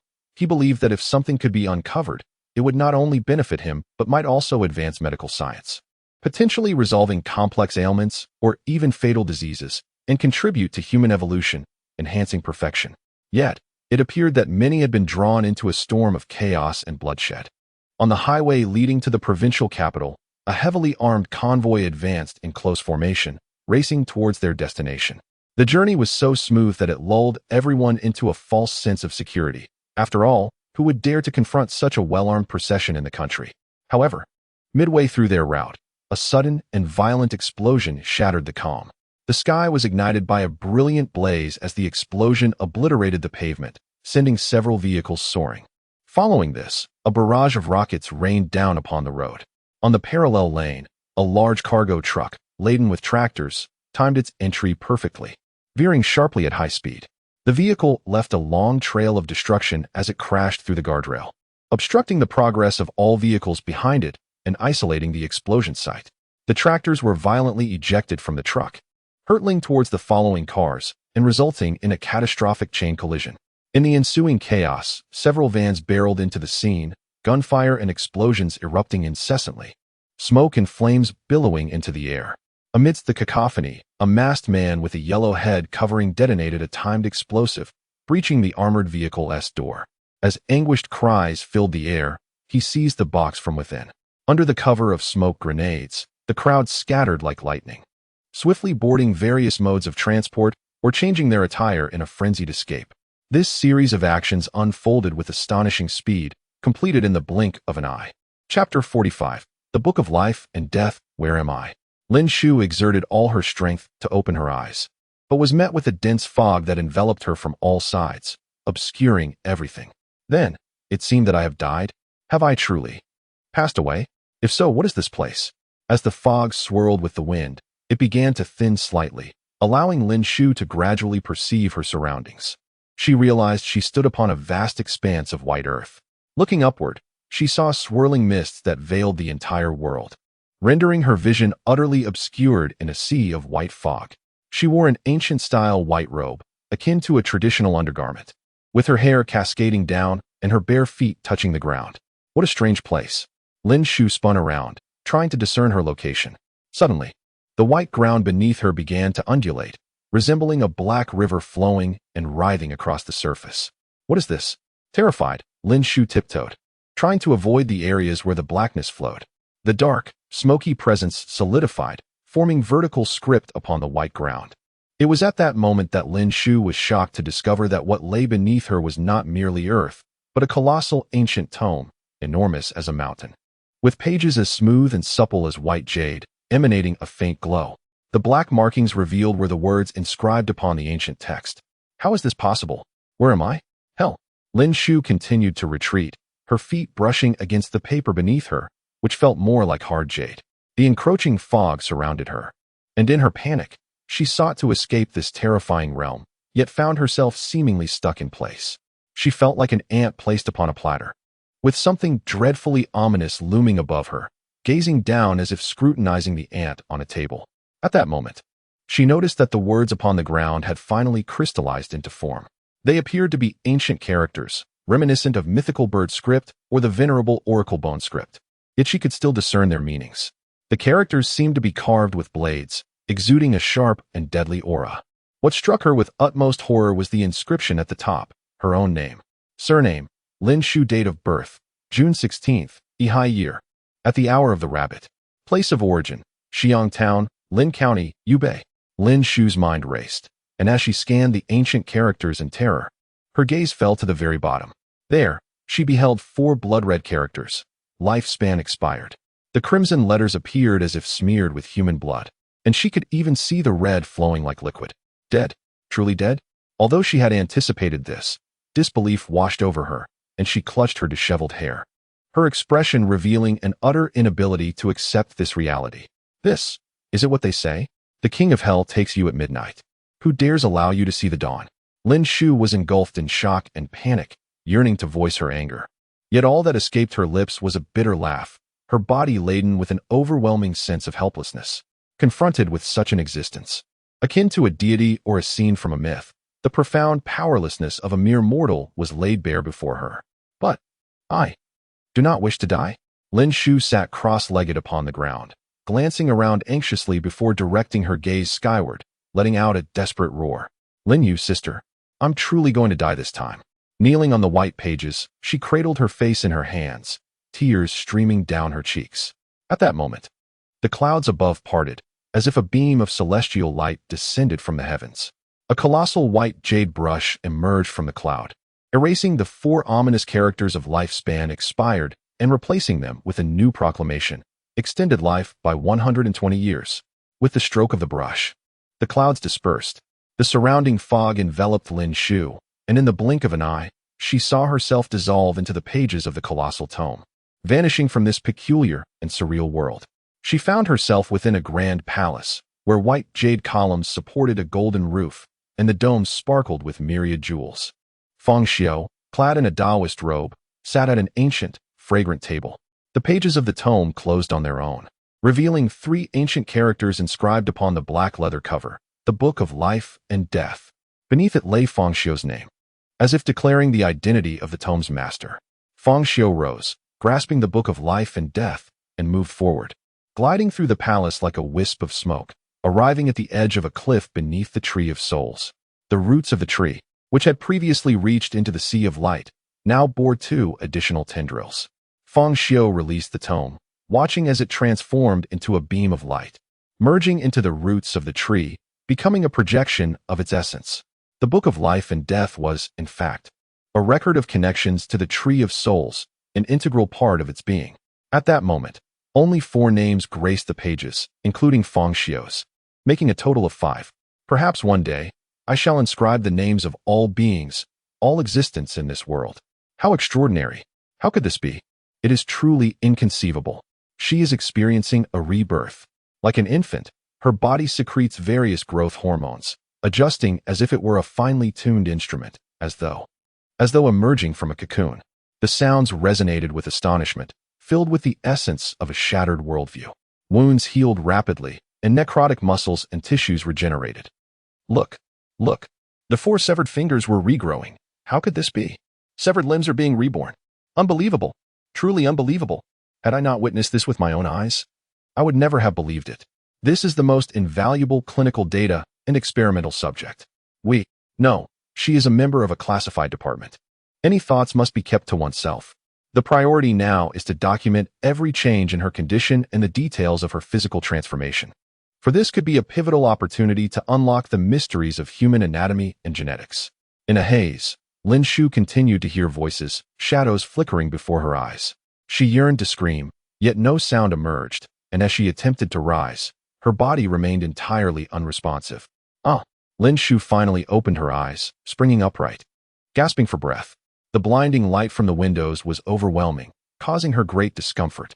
Shielding her eyes, she slowly surveyed her surroundings, as if awakening from a dream. Am I alive again? Lin Xiu gazed around in disbelief, realizing she was in a special hospital room, surrounded by 7 or 8 doctors and several nurses. All right, the patient in room 13 has awakened. The patient in room 13 has awakened. Outside, cheers erupted, and many looked at Lin Xiu with excitement, as if witnessing a miraculous event. Hiss. At this moment, Lin Xiu felt as if countless ants were gnawing at her, a sharp, throbbing pain radiating from her bones and muscles. It was only then that she noticed her hands were entirely wrapped in bandages. Upon further inspection, she realized her entire body was similarly swathed, resembling a zongzi. At that moment, the door swung open, and a middle-aged man, similarly enshrouded in bandages, entered. He appeared to be of a similar age to Lin Xiu's father and was none other than Lin Xiu's superior, Zhou Yang, the leader of the Anomalous Affairs investigation team. Upon entering, Zhou Yang, upon seeing Lin Xiu sitting in a daze, rushed over with immense excitement. Shaolin, you have finally come back to life. It truly worked. That elixir was indeed effective. Lin Xiu, her face also obscured by bandages, displayed a look of bewilderment in her eyes. Chapter 46. A chill runs down one's spine at the military hospital in Yubei, 1626. It was Lin Xiu's first experience residing within such a facility. Outside the special care ward, soldiers stood guard with rifles in hand. So, I have ingested that kind of elixir? Lin Xiu, clad in a patient-esque gown and lying on the bed, was swathed in bandages, with only her eyes visible.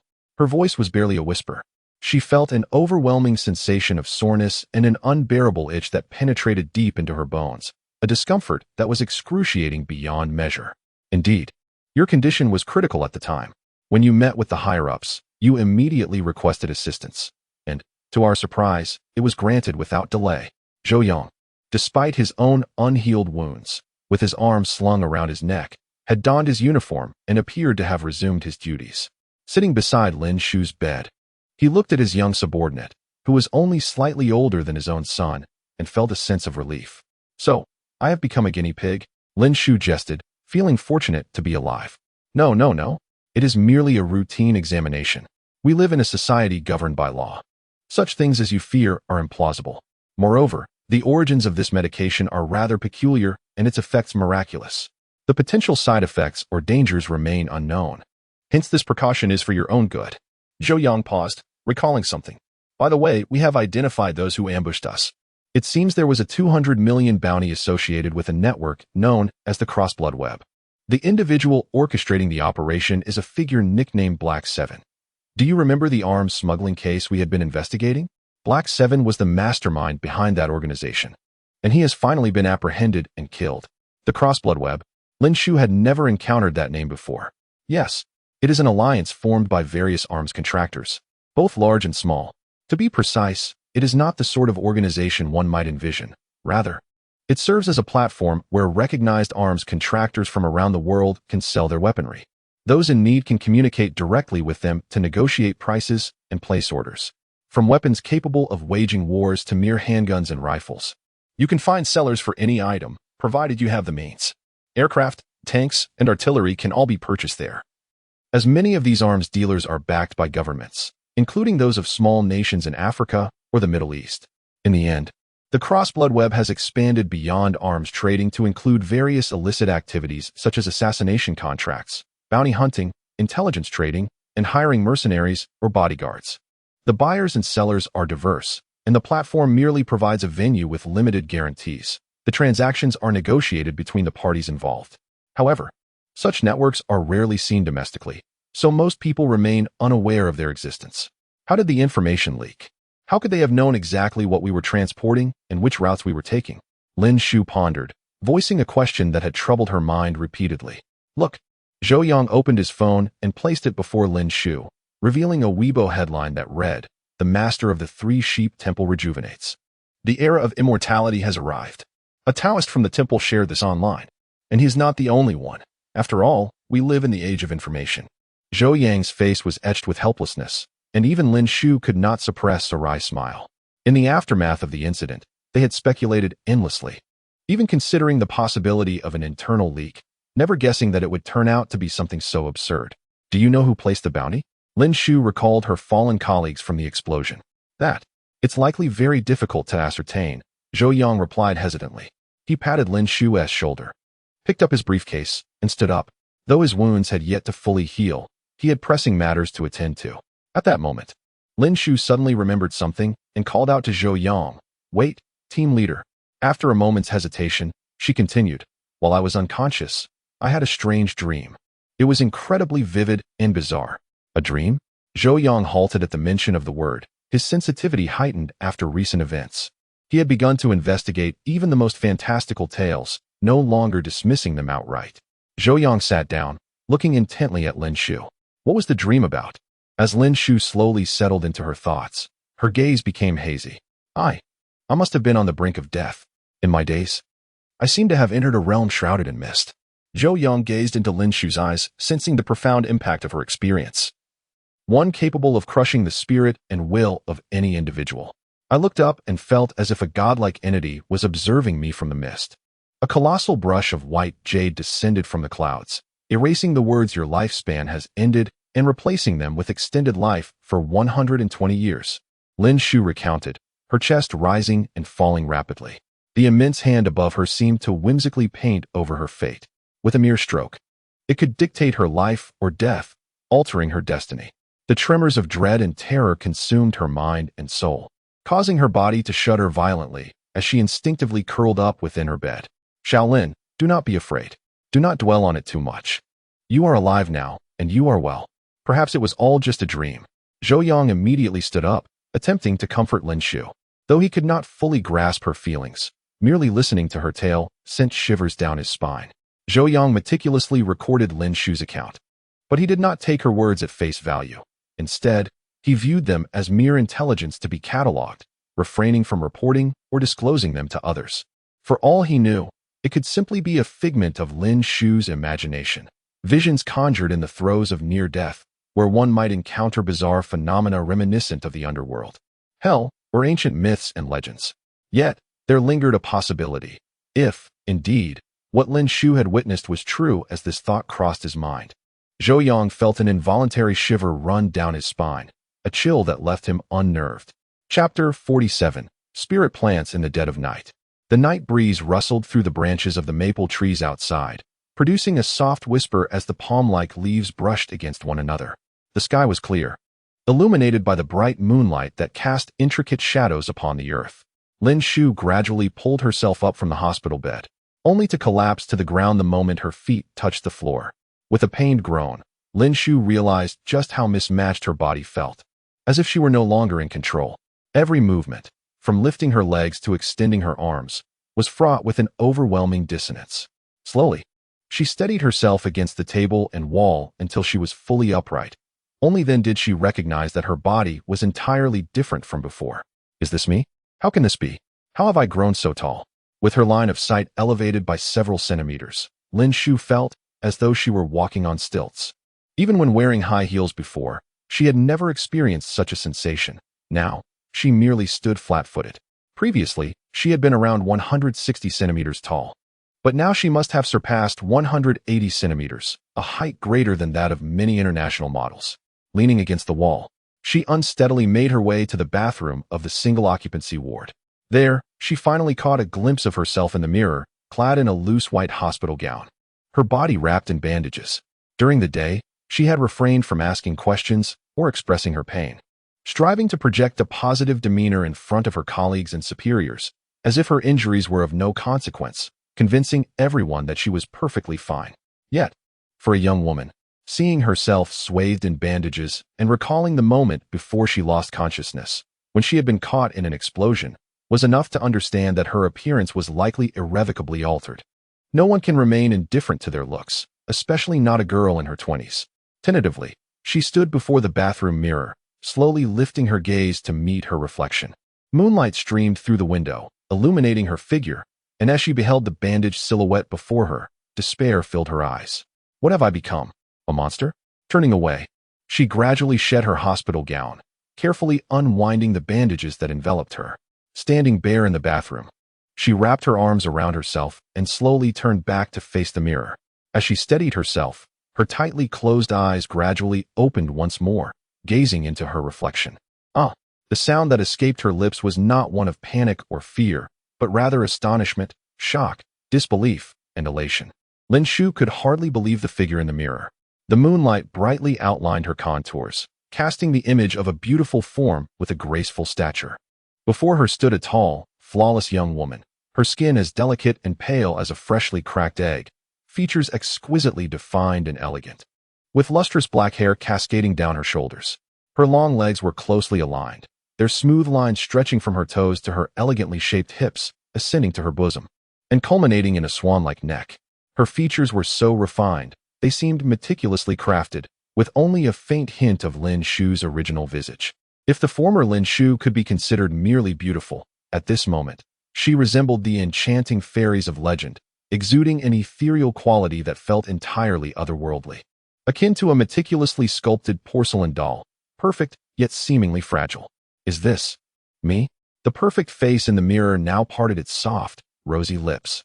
And without thinking, she cradled her face in her hands, her arms falling away from her chest in a moment of trembling revelation.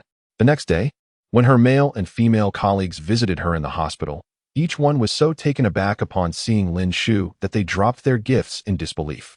Everyone stared in astonishment at the figure lying in the hospital bed, some even lingering in the doorway, convinced they had entered the wrong room. Even Lin Xiu's younger sister, Lin Yu, upon entering the ward, took a long moment to recognize her, unable to fathom that this person was indeed her sister. Sister, I thought you were injured. I was so worried. I wanted to visit, but they wouldn't let me in. And here you are, looking like you've had cosmetic surgery. Lin Yu exclaimed in a mixture of anger and disbelief, tossing aside the food she had brought and glaring at her sister. After a moment of frustration, Lin Yu couldn't help but reach out to touch Lin Xiu's face. This surgery is too successful. The results are phenomenal.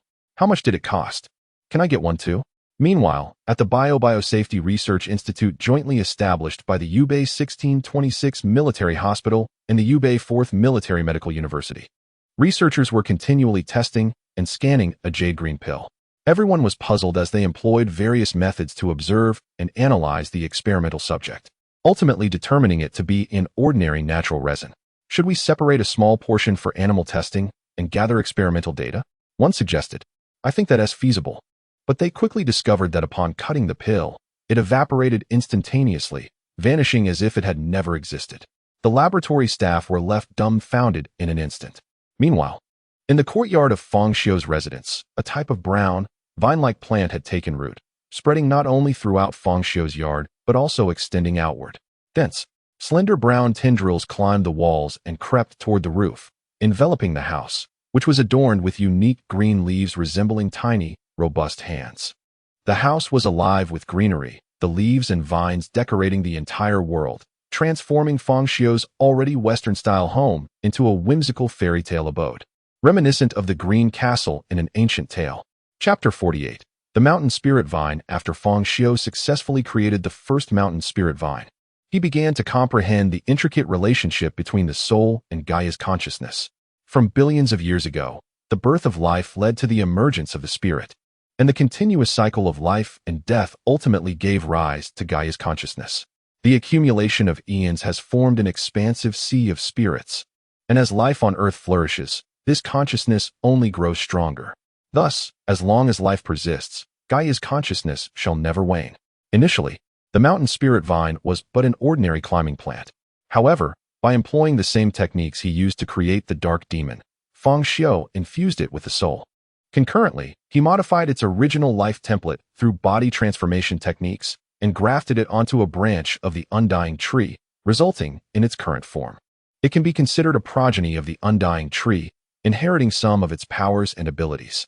The mountain spirit vine possesses 3 primary abilities. First, it can draw strength from the undying tree, gradually enhancing itself, akin to how Fang Xiu harnesses Gaia's consciousness for his cultivation. Second, it can guide all nearby deceased souls into the spirit realm. Third, it can bear spirit seeds, although these differ from the spirit seeds produced by the undying tree, which enable a direct progression to the Qi refinement stage. The fruits of the mountain spirit vine merely establish a connection with the spirit realm, allowing one to inscribe their name in the book of life and death and subsequently cultivate, subtly altering their soul characteristics toward the essence of the 3 souls and 7 spirits. Fang Xiu perceived the significance and capabilities of this existence as somewhat reminiscent of the mountain god and city god from ancient legends, thus naming it the mountain spirit vine. He intended to subtly transform this world through its influence. Perhaps now is the time to begin. With an enigmatic chuckle, the meaning of which eluded even him, Fang Xiu approached a truck he had rented, opening its rear door and propping a wooden board against it. With a flick of his finger, the massive green vine ball rolled in, entering the truck's compartment. After closing the door, he drove south towards Weigang City, having already selected a suitable location for the mountain spirit vine to take root. Juanji Mountain and Huangyang Mountain are both part of the Yushan mountain range, with Juanji Mountain being its southernmost peak and the tallest in Weigang City. Unlike Huangyang Mountain, which has been converted into a park reservoir, Juanji Mountain has been marred by industrial and residential developments, resulting in extensive excavation and alteration of the landscape. Proximity to the sea has exacerbated erosion, soil loss, and pollution issues, rendering Juanji Mountain a barren wasteland. The Yugong River beneath it has similarly been tainted, flowing as a blackened stream. As Fang Xiu arrived, he crossed a bridge to find the river water murky, littered with debris and emitting a foul stench. He traversed an industrial area filled with factories and repair shops, where the road eventually ended, compelling him to proceed on foot. Upon reaching Juanji Mountain, he beheld a vast expanse of jagged peaks, pockmarked with extensive craters and mounds of earth. The slopes were stark, with loose soil and exposed rock, bereft of greenery, and many areas had devolved into dumping grounds for construction debris and household waste. Fang Xiu observed several excavators and cranes stationed on the mountain, seemingly engaged in some project. Rumored to be a new residential development at the mountain's base, promoting the idea of living by the sea. As dusk fell, he took his time, parking at the mountain's foot, waiting for night to envelop the landscape. When darkness descended, Fang Xiu witnessed the moon ascend the peak, accompanied by the sounds of crickets and frogs, with no signs of human presence. He then opened the truck's rear door, instantly catching sight of the vine, which, like a living entity, swiftly emerged from the compartment. It wriggled on the ground, burrowing deep into the heart of Juanji Mountain, its elongated tendrils and leaves scaling the slopes, cliffs, and rocks with remarkable speed. Finally, it anchored itself upon a cliff overlooking the sea. Though the green vines appeared unremarkable, they effortlessly shattered rock, delving deep into the earth to draw strength from the soil and moisture, growing rapidly. While only a portion was visible above the cliff, its roots extended further into the mountain's depths. Fang Xiu, standing at the base, lit a cigarette, gazing up at the summit. At that moment, he activated the Eye of Time, transforming the mountain into a 3-dimensional form in his perception. Countless tendrils appeared to burrow into the earth, branching into 2, 3, 4, and then infinitely more, delving into the mountains, rock crevices, and even reaching the sea. The power of plants. In that moment, it seemed far more formidable and wondrous than that of animals, Fang Xiu mused. His creation of the mountain spirit vine was an experiment, and placing it on Juanji Mountain was another. Primarily, he sought to ascertain the extent of the vine's power, whether it could fulfill his aspirations, transform the desolate mountain into a verdant paradise, and ultimately alter the world. If the mountain spirit vine succeeded, then through the might of flora, he could potentially reshape mountains, deserts, and seas, transforming every landscape. Subtly, he could change the entire Earth. The survival of humanity and animals relies upon plants. If Fang Xiu could master the flora, he could wield control over everything. Yet, for now, this remained a mere vision. Whether the mountain's spirit vine, born of all his efforts, could truly transform Juanji Mountain remained uncertain. Gradually, the growth of the mountain's spirit vine slowed, its roots having spread across the entire peak. As its power continued to amplify, it would soon encompass all of Juanji Mountain. Suddenly, a sound, audible only from the soul's perspective, resonated from the summit. Leaning against the truck door, Fang Xiu immediately lifted his gaze, a look of delight crossing his face. From the earth, a tender sprout emerged. As if in a cascade, countless plants erupted from the once desolate peak, breaking through the surface. Chapter 49. The technique of the spring deity work has commenced. As dawn gently breaks, a throng of construction workers donning yellow hard hats and wielding various tools make their way along the compacted dirt path to the temporary construction site. The bulldozers perched on the hillside roar to life, shattering the morning's tranquility. A burly construction worker in his 40s, with dark skin and a face etched with weathered lines, pauses mid-task, bewildered as he gazes at the summit. What has happened to this mountain? It appears so different. Until now, the workers had not noticed the mountain's transformation due to the dim morning light, but at this moment, an uncanny sensation envelopes the area.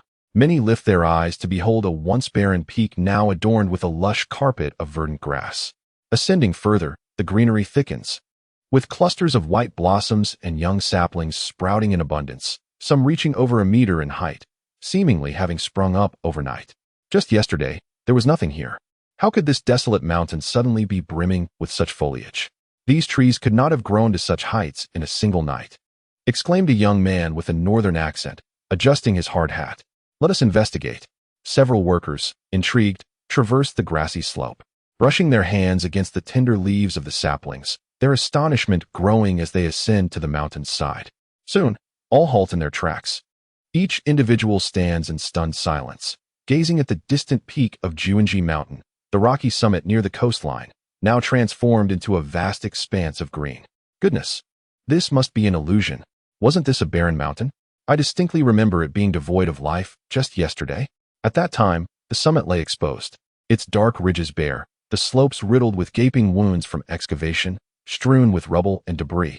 A place so treacherous that no one dared to pass beneath it for fear of falling stones. Yet now, towering trees rise majestically from the earth, blanketing the peak in a sea of greenery, with vines cascading down. From the summit to the valley below, vegetation flourishes, especially at the peak where the dense foliage creates an atmosphere of unrestrained growth, as if nature were asserting its dominance. How could this be? Has a divine presence manifested? The dark-skinned middle-aged worker exclaimed, astonished as he removed his hard hat. How did the mountain transform overnight? A young worker pulled out his phone, displaying photographs taken just days prior. The crowd compared the images, incredulous that the mountain depicted in the photos and the one before them were indeed the same. A miracle. This is a divine manifestation. The mountain deity has revealed itself. An elder worker, his hair flecked with gray, knelt before the mountain, clasping his hands in prayer, murmuring Amitabha repeatedly. Isn't it said that Weigang City is inhabited by immortals? I have heard tales of this place being extraordinary. I have heard whispers that Weigang City is a branch of the overseas dragon vein, connected to the legendary Panlai Island, a blessed land. By afternoon, workers from nearby industrial zones, shop owners, and local residents flocked to the site, the slopes and pathways teeming with people.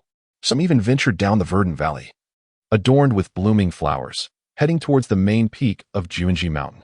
The summit was shrouded in dense forest, with rampant underbrush and vines obscuring any clear path. The crowd could only take pictures and express their awe. No one dared to plunge into the depths of the wilderness. The following day, many sat in the valley, enjoying their lunches amidst what was once an abandoned wasteland, now a magnet for curious onlookers. Did the trees really grow this tall overnight? A girl clad in a company t-shirt marveled at the once barren mountain. Look at the grass and the valley below. When I visited yesterday, there was hardly any grass or trees. The trees on the mountain were only about 2 meters high in the morning, and now they are nearly 3. Her boyfriend pointed out.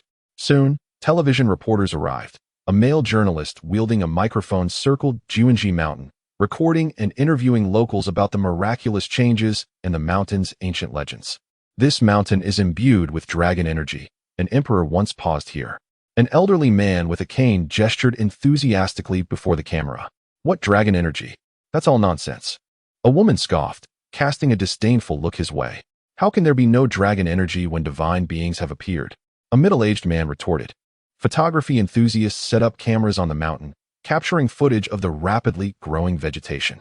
This spectacle quickly spread online, leaving many in disbelief and attracting throngs of visitors eager to witness the phenomenon. Subsequently, professors from the Agricultural University of Hubei, accompanied by students and assistants, arrived to investigate the cause of the extraordinary plant growth on Juanji Mountain. The entire Weigang city buzzed with news of Juanji Mountain, turning into a veritable sea of people eager to witness this marvel. Various legends about the place circulated widely. Many came to behold the miracle, while others sought to admire the mountain's breathtaking beauty. Within a week, Juanji Mountain underwent even greater transformations, yielding enchanting photographs reminiscent of a fairyland, with its lush valleys and vibrant blossoms blanketing the hills. However, soon after, the entire area around Juanji Mountain was cordoned off, barring anyone from entering or exiting freely. Barriers of barbed wire were erected, and soldiers stood guard at the entrance.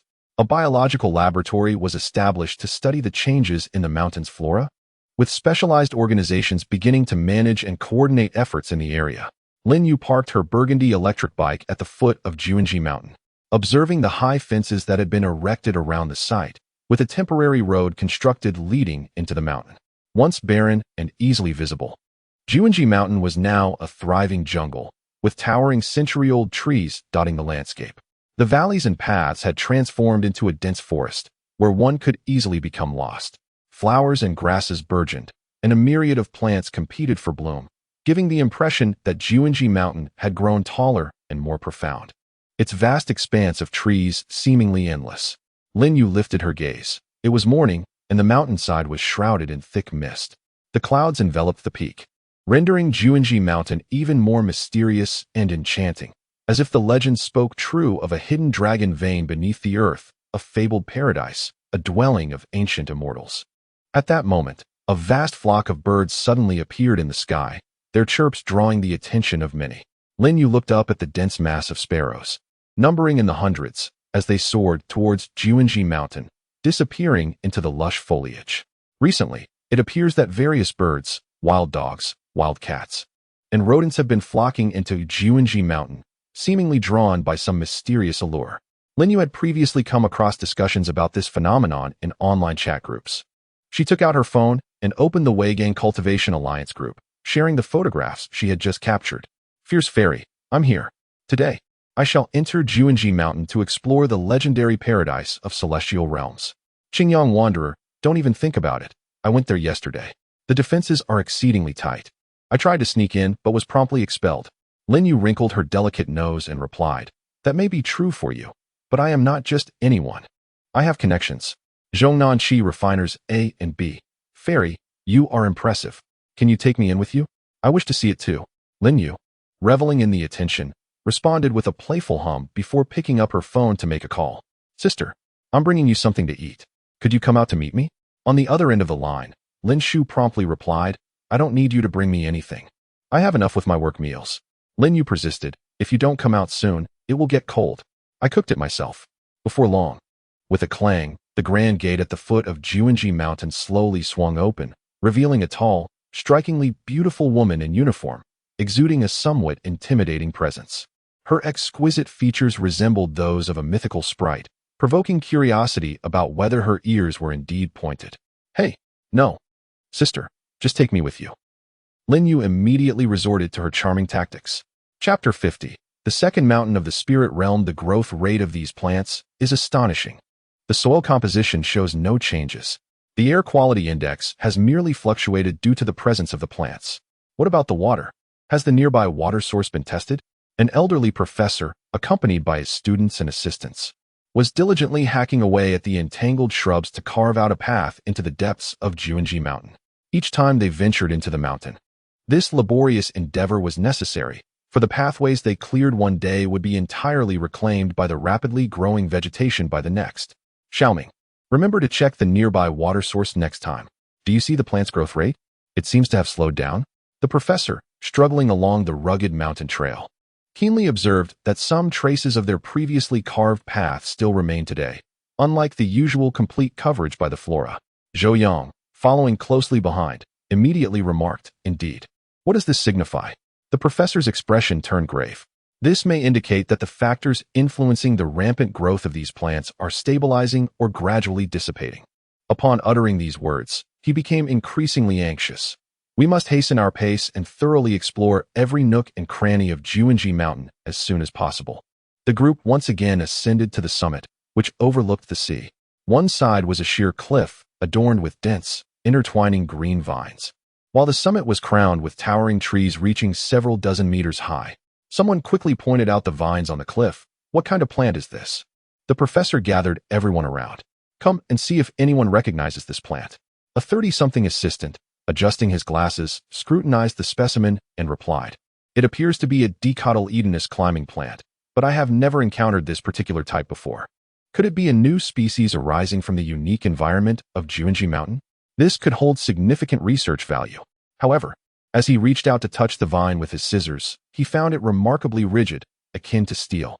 The scissors barely made a dent, releasing a stream of green sap. What happened next surpassed everyone's wildest imaginations.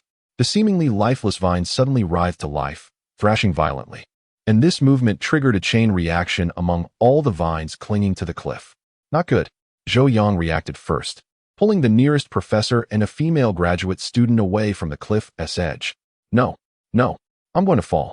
The researcher, who had been collecting plant samples, was swept away by the frenzied vines, which ensnared him and dragged him toward the precipice. "Help! Help!" he screamed, desperately clutching at the vine, paralyzed with fear. At that moment, Lin Xiu, who had been standing behind, lunged forward, sprinting toward the falling researcher. As the unfortunate man began to plummet over the edge, Lin Xiu sprang into action, gripping the rock face, and, in a breathtaking display of agility, caught him just in time. With a powerful heave, she flung the researcher, who weighed over 100 pounds, upwards, and then leapt back to safety.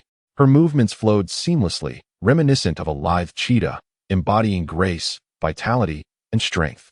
Yet, the onlookers were not in awe of Lin Xiu's prowess. They stood, mouths agape, gazing up at the cliff, transfixed by the sight above. The vines were now undulating like frenzied serpents, sprawling across the cliff and reaching skyward, shrouding the sun. This scene resembled a cinematic portrayal of a monstrous entity heralding the apocalypse. Boom!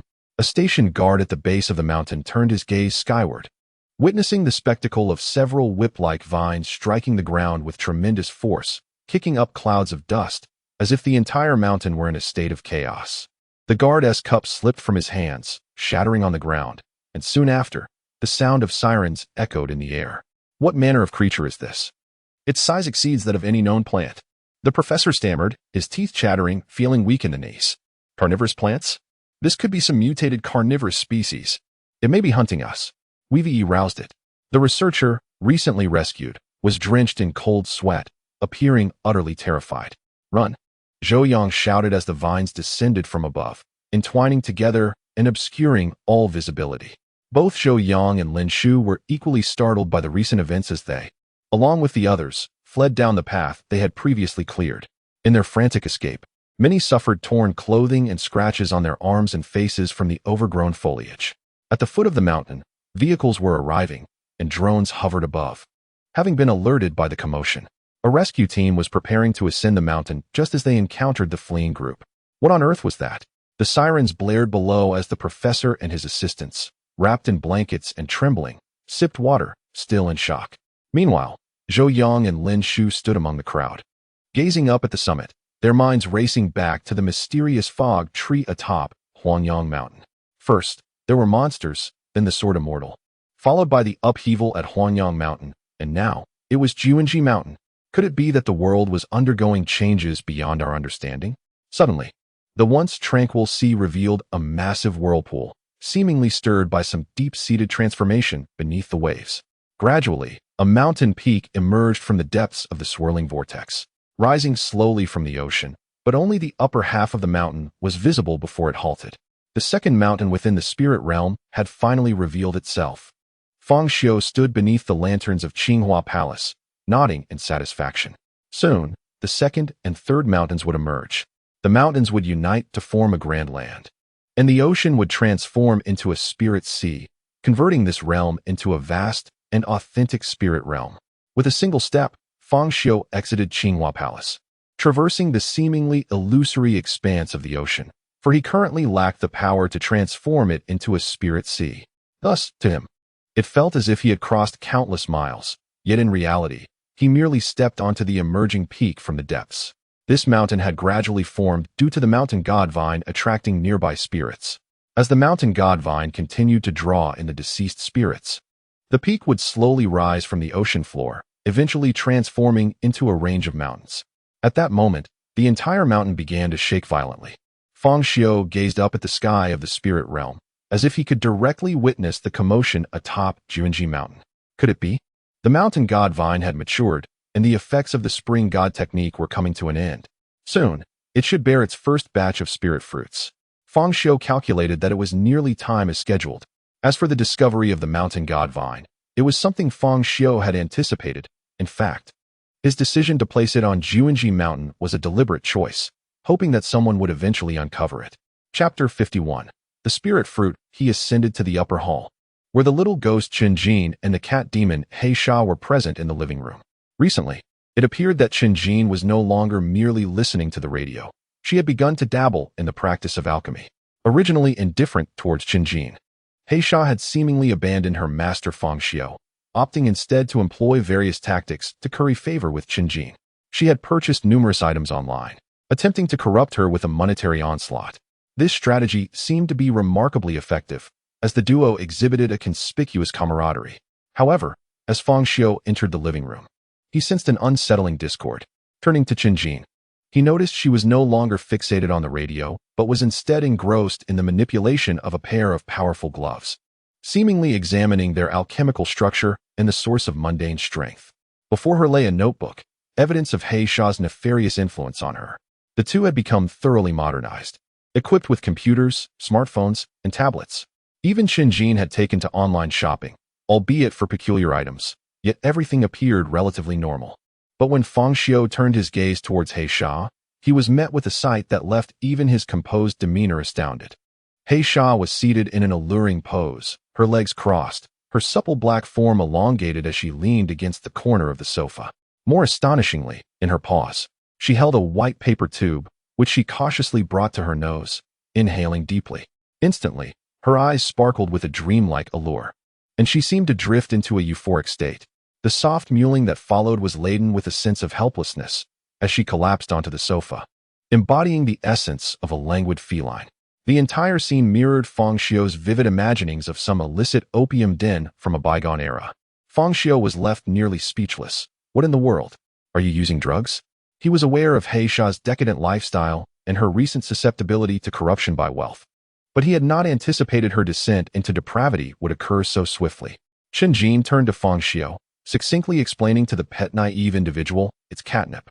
With dexterous paws, He Sha deftly rolled a piece of catnip from a sheet of paper on the table, lighting it and inhaling the smoke that wafted through the air. Fang Xiu regarded He Sha, envisioning a scene reminiscent of a Shanghai nightclub from the old days, with her demeanor and expression strikingly similar. Meanwhile, at the foot of Juanji Mountain, the unusual phenomena occurring atop the mountain had drawn the attention of all personnel stationed there, as well as members of the Research Institute, focusing their efforts on the peculiar vine. As night deepened, an urgent meeting convened within a hastily erected structure at the mountain's base. The meeting was presided over by the members of the Anomaly Investigation Team, led by Zhou Yang, who was fully responsible for overseeing the situation. "It is perilous. I trust you are all aware of the events that transpired on Huanyang Mountain and the existence of the Fog God Tree. What we are encountering now may be a mundane life form akin to the Fog God Tree. Therefore, every action we undertake must be conducted with utmost caution." Zhou Yang addressed Professor Su from the Agricultural University. "Professor, please elaborate on our objective." The elder professor nodded, his earlier fright having transformed into a reinvigorated spirit. The previous harrowing scene had not deterred him. Rather, it had invigorated his enthusiasm as he felt the presence of a wondrous botanical realm, with life forms he had never before encountered laid before him. Though slightly hunched, his voice resonated with vigor. Animatedly gesticulating, Our primary goal this time is to collect botanical samples. Only then can we comprehend what kind of existence this mundane life form represents. This may serve as a crucial clue to unlocking the doors to our future. Zhou Yang nodded in agreement. So, our aim is not to confront this mundane life form, but solely to gather samples. This simplifies our mission considerably.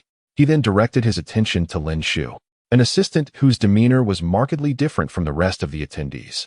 Shaolin, please outline the plan for everyone. Lin Xiu stood, holding her notebook. Based on the intelligence we currently possess, we have designated our target as Qing Tongue. Qing Tongue exhibits the following characteristics. First, its vines are long and resilient, capable of moving as though alive, possessing tremendous strength that allows them to reach heights of several kilometers. Second, we infer that it lacks intelligence, or at least only possesses limited cognitive functions, activating protective measures when threatened. Third, the main body is likely far larger than we can fathom. What has been revealed thus far is merely a fraction, with the majority concealed within Juanji Mountain. As the urgent meeting unfolded at the mountain's base, strange transformations were occurring atop the peak. The moon hung high in the sky, casting its silvery light upon the earth, accompanied by the gentle sounds of cicadas and frogs, harmonizing with the evening breeze rustling through the trees, creating a nocturnal symphony on Juanji Mountain. Amidst this nocturnal concert, the mountain god vine appeared to absorb the moonlight, emanating a faint silvery glow. Within this shimmering radiance, white buds began to blossom on the green leaves, unfurling into delicate flowers.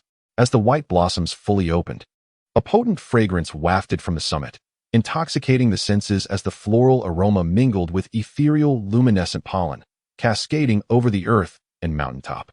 As the blooms of the mountain god vine proliferated across the cliff, the landscape transformed into a sea of flowers, the silvery glow and pollen creating an enchanting realm. Chirps and flutters erupted as flocks of birds took to the skies, swirling around the summit in dense formations, joined by others from afar, creating a mesmerizing spectacle above Juanji Mountain. Amidst the chaos, animals on the mountain stirred, wild cats and dogs, serpents and rodents, all drawn towards the summit by the intoxicating scent. As if entranced by an irresistible force, even those outside the barbed wire were besieged by various stray cats, dogs, and small creatures, some frantically clawing at the fence or digging into the earth, while agile felines scaled the wire and snakes slithered through the gaps, all desperately striving to reach Juanji Mountain. At the cliff's edge, schools of silver fish recklessly surged against the rocky precipice, creating waves that seemed to stretch endlessly. This monumental transformation triggered an immediate response from the personnel stationed at the mountain's base.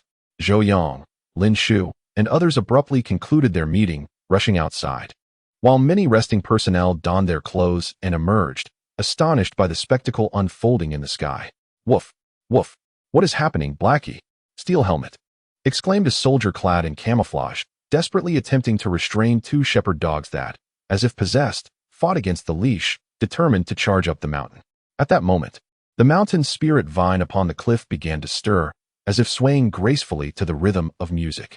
The elongated tendrils intertwined and spiraled together like silver serpents, ascending towards the heavens, reminiscent of a ladder leading to the celestial realm, encircling a colossal pillar that stretched upward. The vines shimmered with a silvery luminescence, adorned with white blossoms that embellished the celestial staircase, aglow with a phosphorescent aura. This ethereal ladder extended for over 1,000 meters, seemingly reaching into the clouds, towards the very edge of the sky. The scene was so enchanting that it truly inspired belief in a passageway to the immortal world.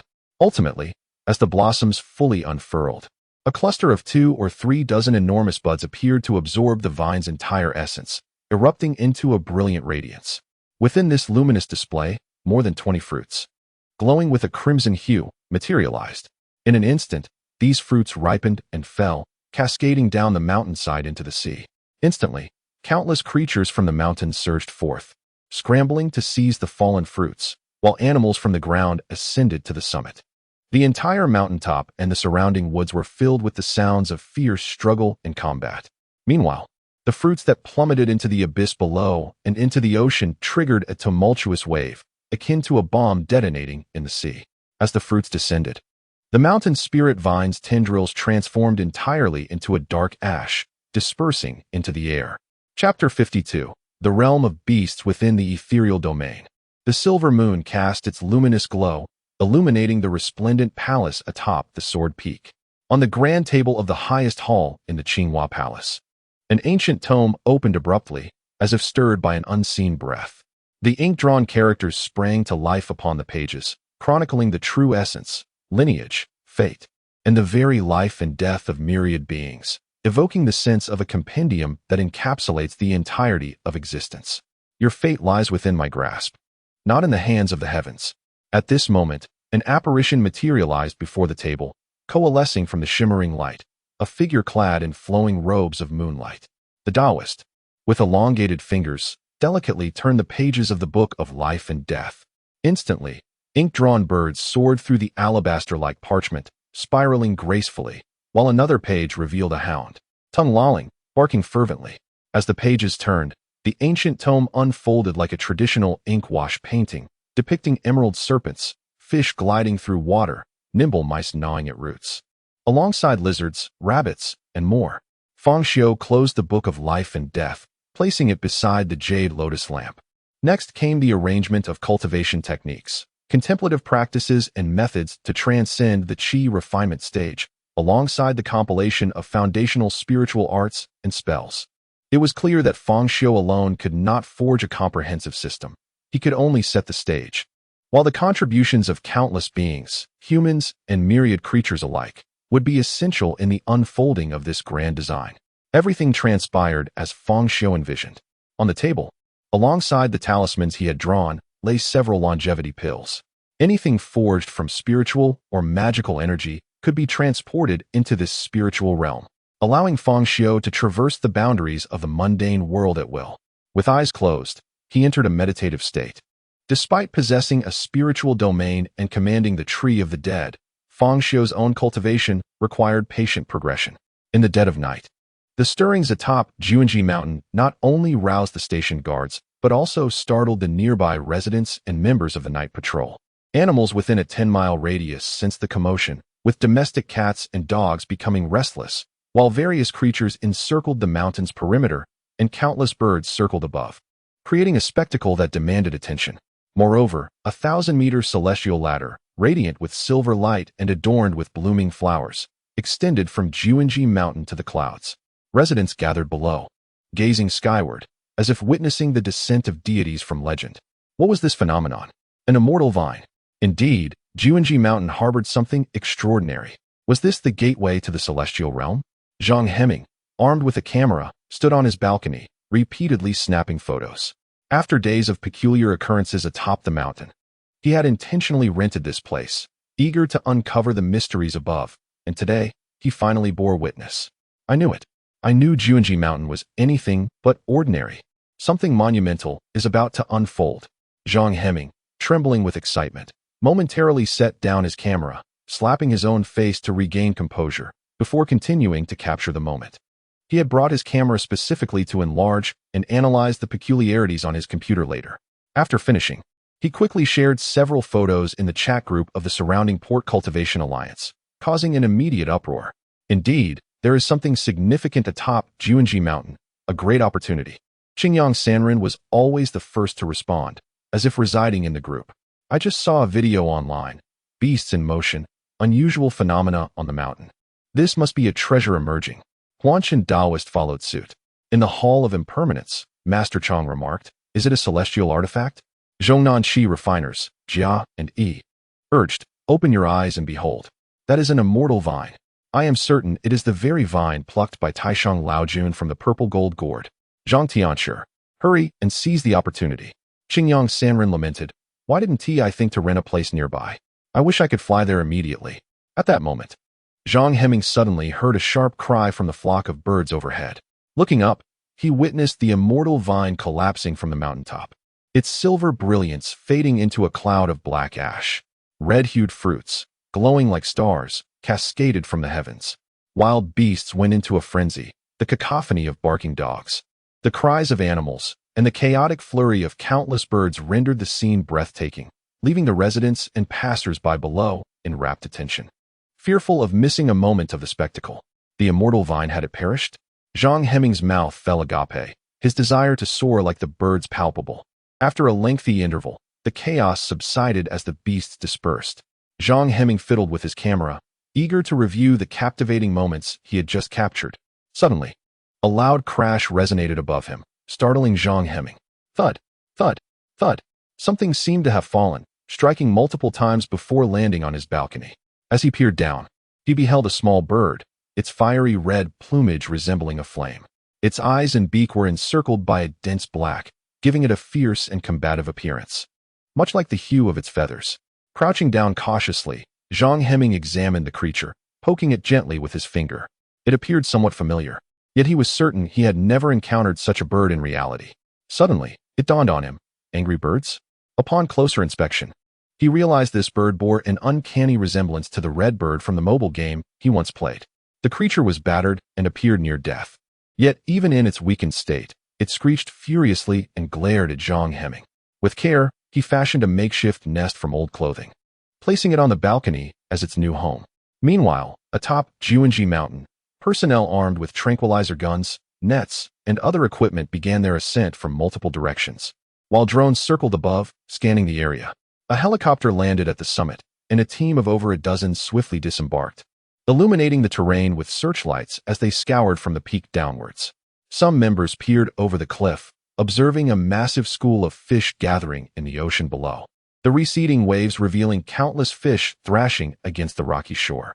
The once thriving mountain vine had vanished without a trace, and the wild cats, dogs, squirrels, rabbits, and other creatures that had congregated here had all dispersed. Steel helmets. Steel helmets. A soldier clad in camouflage weeps bitterly while cradling a battered shepherd dog alongside the lifeless body of another military canine.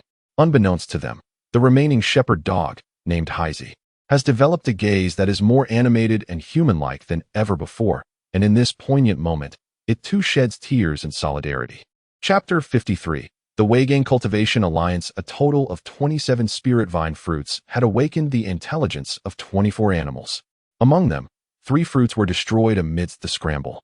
7 birds, 2 canines, 3 felines, and 5 others fell into the sea, including 2 snakes, a mouse, a lizard, a rabbit, and a hedgehog. And what about a pangolin? Fang Xiu counted all the awakened beings that had transformed into monsters, preparing to observe their integration with the spirit vine fruits. However, even though these monsters consumed the spirit fruits of the mountain god vine, they merely gained intelligence and the ability to speak. They had not mastered true mortal power, only possessing the seeds of such power. At that moment, a group message suddenly pinged on Fang Xiu's phone. Upon opening it, he discovered it was from the leader of the Weigang Cultivation Alliance chat group, Qingyang Sanju. With everyone's agreement, the group decided to organize an offline gathering, inviting those interested to sign up with him. Tomorrow, at 11 in the morning, everyone would gather downstairs at the Sheraton Hotel, where he would arrange for someone to greet them. Fang Xiu held his phone tightly and scrolled through the chat history, noticing that recent discussions revolved around the recent series of events concerning Sanyang Mountain, Junzishan, and various occurrences within Weigang City. The conversations were fervent, yet online discussions felt insufficient to capture the atmosphere. Thus, the proposal for an offline meeting emerged, allowing everyone to get to know one another better. Moreover, as they all shared common interests, they could later exchange resources or news. Should I attend? Fang Xiu pondered, intrigued by the idea of hearing others' evaluations and animated discussions about his actions. It seemed quite interesting, so he decided to go. Fang Xiu stood before the mirror, assessing his outfit. Would this formal attire be too much for a casual gathering? Eventually, he settled on a suit he deemed satisfactory. Just then, he heard the doorbell ring, and a delivery person stood outside, holding a box nearly the size of a refrigerator. The recipient was listed as Fang Xiu. Fang Xiu brought it in, glancing at Chen Jin and He Sha. What's this? He Sha, engrossed in adjusting an antique radio, raised a hand. Fang Xiu placed the hefty box beside the sofa. What is this? It's heavy and looks expensive. However, knowing that neither He Sha nor Chen Jin had spent his money, he refrained from further comment. Ignoring Fang Xiu, Chen Jin eagerly began to unpack her delivery, the exhilaration of opening a package captivating even a ghostly presence. Just then, Fang Xiu's phone chimed again. It was a notification that his own delivery had arrived. Arrived? I haven't ordered anything recently, he frowned, opening it to find a 3D printer displayed, priced at 98,000. Wait, you bought this using my phone? Fang Xiu realized the situation, and the price left him flabbergasted. Chen Jin showed no signs of remorse or shame for her thievery, absorbed in her new high-tech toy. Alchemy. Useful. You said that if I needed anything for my research on alchemy, I could ask you. Chen Jin gestured animatedly. Alchemy? What does this have to do with that? The styles are completely mismatched. Fang Xiu scrutinized the gadget, perplexed as to how a ghost from a century ago could comprehend it, and how it related to alchemy. Chen Jin. Hey Sha, you two better behave and not stir up any trouble. Dressed in a standard plaid shirt and casual pants, Fang Xiu arrived punctually at the Sheraton Hotel's entrance, where he immediately spotted a young man in his 20s holding a sign. Qingyang Sanju? Fang Xiu inquired. No, the boss is waiting for you upstairs. I'm just here to hold the sign. The young man replied promptly. Fang Xiu patted the young man's shoulder, recalling his own past struggles of being recruited under the sun. Upon entering the private room, Fang Xiu was greeted by a chaotic scene reminiscent of a carnival, with a multitude of individuals dressed in ancient robes, long coats, and hanfu. Both men and women filled the space, creating an atmosphere akin to a cosplay event, making Fang Xiu's conventional attire appear distinctly out of place. The room was styled in an antique wooden architecture, with a landscape painting screen at the entrance. A thin man wearing glasses and a robe similar to that of Lin Zhengying stood up. Though under 30, he lacked any ethereal aura, instead exuding a somewhat dubious charm, reminiscent of a con artist. Another one. Wow, I didn't know there were such handsome individuals in the group. You're making it hard for the rest of us. Quickly take a seat. Introduce yourselves. Fang Xiu found a place to sit. I am the Emperor of Fengdu. My real name is Fang Xiu. The man replied. I am Qingyang Sanju. My real name is Zhang San, not San of three, but San of scattering. He then introduced several individuals beside him. One particularly dark-skinned man, resembling a person of African descent, was known as Chong Er, whose real name was Chongda, and spoke little in the group. Another jovial man in his 30s, known as Jiao Yi, was more active in discussions, while a young man dressed in a black and white robe stood up, his outfit specifically tailored for flair, yet adorned with the words Tianshi Dao on both the front and back, with a camera hanging from his neck, appearing quite eccentric. Zhang Hemming. My real name is Zhang Hemming. I'm a photographer. A girl with glasses, whose small eyes bore a scholarly demeanor, nodded and introduced herself as Chenjia, known online as Yushir. The remaining individuals also introduced themselves. Although the group appeared sizable, only about 10 attendees were present in reality. Qingyang Sanju, Zhang San, glanced at the time and remarked, it seems no one else is coming. Let us begin the meal and chat. Jiao Yi immediately interjected. Wasn't he the Xianzi saying she would come as well? Where is she? At that moment, the door swung open, and a girl in a white long dress with a ponytail rushed in. Apologies for being late. I'm Lin Yu, known online as the Xianzi. The girl seemed hurried, smoothing her chest as she greeted everyone with a smile, revealing her teeth. Qingyang Sanju jumped up, exclaiming, Wow, you truly are a fairy. Today's gathering boasts quite a number of handsome men and beautiful women. Our group certainly has high standards. Jiao Yi quickly retorted, Only you are lowering our average. Qingyang Sanju quipped back, I've never seen such a plump alchemist. You didn't descend from Zhongnan Mountain. You must have come from the Zhongnan Mountain restaurant. Alchemist Jiao Yi, you, with your dubious demeanor, look like someone peddling wares beneath a bridge, swindling the ignorant. Their banter elicited laughter throughout the room, instantly enlivening the atmosphere. Chapter 54. The Fiery Bird Demon. Everyone gathered around the dining table, engaging in animated conversation while sharing exclusive insights regarding the recent mysterious events surrounding Port City and matters of the mortal realm. Behold this, the enigmatic Qingyang Sanren proclaimed as he brandished his phone. This is a close-up photograph of the Sword Immortal. You can distinctly observe the two monsters in this earliest snapshot, which I acquired at a premium.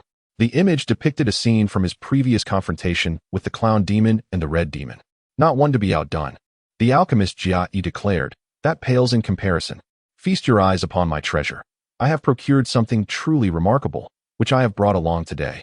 The crowd, intrigued by his air of mystery, leaned in with anticipation as he cautiously retrieved an ancient manuscript, a transcription of the Yunhua Sutra from the Sanyang Guandao Zong.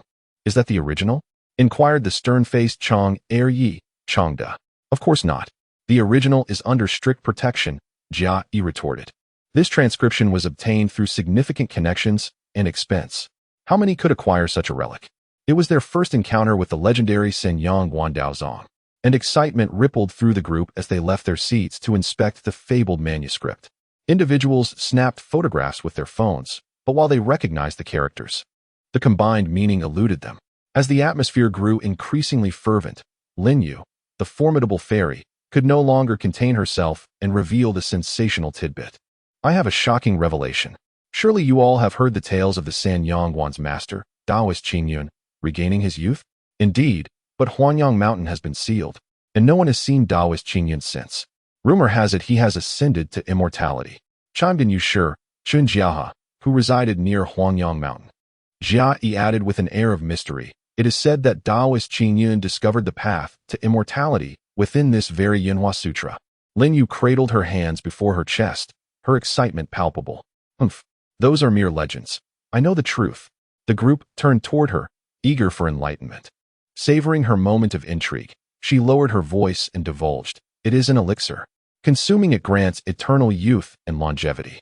This assertion was novel to the assembly, and given Lin Yu's history of uncovering elusive information, her words held considerable weight. An elixir? An immortality potion?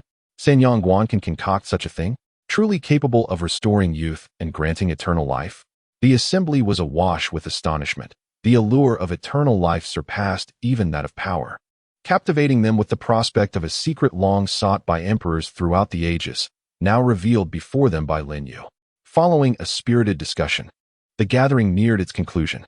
Xingyang Sanaren exchanged glances with Zhang Heming, the celestial master, and after a brief nod, he cleared his throat, commanding the attention of all present.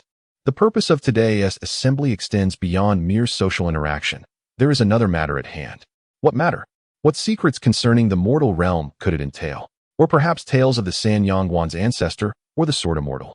Celestial Master Zhang Heming rose, affirming, indeed, our individual wisdom and strength are limited. I hope we may unite, pooling our knowledge to foster collective insight. Perhaps one day we shall grasp the true essence of mortal power. The curiosity of the attendees intensified under the influence of Xingyang Sanaren and Zhang Heming's words. Have any of you encountered a monster? Xingyang Sanaren inquired, prompting questions of their destination. Are you leading us to a remote mountain? For vehicles formed a convoy, journeying into the suburbs where buildings became scarce, yielding to humble 2- or 3-story structures.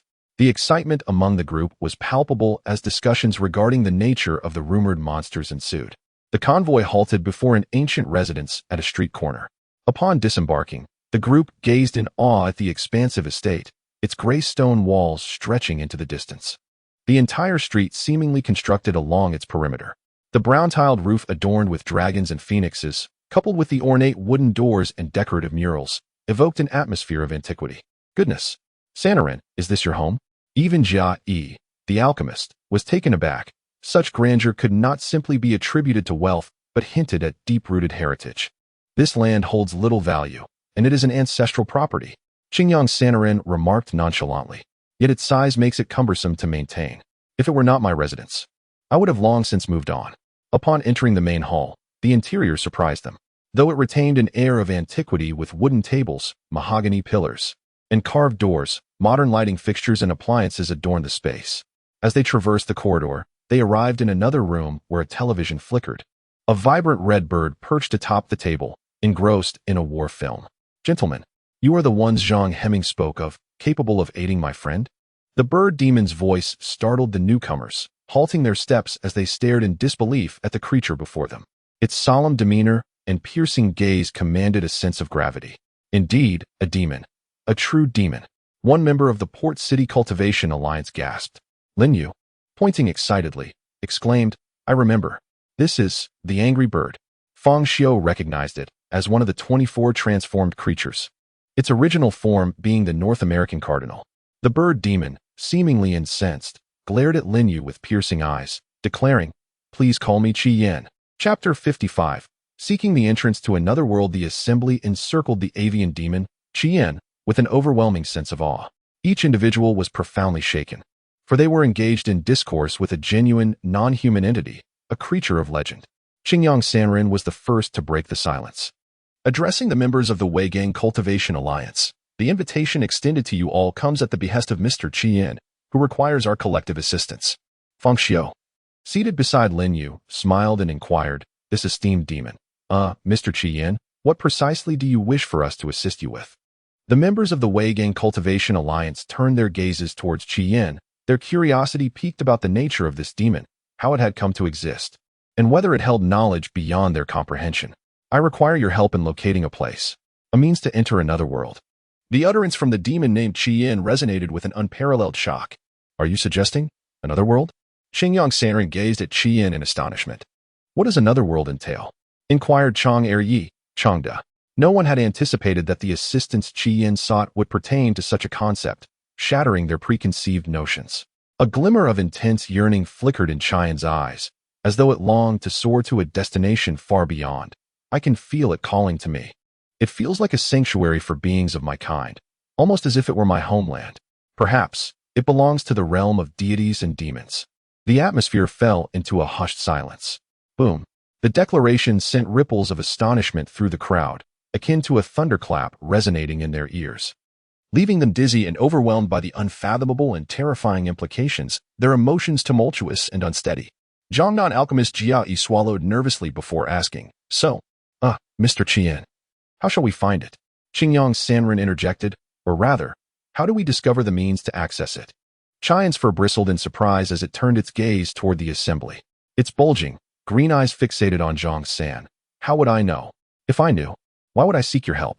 You claim to be well-versed in such matters, that it is your forte. Qiyin stated matter-of-factly. I brought you here to assist me in finding it. The assembly fell into a contemplative silence. I perceive this as an opportunity. Chang Eryi, maintaining an impassive demeanor, declared. Zhongnan alchemist Jia Yi nodded. If we can uncover clues, we may unlock the mysteries that lie ahead. Xingyang Sanren fixed a fervent gaze upon everyone present. Cultivation could become reality. Immortality, flying on swords. Perhaps all things are possible. Tianshi Zhang Heming queried. Where shall we begin our investigation? We possess no leads. Yushi Chen Jiahe adjusted his spectacles. We should focus on the anomalies at Junji Mountain, the Huangyang Mountains, Sanyang Temple, and the events surrounding the Sword Immortal and the previous mysterious occurrences. Previously, we acted independently, but now, united. We can collaborate and analyze the findings together.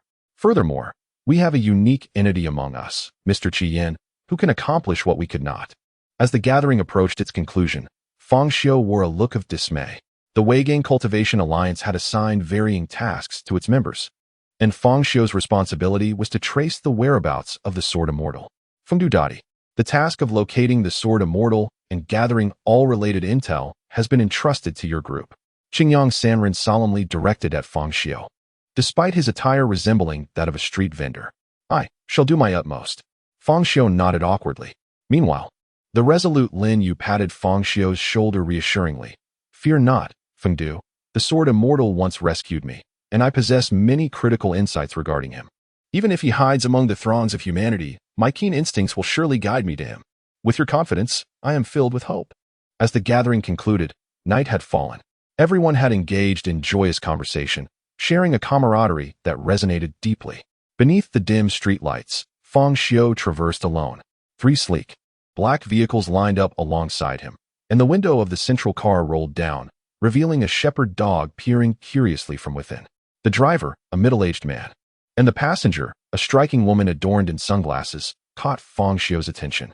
In that fleeting moment, he recognized her as Lin Xiu, a name registered in the Book of Life and Death. Fang Xiu's gaze penetrated the rear compartments, where he discerned several cages containing sedated animals, all entrapped in a state of unconsciousness. Armed guards accompanied the transport, with 3 cages housing demons among a collection of ordinary creatures. 004. Do you sense anything? Lin Xiu inquired, cradling the shepherd dog. Nothing. If there were anything to detect, my nose would surely pick up on it. I can feel that when the door to another world opens, I will sense it, replied the dog, known as 004, in a simple yet earnest tone.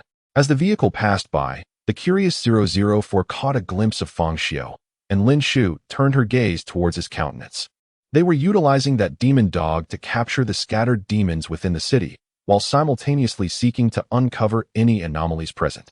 As they brushed past each other, Lin Xiu furrowed her brow, contemplating, why does this person seem somewhat familiar?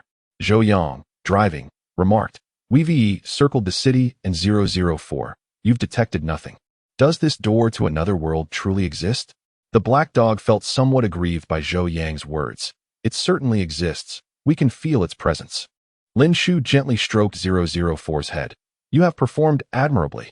Turning to Zhou Yang, she added, Captain, I suspect the nature of this door may not align with our expectations. It might not be a conventional door as we envision. It could require a specific method or an extraordinary time and place to reveal itself.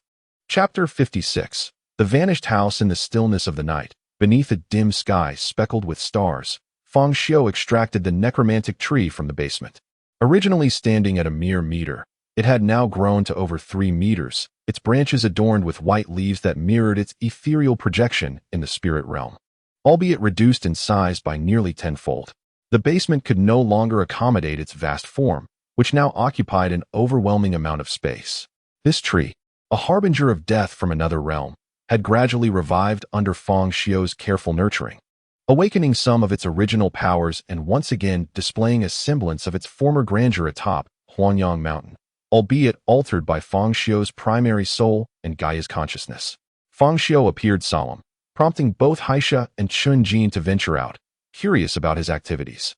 With a swift kick, he shattered the already cracked pot, reducing it to fragments. The robust trunk of the necromantic tree, combined with its 3-meter height, proved somewhat burdensome for Fang Xiu to lift. A dense mist began to emanate from the tree, rapidly enveloping the entire courtyard and shrouding the house within its embrace. The once hidden necromantic tree, now firmly rooted in the yard, swayed with its white leaves, finally emerging into the open rather than remaining confined to the dark basement. An extraordinary scene unfolded. From the outside, Fang Xiu's home appeared as a great orb encased in mist, with adjacent houses seemingly shifting, continuously compressing towards the center. It was as though the space surrounding Fang Xiu's residence was being crushed, culminating in a thunderous roar as 2 previously unrelated houses merged into one. Concurrently, Fang Xiu's home transformed into a vortex of fog, vanishing entirely from its original location, as if it had never existed. Fang Xiu gazed upwards. The moon remained unchanged. The stars still sparse, yet the area surrounding his home had morphed into a thick mist, completely disappearing from the street, as if it had become an isolated realm. His home and its surroundings now resembled the fog-laden Huangyang Mountain of yore, characterized by distorted space. Overlapping space. Fang Xiu had severed his section of reality, yet it did not entirely detach from the earthly realm. Rather, it existed in a peculiar state of overlap within the world. This was the ability of the necromantic tree, not a newfound power, but one intrinsically linked to space, as the gate to the underworld inherently involved spatial manipulation. The hell of another world is, in fact, a tangible reality. Nevertheless, at this moment, Fang Xiu could only manipulate the spirit realm to a limited extent. To genuinely create an independent space akin to that of another world, he would need to elevate the necromantic tree to the status of a true artifact, and he surmised that it might require more than an ordinary artifact to achieve this.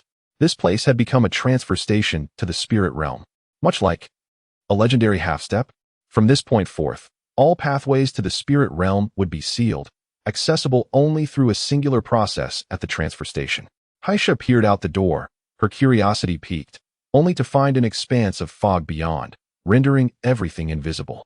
"Hey, master," she called, tapping the heavy iron door with her black claws, her round, dark eyes fixed on Fang Xiu. "Where exactly have we ended up?" Fang Xiu reassured her. "We are still in the same place, though the space has overlapped. Our position remains unchanged. We are still connected to the outside." He gestured toward the roof-mounted antenna. "The power is restored. I've reinstalled the generator." He then pointed toward the garage. What about our deliveries?" Haisha scurried after Fang Xiu, tugging at his pant leg. Fang Xiu surveyed the transformations within his home, feeling a profound sense of satisfaction. Previously, he had felt a sense of trepidation, fearing exposure of his true identity and the potential discovery of his residence. But now, he felt confident that no one could find him. Even if trouble arose and his identity were revealed, he could simply retreat into his home, believing no one could follow him. At that moment, Chun Jin unexpectedly transformed into a paper figure, slipping through the crack of the door and into the outside. Fang Xiu promptly shouted, "Do not go out."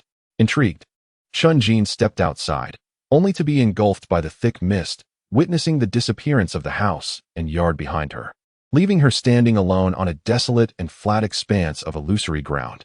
"Without me, that door cannot open. Did you two hear me?" Fang Xiu urgently warned the duo before reopening the door, revealing a unique glow radiating from it, unveiling a world unlike any they had seen before. It was the street that had once lay before their home. Curious, the trio peeked out, discovering the deserted street bathed in the stillness of night. Fang Xiu cautiously closed the door, observing a ripple on the street as it gradually returned to tranquility. "See, only I can open the door for it to function. If you attempt to open it, you will fall into the outside space. I do not know what that place is, whether it is real or illusory, but if you fall inside, I cannot rescue you." The enormous necromantic tree, emitting a soft glow amidst the enveloping fog, rendered Fang Xiu's home akin to an island floating in a realm of illusion.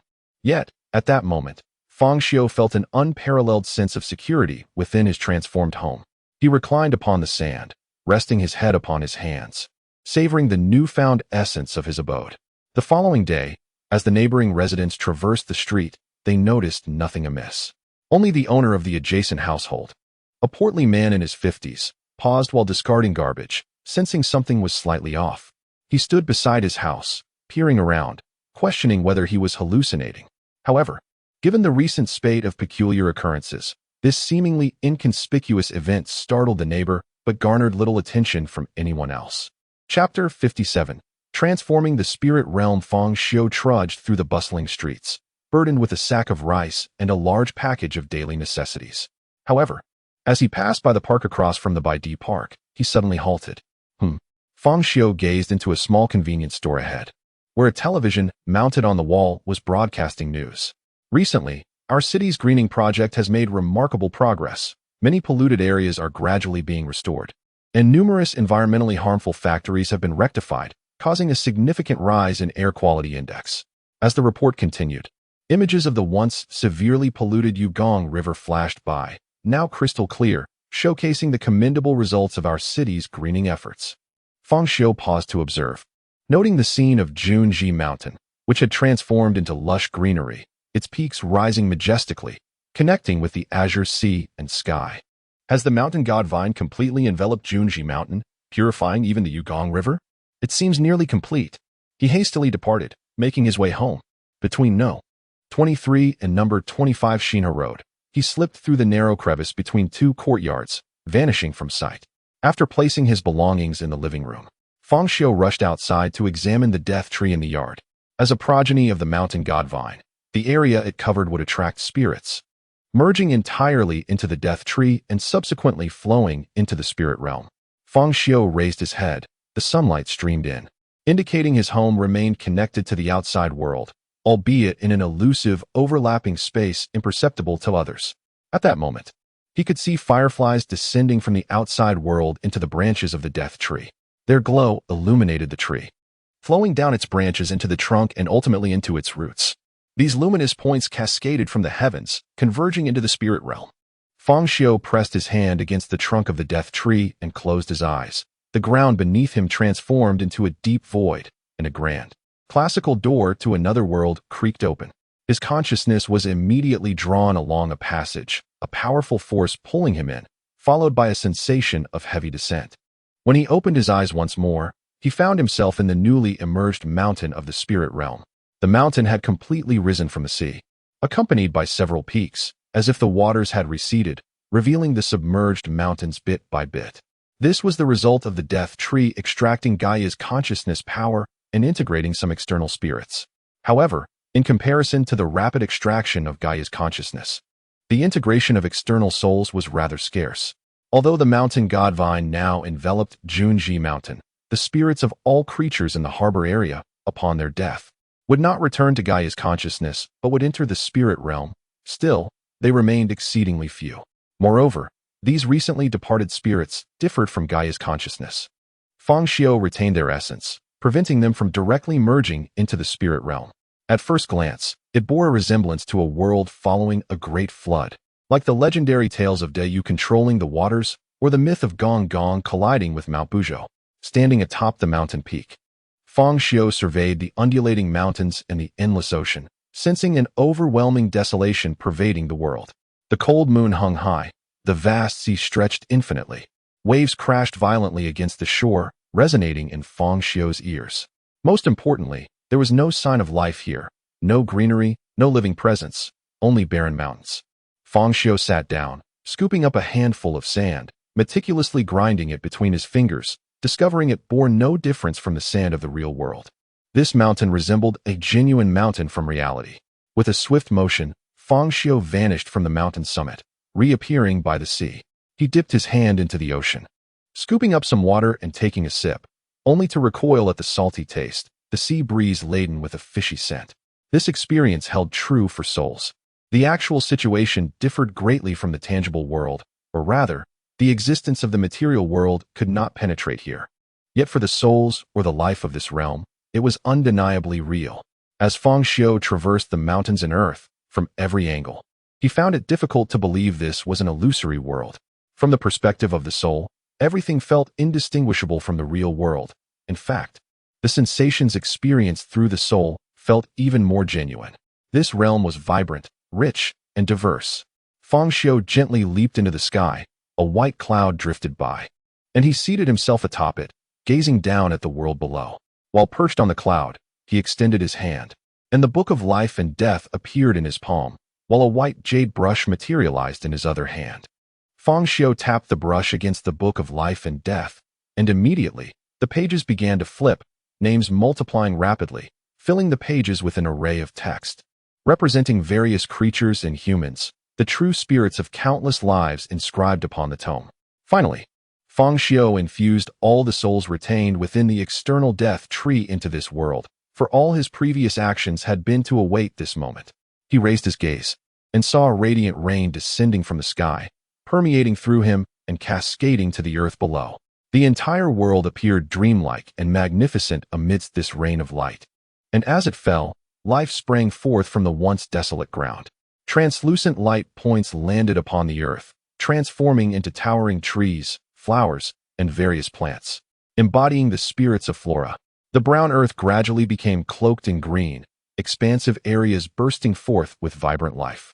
Faint light points tumbled to the ground, morphing into insects and ants, merging with the flora. Powerful light points struck the earth, instantly transforming into birds and beasts. As for human souls, with a mere gesture from Fang Xiu's finger, they cascaded like stars into the ocean.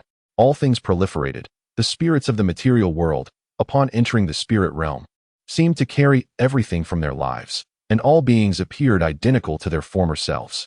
Chapter 58. The Realm of Mountains and Seas. Yet the singularly regrettable aspect is that all life has descended upon the earth, resembling lifeless statues, utterly motionless.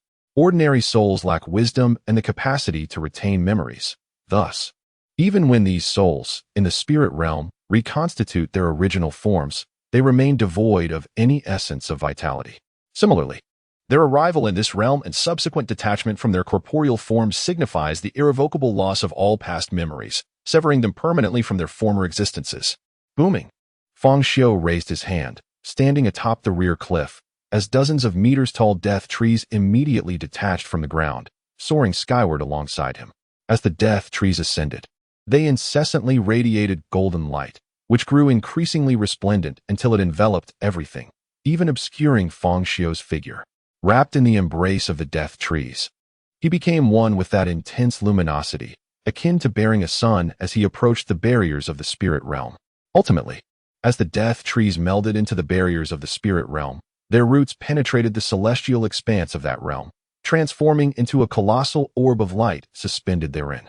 From an external vantage point, one could witness a grand tree taking root upon the sea of light, drawing upon its power, while beneath the roots entangled an illusory world, a millionfold larger than the tree itself.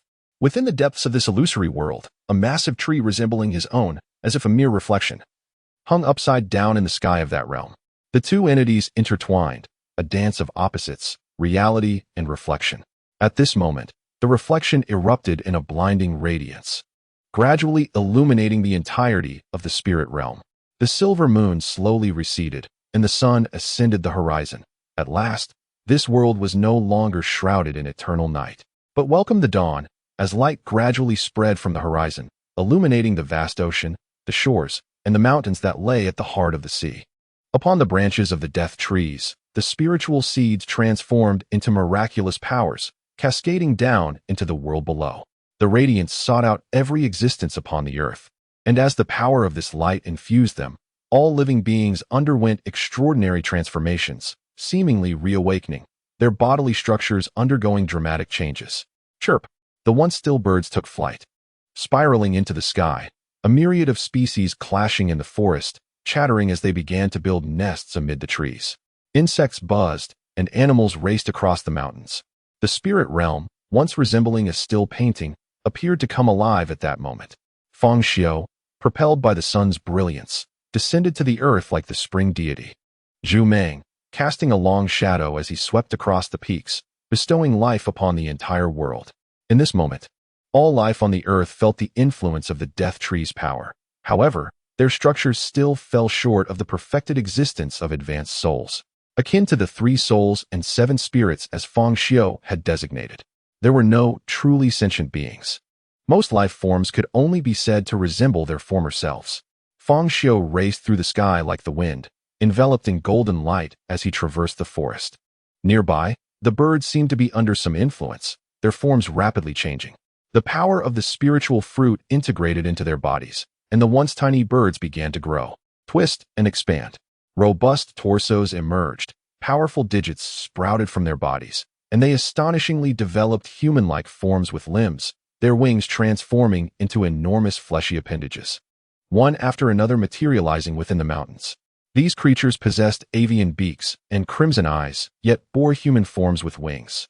Fang Xiu, harnessing the powers of the spiritual fruits and death trees, sought to reshape their soul structures in a manner akin to the transformation of demons. Chirp! The sharp cries resonated from every transformed creature. These bird-headed beings unfurled their wings, following Fang Xiu in a frenzy, spiraling around him as if they were infants witnessing the world for the first time, their eyes brimming with curiosity and joy. Fang Xiu descended the mountains, drawing near the ocean's surface, gazing into the unfathomable abyss beneath. Schools of fish leaped alongside him, chasing his footsteps and shadows. Bubbles ascended from the depths, each containing a powerful soul, resilient and radiating light. Subsequently, each point of light within the bubbles transformed into beings with human upper bodies and elongated fish tails.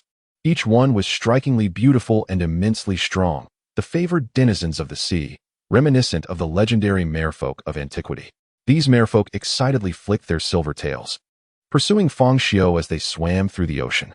However, at that moment, the light surrounding Fang Xiu had entirely dissipated, and his form became a streak of light, soaring upward until he vanished into the horizon. Fang Xiu uttered a name he had long contemplated. Let it be called the realm of mountains and seas. It resonated well with ancient legends, and indeed, all that surrounded him was either mountain or sea.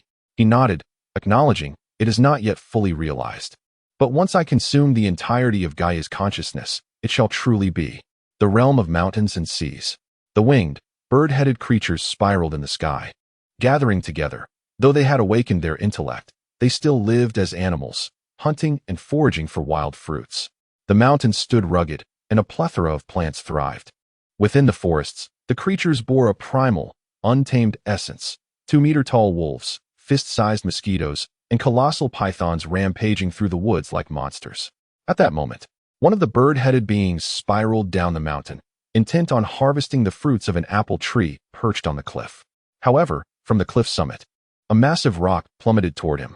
The creature hastily dodged, yet it still grazed his wing, causing blood to splatter as he lost his balance and tumbled down the mountainside. Chirp! Its mournful cry immediately drew the attention of its companions above. Several bird-headed beings swooped down, discovering their injured comrade lying at the base of the cliff. They swiftly descended to rescue him, yet one of the bird-headed beings seemed to notice something, gazing upward at the cliff while emitting frantic calls. The other 2 raised their heads and beheld the dense vines that had been torn down by the falling rock, revealing ancient murals carved above. The murals depicted vast cities and towers, bird-headed beings soaring through the skies, capable of breathing fire and wielding lightning, akin to the deities of legend, engaged in fierce battles with various monsters. Among the murals stood towering divine trees, giants reaching dozens of meters high, celestial palaces amidst the clouds, and terrifying entities whose mere glimpse could drive them into frenzied retreat. The bird-headed beings gaped in astonishment.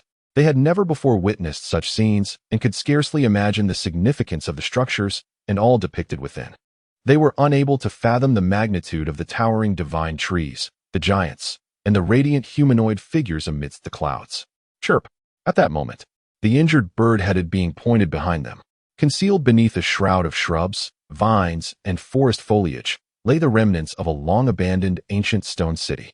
Ruins were strewn everywhere, completely obscured by vegetation and greenery, rendering its original visage unrecognizable.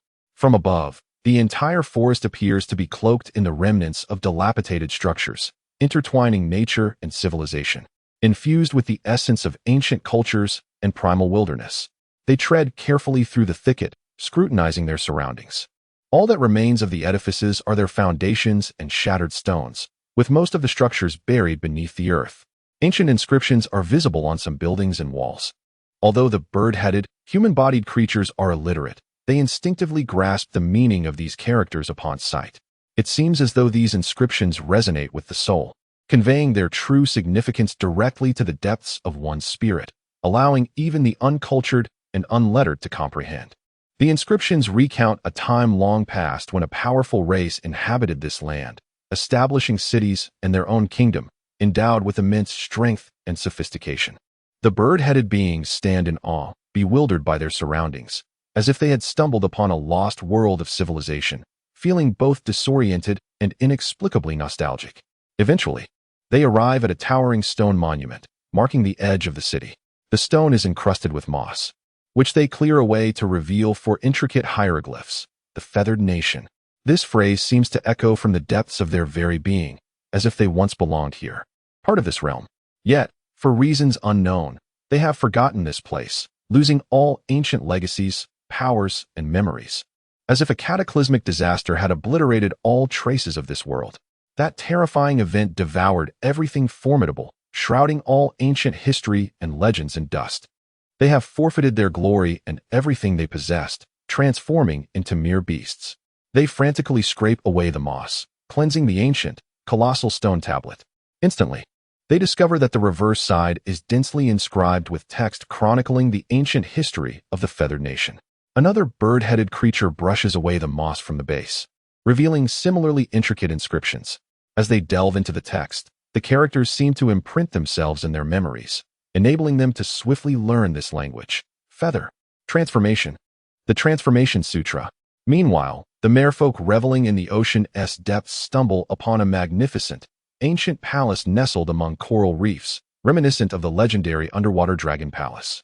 Strong male merfolk lead their kin into this resplendent edifice, where vibrant marine flora envelopes the surroundings, and schools of fish dart through the palatial halls. The palace's apex is adorned with luminous pearls, which, though eternal, now emit a dim, grayish glow. Many structures have collapsed, eroded by time and seawater. Yet remnants of opulence and grandeur remain visible. They traverse the coral sea and enter a colossal palace, towering several dozen meters high, where ferocious and majestic beasts are sculpted on the columns, now crumbled to the ground, their heads shattered into a heap of rubble.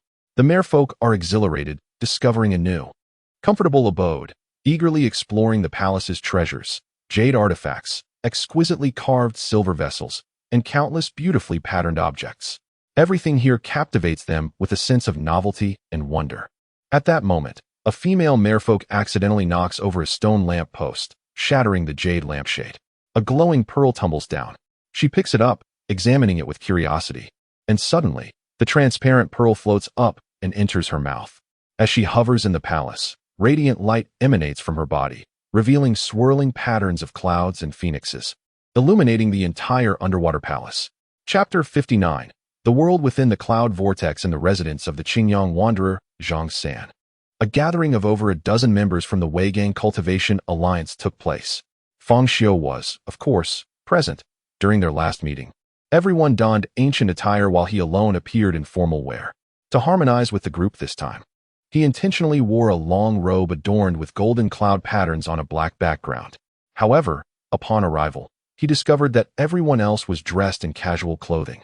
leaving him as the sole figure in formal garb, standing out conspicuously amidst the crowd.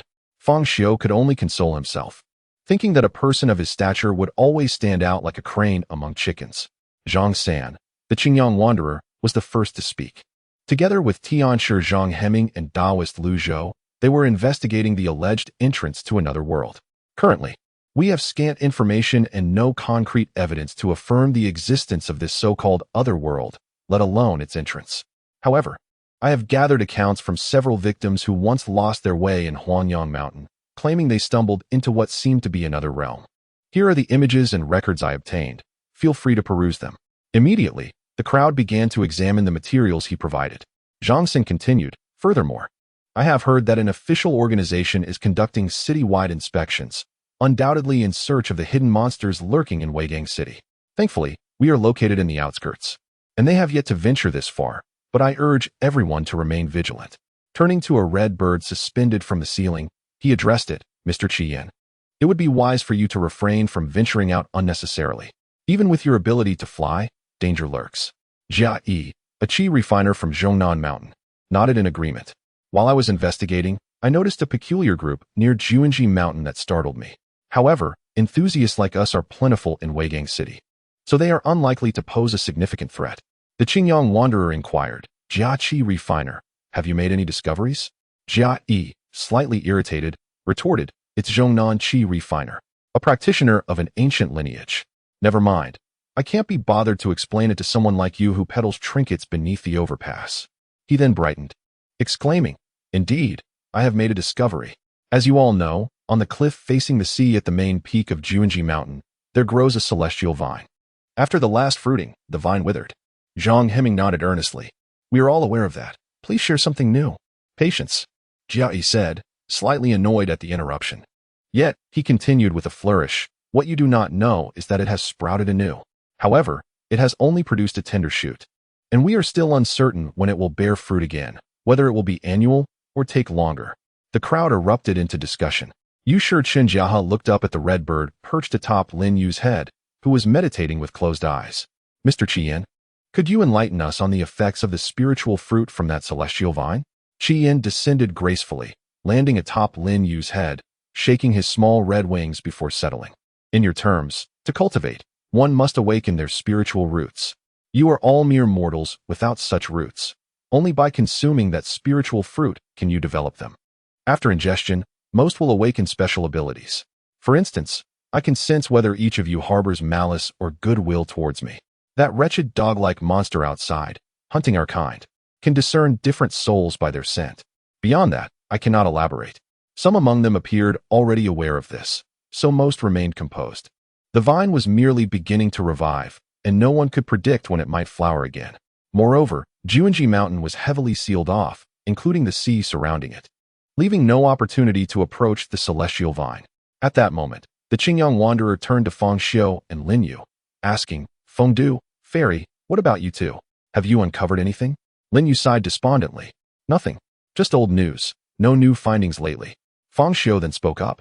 I discovered that Sanyang Temple has constructed an immortal ascension platform at the peak of Huanyang Mountain, where the mist god tree once stood. After the recent ancestral worship ceremony, the temple master, Qingyun Taoist, was rejuvenated by a spiritual elixir, and now they have built this platform, the immortal ascension platform. To where does it lead? The crowd chorused. To the entrance of the divine and demonic realms. Zhongnan Qi refiner Jia Yi sighed. Unfortunately, Huan Chun has withdrawn from the group. Otherwise, we might have gleaned some information from him. Under the scorching midday sun, the once desolate and barren summit of Huanyang Mountain had transformed into a grand celestial altar, reminiscent of ancient sacrificial sites. The altar, paved with white marble, exuded a magnificent aura, with broad steps cascading down in 9 tiers, resembling a passage to the heavens, a conduit connecting to mysterious celestial beings. At this moment, dozens of disciples from Sanyang Temple knelt along the pathway, prostrating themselves.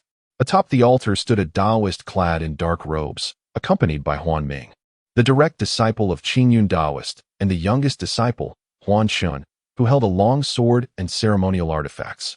Several administrative personnel were also present, including members of the Anomalous Affairs Investigation Team, with their leader, Zhou Yang, and Lin Xiu among them, alongside several high-ranking officials from the Religious Management Association. The ritual for the Immortal Ascension platform held by Sanyang Temple garnered significant attention from the investigation team and higher authorities, especially following the series of extraordinary events atop Juanji Mountain, where the elixir rejuvenated Qingyun Daoist, Lin Xiu returned from the brink of death, and the emergence of the celestial vine and numerous monsters. This led to an increased recognition of the investigation team's importance and achievements. Moreover, the recent revival of the celestial vine prompted research institutions to study and analyze it, seeking methods to cultivate and transplant it. However, any attempt to take cuttings resulted in immediate wilting. The plant exhibited extraordinary and enigmatic capabilities, unimaginable to the laboratory researchers. If successful in cultivation, it could transform barren lands into lush greenery, rehabilitate saline and polluted soils, rivers, and more, surpassing any soil restoration technology. Such potential alone was enough to astound and captivate. And the miraculous plant seemed to possess even greater powers, with the ability to restore and reshape landscapes being merely a fraction of its capabilities, harboring secrets beyond their understanding. As the midday sun bathed everyone in its light, those atop the Immortal Ascension platform dared not display any impatience or utter a single complaint. A gust of wind stirred. The incantation seemed to carry a mysterious force that summoned a fierce gale atop the mountain, howling and swirling around the altar, causing all who stood upon it to sway perilously. What a powerful wind! Where did the wind come from? A multitude of disciples below were engulfed by the sudden gust, sand swirling into their eyes, their robes billowing as they huddled together, shielding their eyes and heads. The several onlookers on the platform were equally startled, hastily seeking refuge, fearful of being swept off the mountaintop. Yet, the venerable Qingyun Daoist, kneeling upon the celestial ascension platform, remained utterly still, his two disciples behind him likewise frozen in place, prostrated in reverence. The wind howled relentlessly, the Daoist's ceremonial robe flapping wildly, yet his gaze remained resolutely steadfast. Suddenly, with a forceful bow of his head, he struck the ground, the sound reverberating painfully in the ears of all who heard it. As he continued this act of devotion, incantations spilled forth from his lips, and the howling winds intensified, an ominous sign that something was amiss. Zhou Yang glanced skyward. There was movement above. Lin Xiu nodded in agreement. A transformation may be imminent. Everyone be on guard. Prepare according to the contingency plans. Above, the clouds twisted and contracted, swirling ominously. The mist gradually coalesced, forming a colossal vortex in the sky, resembling a towering column of smoke that drew closer to the celestial ascension platform. The atmosphere shifted dramatically, as if the world itself was undergoing a peculiar metamorphosis. Once more, the Qingyun Daoist bowed his head forcefully. At that moment, with the resounding impact and the incantations echoing like an incantatory spell, a more astonishing spectacle unfolded. In the heart of the swirling clouds, a vast void emerged, not revealing the azure of the sky, but instead, an infinite ocean stretching into the horizon, an expanse without end. At its center stood a mountain peak, sharp as a sword, a portal to another realm. And now, this great doorway opened before them. Chapter 60. Entering the mountain sea realm as the winds howled and the heavens transformed, a heavy vortex of clouds loomed ominously above, seemingly intent on collapsing the entirety of Huangyang Mountain. Under the might of such celestial forces, everyone felt their legs weaken, trembling uncontrollably. The disciples of the Sanyang Temple, members of the Special Investigation Team, representatives from the Religious Management Association, and the numerous defenders stationed below all raised their gazes skyward. Each face reflected disbelief, their minds struggling to comprehend the madness unfolding before them. They beheld a vast world within the colossal vortex of clouds, surging seas, ethereal mountains, and palatial sanctuaries, shattering the reason and faith that resided within their hearts. Amidst the tempest, a middle-aged Taoist on the mountaintop strained to open his eyes, swallowing hard in awe. Could it be true? A celestial palace, an alternate realm. In this moment, even the raging winds could not quell their exhilaration. This was the fabled realm of the immortals. They craned their necks towards the sky, yearning to plunge into that dreamlike sanctuary. Standing atop the mountain, at the altar of heaven, facing the open gateway to the celestial realm amidst the vast swirling clouds, they felt their insignificance and impotence. In the presence of such grandeur, they resembled mere ants. Insignificant creatures. They gazed skyward like frogs peering out from the depths of a well, exploring an expansive world beyond. In that world, night had fallen, and the silver moon cast its luminous glow across the expanse. With a soft thud, the radiance of the silver moon poured forth from that realm, cascading over Huangyang Mountain's peak and ridges, flowing into the distance. A sound akin to a clock's ticking resonated, and under the moonlight's embrace, the once prostrate Qingyun Taoist gradually rose, casting his gaze upwards. His eyes brimmed with yearning, faith, and devotion as he beheld the celestial palace reflected above. Uttering 3 words as if enchanted, Qinghua Palace. His voice was hoarse yet imbued with an ancient resonance. Bathed in the moonlight of the celestial realm, his form began to transform, lifted by the winds.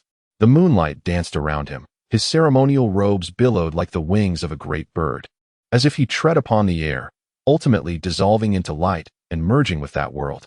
Master, Master, wait for me, Lin Xiu exclaimed, her heart shaken by the sight of Qingyun Taoist, a scene reminiscent of legendary ascension. Yet soon, the moonlight enveloped her, and she too began to dissipate like Qingyun, surging towards the celestial gateway above the clouds. Suddenly, a thunderous roar erupted in the sky, and the massive door revealed numerous cracks, as if under immense pressure. On the verge of shattering, a sharp cry pierced the air, and a heron soared upward, swept along by the winds, entering through the gateway. Following this, a myriad of birds and beasts, having journeyed from afar, gathered at the mountain's summit. Sparrows, waterfowl, and crows accompanied by flocks of birds, as if to bid farewell to their sovereign. Among them, a small red bird hidden within the throng also ascended towards the heavens. As a stork darted through the avian assembly and plunged into the celestial gateway, creatures on the ground, a concealed green serpent, a plump gray mouse, and a pangolin burrowed in earth also ventured forth, illuminated by the moonlight of the celestial realm.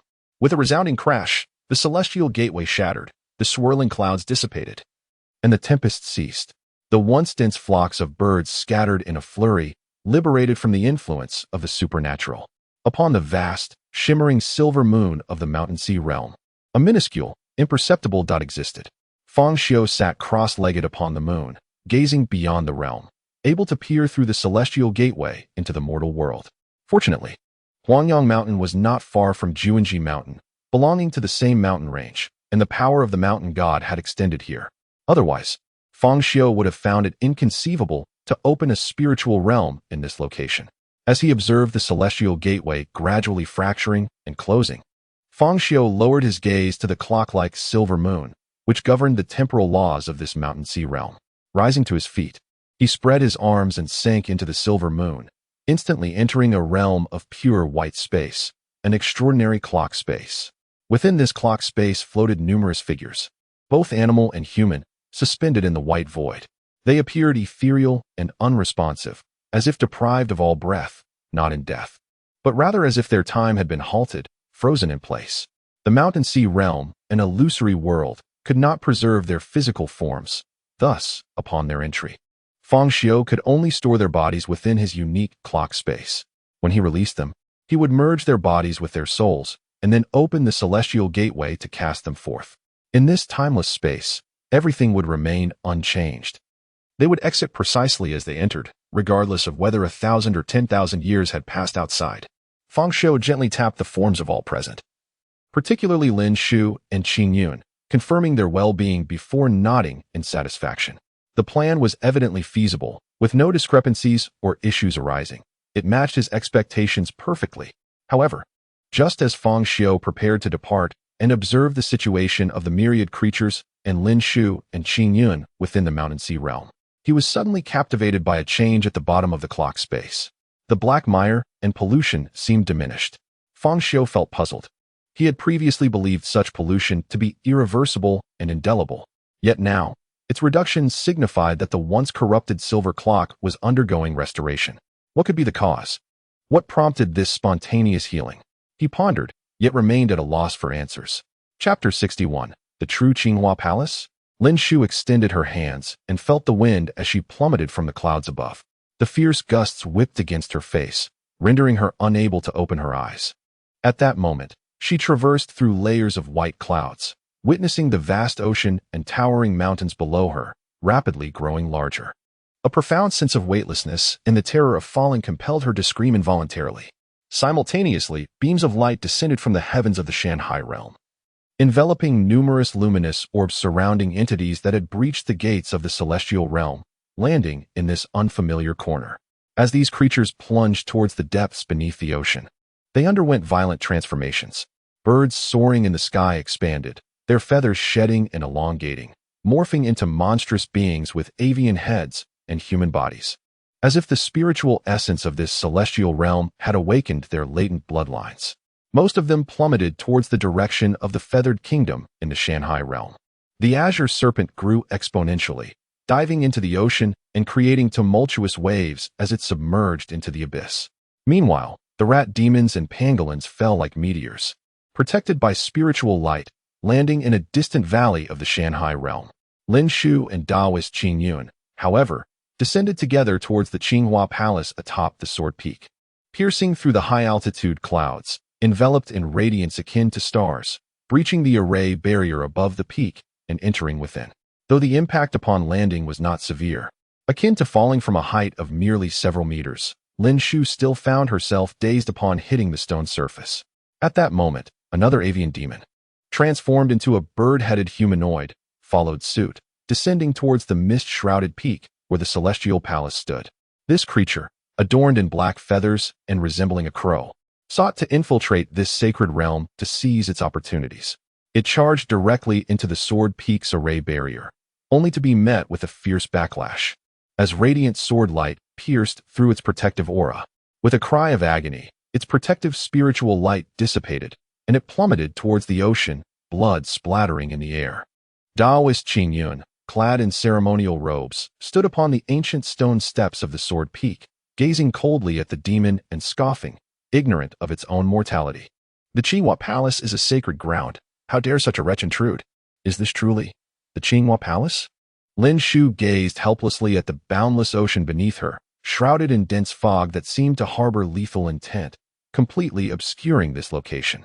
The trace of the celestial mountain vanished, leaving only the appearance of an ordinary sea. The Sword Peak, which had previously revealed itself, seemed to have opened solely to welcome her and Taoist Qing Yun. Now, as they entered, the mist enveloped the peak, rendering its interior invisible to the outside world, making it nearly impossible for outsiders to locate this celestial mountain amidst the vast ocean. The celestial realm? Lin Xiu surveyed her surroundings. Noting the distinctly different moon in the sky, everything elevated her senses, indicating that she was no longer on Earth. She then raised her gaze towards the fog-laden peak where the celestial palace loomed. A grand array barrier protected the mountain, emanating colorful light. No one was permitted to enter without authorization. Qinghua Palace, the sacred refuge where our ancestral master, Chang Yunzi, once cultivated. Taoist Qing Yun confirmed Lin Xiu's suspicions, gazing up at the mountain peak and slowly proclaiming, "I have finally arrived." Regaining his composure, he hastened up the mountain. In contrast to Taoist Qing Yun's urgency, Lin Xiu followed closely behind, continuously observing her surroundings. The ancient stone steps appeared semi-translucent, resembling stone yet akin to jade, weathered by the passage of time. Coated in a gray hue with many areas showing signs of cracking and decay. An ancient, decaying aura permeated the air, yet Taoist Qing Yun remained oblivious to it. The steps ascended along the steep cliff, and as Lin Xiu and Qing Yun traversed the path, they found themselves perilously close to the abyss. Everything about this place exuded a sharpness akin to a finely honed blade, as if the entire mountain were a formidable sword. Upon reaching the summit, they finally stood before the celestial palace, enshrouded in mist. However, the moment they arrived at the gate, Taoist Qing Yun's previously fervent pace abruptly halted. His hands fell limply, devoid of strength, as disbelief filled his eyes upon witnessing the scene before him. How could this be? This is not what I saw last time. Qing Yun's shoulders trembled with agitation, his head swiveling as he surveyed his surroundings. This is not how I remember it. Before him lay a collapsed gate. The white jade pillars shattered and buried in dust, the ancient characters spelling Qinghua Palace obscured and indistinct. Gazing forward across the plaza, half of the celestial palace lay in ruins, once opulent halls and pavilions reduced to mere remnants by the ravages of time. It seems no one has set foot here in ages. Lin Xiu ventured inside, stepping over the fallen pillars. Are you certain this is what you call the Qinghua Palace? She inquired as she walked, feeling an overwhelming sense of ancient legends and myths wash over her. It was as if she could glimpse the former splendor of this celestial abode through the ruins, yet now the gods had departed, and the halls lay in ruins, evoking a chilling sense of destruction that made one ponder what transpired here. This is indeed the Qinghua Palace, without a doubt. It is the very place I once beheld. The Qinghua Palace. Why has it transformed into this? The air was saturated with the essence of antiquity, as if left untouched for countless eons, since which no one had returned here. They were the first to breach this silence, disrupting the tranquility of the realm. It seemed as if Taoist Qing Yun had followed an unseen guidance to this place, yet the timing was off. He had arrived too late. With the delay spanning centuries, or even millennia, Qing Yun hurried deeper into the palace, frantically observing his surroundings, mumbling to himself.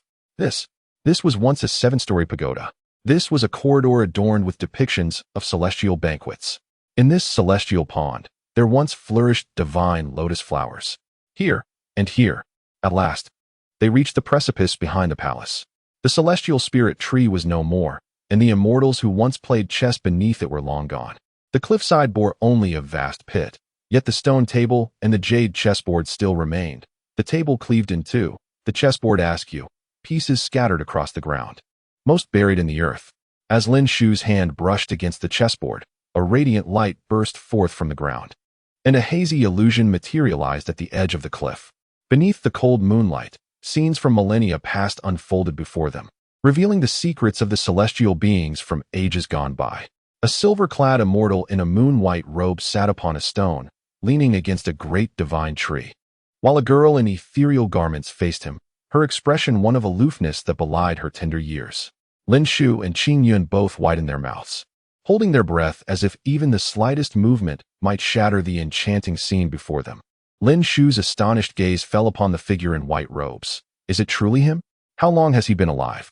Qing Yun's excitement made his teeth chatter. Internally, he was fervently exclaiming, "This is the very scene. It is exactly what I witnessed in my dreams." However, back then, he could hear nothing in his dream, completely unaware of what the master had uttered. This time, he could distinctly hear the dialogue between the two. Chong Yunzi lifted his gaze towards the heavens, the myriad stars reflecting in his eyes, as if through his sight, one could glimpse the flowing rivers of stars. Yet, the words that escaped his lips were steeped in a sense of desolation and helplessness. The end of the Dharma age approaches. The heavens and earth shall collapse.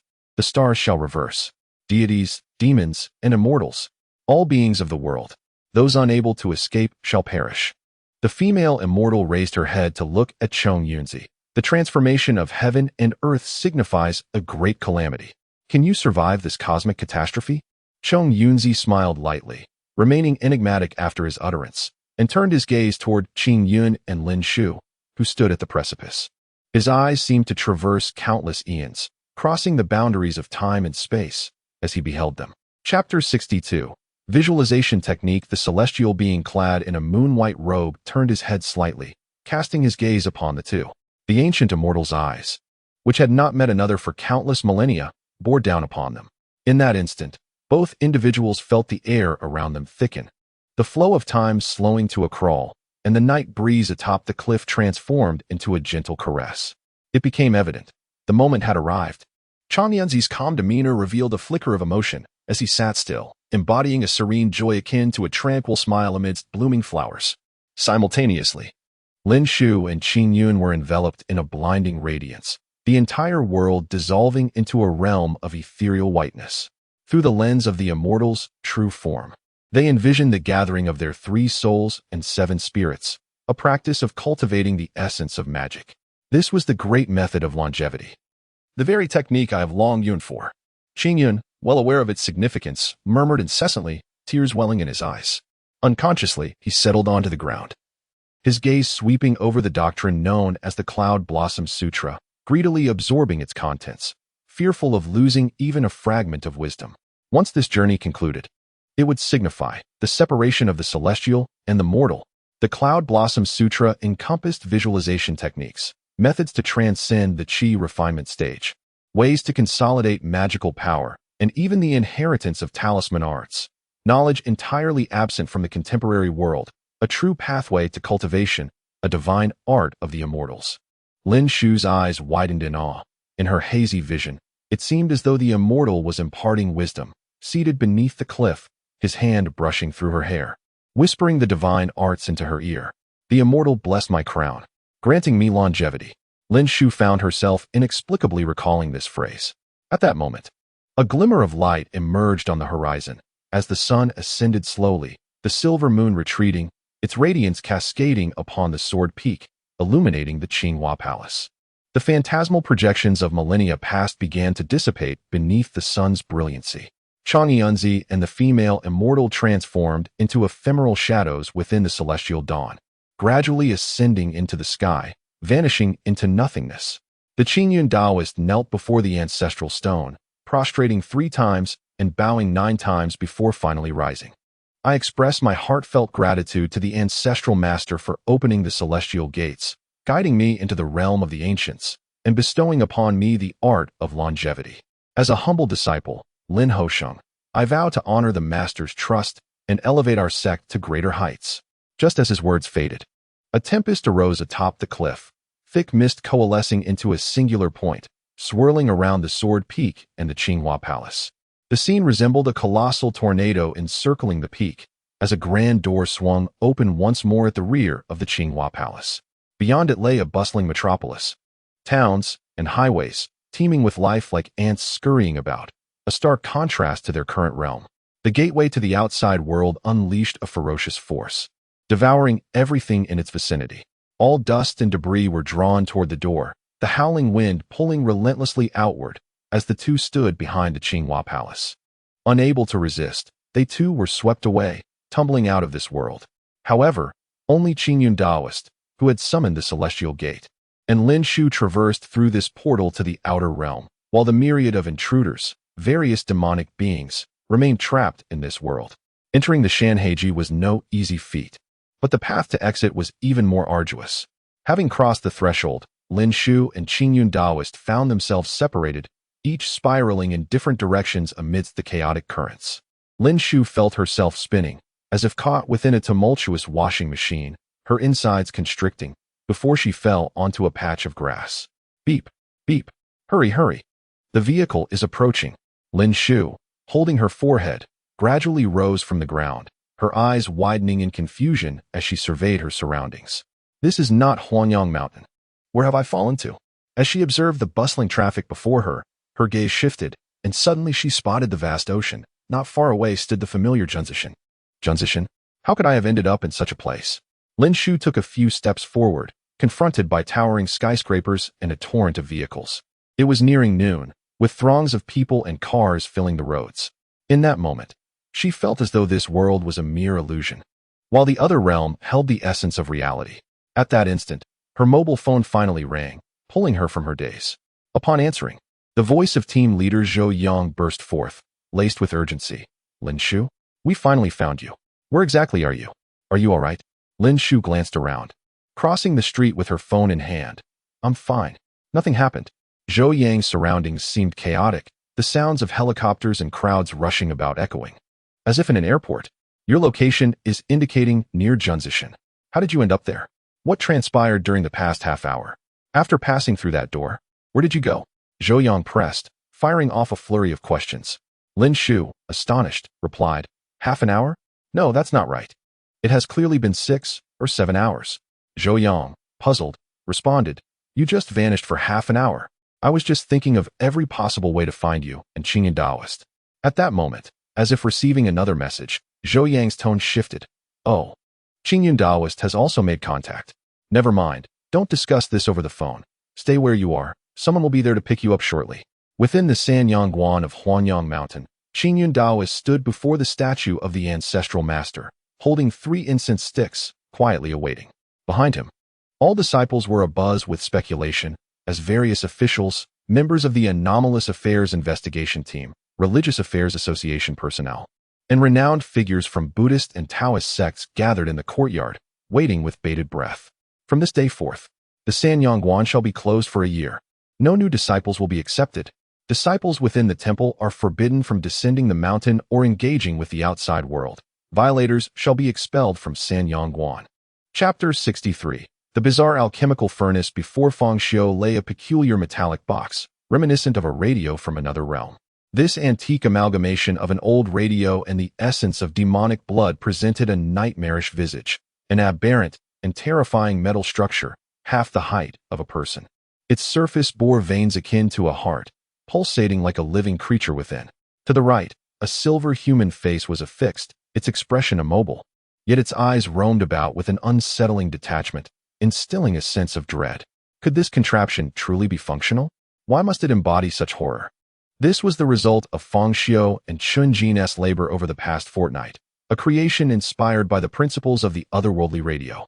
Infused with Chun Jin's knowledge gleaned from alchemy and Fang Xiu's prowess in crafting souls, culminating in this peculiar alchemical platform. To master alchemy, one necessitated an alchemical apparatus, however. In this realm, finding such a device proved impossible. Thus, guided by Chun Jin's alchemical insights, they resolved to construct one. Chun Jin procured a 3D printer, modifying it through magical enhancement, mirroring the design of the otherworldly radio. Alchemy in another world originated from extraordinary alchemical beings. All endeavors ultimately aimed at creating the most formidable of these entities. Their foundation lay in metallic cells, replicating them to forge mundane alchemical tools through magical means. Each alchemical artifact could be seen as a nascent form of alchemical life.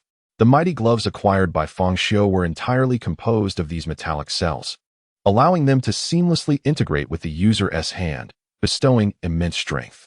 Fang Xiu and Chun Jin amalgamated the mighty gloves into the 3D printer, infusing it with magic. To ensure precise control, Fang Xiu crafted a separate earth soul to merge with it, serving as the primary soul responsible for memory storage, devoid of intelligence or emotion, thus remaining under its master's dominion. Could this be considered a spiritual instrument? An alchemical furnace? Fang Xiu instinctively attributed a favored title to this creation.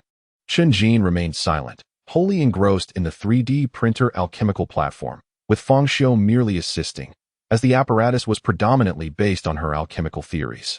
She fed steel pieces into the mouth of the peculiar face, which appeared to chew as if genuinely consuming. EW. Both Fang Xiu and the creature He Sha echoed in unison, their expressions mirroring disgust. Chun Jin placed her hand on the forehead of the face, closing her eyes to manipulate the bizarre alchemical platform, and instantly, a radiant glow erupted from within the box. They beheld a magnificent silver sword hilt forming within the light, metallic particles coalescing under the alchemical platform's influence, morphing into a beautifully crafted ancient longsword. At that moment, Fang Xiu noticed Chun Jin appeared considerably weakened, her essence diminishing. Fang Xiu cautioned her, "Enough? Do not attempt further alchemical crafting or utilize magic here. This is not the mountain and sea realm, and doing so will deplete your essence." Chun Jin's face lit up with joy, though her voice remained subdued. It worked.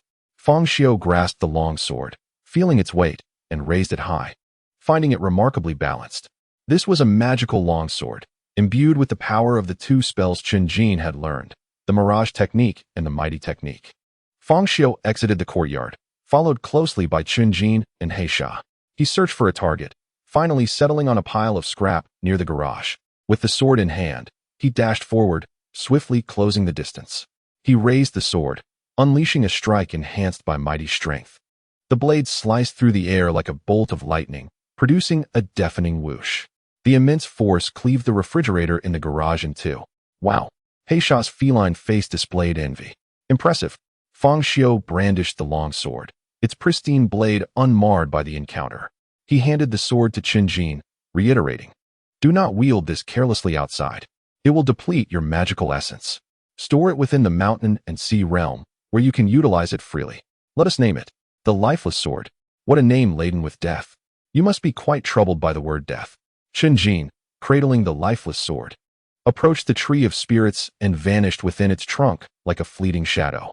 The emergence of the alchemical furnace opened a portal for Fang Xiu into the realm of magical crafting.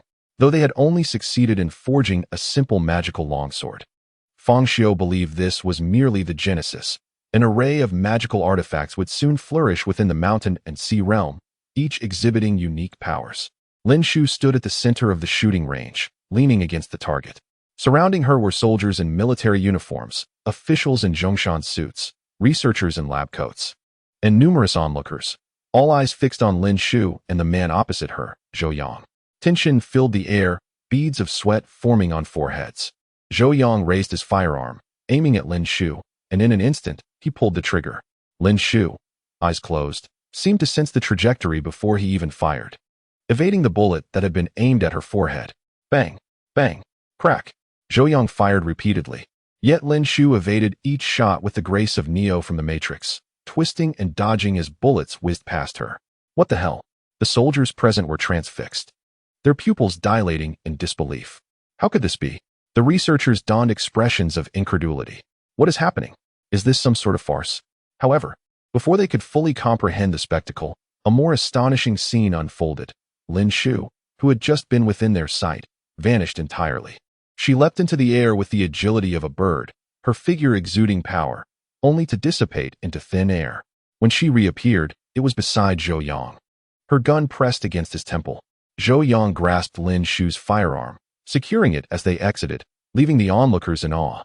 To them, Lin Xiu resembled an extraterrestrial entity, both terrifying and formidable, embodying the fear of the unknown. With the power to vanish at will, even firearms rendered ineffective. One could only imagine the havoc she could wreak in an assassination. Given Lin Xiu's capabilities, combined with the elite soldier's endurance, armed with weaponry, she could navigate this space with impunity, evading capture effortlessly. Truly, she was a force to be reckoned with. Zhou Yang stood firm and, after saluting, declared, "Behold, this is the power of the cultivators." Chapter 64, Illusions and Talismans. Zhou Yang led the team out of the base. The entire anomaly investigation group climbed aboard their vehicles, exuding an air of confidence. In his 40s, he once again savored the taste of being valued and wielding power. Shaolin, it seems that our anomaly investigation group may have to change its name, Zhou Yang exclaimed with excitement. Lin Xiu, who had been deeply engrossed in her cultivation, did not fully grasp the implications of these developments. Ever since her journey to the celestial realm, where she obtained her inheritance and became a practitioner, she found herself increasingly indifferent to external matters such as wealth, power, and status. What name will it be changed to? Lin Xiu asked, sitting in the passenger seat. Her eyes closed as she contemplated the talismans within her soul, diligently meditating and refining her skills. The first spiritual technique she mastered was the Mirage technique, a fundamental illusion that could deceive the five senses without the need for magical power. At present, she had only reached the level where she could obscure others' vision and hearing, with a limited range of influence. The spectacle of her vanishing from sight moments ago was indeed a manifestation of the Mirage technique. Excitedly, Zhou Yang proclaimed, "The Anomaly Investigation Bureau, abbreviated as AIB. From now on, you shall address me as director. You have also been promoted. You will be the leader of the AIB's action team." Lin Xiu paid little heed to these accolades and instead inquired about a different matter. "By the way, what will happen to the 6 monsters we captured earlier? What has been decided regarding them? And what about 004? Zhou Yang glanced at Lin Xiu. "What? They're just animals, and you feel pity for them? True, they possess considerable intelligence and have even learned human language and customs. But do not worry, 004. The demon hound named Heizi may be trained and assigned to assist our work at the Anomaly Investigation Bureau. I've already reported to the higher-ups about it. You will be its temporary guardian, and you must ensure that no accidents occur. However, the others will likely remain in the laboratory at the Research Institute. Illusions, being the most fundamental of spells, hold limited efficacy against practitioners unless one's own power overwhelmingly suppresses the opponent. Yet, when directed at ordinary individuals, such spells become remarkably potent, as no one can evade your control. However, this is merely a minor avenue, and it contravenes the strict regulations of the Sanyang Temple. Casting spells on ordinary people could lead to expulsion from the sect. The most crucial inheritance of the Sanyang Temple is the path of talismans. Talismans can channel the power of celestial beings and illustrate the principles of heaven and earth. Within the hall, apart from his disciples, there were also several official members arranged to be present. Among the over 100 disciples, only 10 could be considered true disciples of Qingyun, while the others were inserted through various connections or reasons, either to monitor the Sanyang Temple or to seek its celestial inheritance or to associate with so-called immortals. Regardless, it appeared that the Sanyang Temple was indeed flourishing. Even the Sanyang Lake Reservoir in the back mountains and the Dongmen Park in front had been acquired by the temple, with plans for redevelopment to restrict public access. Qingyun Daoist droned on, and while the disciples listened intently, they also gritted their teeth. To many of his disciples, this was blatant boasting, as indicated by his subsequent words. However, to cultivate, one must possess spiritual roots. Therefore, for now, I can only teach you visualization techniques to solidify your divine thoughts, purify your wisdom, and hope that one day you may truly enter the gates of immortality. As soon as he finished speaking, the flames of jealousy in the disciples' eyes flared even brighter. It was you, this old wretch, who consumed the elixir and surrendered it, while we gained nothing. This was our chance at immortality. Each disciple felt as though their hearts were bleeding. What use is this? They muttered in dissatisfaction, yet they diligently collected the information. Perhaps it would prove useful someday. The longevity pills consumed by Qingyun and Lin Xiu not only extended their lives, but were also made from the sap of the death tree, possessing the effects of spiritual fruit, far superior to the fruits of the mountain deity vine. This had allowed them to swiftly break through the qi refining stage and condense their magical power. However, at this point, the power of the elixirs had been exhausted, and further breakthroughs seemed a distant prospect. Farewell, Master. Farewell, Temple Master. With the lecture concluded, the photographer on the right ceased their work, and the old Taoist Qingyun leaped from the mat as if riding the wind, departing the grand hall. The disciples could only gaze enviously at Qingyun's ethereal demeanor. Now that the elixirs had run out, those remaining desiring to attain spiritual roots would have to await the next flowering of the mountain deity vine, with no certainty of when that might occur or whether they would receive a share of the spiritual fruits. In the realm of mountains and seas, beneath the azure sky and white clouds, the realm currently consisted of a large island and a solitary peak, with the surrounding waters being a spiritual domain. The island's mountains undulated, and the forests were lush and dense, extending as far as the eye could see, inhabited by a plethora of creatures, fish, insects, birds, and beasts, forming a vibrant and beautiful world. At this moment, less than a month had passed in the outside world, yet over half a year had elapsed within. The citizens of the human kingdom had begun to establish their own nation upon the ruins of their former territory, embracing everything from the remnants of the past and starting anew from the ruins. The merfolk beneath the sea began to reclaim their former glory, while the island's monsters explored and displayed their powers. The entire island continued to rise imperceptibly from the ocean depths, its area gradually expanding, eventually forming a significant expanse. Even the fish in the sea instinctively avoided the deeper, darker waters. 3 figures descended from the heavens, slowly approaching the only island in the realm of mountains and seas. Chapter 65. The nether city Fang Xiu's robe had undergone a transformation, now adorned with a colossal bagua pattern on the back. With cloud boots beneath him, he descended from the heavens, accompanied by Lin Xiu and Haisha. The fundamental rules of the Shanhai realm closely mirrored those of Earth: gravity, environment, air quality, and the lengths of day and night were remarkably similar. Hence, according to these rules, neither Lin Xiu nor Haisha could fly in this realm, and without Fang Xiu, they would have to traverse the ground step by step. At this moment, Haisha had morphed into a girl with pointed black ears, clad in a flowing black robe embellished with light-colored patterns. This attire was hardly suitable for an outing. The hem trailed on the ground, exuding an opulent aura that nevertheless rendered her strikingly beautiful and regal, an appearance that Haisha relished. Chen Jin, in contrast, wore a light-colored curved robe, a long sword strapped to her back, trailing behind Fang Xiu and stepping delicately on the water's surface, exuding a charming earnestness. Upon reaching the shore, Fang Xiu surveyed the surroundings as if selecting a place. "This will do," he exclaimed, gesturing lightly in the air. Instantly, the land within a radius of several dozen miles trembled violently, as if an earthquake had struck. Creatures residing on the mountain fled in panic, and flocks of birds soared into the sky, escaping into the distance. The land detached from its surroundings, transforming into a small island, which Fang Xiu and his companions then drifted away on, moving toward the northern sea of the Shanhai realm. As they ventured further, the island revealed the world's edge, where the sky darkened, plunging everything into a desolate silence. The ocean roared violently, with towering waves sweeping across, even crashing upwards into the sky. The sky bore scars of destruction, and those who intruded upon this realm found themselves ensnared in a deadly trap. No signs of life remained here, save for a solitary silver moon casting its light, a realm forever devoid of sunlight, a place of icy desolation. This drifting island perpetually floated upon the dark sea, lacking a fixed location, moving with the currents and tides like a hidden paradise. Fang Xiu raised his hand, summoning soil from the island to coalesce into massive stones. White jade, glass, gemstones, and trees that spontaneously shaped themselves, various spiritual materials converging toward the island's center. Before long, an ancient city emerged upon the island. With a wave of his hand, a grand wooden dock materialized along the shore, its surface paved with stone slabs and pebbles leading toward the ancient city at the island's heart.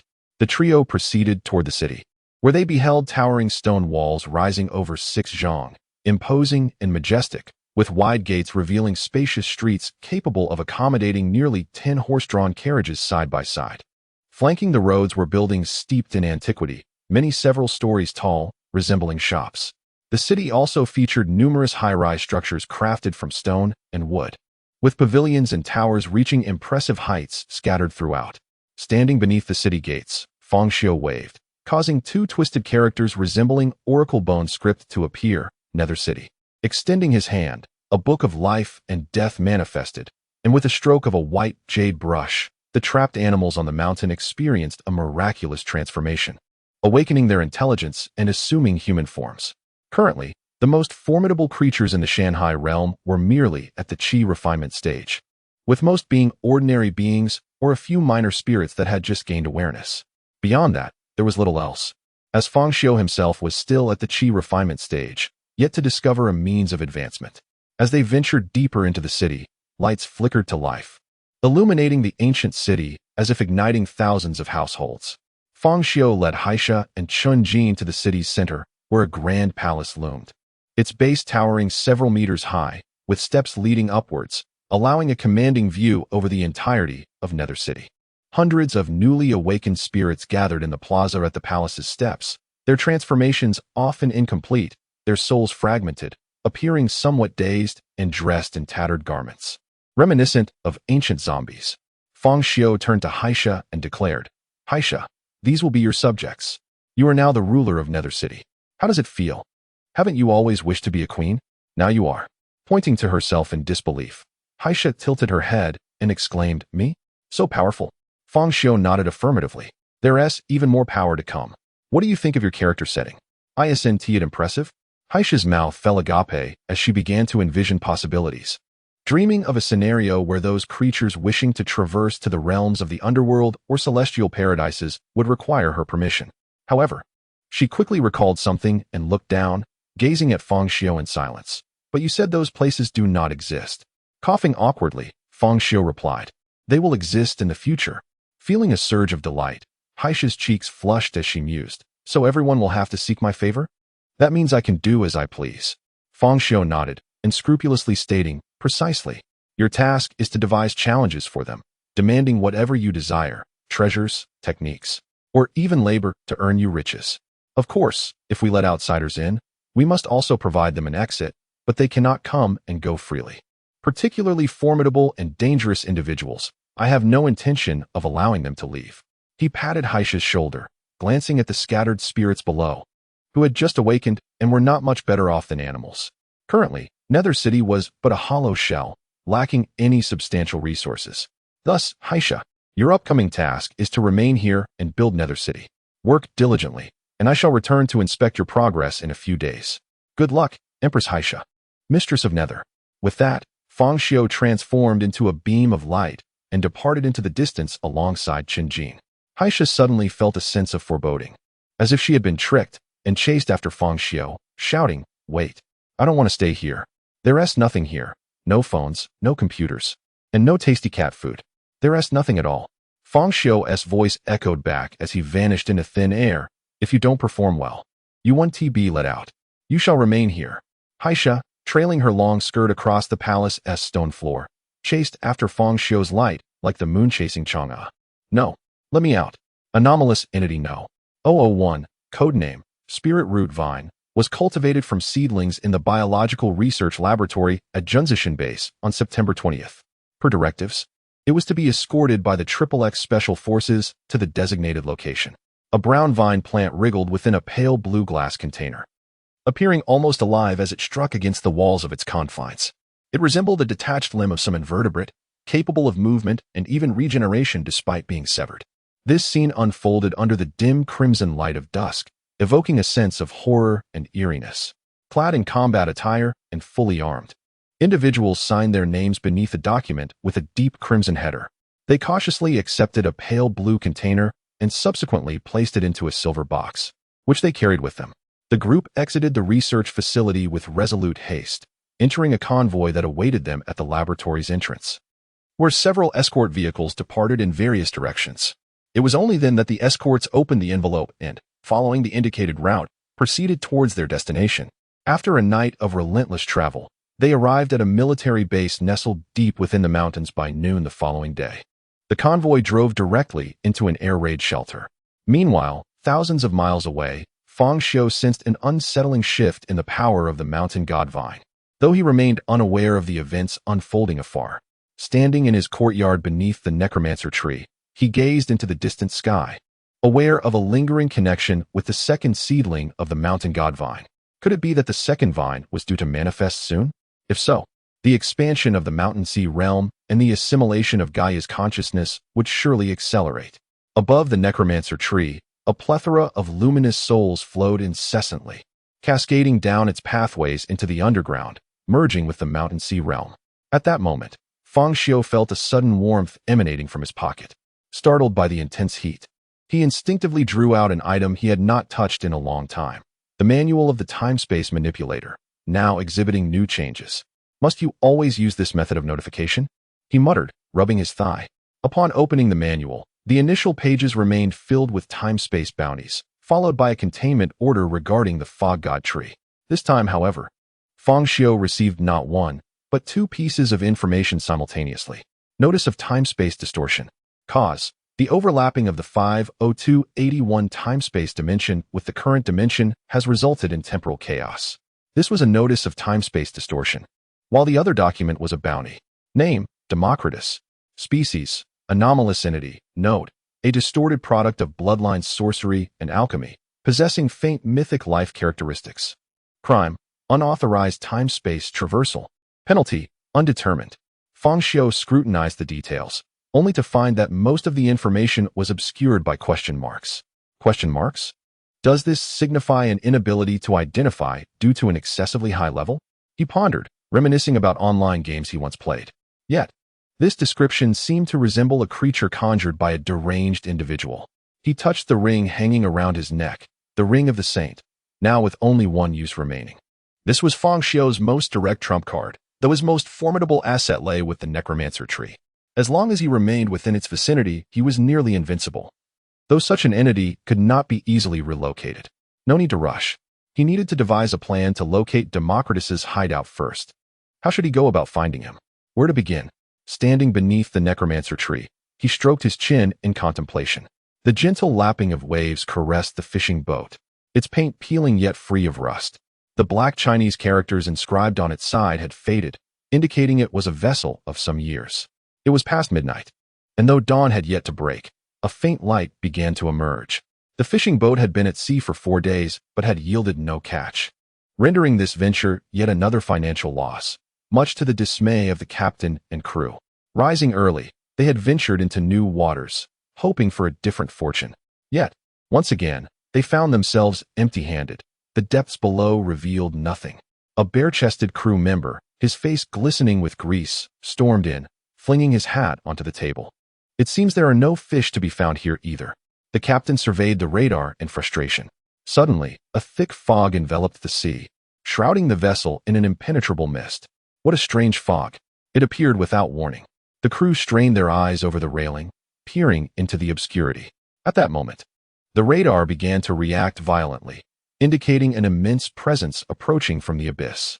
A peculiar sound resonated in their ears, deep and resonant, like the air being forced through a windbox, trailing off into a prolonged reverberation.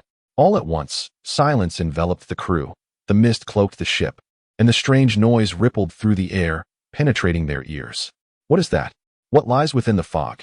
The once daring sailors now found themselves swallowing hard, a sense of dread creeping into their hearts as their pulses quickened with anxiety. No, it's beneath the water. It's lurking below. Suddenly, the surface erupted in turbulence, and the fishing boat bobbed like a leaf upon the waves. Buckets, brushes, sailors, and ropes tumbled chaotically across the deck. From the depths of the fog, an immense creature, its full form obscured, surged from the ocean floor, leaping into the sky. Under the dawnlit, starry sky, its silhouette seized the crew's attention as they gazed upward, witnessing the sky seemingly consumed by its massive belly. Crew members who had fallen or clung desperately to supports lay awestruck on the deck, their eyes fixated on the creature. It emitted a sound that reverberated through their chests, as if their hearts might shatter under the pressure. Moo. In the fog, they could discern only its black, wrinkled underbelly, intricately entwined and adorned with numerous tentacles, undulating like water. The surface above was golden red, glinting like gold and resembling a layer of armor. As it leapt from the depths, its body radiated golden light, trailing a cascade of water that arched behind it like a rainbow. With a thundering crash, the ocean surged again, and the creature's form vanished into the depths, swallowed by the fog. Chapter 67. Setting Sail. Zhongnan Alchemist. Have you heard of the Kuan? Tianshi Zhang Hemming. In the North Sea, there exists a fish. Its name is Kuan. This is from Zhuangzi's Inner Chapters, The Joy of Wandering. Henchman Fairy. The Kuan is so vast, it cannot be contained in a single pot. Qingyang Wanderer. It transforms into a bird, named Peng. The Peng is so enormous that it requires 2 grills for roasting. Preaching Sorcerer. Starting with a Kuan, one levels up solely by devouring. Zhongnan Alchemist. Visibly upset. Slam the table. Can you all refrain from ruining the atmosphere? Emperor Fengdu. Why has this suddenly come up? Immediately, Zhongnan Alchemist displayed an image, albeit a bit blurry due to camera shake, yet distinctly revealing an enormous creature soaring through the sky, crashing into the ocean and stirring up colossal waves. The photograph showcased only the massive tail and long tentacles of the beast. In comparison to the ship beneath it, the creature appeared unfathomably large, with its tail alone exceeding the size of the vessel, resembling a whale but clearly not one. From where did this image originate? When did this occur? We were entirely unaware. Sorcerer El Zhou, usually well-informed, had no insights this time. Where could it have emerged? Raymaster Chen Jiahe posed a crucial inquiry. Currently, the members of the Weigang Cultivation Alliance had significantly diminished, leaving only a handful of primary members who had previously attended gatherings. This was a newly established group. In the earlier, larger assembly, they rarely made appearances. Afterward, Zhongnan Alchemist promptly retracted the image. This was from a source collecting clues for me, seen online. It likely originated from the waters where the Yellow Sea meets the East Sea, but that post has since been deleted. I immediately arranged for someone to locate that ship to understand the situation at the time, but now, all aboard have been taken away for questioning. Qingyang Wanderer. The authorities are acting increasingly swiftly, becoming more attentive to information of this nature. Henchman Fairy. Could it be some unknown ancient creature lurking beneath the sea? There are always things we are oblivious to in the water, akin to the legendary Beihai giant or the Loch Ness monster. Zhongnan Alchemist. A creature measuring 100 meters in length. What does that signify? Upright, it would rival a skyscraper. There have been no reports of such colossal beings on Earth. According to the post, its appearance was accompanied by dense fog, reminiscent of what we experienced on Huanyang Mountain. Finally, Zhongnan Alchemist confidently concluded, this is undoubtedly a being that has escaped from that realm. If we can find it, we could enter that world like Mr. Qian.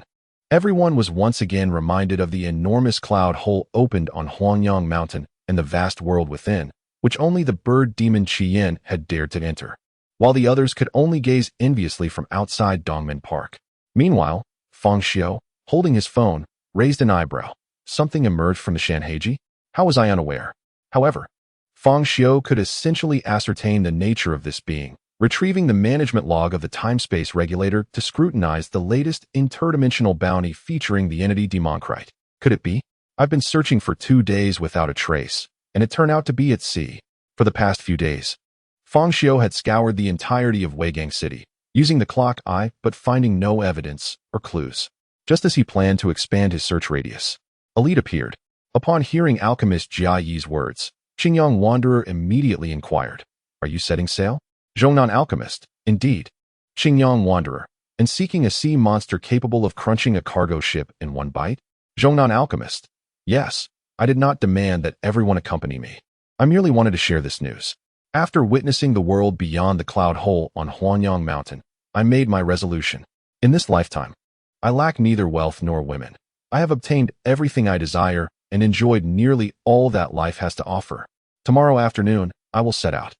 Those willing to join may prepare and meet me at Waiku First-Class Fishing Port by noon. Following this announcement, the group fell silent, refraining from idle chatter or discussions of mundane matters. That night, a complex array of emotions enveloped them. The next day dawned clear, with calm winds. At Waiku First-Class Fishing Port in Weigang City, 5 members of the Weigang Cultivation Alliance gathered, with numerous vessels of varying sizes docked chaotically, permeated by the scent of fish. Such a large ship? What does alchemist Jia's family do? Tianshi Zhang Hemming, still wielding his prized camera, snapped photos of a 3-tiered blue vessel, unable to suppress his astonishment. Rented. Can't you see it's a fishing boat? I do have a yacht, but we're not going out to play. We must have someone who frequently navigates these waters to guide us. The boat owner's name is Zhu Lu, an experienced sailor responsible for taking us out, Jia Yi explained, noticing Qingyang Wanderer nearby. Damn, I didn't invite you. Why did you come? Jia Yi promptly gestured a middle finger at Qingyang Wanderer. Qingyang Wanderer patted Jia Yi on the shoulder. Haha, such matters cannot exclude me. We are kindred spirits. Additionally, 2 others present were Fang Xiu and Lin Yu. Fang Xiu sought out the otherworldly creature Demoncrite, while Lin Yu had secretly slipped away from her sister under the guise of tourism. Both carried large backpacks, clad in athletic attire, scrutinizing the blue fishing vessel before them, which appeared quite new and spacious enough to comfortably accommodate their small group for the voyage. Qingyang, Fengdu, Fairy, you both have come as well. Jia Yi surveyed the surroundings. It seems we are just the 5 of us. No one else showed up. Tianshi Zhang Hemming chuckled. If we don't find anything, it might just be an ordinary sea trip. If we do, it could turn into a hellish journey. Who else would dare join? Lin Yu rolled her eyes. As if you're not an ordinary person. Right, Fengdu? Fang Xiu smiled. We are anything but ordinary. Zhang Hemming draped an arm around Fang Xiu's shoulder. Haha, well said. Fengdu. Zhang Hemming gazed out at the ocean, inhaling deeply the briny air, closing his eyes. Just one last step, and we shall enter a world unlike any other. A voice called from the vessel. Lao Jia, ready to set sail? Everyone boarded the ship, exercising caution. Xiao Lu is my elementary school classmate. Don't treat him as a stranger. The owner of the fishing boat, Zhu Lu, was a robust young man in his 30s, his tousled hair a testament to a life weathered by the elements. He spoke with calm authority, and according to Jia Yi, he was a trustworthy acquaintance. He shook hands with each person boarding the deck, and upon reaching Fang Xiu, he suddenly looked up. An athlete? A martial artist? Or perhaps a veteran? Your physique is quite remarkable. Fang Xiu shook his head. No, just someone who enjoys sports. Zhu Lu clapped Fang Xiu on the shoulder and turned to face everyone. This outing is not for fishing, so I am the sole crew member, responsible for navigating you to your desired destinations.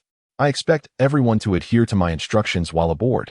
Should you encounter any issues, do not hesitate to reach out to me. The sea harbors countless dangers. Thus, it is imperative that we refrain from indulging in fanciful notions that could lead to unforeseen consequences. At last, the azure fishing vessel has departed from the harbor, setting its course into the boundless depths of the ocean. Chapter 68. The Kuan. The vessel had been traversing the sea for 4 days. 2 nights ago, they reached their designated area and have since scoured the vicinity, yet to no avail. Over the past couple of days, they encountered several other ships in the area, similarly not on fishing expeditions, but rather exploring for something elusive. These vessels even radioed them, inquiring if they had discovered any leads, suggesting a shared quest among kindred spirits. Today was particularly unusual. They encountered warships twice in the morning. As the massive ships and their artillery passed by their modest fishing boat, everyone stood transfixed on the deck, mesmerized. The sun on the sea was blisteringly intense, its rays inducing a potent dizziness, while the vibrant colors appeared to spin around the sun. Fang Xiu, with his hands wrapped in cloth, busied himself on the deck, as there was much to be done despite their expedition not being for fishing. Their goal was to uncover traces of the mythical Kuan, necessitating a considerable amount of work. Be careful. It's scorching hot under this sun. Is there any water? Fang Xiu exclaimed, sipping mineral water, glancing at the frothy white bubbles stirred up by the boat's passage.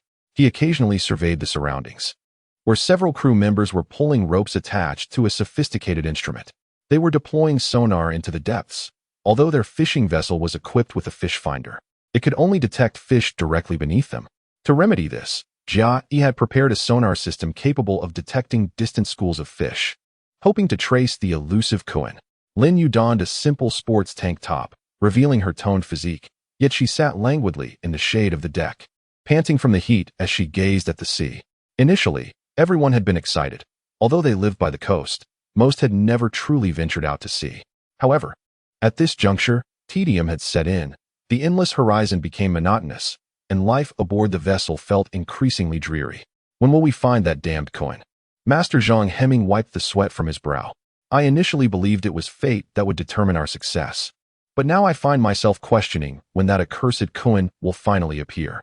The Kuan may have already departed from this area, Qingyang Sanren suggested. Jia Yi's expression turned grave. That would pose a significant dilemma. In this vast ocean, where would we search for it? Fang Xiu lifted his gaze toward the distance, a fleeting silver glimmer in his eyes. No, it should still be here. He gathered the scattered ropes on the deck, coiling them methodically. Don't fret. I have a premonition that we will encounter it on this voyage. It is merely a matter of time. In the depths of night, the crew succumbed to slumber as the boat swayed gently on the water. Initially, they found it difficult to adjust, but now, everyone could sleep soundly. Suddenly, Fang Xiu awoke, his body tensing as he crawled from his makeshift bed, peering out of a round window into the moonlit night, shrouded in mist. At that moment, an alarm blared on the ship. Captain Zhu Lu rushed down from the deck, shouting, "Everyone, wake up! Hurry!"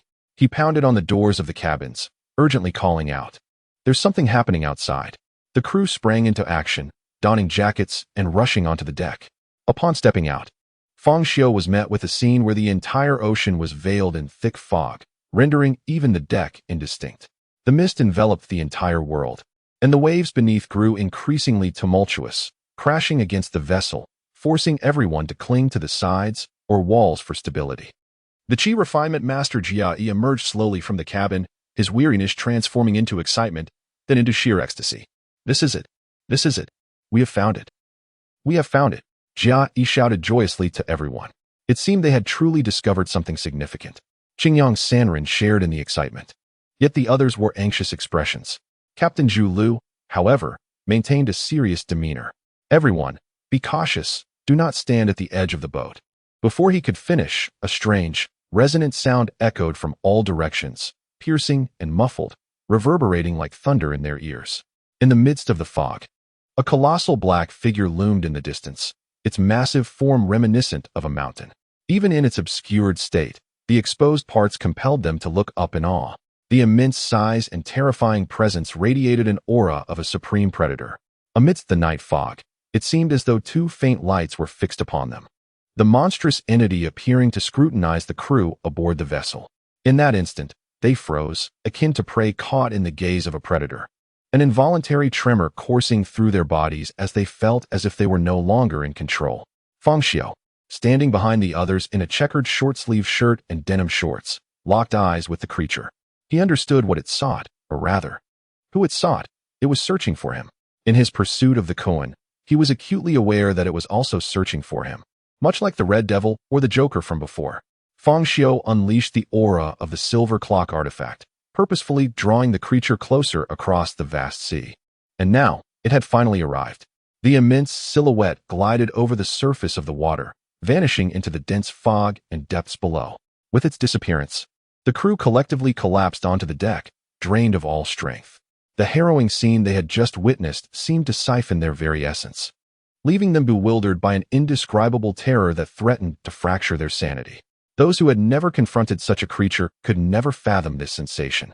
Master Zhang Hemming trembled violently, his back soaked with sweat, his pallor ashen as he stammered, What kind of monster was that? Qingyang Sanren curled up on the deck, gasping for breath. Is that the Kuan? The legendary Kuan? Jia Yi, forcing himself to stand, scanned the surroundings. Where did it go? Where has it vanished? Everyone on deck frantically searched for any signs of the monstrous being. Suddenly, with a thunderous roar, the sea erupted like an explosion. A massive figure soaring from the depths, leaping into the sky. At that moment, they finally beheld the creature's true form. a monstrous amalgamation of gold and black, resembling a mythical whale. The upper half of its body was sleek and metallic, exhibiting an elegant contour, while the lower half bore grotesque, twisted flesh, with long tendrils swaying as though caressed by the wind across a grassy plain. As it leaped skyward, twisting in midair, it descended towards their fishing vessel, its gaping maw aimed directly at them. Its dark eyes, positioned on either side, stared indifferently at the surface of the sea. The sight was akin to a skyscraper plummeting from the heavens, threatening to crush them. Their diminutive fishing boat appeared as mere morsels before this colossal being. Lin Yu gasped. Her eyes glazed over as she uttered in despair, we are doomed. The crowd erupted into a frenzy, with Jia Yi and Zhu Lu leaping off the vessel in an instant, while others scrambled towards the cabin. Despite knowing the futility of their actions, everyone struggled with all their might. At that moment, a radiant beam of white light emerged from the horizon, resembling the sun rising, illuminating the entire world. The intense brilliance traversed the sky, striking the colossal leviathan. The gargantuan creature let out a mournful wail, its massive body flipping over and crashing into the sea. The fishing boat was tossed aside by the towering waves, careening hundreds of meters away, leaving everyone inside in disarray. Above, under the moonlight, a white figure materialized atop the clouds. The white light converged in his hands, forming an ancient sword, and upon closer inspection, one could discern the two characters Wu Sheng engraved on the hilt. Chapter 69. Burning mountains and boiling seas beneath the moonlight, Fang Xiu wielded the lifeless sword, his gaze fixed unwaveringly upon the depths of the ocean. Silver light flickered within his pupils as the clock ticked rhythmically, revealing everything within his line of sight.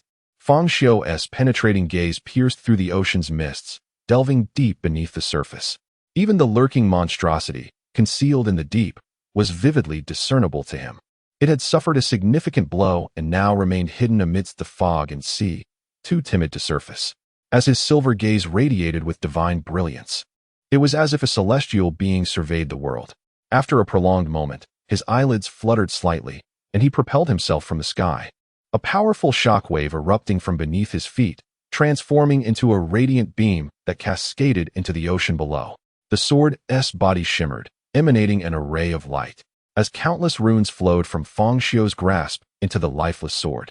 At that moment, the monstrous giant fish surged forth from the depths, charging violently toward Fang Xiu. He descended from the heavens, while the colossal fish breached the water's surface, both adversaries poised for an imminent clash. With a swift motion, he raised his hand and brandished his sword. The air crackled with the gathering storm as the sword sliced through the night, a brilliant light piercing the heavens. The giant fish, cloaked in a translucent glow, spun like a whirlwind, attempting to counter Fang Xiu's radiant strike. The collision of sword light and the ethereal shield produced an explosion akin to a meteor colliding with the earth, unleashing a fierce shockwave that radiated outward. The ocean itself, centered around Fang Xiu and the giant fish, collapsed inward with a thunderous roar, generating towering waves that erupted in every direction. Inside a nearby fishing vessel, the crew was thrown about, drenched as waves crashed into the cabin. "Is everyone all right?" cried the Taoist priest Qingyang, his voice rising above the chaos. "I'm here," shouted Zhang Hemming, wiping the water from his face and raising his hand. Lin Yu followed suit, affirming her safety. Qingyang noticed the absence of several crew members. The false qi cultivator and Zhu Lu jumped overboard. But where's Fang Xiu? Lin Yu spotted Fang Xiu slumped against the staircase, water flooding the cabin. She and Zhang Hemming hurried to drag him upwards. Their faces turned pale upon seeing him, while Qingyang pushed Zhang aside and leaned down to listen to Fang Xiu's chest. "He's alive. The wave must have knocked him out." Suddenly, a commotion erupted on deck. Rushing outside with Fang Xiu in tow, they spotted Zhu Lu and Jia Yi climbing up the rope net, exhausted and sprawled on the deck. Qingyang sighed in relief. "Thank goodness. No one is in serious trouble." Just then, a disturbance arose from the distant sea, prompting everyone to instinctively turn. A radiant light broke through the mist, dispersing the fog with immense force, sending shards of color scattering across the sky. A high-frequency hum enveloped the air, drowning out all other sounds. The world seemed to fall silent, save for the resonating buzz. They gaped at the unfolding spectacle as a figure, imbued with colossal power, collided with the giant fish. The scene resembled an ant striking an elephant. Yet, This figure managed to subdue the giant fish, unleashing a torrent of sword light upon it. The creature's shield whirled like a tornado, but even this could not prevent the inevitable shattering of its protective barrier. With a resounding crash, light pierced through the giant fish's head, sending it plummeting into the depths. This moment mirrored the legendary battles of myth, where celestial and demonic forces clashed, tearing through the clouds and splitting the sea. Only those standing before such power could truly grasp their own insignificance and helplessness. Yet this very awareness ignited an aspiration for such might. A celestial being. This is the true essence of immortality, exclaimed Xingyang, pounding his fists against his thighs. His expression dazed, yet his fingers trembled with fervor. It truly is the Kuan, the legendary beast. Jia Yi shouted, his face flushed with exhilaration as adrenaline surged through him. If we follow them, we shall have the chance to enter that world. Even the typically composed Zhang Heming appeared frenzied under the weight of such overwhelming power. But as the echoes of the explosion reverberated, monstrous waves surged forth from the distance. Quick, find something to hold on to. Zhu Lu yelled as he dashed into the control room, starting the fishing vessel. The once formidable boat now seemed fragile amid the towering waves. Fang Xiu had just pierced through the aberration known as Demoncrit, watching it descend into the depths. He flipped onto the water's surface, standing effortlessly atop the waves, the ancient sword in hand, its tip grazing the water. A brilliant light radiated from him, cascading like white flames upon the ocean, akin to stars plummeting from the heavens. Having just cleaved through the creature's skull, Fang Xiu's chrono eye penetrated the protective aura, revealing a chaotic tangle of mechanical components within, alongside grotesque flesh and a pulsating brain. This was indeed a creature birthed from the fusion of alchemy and blood magic. But what exactly constituted its mythical life essence? Then, from a distance of 1,000 meters, the aberration Demoncrit unleashed its voice, its half-obliterated head rapidly regenerating.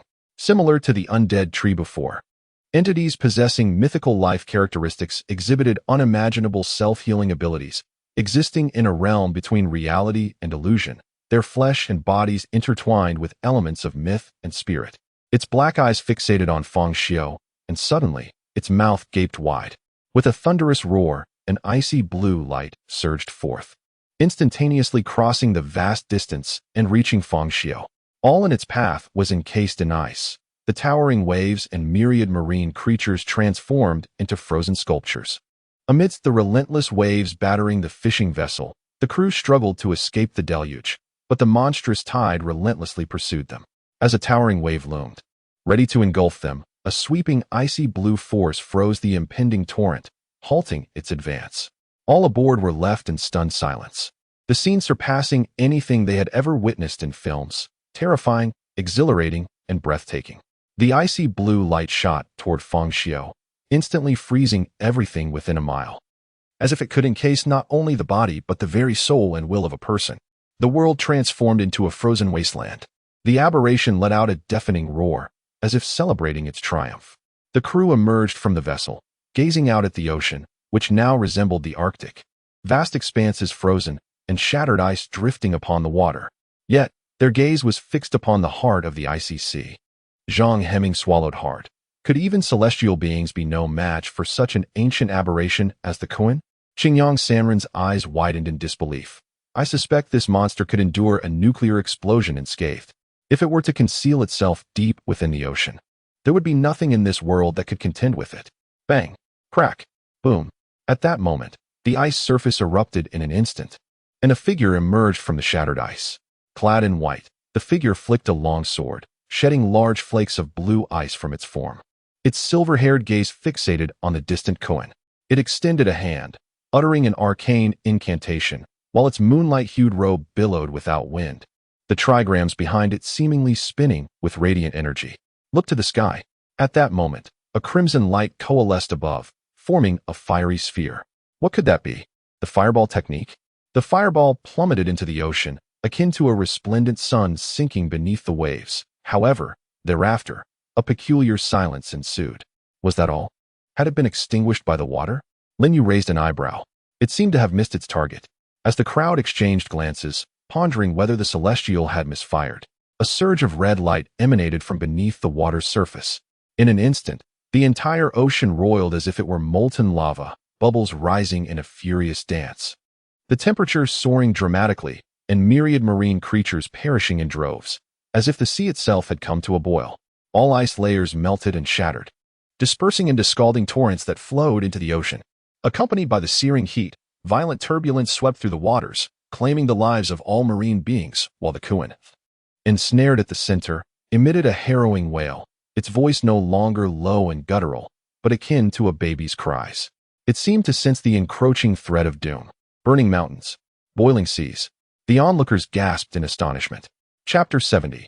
Return to the mountains and sees the ocean transformed into a vivid crimson hue, with ripples of shock waves radiating through the water, shattering everything at the seabed. The aberrant creatures dwelling in the depths could no longer withstand the turmoil. A deafening howl erupted from the abyss, the sound waves piercing through the ocean's surface as a streamlined giant Kuan leaped forth from the depths, resembling a colossal vessel breaching the water. An astonishing spectacle unfolded as the immense Kuan unfurled its expansive fins, ascending skyward, seemingly flying towards the heavens. In the distance, the onlookers on the deck, Qingyang Sanren, Jia Yi, and Zhang Heming, beheld the moonlit sea glowing with a scarlet radiance as a golden-red giant Kuan soared into the sky. Its elongated fins fluttered, stirring up a tempest, riding the winds as it ascended into the firmament. "What a marvel, it can fly!" Jia Yi exclaimed, his mouth agape in disbelief, unable to close it for quite some time. Zhang Heming was equally astounded. The existence of such a colossal being capable of flight seemed utterly unscientific. Yet, he rationalized, this is a Kuan, of course it can fly. Lin Yu gazed at the monstrous creature, nearly level with the moon, its massive form casting a colossal shadow across the moonlit waters. At that moment, one could see the Kuan's abdomen, marred by gaping wounds, charred and blackened, the result of the fiery forces that had previously torn and scorched it beneath the waves. Dark golden blood cascaded down, pooling on the ocean's surface, while the wounds rapidly healed, grotesque flesh intertwining like threads, its tendrils writhing in a most repugnant display. Suddenly, a pool of dark red blood rained down upon the deck, catching everyone off guard, drenching them in an instant. Qingyang Sanren, who happened to be looking up, found the blood seeping into his eyes, enveloping his head in a crimson shroud, eliciting a horrifying scream as he collapsed to the ground. "It's scalding! It's scalding!"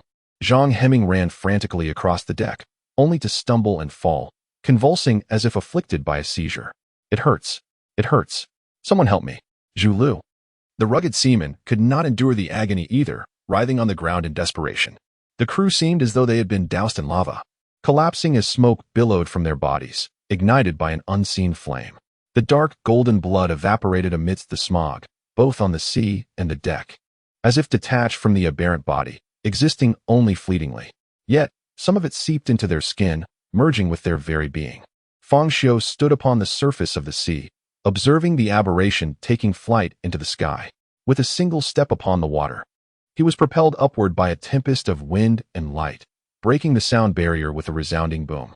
He pierced through the clouds, emerging above the sea of clouds. At that moment, the aberration had already ascended above the clouds, swaying its massive tail as it traversed the mist. Fang Xiu descended from the cloud-covered expanse, landing atop the creature's enormous head, its golden-red exterior smooth and sleek. As his feet made contact, they produced a metallic clang. Fang Xiu summoned the brilliance of his sword, its light leaping forth as it extended several feet, gliding over the golden-red surface, emitting a dazzling radiance. The aberration emitted a sound akin to pleading and lament. Sensing that Fang Xiu could easily extract its very essence with a mere exertion of force. "Head north." Fang Xiu twirled his sword in a flourish, settling cross-legged with the lifeless sword resting upon his knees, thus sitting atop the creature's head. Above the sea of clouds, mist swirled languidly as the giant Kuan unfurled its elongated golden-red fins, propelling itself forward, while a silver-robed figure sat serenely atop its head. The bright moon and the sea of clouds melded into one, as the figure navigated the legendary creature through the skies, weaving through the mist and across the vast ocean. Look up at the sky." The alarm bells on a fishing vessel rang out, prompting everyone to rush on deck. "What is it? Who's still awake at this hour? What is all the commotion?" On the deck, the noise subsided as the crew turned their gaze skyward, their expressions glazed with astonishment. Sailors raised their heads. eyes wide and bleary, fixated on the celestial marvel unfolding above. "What on earth is that?" A middle-aged sailor clad in blue work attire exclaimed in disbelief. "Is that a whale? A whale flying in the sky?" A young man with bare arms halted his scratching, utterly captivated. "It's a kuin, the legendary kuin." As the colossal creature traversed the sky, fishing boats and exploratory vessels took notice, with many calling out their locations, beckoning others to witness this miraculous spectacle from the realm of myth. A massive creature glided through the sea of clouds, the waves of the ocean undulating beneath it, while numerous vessels, large and small, followed in its wake, chasing its shadow. "We found it! We found it! It's up there, in the sky!" A group of young men and women aboard a yacht erupted in joyous exclamations. "That's the kuin. Absolutely, without a doubt." A girl raised her phone, her face flushed with excitement. The vessels, seemingly unaware, trailed the kuin's shadow, yet they could feel its incredible speed as it soared through the heavens, gradually disappearing from view. As Fang Xiu piloted the kuin, drawing nearer to the mainland, the distant sound of helicopters whirring grew louder. Buzzing, clanging. Several armed helicopters approached the giant kuin, quickly spotting the figure seated atop it. "Attention! You have entered our territorial waters. Please halt immediately." "Attention! You have entered." Despite multiple warnings, there was no response, only the sight of the figure remaining motionless upon the giant kuin, which stirred gusts of wind. Its seemingly leisurely movements belied its rapid advance. "Requesting to open fire. Requesting to open fire." Permission granted.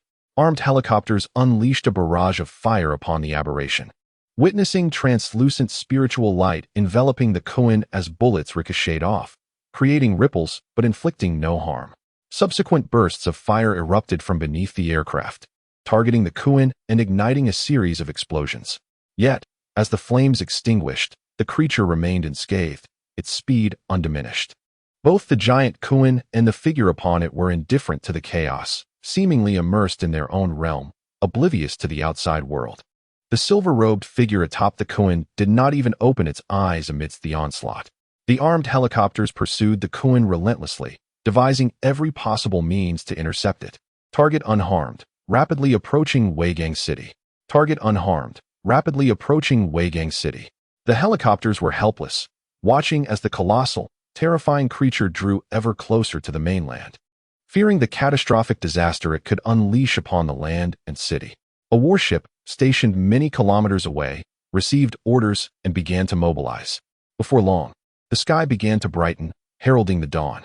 From the depths of the sky, a missile descended, striking the colossal kuin and the figure upon it like a shooting star, enveloping the heavens in a brilliant flash and thick smoke.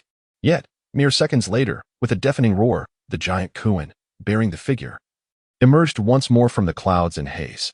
At this moment, the great continent loomed close, revealing the silhouette of Jiuanji Mountain along the coastline. The sky shimmered with ripples as a translucent portal opened at the juncture of night and dawn, unveiling the vistas of another realm. The giant kuin, accompanied by the figure, traversed through the portal, vanishing into the ether. Chapter 71. The City of Demons. At this moment, the realm of mountains and seas basked in daylight. Fang Xiu rode an extraordinary beast, plummeting from the sky like a small mountain crashing into the ocean. The sea parted violently as the immense kuin unleashed an overwhelming pressure, sending schools of fish into a frenzied escape, vanishing without a trace. Even the two male merfolk, who had been hunting, were startled into diving into the depths of the ocean. Fang Xiu sat cross-legged upon the back of the creature, wielding the lifeless sword with a flick as if urging a steed, steering the colossal kuin to turn towards the northern sea. Unlike the previous monsters and the duo of Lin Shu who had intruded, this beast had directly entered the realm of mountains and seas. As it passed through the portal to the celestial realm, a peculiar light swept over its entire form, allowing Fang Xiu to discern the true nature of this so-called extraordinary being, which possessed remnants of mythological blood. Most of its alchemical mechanisms, flesh, and cells were interwoven with its soul and spiritual energy. Each part of its body was simultaneously its physical form and its essence. Was this the essence of mythological life? A sudden clarity dawned upon Fang Xiu. This was the first existence in the mountains and seas to possess mythological blood, albeit not a true mythological being, merely a fragment of such lineage. Gazing at the monstrous creature beneath him, Fang Xiu felt an epiphany. he could study and harness its mythological blood, transforming the legendary creatures of lore into tangible realities, imbued with genuine and formidable mortal bloodlines. At present, Fang Xiu had uncovered a path to cultivate the soul and consolidate magical power. If he could successfully harness the extraordinary being beneath him, a new avenue would unfold before him. Unbeknownst to the creature beneath him, its tragic fate had already been sealed by Fang Xiu. In its pain, it trembled beneath Fang Xiu's imposing presence. Fang Xiu extended his hand, and an ancient tome materialized in his grasp.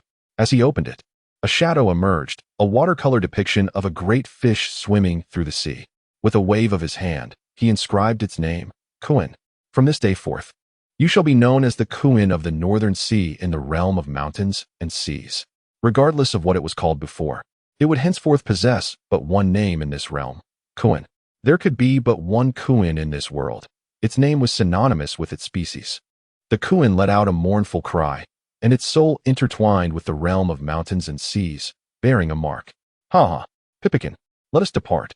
A sense of exuberance filled Fang Xiu's visage as he rode the great Kuan towards the northern sea, feeling akin to an ancient immortal.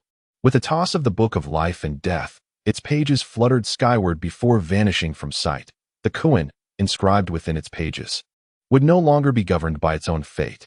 Simultaneously, Fang Xiu noticed that the saint's ring he wore began to dissolve into the wind.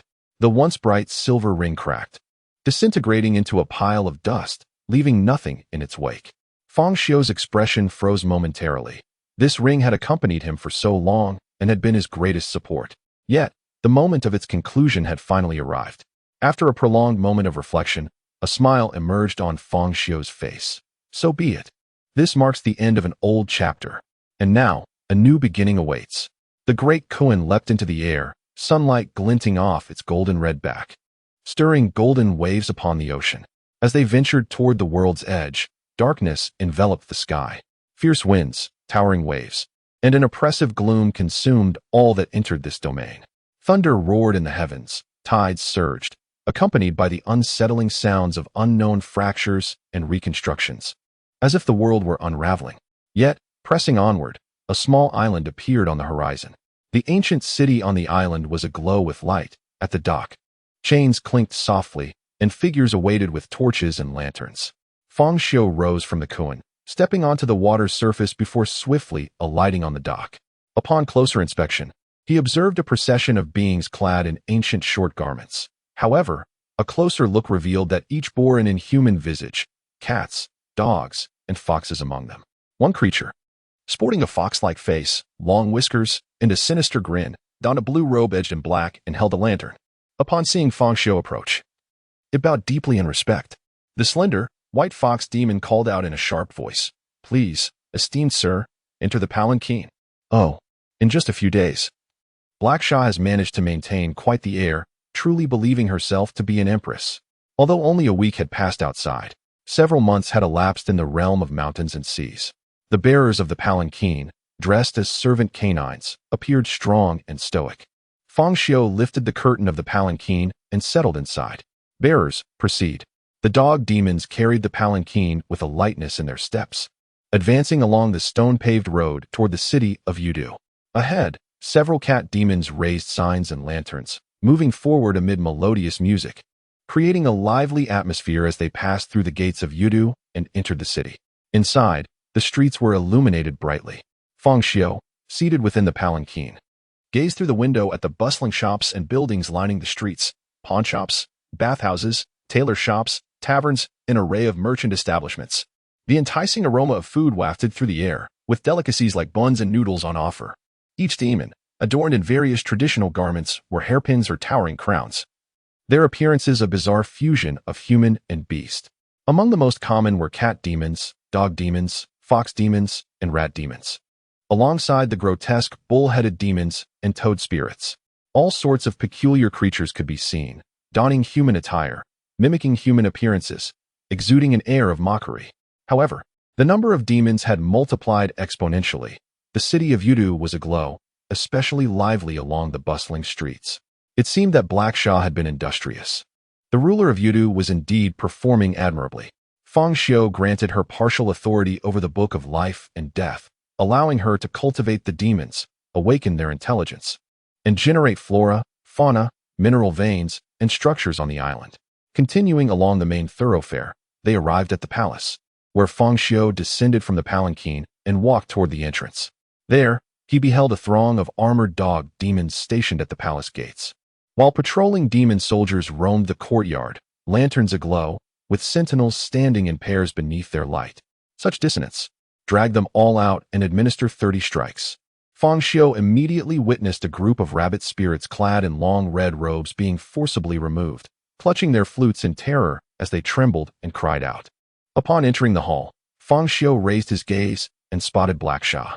A striking young woman in an opulent dark red robe reclined upon the throne. Her hair elegantly adorned with phoenix hairpins, her long, fair legs partially visible beneath the robe. Holding a red jade smoking pipe, she took a deep drag before exhaling languidly, casting a commanding gaze that made all the lesser demons tremble. Chapter 72. Divine Powers with a sly smile adorning her face. The fox demon moved forward with peculiar little steps, guiding Fang Xiu through the spacious hall and into the brilliantly illuminated inner sanctum. Several musicians within the palace promptly stepped aside, while the demon cat maidens, draped in layers of white gauze, lowered their heads in deference. "Master, we have arrived." The fox demon prostrated respectfully at the foot of the imperial throne. Unfazed, Fang Xiu ascended directly to the throne, standing beside the dark figure of Haisha. Glancing down at her, she reclined languidly against the intricately carved throne, appearing as lazy as a napping cat, utterly devoid of dignity. "Have you finally come to seek me? I shall not depart." She inhaled deeply from a catnip cigarette, exhaling a plume of smoke towards Fang Xiu, her expression one of triumphant arrogance. "You are begging me now." Without hesitation, Fang Xiu snatched the red jade smoking pipe from her grasp. The young maiden's delicate nose crinkled in fury, her face transforming into a mask of rage. Her meticulously arranged hair unraveled, revealing 2 ebony ears, and her mouth displayed a pair of sharp fangs. Rising from the throne, she leaned in close to Fang Xiu, her hair cascading like a ghostly specter. The aura of the master of Yudu emanated from her, dimming the lights within the room. The overwhelming presence seemed to devour the light itself, compelling every creature in the palace to prostrate in terror, frozen in place. In an instant, she transformed into a fearsome cat demon, radiating an aura of dread. Fang Xiu met her gaze with unwavering resolve, and without reservation, he seized her collar, lifting her effortlessly.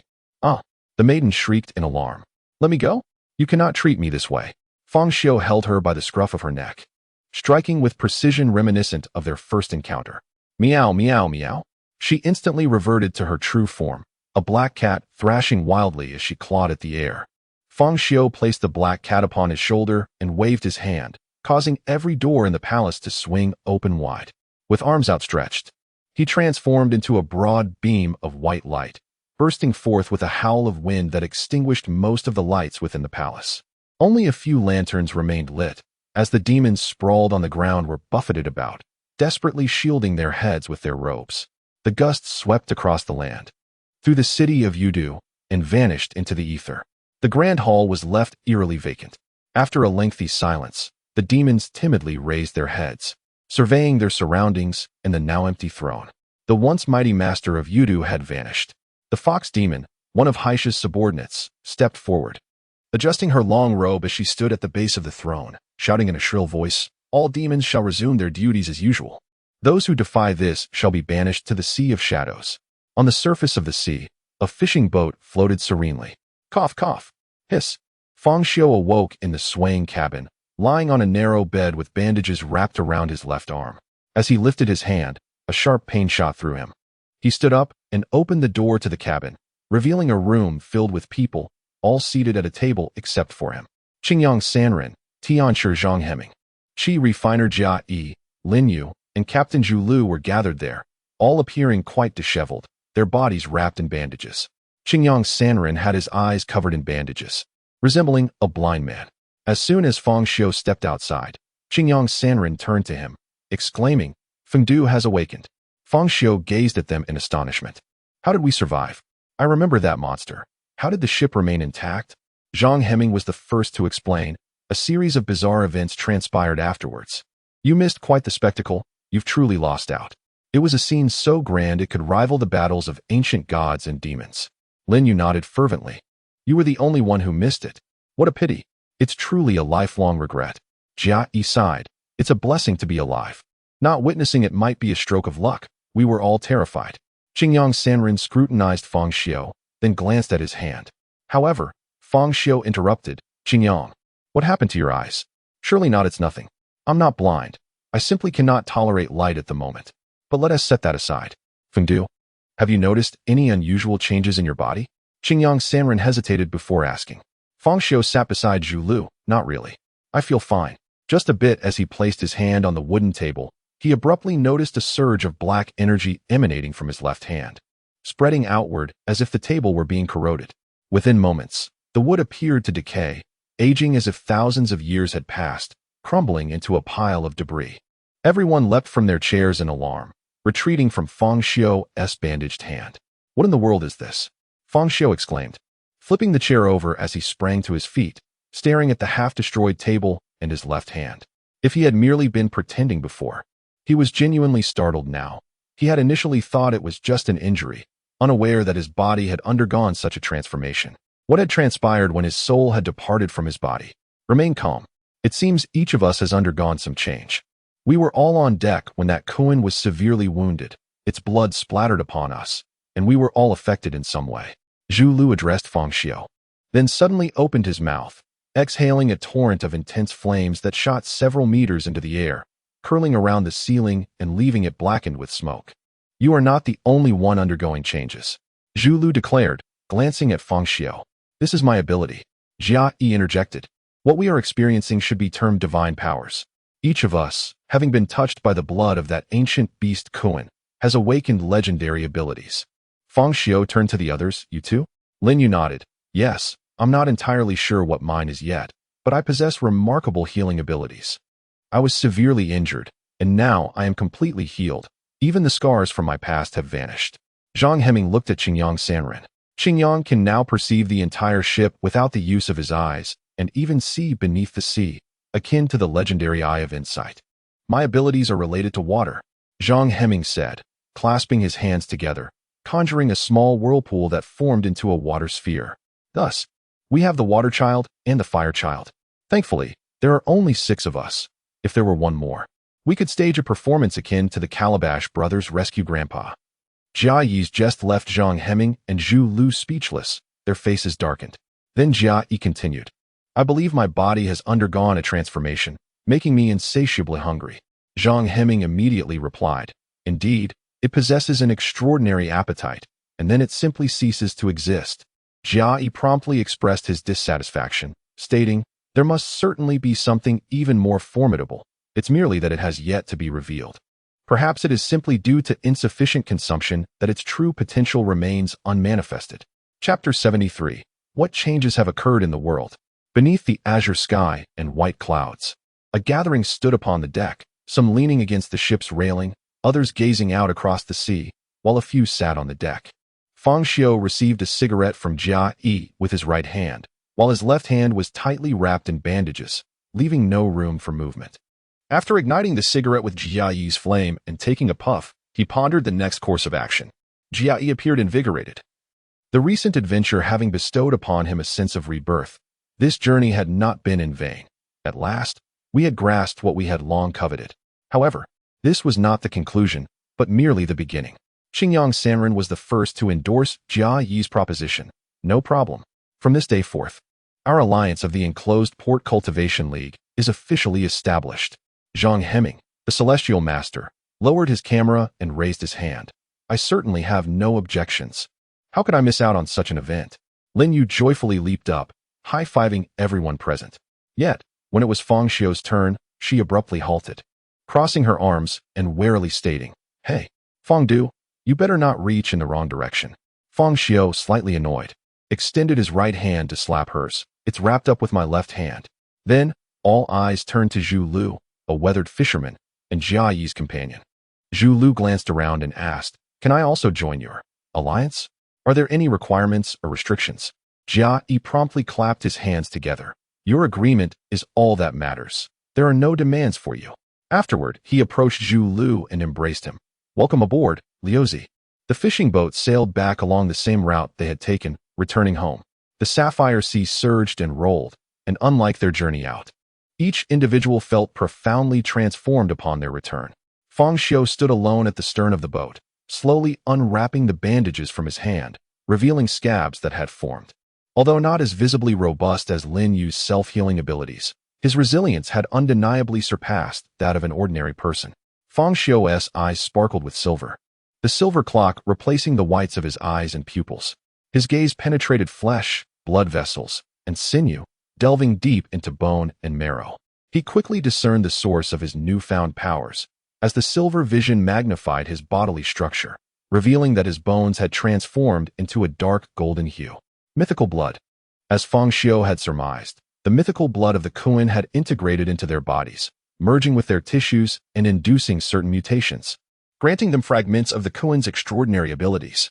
This creature, capable of effortlessly rending the seas and clouds asunder, would be a cataclysmic force if unleashed upon the earthly realm. Able to dismantle a city with ease, even inheriting a fraction of its diminished prowess was beyond the comprehension of ordinary mortals. In the physical realm, it was likely that after utilizing this power 20 or 30 times, the mythical blood strength would be depleted. Fang Xiu recognized the limitations of this power. The earth was devoid of magic, and the energy from the mythical blood was not inexhaustible. Using it would diminish its reserves. He observed the reveling crowd within the cabin, likely unaware that this ability had a finite usage, unless they discovered methods to cultivate and consolidate magical energy to replenish their powers. They would initially deplete the mythical blood's stored strength. Eventually, once that supply was exhausted, they would have to pay the price with their souls to wield any power. Fang Xiu's soul-derived consciousness connected with his bone, and he immediately sensed a profound merging of spirit and body, becoming indistinguishable from one another. With a soft click, as the clock chimed, his consciousness tore through the Kuan's essence within the mythical blood, seamlessly integrating it into his own capabilities and corporeal form. A vortex of black energy emerged from the center of his left palm. At that moment, a seabird passed overhead and was swiftly drawn down into Fang Xiu's grasp. With a single clench of his hand, the seabird was devoured, reduced to a pile of ashes. Flesh and soul vanished entirely, while that power was securely stored within his bones. This ability?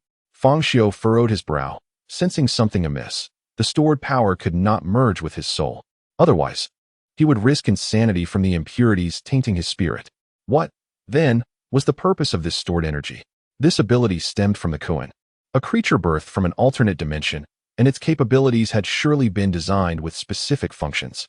Fang Xiu resolved to investigate the Kuan dwelling within the Shanghai realm further. The vessel continued its voyage for a full day and night, reaching the fishing port of Weigang City by the following evening. After drifting upon the sea for so many days, even Fang Xiu felt a disorienting sensation as he disembarked, as if the ground itself were swaying. The experiences of recent days, rife with perilous adventures at sea, coupled with the sight of distant city lights, left each returnee feeling as though they had crossed into another realm. The vicinity of Junzishan had begun to empty, as the surrounding greenery and rampant plant growth gradually transformed the area into a nature reserve, with parks and forests emerging, demolishing old structures in favor of new construction. Fortunately, this region had originally been industrial, not situated in a central or bustling area. Factories, shops, and residences had all relocated, converting the locale into a base, with portions of the Yugu River also incorporated into this transformation. Officially, this area was designated as an endangered species protection zone, and whether one chose to believe it or not was inconsequential. Fang Xiu, for one, was convinced. The headquarters of the Abnormal Affairs Investigation Bureau was established here, tasked with safeguarding and uncovering the secrets of the entity codenamed Lingjin Vine, a significant part of their responsibilities. Within the headquarters, all members of the Bureau held their breaths, captivated by a recent, shocking video captured over Weigang City, along with photographs taken post-event from the sea. A colossal, suffocating monster soared through the sky, seemingly defying gravity, while upon its back sat a figure clad in a pale moon-white robe, appearing almost nondescript compared to the ancient mythical Kuan beneath him. Yet every individual present understood that the being atop the creature was far more terrifying than the monstrosity below. Seated astride the fearsome giant Kuan, he seemed to command it as one would a docile pet. Unfazed by the violent onslaught of attacks and missile strikes, he remained in a state of meditation, entirely ignoring the chaos surrounding him. The long sword lay across his knees, and his silver robe billowed gracefully in the night breeze above the clouds. His visage serene and detached, eyes closed, exuding an aura of tranquil joy. Under the gaze of the camera, the immortal rode atop the ancient mythical Kuan, traversing the cloud layers. The sea of clouds, bright moon, and azure sky melded into one, the immortal and the giant Kuan disappearing into the mist, entering another world. The entire scene imbued with a sense of tranquility, peace, and serenity. Such a sight would be utterly unbelievable to the average observer, overwhelming to the point of disbelief. From the battle-scarred area above the ocean, one could deduce the horrific scene of their confrontation, the former encased in ice for miles, the latter incinerating mountains and boiling seas. While images depicted lifeless creatures strewn across the ocean's surface, a grim tapestry of death extending to the horizon. What if this were not upon the ocean, but rather upon solid ground? How many lives would be lost? Those who witness this scene cannot help but ponder such questions, their minds instantly chilled, their bodies involuntarily shivering. Zhou Yang paused the image, leaning against the imposing figures of the giant Kuan and the celestial being, standing at the periphery of the projected scene. The entity known as Sword Immortal reemerged, accompanied by the recently designated Kuan, a terrestrial creature of terrifying proportions, measuring an astonishing 128 meters in length. In comparison, the Godzilla of cinema pales insignificantly. This behemoth not only boasts an enormous physique, but also possesses an array of formidable abilities. It can generate an impenetrable shield that even missiles cannot breach, soar through the skies, freeze the ocean, manipulate air currents, and wield many other powers that remain shrouded in mystery. We have received orders from above to spare no effort in uncovering the reasons behind the existence of Sword Immortal and Kuan in our realm.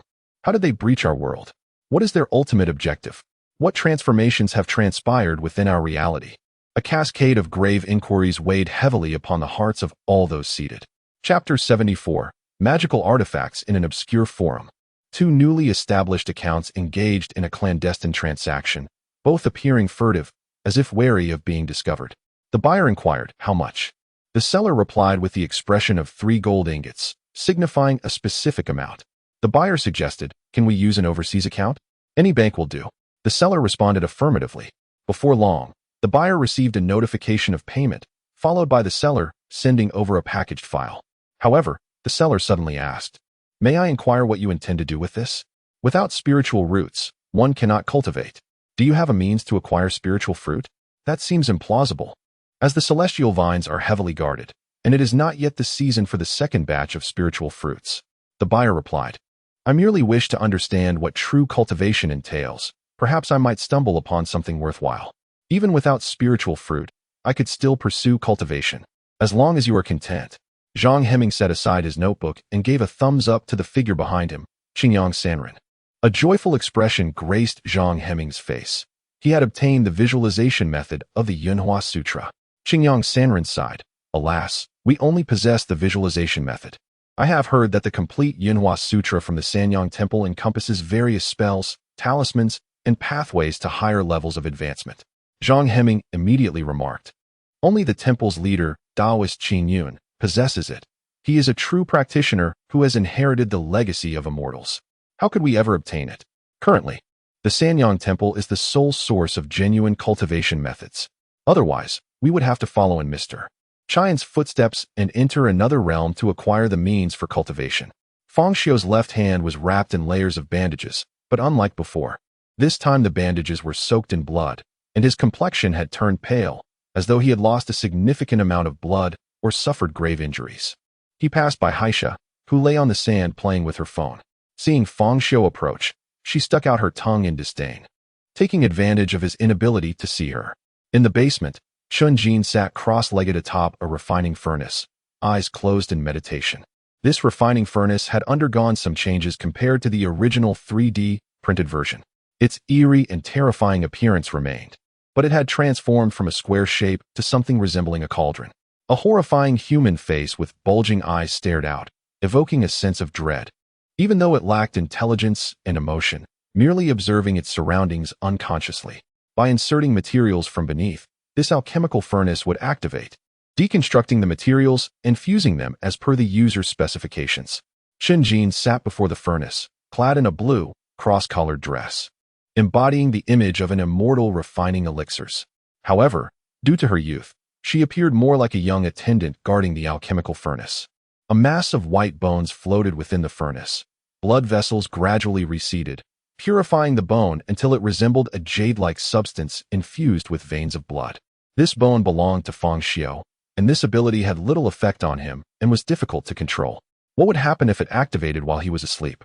As Qinjin searched for materials in alchemy, Fang Xiu's hand bone found its way into the refining furnace.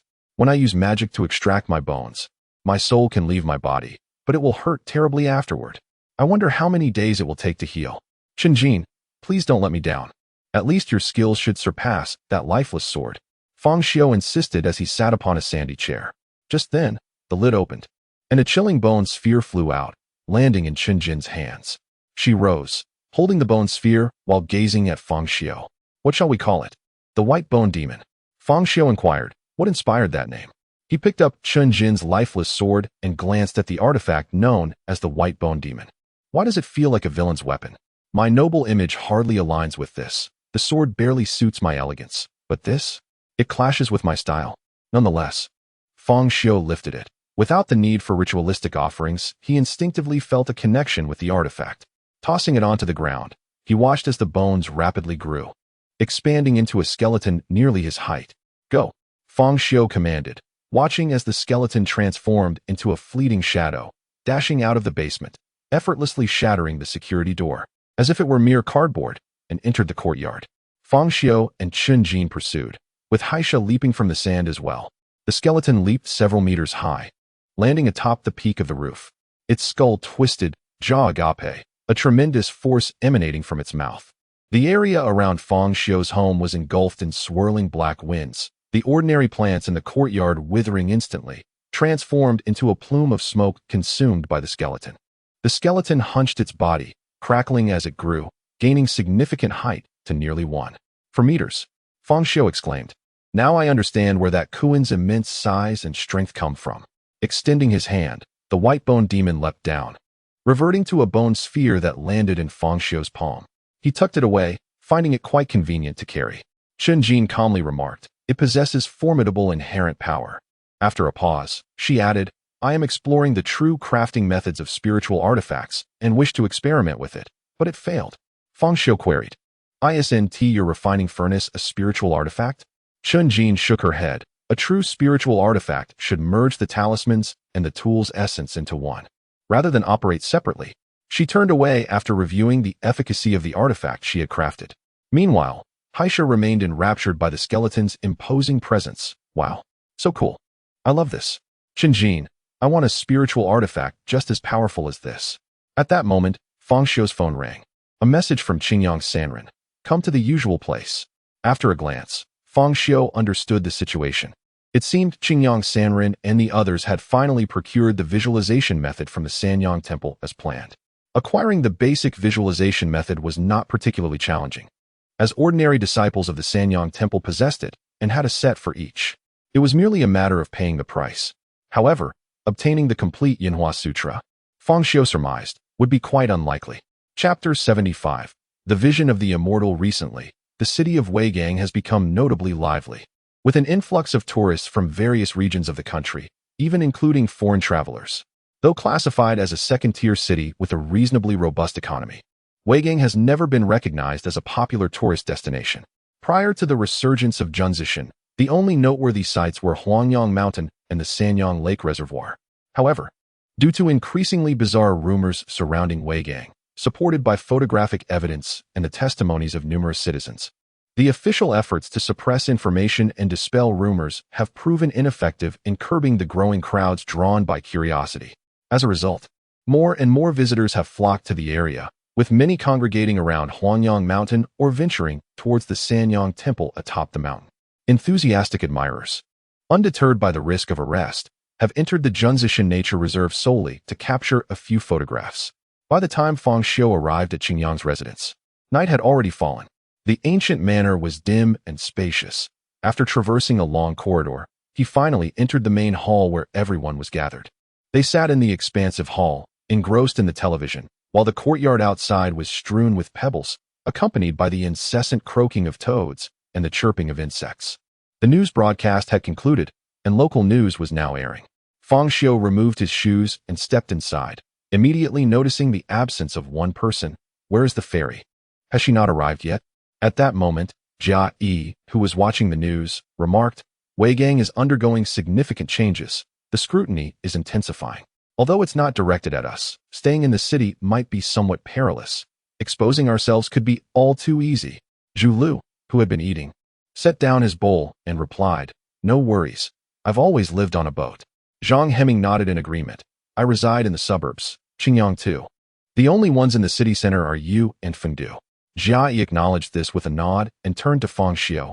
Indeed, Fengdu, we ought to exercise caution.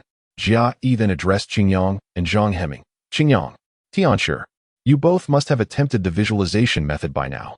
How has it been? Any effects? Qingyang turned off the television with the remote, plunging the hall into silence. He turned around, appearing somewhat gaunt, his sharp features exuding an air of seriousness.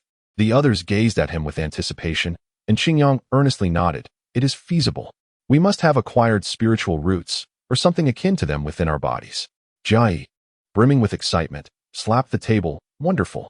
Zhang Heming retrieved a pre-prepared booklet, neatly printed and organized, and distributed a copy to each person.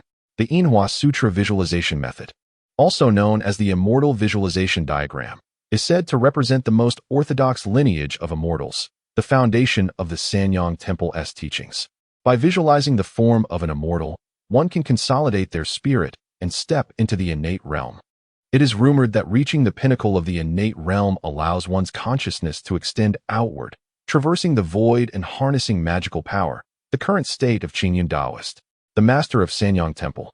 At this moment, Qingyang removed his sunglasses, revealing the scabbed and newly healed skin around his eyes, a stark contrast to the faint white light emanating from his pupils. Visualizing the form of an immortal fosters a sixth sense-like awareness within us, gradually forming our souls in alignment with the perfect shape of an immortal.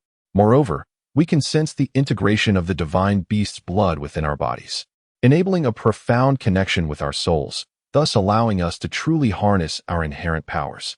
The group listened intently, as Qingyang was the first among them to undertake the cultivation. Zhang Heming, having a strong rapport with Qingyang, suggested, Perhaps everyone should remain here for the next few days to focus on meditation. Visualization is not something that can be mastered in a single attempt. It requires time. Staying here will also allow us to share our experiences and insights. Thus, they resolved to spend the upcoming week in seclusion, striving for successful visualization and entry into the innate realm. That night, Fang Xiu was assigned to a room deep within the corridor. One cannot help but marvel at the vastness of Qingyang's home, which indeed had a labyrinthine quality. Fang Xiu decided to stay, eager to observe any differences in their cultivation practices, as he had been stagnating at the qi refinement stage for quite some time without clarity on how to advance. He then summoned his skeletal homunculus, which transformed from a fist-sized bone orb into a skeleton kneeling before him. This artifact, akin to Fang Xiu's avatar, served a unique purpose, stepping in when he could not move or leave. However, he first intended to check on the second mountain god vine, which should be nearing maturation. The skeletal homunculus sprang through the window and ascended to the roof, leaping gracefully into the moonlit sky, disappearing into the night. On the cliffs of Junzishan overlooking the sea, a dam had been constructed, complete with a lengthy barbed wire fence. The once withered vines had begun to sprout anew, gradually enveloping the cliffside. However, they were covered by a greenhouse-like plastic film, supported by a skeletal framework that shielded the entire cliff from prying eyes. Inside the cliffside enclosure, ladders had been erected for close observation and study of the plant designated as the spiritual root vine. The interior was illuminated at night, where Professor Su continued to observe the plant's nocturnal activities. He noted that during the night, the vine seemed to grow at an accelerated pace. To this day, he had yet to unravel the secrets of this peculiar organism, as it bore no resemblance to any known life forms based on his extensive knowledge. The assistant nodded. Is it winter? Chapter 76. The cultivator in the courtyard, two figures engaged in a fierce battle, their movements swift and dazzling. embodying an overwhelming sense of explosive power with every action. One individual was tall and robust, exuding the aura of a seasoned fighter, while the other, slender and agile, possessed a glimmering intensity in his eyes, relying solely on his incredible speed and terrifying reflexes to contend with his opponent. Zhu Lu unleashed a flurry of punches. Yet no matter the angle, from feints to strikes from unseen corners, Qingyang Sanren anticipated every move. As the battle raged on, Qingyang Sanren grew increasingly nimble, even mimicking Zhu Lu's grappling techniques. The two continued to spar in the yard for nearly half an hour, until Zhu Lu finally opened his mouth and exhaled a torrent of flames. The fire dragon instantly reduced the flowers and grass to ashes, turning the stones beneath to a glowing red. In that moment, Qingyang Sanren was seen fleeing in panic from the flames, exclaiming, "This is utterly shameless. You're cheating. I concede. I concede." Zhu Lu closed his mouth, releasing a cloud of thick smoke as he retorted, "Didn't you also employ your divine abilities earlier?" Fang Xiu clapped enthusiastically, impressive. Those martial arts experts on television seemed to pale in comparison. Jia Yi nodded in agreement. Everyone's physical prowess has significantly enhanced. With a disdainful snort, Jia Yi summoned a breath from deep within, unleashing a beam of white light from his mouth that spiraled around a large tree in the courtyard, causing it to topple instantly. However, after executing this maneuver, Jia Yi's complexion paled considerably, yet he maintained his composure, declaring, "Behold, this is the essence of a chi refiner, harnessing a single breath."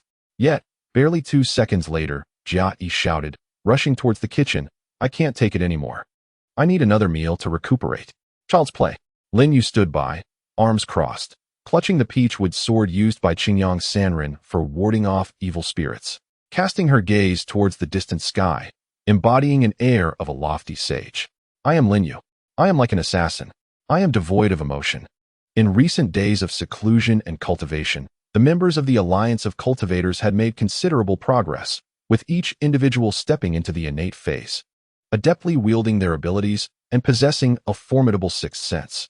Zhu Lu imparted some combat techniques to everyone, but when it came to the execution of these abilities, Lin Yu proved to be the strongest. Her robust physique and regenerative capabilities surpassed everyone else's strength and speed, making her a natural-born fighter, leaving others unable to lift their heads in her presence. Moreover, Lin Yu's inherently vivacious personality escalated during combat, leading to an uncontrollable frenzy.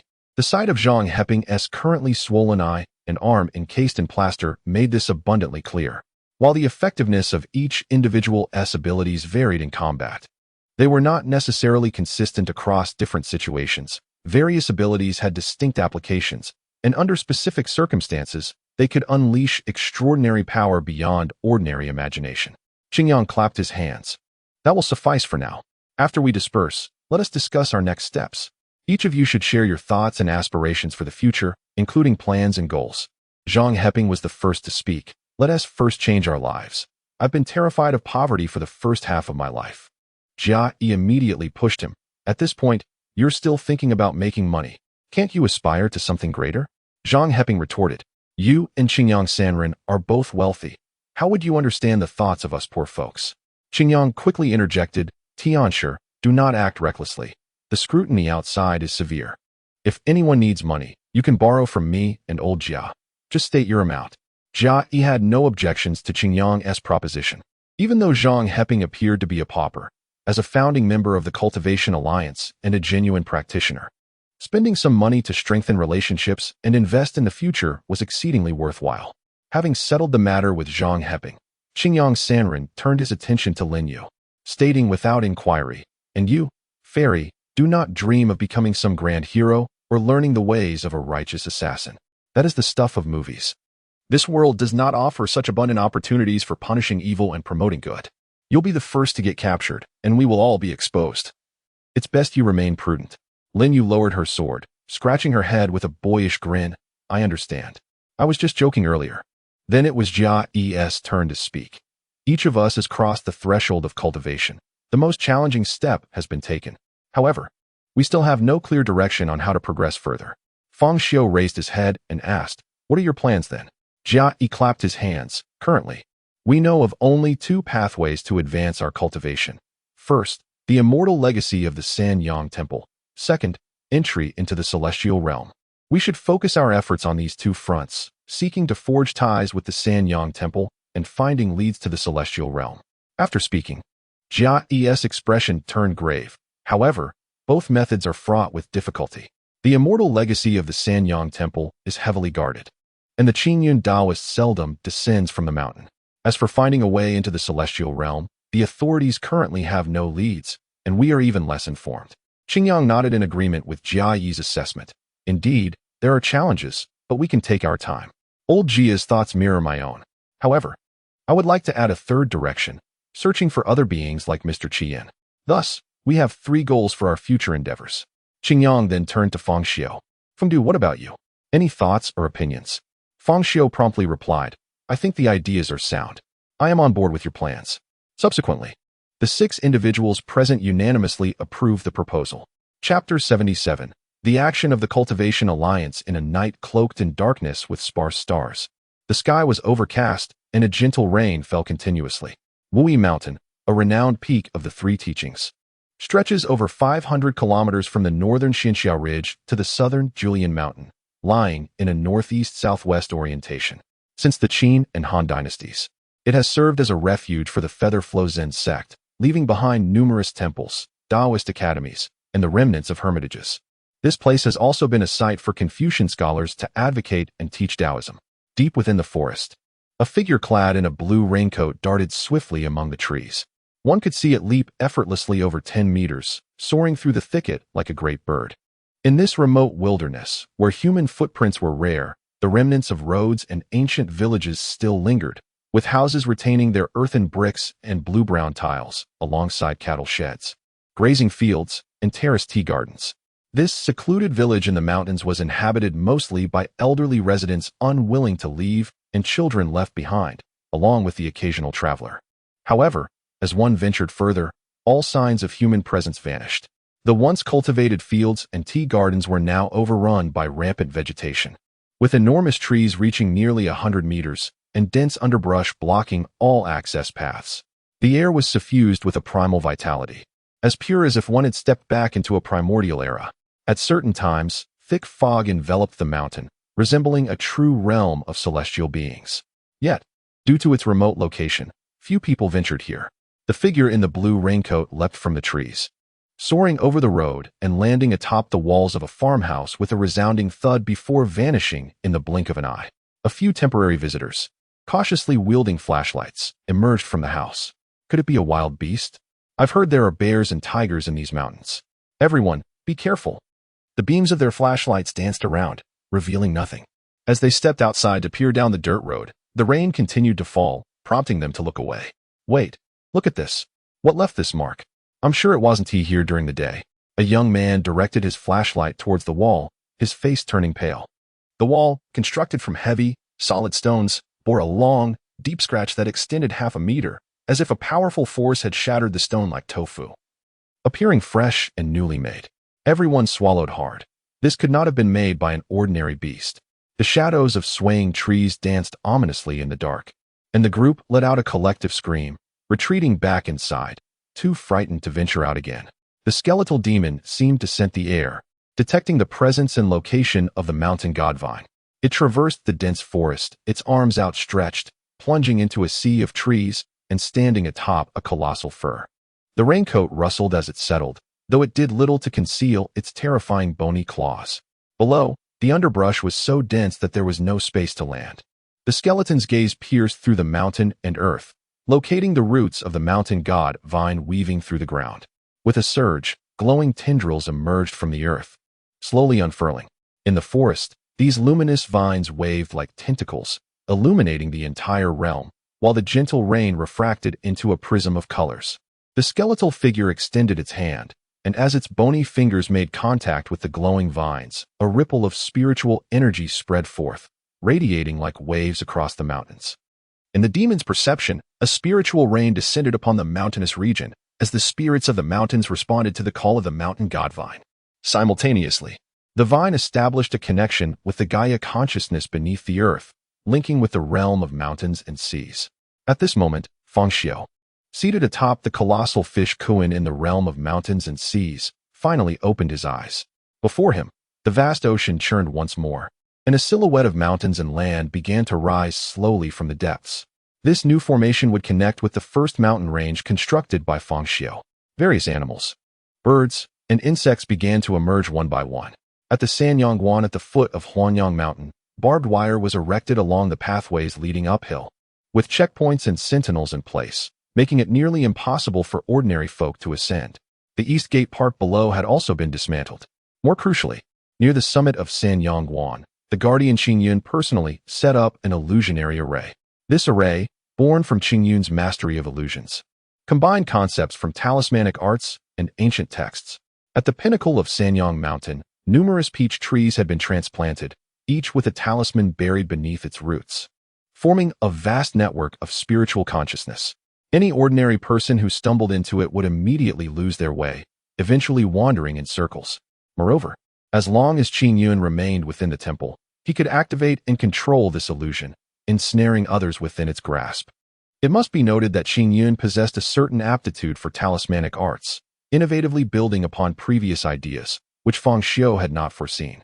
However, this time, Fang Xiu did not assume the role of the ancestral master Changyunzi to bestow teachings, but rather played the part of a thief seeking to steal the inheritance of immortals. To grant a legacy to others only to pilfer it back for himself, such an audacious act could only be conceived by him. Fang Xiu stood beneath a utility pole outside Eastgate Park, having already dealt with several surveillance cameras along the way, avoiding their lenses to prevent detection. Others were scattered, some seated in vehicles while others roamed about, occasionally glancing up the mountain, maintaining a significant distance from one another. As night descended, the path was deserted.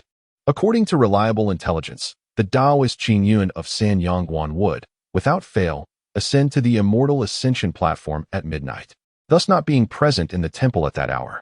The voice of the recluse, Qingyang, echoed through the earpiece. You have memorized the layout of Sanyangwan, right? Our target is the quiet room and study of Taoist Qingyun, which are interconnected. We will breach in, seize whatever treasures and ancient texts we find, anything that could grant us legendary powers or complete inheritances, as well as opportunities for further advancement, hinges on this endeavor. Jia Yi chimed in. All right, enough with the small talk. Haven't we already discussed this before? If anyone has questions or concerns, now is the time to voice them. Qingyang continued. Here is the plan. My ability is to see 1,000 miles away, so I will remain at the base, observing the overall situation. Should there be any unusual movements, I will alert everyone immediately, guiding our escape route. The Enchantress and Zhu Rong, Zhu Lu, possess the greatest combat capabilities. The Enchantress is the most agile, while Zhu Rong has the richest combat experience.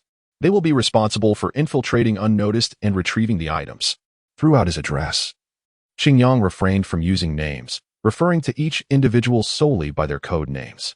The soul-devouring divine art of Fengdu is somewhat unconventional, yet its combat prowess is not to be underestimated. It is ideally suited for isolating the perceptions within a maze, tasked with escorting the two of them through the outer labyrinth of the Sanyang Temple, and then awaiting their return outside the temple, ready to lend a hand should any unforeseen circumstances arise. The Celestial Master and the Qi Refiners will be responsible for providing support at the foot of the mountain. Is everyone clear on their roles? Any questions? All voices in the channel immediately responded in unison, affirming their understanding. Then let us commence. With that, it was evident that everyone sprang into action. Fang Xiu donned his mask, gently stepped forward, and leaped onto the wall. With his rubber gloves gripping the barbed wire, he deftly swung himself over into the interior. Chapter 78. The collision of the Cultivation Alliance and the Sanyang Temple beneath Huanyang Mountain. Several shadows darted through the underbrush, crossing paths as they hastened towards the base of the main peak. Following a predetermined route, they skillfully circumvented the road and various intersections, evading even the concealed surveillance and alarm systems.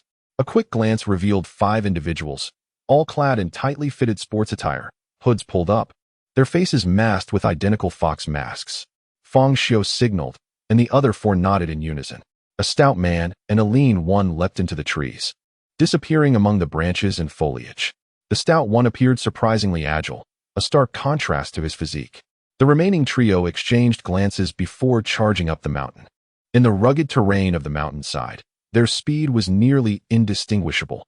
The night concealed their movements, their footsteps light upon the ground. akin to a snow fox gliding over the snow.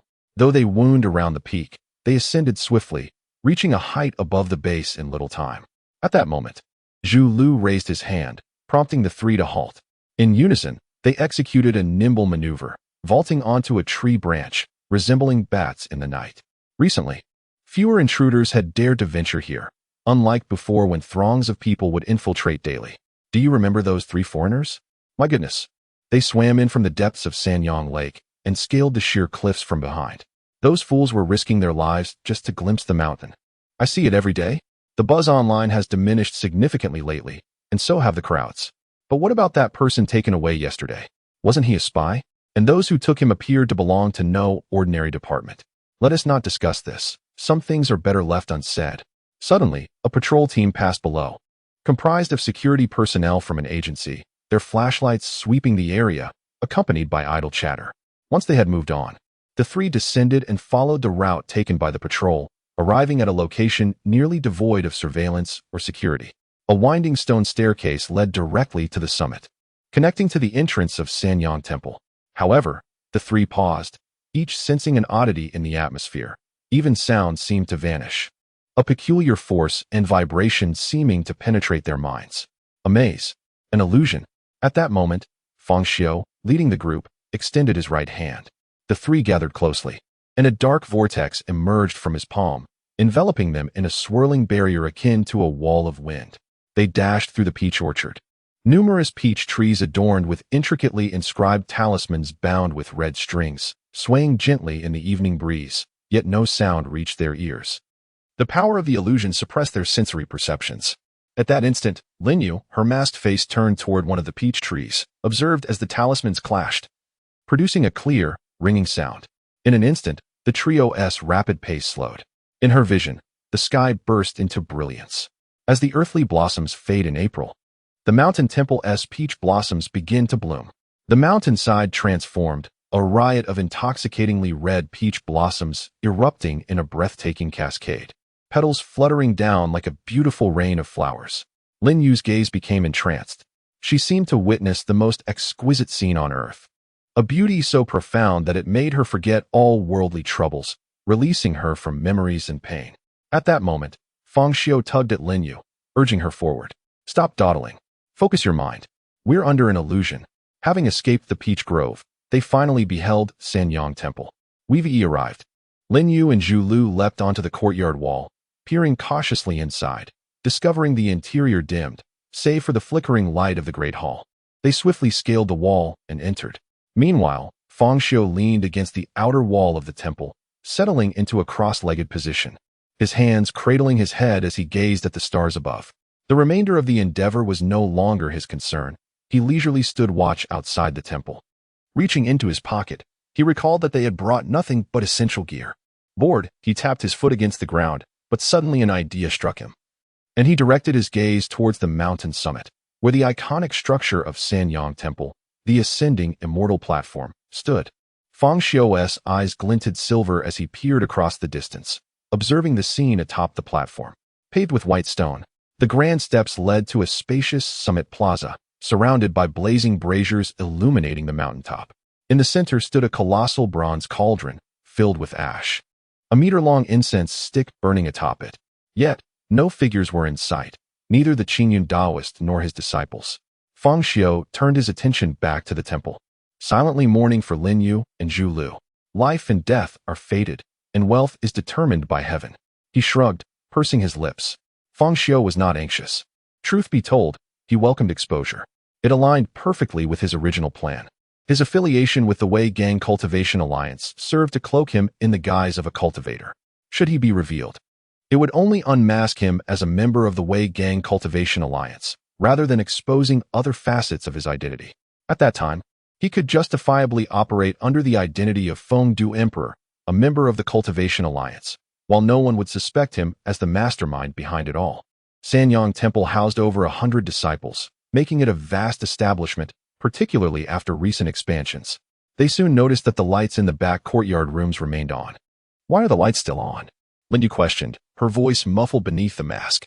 They leapt down, cautiously crouching beneath a window, surveying the surroundings. Zhu Lu pried open the window, and Lin Yu darted inside, immediately observing the empty, still room, just as Zhu Lu had described. Her gaze fell upon a thick stack of rice paper in the center, divided into several sheets. Upon closer inspection, she discovered it contained methods for arranging illusions along with numerous notes from the Qingyun Taoist regarding the application of illusions and talismans. Although it lacked fundamental cultivation details, it provided insights into the use of the illusion formations. Qingyun was a rather old-fashioned man, unaccustomed to modern devices, preferring to document his insights and experiences in writing. And his calligraphy was exquisite. Illusions and illusion formations, and the path of talismans. Lin Yu's expression transformed into one of delight as she quickly folded the papers and tucked them into her pocket. Surveying her surroundings revealed nothing but some precious calligraphy. Lin Yu recalled the Qingyun Taoist study nearby and hurriedly pushed open the side door, entering. At first glance, she was captivated by a pile of talismans and bound books scattered across the desk. Her eyes sparkled with excitement as she rushed over, flipping through the items and even inhaling the ink's fragrance upon the talismans. These were truly rare treasures. This is a windfall. At that moment, she seemed to sense something amiss. Her brow furrowed as she abruptly turned to look behind her. Who is it? Only by the bookshelf behind. In the center of the fluttering curtains stood a middle-aged man clad in a robe, his long beard flowing and his gaze imbued with a profound and melancholic depth. The Taoist of Qingyun set aside the book and brush in his hands, turning his attention to the shadowy figure before him, masked and furtive. His voice, though somewhat hoarse and low, resonated with an intensity that made Lin Yu's heart tremble as if it were about to leap from her chest. Dear young friend, may I inquire as to the purpose of your unexpected intrusion into my Sanyang temple? Chapter 79. The power of the Qi refinement stage. Lin Yu's expression turned blank in an instant, utterly taken aback by the realization that she had unwittingly walked into a trap where the adversary awaited her arrival. Wasn't it said that they would not be in the room? Wasn't it claimed that the opponent would be cultivating at the mountain's peak? What was she to do now? A whirlwind of confusion, terror, and helplessness coursed through her mind, swiftly followed by a moment of clarity. In the blink of an eye, Lin Yu sprang into action, seizing an open, bound book from the table, crashing through the mahogany window, and fleeing into the open air. Meanwhile, Qingyun was already prepared. With a swift motion, he grasped a color-changing talisman between his fingers, and with a flick of his wrist, the talisman transformed into a streak of luminous energy that hurtled toward her. Freeze! Lin Yu shattered the window, finding herself suspended in midair, unable to turn around. However, instinctively, her body twisted like a cat, allowing her to evade the immobilization spell by a mere meter. Just as she exhaled in relief, she saw the talisman make a sudden turn, relocking onto her. Lin Yu's pupils dilated as she could only watch helplessly as the spell approached. At that moment, a fire dragon surged from afar, igniting the talisman and setting the temple ablaze, flames roaring from the window, rapidly engulfing the surroundings. Then, in midair, Lin Yu executed a few spins, grasping a weapon thrown by Zhu Lu. As she drew it out, a Tang sword, sheathed and gleaming, appeared in her hands. For cultivators, conventional firearms were of little use. Their heightened sixth sense and instinctual abilities allowed them to evade shots in an instant. Even snipers hidden in the shadows were ineffective. In close combat, they could predict the trajectory of bullets based on the slightest movement, making melee combat with cold weapons far more favorable. This applied only to ordinary firearms, of course. With a light leap, Lin Yu ascended to the pinnacle of the temple, with Zhu Lu standing guard beside her. At that moment, two talismans spiraled into the sky, resembling twin flames as they aggressively pursued Lin Yu. Unfurling her sword, Lin Yu struck gracefully beneath the moonlight, slicing through one talisman while the other deftly evaded her blade and collided with Zhu Lu. The talisman transformed into a net, instantly marking Zhu Lu with a dark sigil that burrowed into his flesh, as if some bizarre force was invading his very being. Zhu Lu let out a piercing scream, plummeting from the rooftop, and at that instant, Lin Yu swiftly descended along the debris, catching him and lifting him up. She could see the dark energy swirling within Zhu Lu, akin to a serpent infiltrating his body, gnawing at his insides. At that moment, Qingyun appeared at another corner of the rooftop, gazing at Lin Yu and Zhu Lu hanging precariously from the eaves, his eyes ablaze with fury. These two intruders had dared to invade his temple and set fire to his study, inciting his wrath to the point of no return. He was beyond mercy now. He had fallen victim to a death curse, his magical power seeping into his body, sealing his fate. No remedy existed. Surrender now. Qingyun wielded a peach-wood sword intricately adorned with arcane symbols, which, instead of its usual wooden hue, now gleamed ominously black, radiating a chillingly metallic glint. At that moment, Lin Yu, holding Zhu Lu, hesitated, glancing between him and Qingyun, torn and conflicted. In that instant, she comprehended the grim reality. This was no mere game. A single misstep could lead to death. Meanwhile, the disciples within the Sanyang temple were stirred into action, rushing out as lights flickered to life within the courtyards. It's on fire! It's on fire! Hurry, extinguish the flames. Bring water. Get the hoses. Zhu Lu clutched his throat, glaring weakly at Lin Yu, unable to utter a word. Let alone invoke any magic. Retreat. Quickly, retreat. They, below. Lin Yu's brows knitted beneath her mask, her face contorted in distress.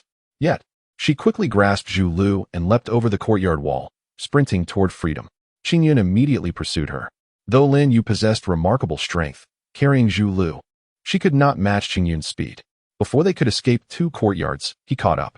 With his robes billowing, Qingyun momentarily retreated before charging forward. His talismans surged with energy, colliding with Lin Yu's sword. The wooden talisman sword sliced through her steel blade effortlessly, the sword light streaking toward her chest. In that moment of despair, Lin Yu and Zhu Lu realized the vast chasm that separated them from Qingyun. His consciousness could extend outward, his talismans could lock onto their every move.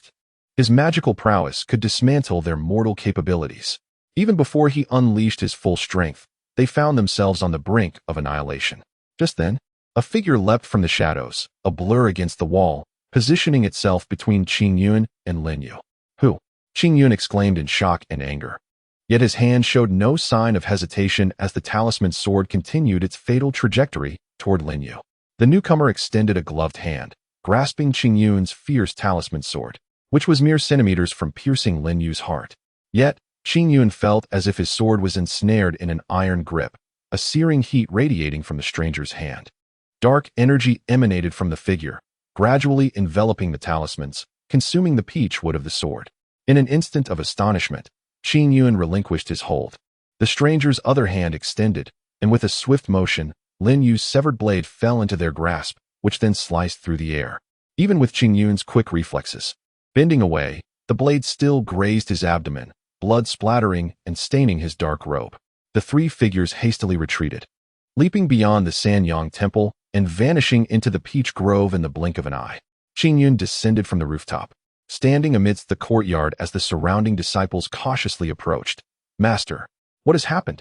Master, are you injured? Temple Master, quick, call for an ambulance. Qingyun pressed his hand against his abdomen, his gaze fixed upon the ground where his talisman sword lay, now mostly reduced to charred remnants, its inscriptions obliterated and consumed. Who are these people? An alarm rang out, and soon, everyone on Huangyang Mountain was in motion. However, the intruders had already fled, following their plan to escape Huangyang Mountain, swiftly changing vehicles and disguises, vanishing from the Eastern District. Chapter 80. The Dispersal. Ha ha ha. A piercing scream erupted, accompanied by intense sounds of struggle. Zhu Lu, weak and unable to articulate his pain, could only emit anguished whimpers, his teeth chattering incessantly. He was firmly pinned to the back seat of a van by several individuals, his shirt pulled up, as Qingyang's gaze fixated on the sinister force of the death curse that coursed through Zhu Lu's body, manifesting as a serpentine curse slithering across his skin.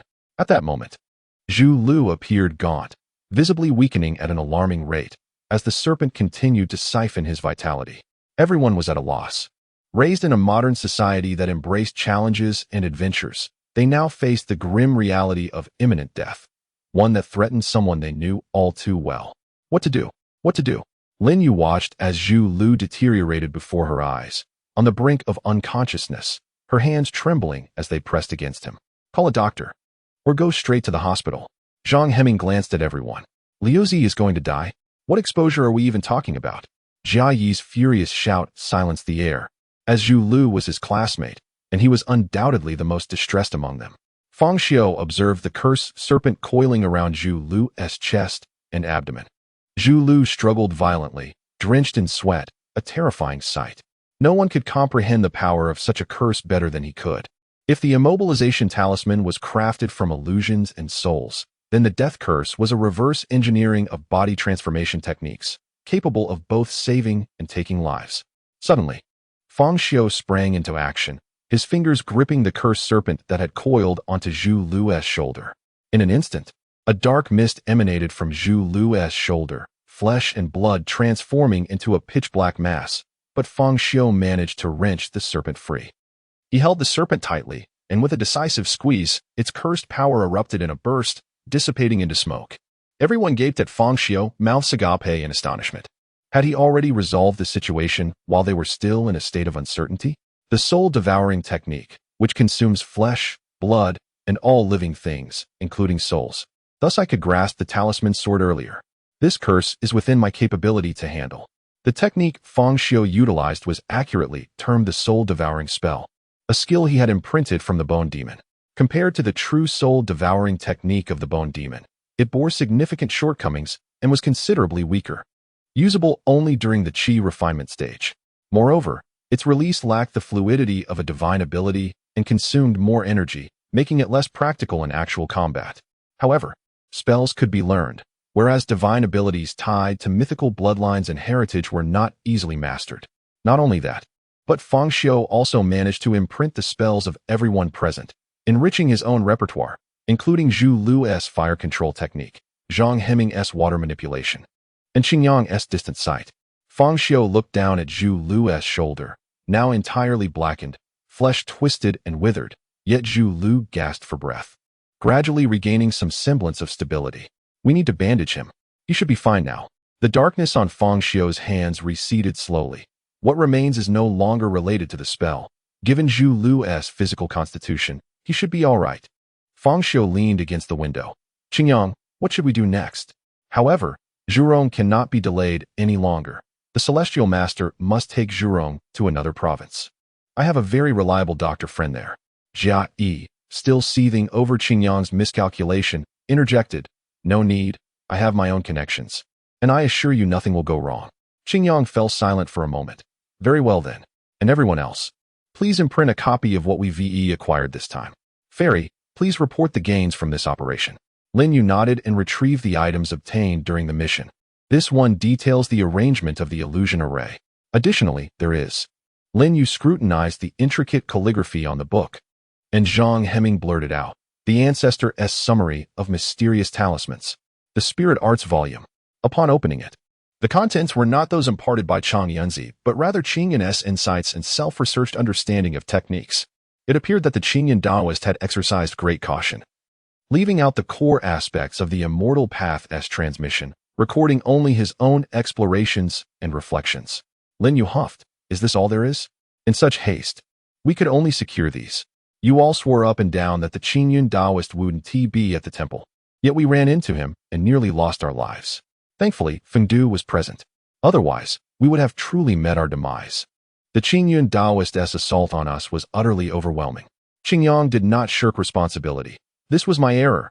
I will compensate you and Zhurong later, Feng Du. I owe you a personal favor as well. Fang Xiu was unperturbed. It's nothing, as long as everyone is safe. Jia Yi drove, taking Zhu Lu, who lay draped in a coat to conceal his injuries, and departed overnight.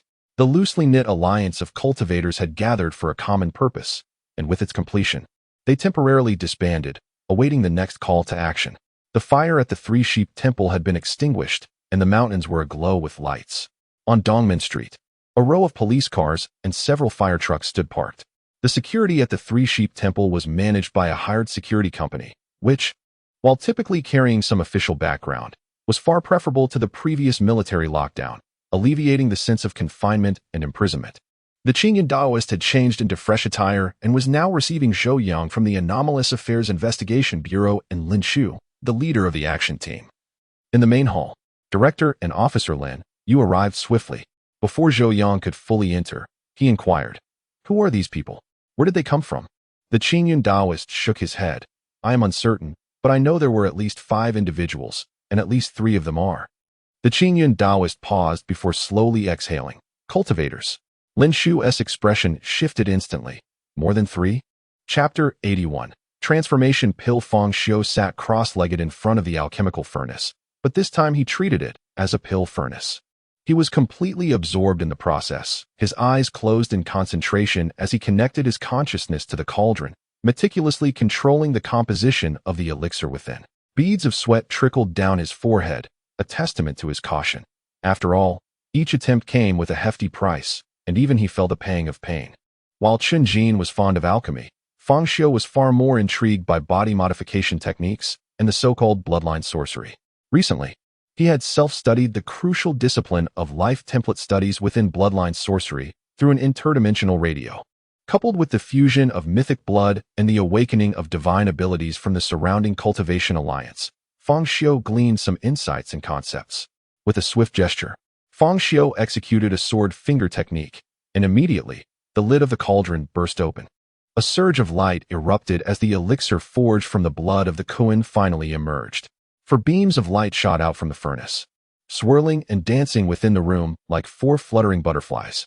With a flick of his hand, Fang Xiu gathered the 4 beams into his palm and placed them into a box.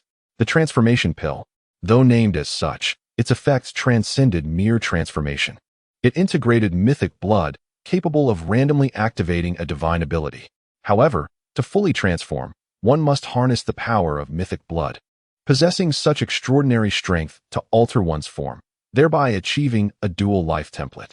The Kuan was an alchemical life form, its own mythic blood a chaotic amalgamation of various mythical entities. Thus, Fang Xiu remained uncertain about the exact abilities that would be activated upon fusion, if luck favored him. It could yield an extraordinary divine ability, but if misfortune struck, it might result in a rather lackluster skill. Heishi regarded the pill before her with skepticism. Its crystalline form exuded an alluring fragrance, so enticing that even her very soul sensed the irresistible temptation. She struggled to contain herself, her little paws fidgeting as she scratched her head and ears. Yet, a feeling of unease lingered, standing on the sand. She tapped the glass table and looked at Fang Xiu, who wore a calm smile. If I consume this, will I truly become human and gain a powerful divine ability? Fang Xiu nodded emphatically, his tone unwavering and filled with conviction. Absolutely.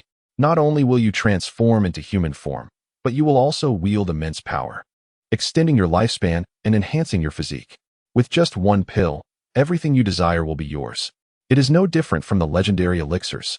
A look of doubt crossed Heishi's feline features as she gazed into Fang Xiu's eyes. Why does this sound so familiar? Suddenly, realization dawned upon her, and she stepped back in surprise. Oh, I remember now. You used the same line to fool me back in the underworld. Fang Xiu began to enumerate his previous promises, his demeanor earnest and persuasive. How have I deceived you? Last time, I promised you would become the ruler of the underworld, with countless minions at your command. Did that not come to pass? I said you could do as you pleased. Doesn't being a ruler grant you that freedom? I promised to come back for you shortly. And here I am. As he recounted each commitment, Heishi gradually nodded, her little head bobbing in agreement. It seemed that Fang Xiu was indeed a good person. Look, every promise I made has been fulfilled, he exclaimed, slapping the table. This reflects my credibility and character. Absolutely reliable. Heishi licked her paw, scratching her ear. Meow? It does seem that way. Fang Xiu pushed the box forward. So why hesitate? With a blend of skepticism and curiosity, Heishi tentatively licked the pill. Fang Xiu, fearing her indecision, pressed on. Don't just lick it. If you break it, it'll be useless. You must swallow it whole for immediate effect. Heishi regarded Fang Xiu with a look of determination. His calm demeanor and confident aura seemed to imbue her with courage. With a flick of her tongue, she swallowed the pill whole. Fang Xiu clapped his hands, his gaze intense, filled with anticipation. Heishi met Fang Xiu's eyes, questioning, why does your gaze feel so strange? It's as if you're looking at those adorable little mice. Before she could finish her thought, her voice distorted as she clutched her throat.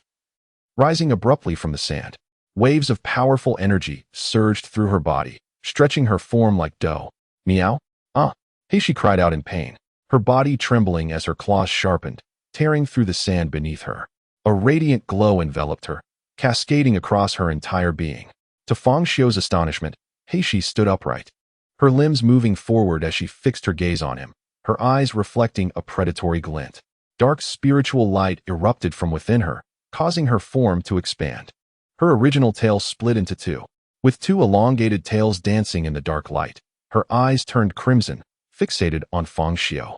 Yet, the transformation did not halt there. This two-tailed feline continued to grow in size. She stood bipedal, her dark fur elongating, cloaking her shapely form. Unaware of her transformation, she felt only the searing pain and fury coursing through her. "You, deceitful scoundrel!" Heishi roared, her voice now clear and resonant, no longer conveyed through thought. In her rage, she seized Fang Xiu's collar, her eyes ablaze with fury, cascading locks of hair falling over his face and shoulders. Fang Xiu shrugged, producing a mirror to present to her. Look, in the mirror, Heishi beheld a beautiful visage, slender, alluring eyes that hinted at an otherworldly charm, identical to her form in the Mountain Sea realm.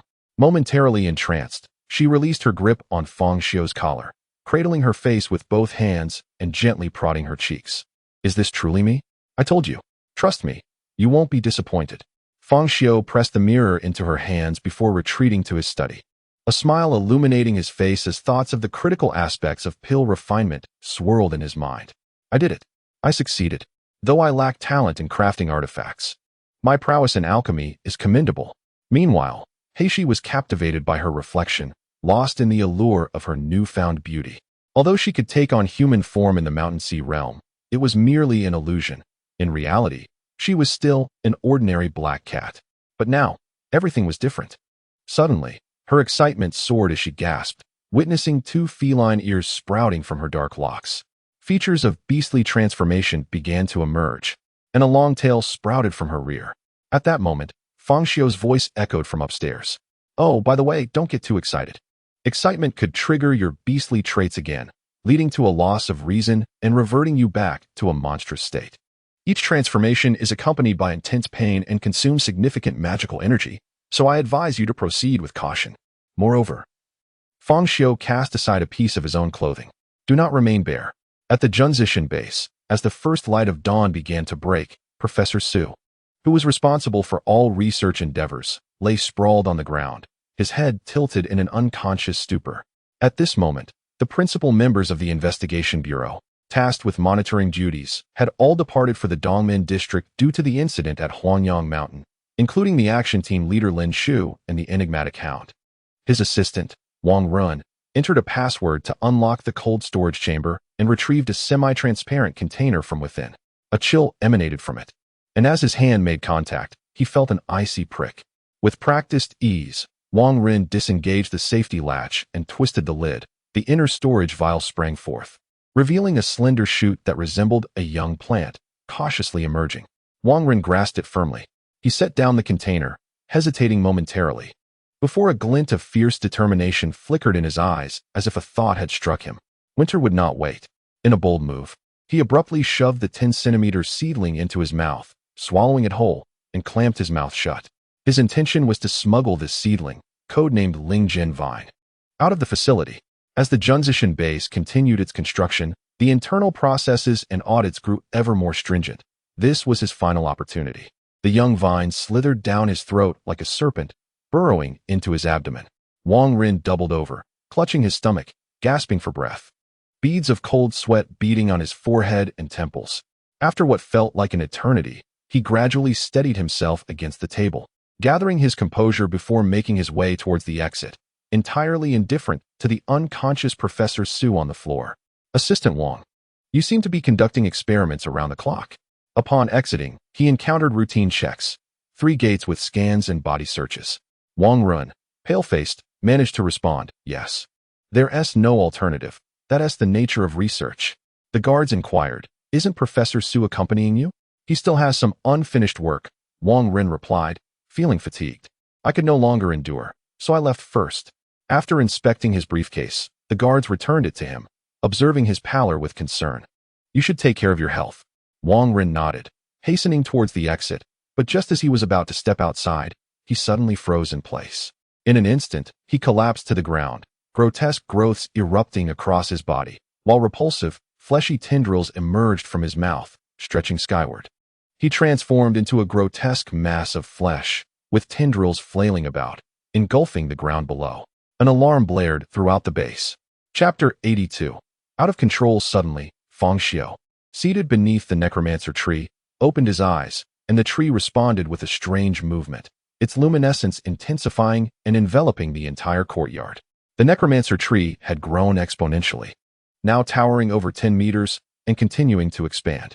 Fang Xiu sensed a mountain god vine attempting to connect with the necromancer tree, its powers surging and escalating. With a wave of his hand, he observed a skeletal demon clad in a crimson raincoat leap from the apex of the tree. Its size had now matched Fang Xiu's. Exuding an aura of formidable strength, its bone structure interlaced with flowing crimson, radiating a lustrous hue akin to jade. "Go and investigate," commanded the skeletal demon, vanishing into thin air before reappearing on the morning streets, swiftly racing towards Junji Mountain. The creature was a grotesque amalgamation of countless writhing tentacles, continuously squirming and twisting. Coated in a repugnant slime, no assault could hinder its advance. Even the most grievous injuries would heal within moments. Its massive form, reminiscent of a deformed jellyfish, was topped with a nightmarish dark flesh canopy, while beneath it, a skirt of sinewy tentacles writhed like a grotesque fusion of plant and flesh. The sprawling tentacles reached out, voraciously devouring the surrounding flora, fauna, and everything in their path, engulfing the earth beneath them as the creature moved like a colossal wheel, crushing and pulverizing all within reach. The air was rent with the deafening crack of gunfire and the explosions of grenades, yet they did nothing to impede its relentless march. Clouds of dust and smoke billowed from the mountainside. Vast tracts of forest were torn asunder, and existing structures lay in ruins. A helicopter on the plaza barely managed to take off before it was yanked from the sky, crashing to the ground in a conflagration of flames. Base requesting support. Requesting support. Biological laboratory, out of control. Draw its attention. We mustn't allow it to breach the base. Alarms blared, and crimson lights flashed throughout the base's structures as combat personnel devised every possible strategy to prevent the creature from escaping while others hurriedly evacuated. In a mere 10 minutes, the situation had spiraled into chaos without any forewarning. Many were still slumbering, caught unaware by the sirens and the horrific sights outside. The primary members of the base were absent, catching everyone off guard. The phones in the office rang incessantly as frantic individuals scrambled to gather their belongings and vital documents. The base had lost control, and the monster was surging toward the outside world, potentially breaching the city. Inform Old Chung to do everything possible to stall it. Reinforcements are on the way. A clerk, resembling a typical office worker, urgently sought external assistance over the phone, but before he could finish, a thunderous crash resonated as debris rained down from above. The roof was torn away, revealing the open sky. The clerk sensed something amiss, and the phone slipped from his grasp as cold sweat broke out on his brow, his complexion paling significantly. Creak. Creak. Ah. He lifted his gaze and beheld an endless array of tentacles thrashing in the sky, reaching towards the interior of the building. Inside, the sight of the monstrous entity sent everyone into a frenzied panic, their screams piercing the air. The creature lashed out with its tentacles, shredding walls and demolishing the structure. On the coastal highway, vehicles were sparse in the early morning, while the factories and low-rise buildings surrounding Junji Mountain were overrun by rampant vegetation. Now designated as a nature reserve, what had once drawn criticism now safeguarded the civilian safety. The terrifying creature rampaged through the mountains and the base. Yet only on the coastal avenue could one directly witness the unfolding calamity within the base. Cars halted along the coastal avenue, and drivers craned their necks in astonishment, their eyes fixed on the distant thunderous roars and billowing smoke emanating from Junji Mountain. Was there an explosion? No, it seems there is something within that smoke. People exited their vehicles, bewildered by the scene before them, some capturing photos, others calling for help. Boom, boom, boom. Suddenly, a rapid succession of sounds reverberated across the vehicle's rooftops. Drivers felt their cars shake violently, the immense weight pressing down, causing the roofs to cave in. Who is there? What are you doing? Are you out of your mind? Many drivers stuck their heads out, shouting angrily, only to witness a crimson figure darting past the coastal avenue like a gust of wind, swiftly approaching Junji Mountain. The red cloak billowed as it soared over 10 meters. The skeletal demon had finally entered the range of the mountain god vine. Empowered by the might of the necromancer tree, an unfathomable force surged within, transforming the skeletal demon into a streak of crimson light, launching skyward with a shockwave that rippled through the air above Junji Mountain. Crack, crack. Crack. What is that? The crowd instinctively raised their phones to capture the moment, their earlier anger dissipating as they exchanged bewildered glances. Fang Xiu maneuvered the skeletal demon into the heavens, where he beheld the chaos unfolding within Junji Mountain, swiftly locking his gaze on the rampaging creature. What is that? Where did it emerge from? Fang Xiu extended his hand, forming a skeletal finger into a sword-like gesture against his forehead. Open. With a furious roar, the red cloak quivered violently, an overwhelming power unfurling, and his figure erupted into a massive black vortex, swirling and summoning fierce winds from the ground. The sky darkened abruptly, clouds transforming into a pitch-black shroud. Everyone in the vicinity of Junji Mountain turned their gaze to Fang Xiu, whose red silhouette radiated an immense presence, akin to a malevolent deity of chaos descending upon the earthly realm. In comparison, the previous monster seemed trivial. Another one? What manner of creature is this? We're doomed. If we couldn't withstand the first, how shall we face another? Meanwhile, Fang Xiu's focus remained fixed on the creature, and with a flick of his wrist, he witnessed boundless black energy saturating the earth, a murky haze enveloping the space between earth and sky, transforming the world into a nightmarish hellscape. In an instant, everything surrounding the creature, soil, bricks, steel, and flora, began to levitate. Those nearby scrambled to escape, fleeing before the ground collapsed and was drawn skyward, their eyes wide with terror as they gazed at the heavens. A shrill, grating sound pierced the air, reminiscent of fingernails scraping against a chalkboard.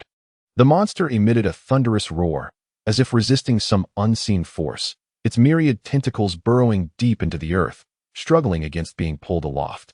Yet all in vain. The overwhelming force tore through the ground, uprooting soil and debris, lifting the colossal creature into the sky. All eyes were cast towards the heavens, gazing at the sky tainted by an ominous darkness, beholding a world that seemed to have lost its weight. Earth, gravel, edifices, flora, and trees all appeared suspended in the firmament. Meanwhile, the monstrous entity continued its violent struggle, countless tendrils extending and thrashing chaotically. Beneath the crimson cloak, a glimmer ignited within the bony eye sockets, piercing through the creature's shell to reveal a fragile consciousness intertwined within, alongside a grotesquely disfigured head. Fang Xiu, the master of the necromancer tree, wielded absolute dominion over the mountain godvine. As his gaze shifted, that feeble awareness was instantaneously crushed and obliterated, its head dissolving into nothingness. Then, a hand emerged from beneath Fang Xiu's cloak, seemingly grasping the colossal beast as though it were a mere vessel. With a swift motion, he hurled this creature, comparable in size to a great ship, sending it crashing through the air in a straight trajectory, igniting sparks as it plunged into the ocean. Unleashing a monstrous wave, the red figure, in tandem, spread its arms wide, treading upon the air, executing a series of graceful leaps. With each bound, a wave of energy erupted. The crimson silhouette danced across the sky before vanishing into the sea. At that moment, the base perimeter was encircled by military transport vehicles, and the whirring of helicopters resonated through the air, effectively surrounding the entire Junji Mountain. Chapter 83. Sea God? Dragon God. The setting sun cast its golden red rays upon the vast ocean, creating a shimmering path of light across the water's surface.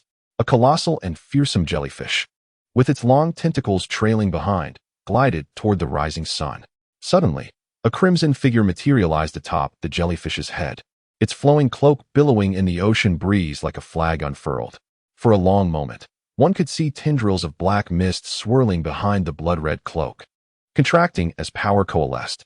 Standing defiantly above the monstrous creature, the figure exuded an aura of dread, its cloak appearing as if drenched in blood, casting a sinister shadow that seemed to taint the very light of the sea. In that instant, the entire marine realm felt less like a dawn of new beginnings and more like the harbinger of an impending apocalypse. Suddenly, the sound of whirring blades approached as two helicopters drew near, inching closer to the behemoth. At a command, they unleashed a barrage of fire.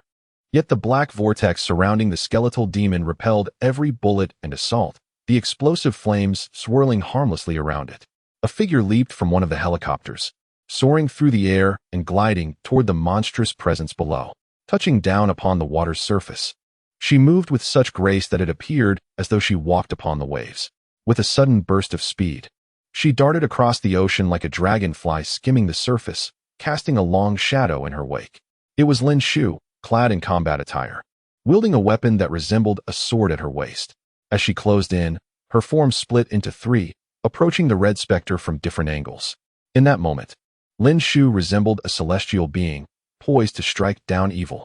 Simultaneously, the three Lin Xius lunged forward, each delivering a unique strike from various perspectives, their swords trailing brilliant arcs of light as they neared the crimson cloak. The sword, forged from a strong alloy and adorned with intricate runes, was an imitation of the famed sword of the Qingyun Taoist, yet even more potent, designed for her by specialists, enabling her to glide and traverse the water. Since Lin Xiu had harnessed and unveiled her mundane powers, a dedicated department within the Investigation Bureau had been established to analyze this extraordinary strength, much of which she derived from their findings.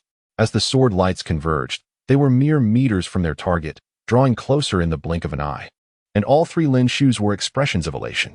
However, the red specter atop the monstrous head suddenly turned, emanating an overwhelming aura of terror. A frigid and ominous energy locked onto her, freezing Lin Xiu in her attacking stance, her very soul seemingly paralyzed. At last, she beheld the being concealed beneath the red cloak, a horrifying creature, nothing but bones, devoid of flesh, yet still alive. Black smoke swirled in its gaze, and an incomprehensible power pulsed within its skeletal form, as if it could dominate the entire world. The chilling skull's eyes flickered ominously, unleashing a torrent of black spiritual light. Boom! The explosive force sent towering waves crashing upwards, spreading outward in a chaotic frenzy, resembling a cascade of blue skyscrapers collapsing and engulfing everything upon the water's surface. The once tranquil sea transformed into a tempestuous turmoil, with violent winds causing the helicopters to spin uncontrollably. The ocean itself seemed to resonate with the creature's fury and emotional upheaval. As the waves surged, two of Lin Xiu's figures dissipated into smoke. The tremendous force hurled her away, akin to a tossed pebble skimming across the water, propelled hundreds of meters before finally coming to rest, submerging beneath the surface. After a long while, Lin Xiu emerged from the tumultuous waters, utterly disheveled. She witnessed the storm above the sea quieting. As the monstrous entity along with the red figure sank into the depths of the unknown, submerged in the abyssal reaches of the ocean. On the shoreline, a crowd observed the unfolding spectacle, the tremendous waves crashing ashore, drenching the people and vehicles along the coastal road. "Did you see that? Did you see that?" A couple shouted from atop their car, undeterred by the towering waves. "A monster! A true monster!" Someone brandished a camera, capturing the moment the creature plunged into the sea. This event was unlike the previous appearance of the Kuan, which had occurred at dawn, when few were present, and the creature had been shrouded in clouds. A boy resembling a university student raised a pair of binoculars, peering into the distance. And that red figure, what is it? Not the legendary sword immortal, but still impressive. Did you see? When that guy made his move, the skies darkened, and it felt like the mountains were about to be uprooted. That guy even damaged my car. You can seek compensation from him. Ha ha. The speaker's laughter rang out, unable to contain his amusement. After the sword immortal, had yet another being of cataclysmic power emerged? Such strength. Zhou Yang fell into deep contemplation, silence enveloping him. Yet he felt the weight of responsibility and a sense of dread for the future. However, upon reflection, these entities seemed to appear without disrupting the current order of the world. Rather, they appeared to maintain its stability. Whether it was the sword immortal or the being that had just emerged, they seemed to serve as guardians against forces from another realm, preserving the balance of this world. Could it be that this was the rule of a different world? Was our world equally significant to them? Or was there something restraining them as well? Zhou Yang pondered. In the blink of an eye, he regained his composure. As he descended from the helicopter, he chose not to survey the devastated base, but instead issued a command. In the ocean, a colossal monstrosity prowled, its tentacles thrashing and entangling, devouring nearby flesh and blood. The aura of a top-tier predator spread, its bloodthirsty and brutal presence sending all surrounding marine life into a frenzied retreat, too terrified to approach. Was it a mutated mountain godvine? Originally an entity straddling the line between flora and fauna, it now leaned closer to the latter. Yet its capabilities had not drastically altered. Rather, it had evolved through the consumption of flesh and blood. At this stage, its size remained in its infancy, and it had yet to merge with the realms of mountains and seas or the necromantic tree. As it grew, Fang Xiu could only imagine the terror it would embody. Lurking in the dark depths of the ocean, its body stretching for miles across the seafloor. Fang Xiu mused that this creature was quite remarkable, a mountain god vine capable of traversing the ocean to guide the spirits of the deceased while possessing the ability to purify and alter the marine environment. At last, the influence of the mountain sea realm had expanded into the deep sea. His gaze pierced through the creature's massive form, revealing a flicker of uncertainty within his eyes. But what of the fruits it bore? Were they spirit fruits? Would consuming them yield different results? Surely. This being deserved a name. The mountain god vine embodied the responsibilities of the mountain god. Then did it fulfill the duties of the sea god? Sea god, dragon god. However, Fang Xiu pondered for a moment and felt that none of the names were quite fitting. Perhaps it should be called the Lord of the Abode of Reversion. Chapter 84. The demon-locking tower. Zhou Yang and Qing Yun sat in the cable car ascending Juanji Mountain, surveying the terrain and the traces left by the previous monster. Qing Yun observed the monster's residue, sniffed it, and immediately felt a wave of contamination gnawing at his spirit. What a terrifying aura! Qing Yun exclaimed to Zhou Yang. This is exceedingly dangerous. Why did you open fire on such a being? If it weren't for the creature's reservations, you would have. Zhou Yang shared his apprehensions. Initially, the higher-ups identified the entity known as the Bone Demon as the one who attacked the base, thus ordering us to stop it at all costs.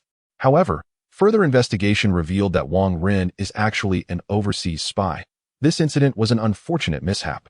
Zhou Yang inquired of Qing Yun, expressing his conjecture. Taoist, what do you think the other party is wary of? After a moment of contemplation, Qing Yun replied, as you suggest. It is possible, especially for those who practice the Tao, as they are particularly averse to karmic retribution, particularly the enlightened ones. However, he continued, this region is the place of enlightenment for Master Cheng Yun, and especially for Lin Shu, who has received the Master's teachings, making him a half-disciple of the Master. Perhaps the entity is also apprehensive of Master Cheng Yun. Though Qing Yun's words seemed to elevate his own stature, Zhou Yang found merit in his suggestion. The two ascended to the main peak, where it was Qing Yun's first encounter with the legendary spiritual root vine. Gazing at the distant sea and the exquisite peaks, the Taoist could not help but exclaim, what a land of extraordinary spirits! And behold, a celestial vine that has descended into the mortal realm. Rarely stepping out of the Sanyang Guan, Qing Yun had come at Zhou Yang's special invitation to discuss measures for preventing uncontrolled incidents and countering intrusions by outsiders. Taoist Master, do you have any suggestions for our reconstruction efforts? After a brief tour, Zhou Yang finally posed the crucial question. These measures are merely to deal with ordinary individuals. No matter how advanced the technology, it is still wielded by humans, while you will be contending with cultivators, powerful demons, and unfathomable forces, Qing Yun remarked, having conducted substantial research prior to their meeting.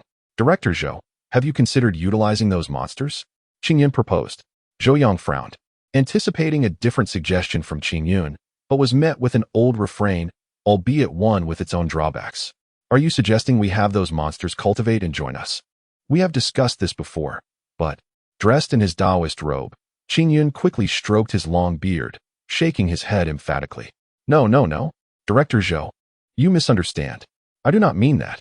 The demons and monsters cannot be trusted. To harness their power would be akin to seeking the tiger's skin, fostering a future threat. Zhou Yang paused. So, what does Taoist Qing Yun mean? I see you have intentions of arranging formations, Qing Yun explained. Currently, with our capabilities, we can only set up spiritual arrays and cannot maintain them for extended periods. Moreover, the second flowering period of the spiritual root vine has yet to arrive, leaving us short-handed. Why not combine this formation with those monsters to extract their power, sustaining the formation until their souls are dissipated? Simultaneously, we can teach them the visualization method without imparting spells. If they wish to avoid their soul scattering, they must continuously cultivate to maintain the operation of this array. As he spoke, Qing Yun took a paper tube from his disciple and extracted a blueprint, revealing 3 large characters inscribed on the right. Demon Locking Tower. Zhou Yang accepted the blueprint. Although he struggled to comprehend its intricacies, he recognized it as a testament to Qing Yun's dedication and ingenuity. He gazed in astonishment at the seemingly unremarkable old Taoist, who exhibited an astonishing talent for talismans and formations. Taoist Master had already considered this. This is a formation evolved from a maze array, which I refer to as the refining demon array, Qing Yun continued. The array's core is a large structure, integrated with elements of magical tools and talismans. In the future, should any wicked demons or nefarious cultivators arise, they can be imprisoned within. Only such a place can effectively contain them. Zhou Yang's face brightened. This blueprint would indeed be immensely helpful. He placed it back in the paper tube and handed it to an aide carrying a briefcase. Thank you, Master Qingyan. We will always remember your support and contributions to society. However, the name Demon Locking Tower simply will not do. It shall be called the Juanji Mountain Special Criminal Prison. A fortnight later, a prison emerged, instilling dread in all future cultivators who heard its name, causing their legs to tremble. Although many struggled to recall its cumbersome and abstract name, they ultimately referred to it as the Demon Locking Tower. The azure sea, beautiful beaches, and bikini-clad beauties ignited the spirit of autumn, and despite it being late autumn, Weigang City remained as warm as a furnace. Adjacent to Jia Yi's seaside villa, a grand barbecue bonfire party was underway, celebrating Jia Yi's 30th birthday, which he had decided to celebrate for 3 consecutive days. Friends, relatives, business associates, and of course, members of the Weigang Cultivation Alliance all gathered. After nearly a month of silence, they reunited as the storm subsided. Fang Xiu surveyed everyone and noted the remarkable changes in them, especially in comparison to their first gathering 2 months prior at the hotel. The group distanced themselves from the bonfire, seated on the sandy beach as the waves danced rhythmically with the sea breeze, producing melodious sounds in the tranquil night. Each person shared their recent gains and experiences, discussing how their lives had transformed after acquiring power. Whether they were Qingyang Sanrin or Zhang Heming, affluent or ordinary, or students like Lin Shu, the mastery of cultivation and mundane power had brought about a seismic shift in their lives and destinies. This time, I shall conquer the world, Fang Xiu declared, a cigarette dangling from his lips, unlit, as he laughed unabashedly. I wonder who was the one who fled in panic last time, nearly losing their life. Lin Yu shot him a glare, her cheeks puffed out like a dumpling. Zhu Lu appeared to have fully recovered, exuding newfound confidence. I remain unchanged, drawn to the sea. I've recently purchased 2 boats and opened a fishing company. Still doing what I love, and I even devised a spell to summon schools of fish. Zhang Heming raised an eyebrow. Please refer to me as a renowned photographer now. I've become the chief photographer for a prestigious magazine and am currently preparing to acquire a stake in it. Every day, I photograph celebrities and business tycoons. Those female stars and models, you have no idea. Zhang Heming, once a struggling photographer, had catapulted into high society, seemingly thriving. Jia Yi patted his own belly and chuckled. My assets have increased significantly lately. Moreover, I've expanded numerous overseas ventures. Though unspoken, the changes were undoubtedly rooted in their spells and mundane powers, yet thankfully, they all exercised caution in their applications.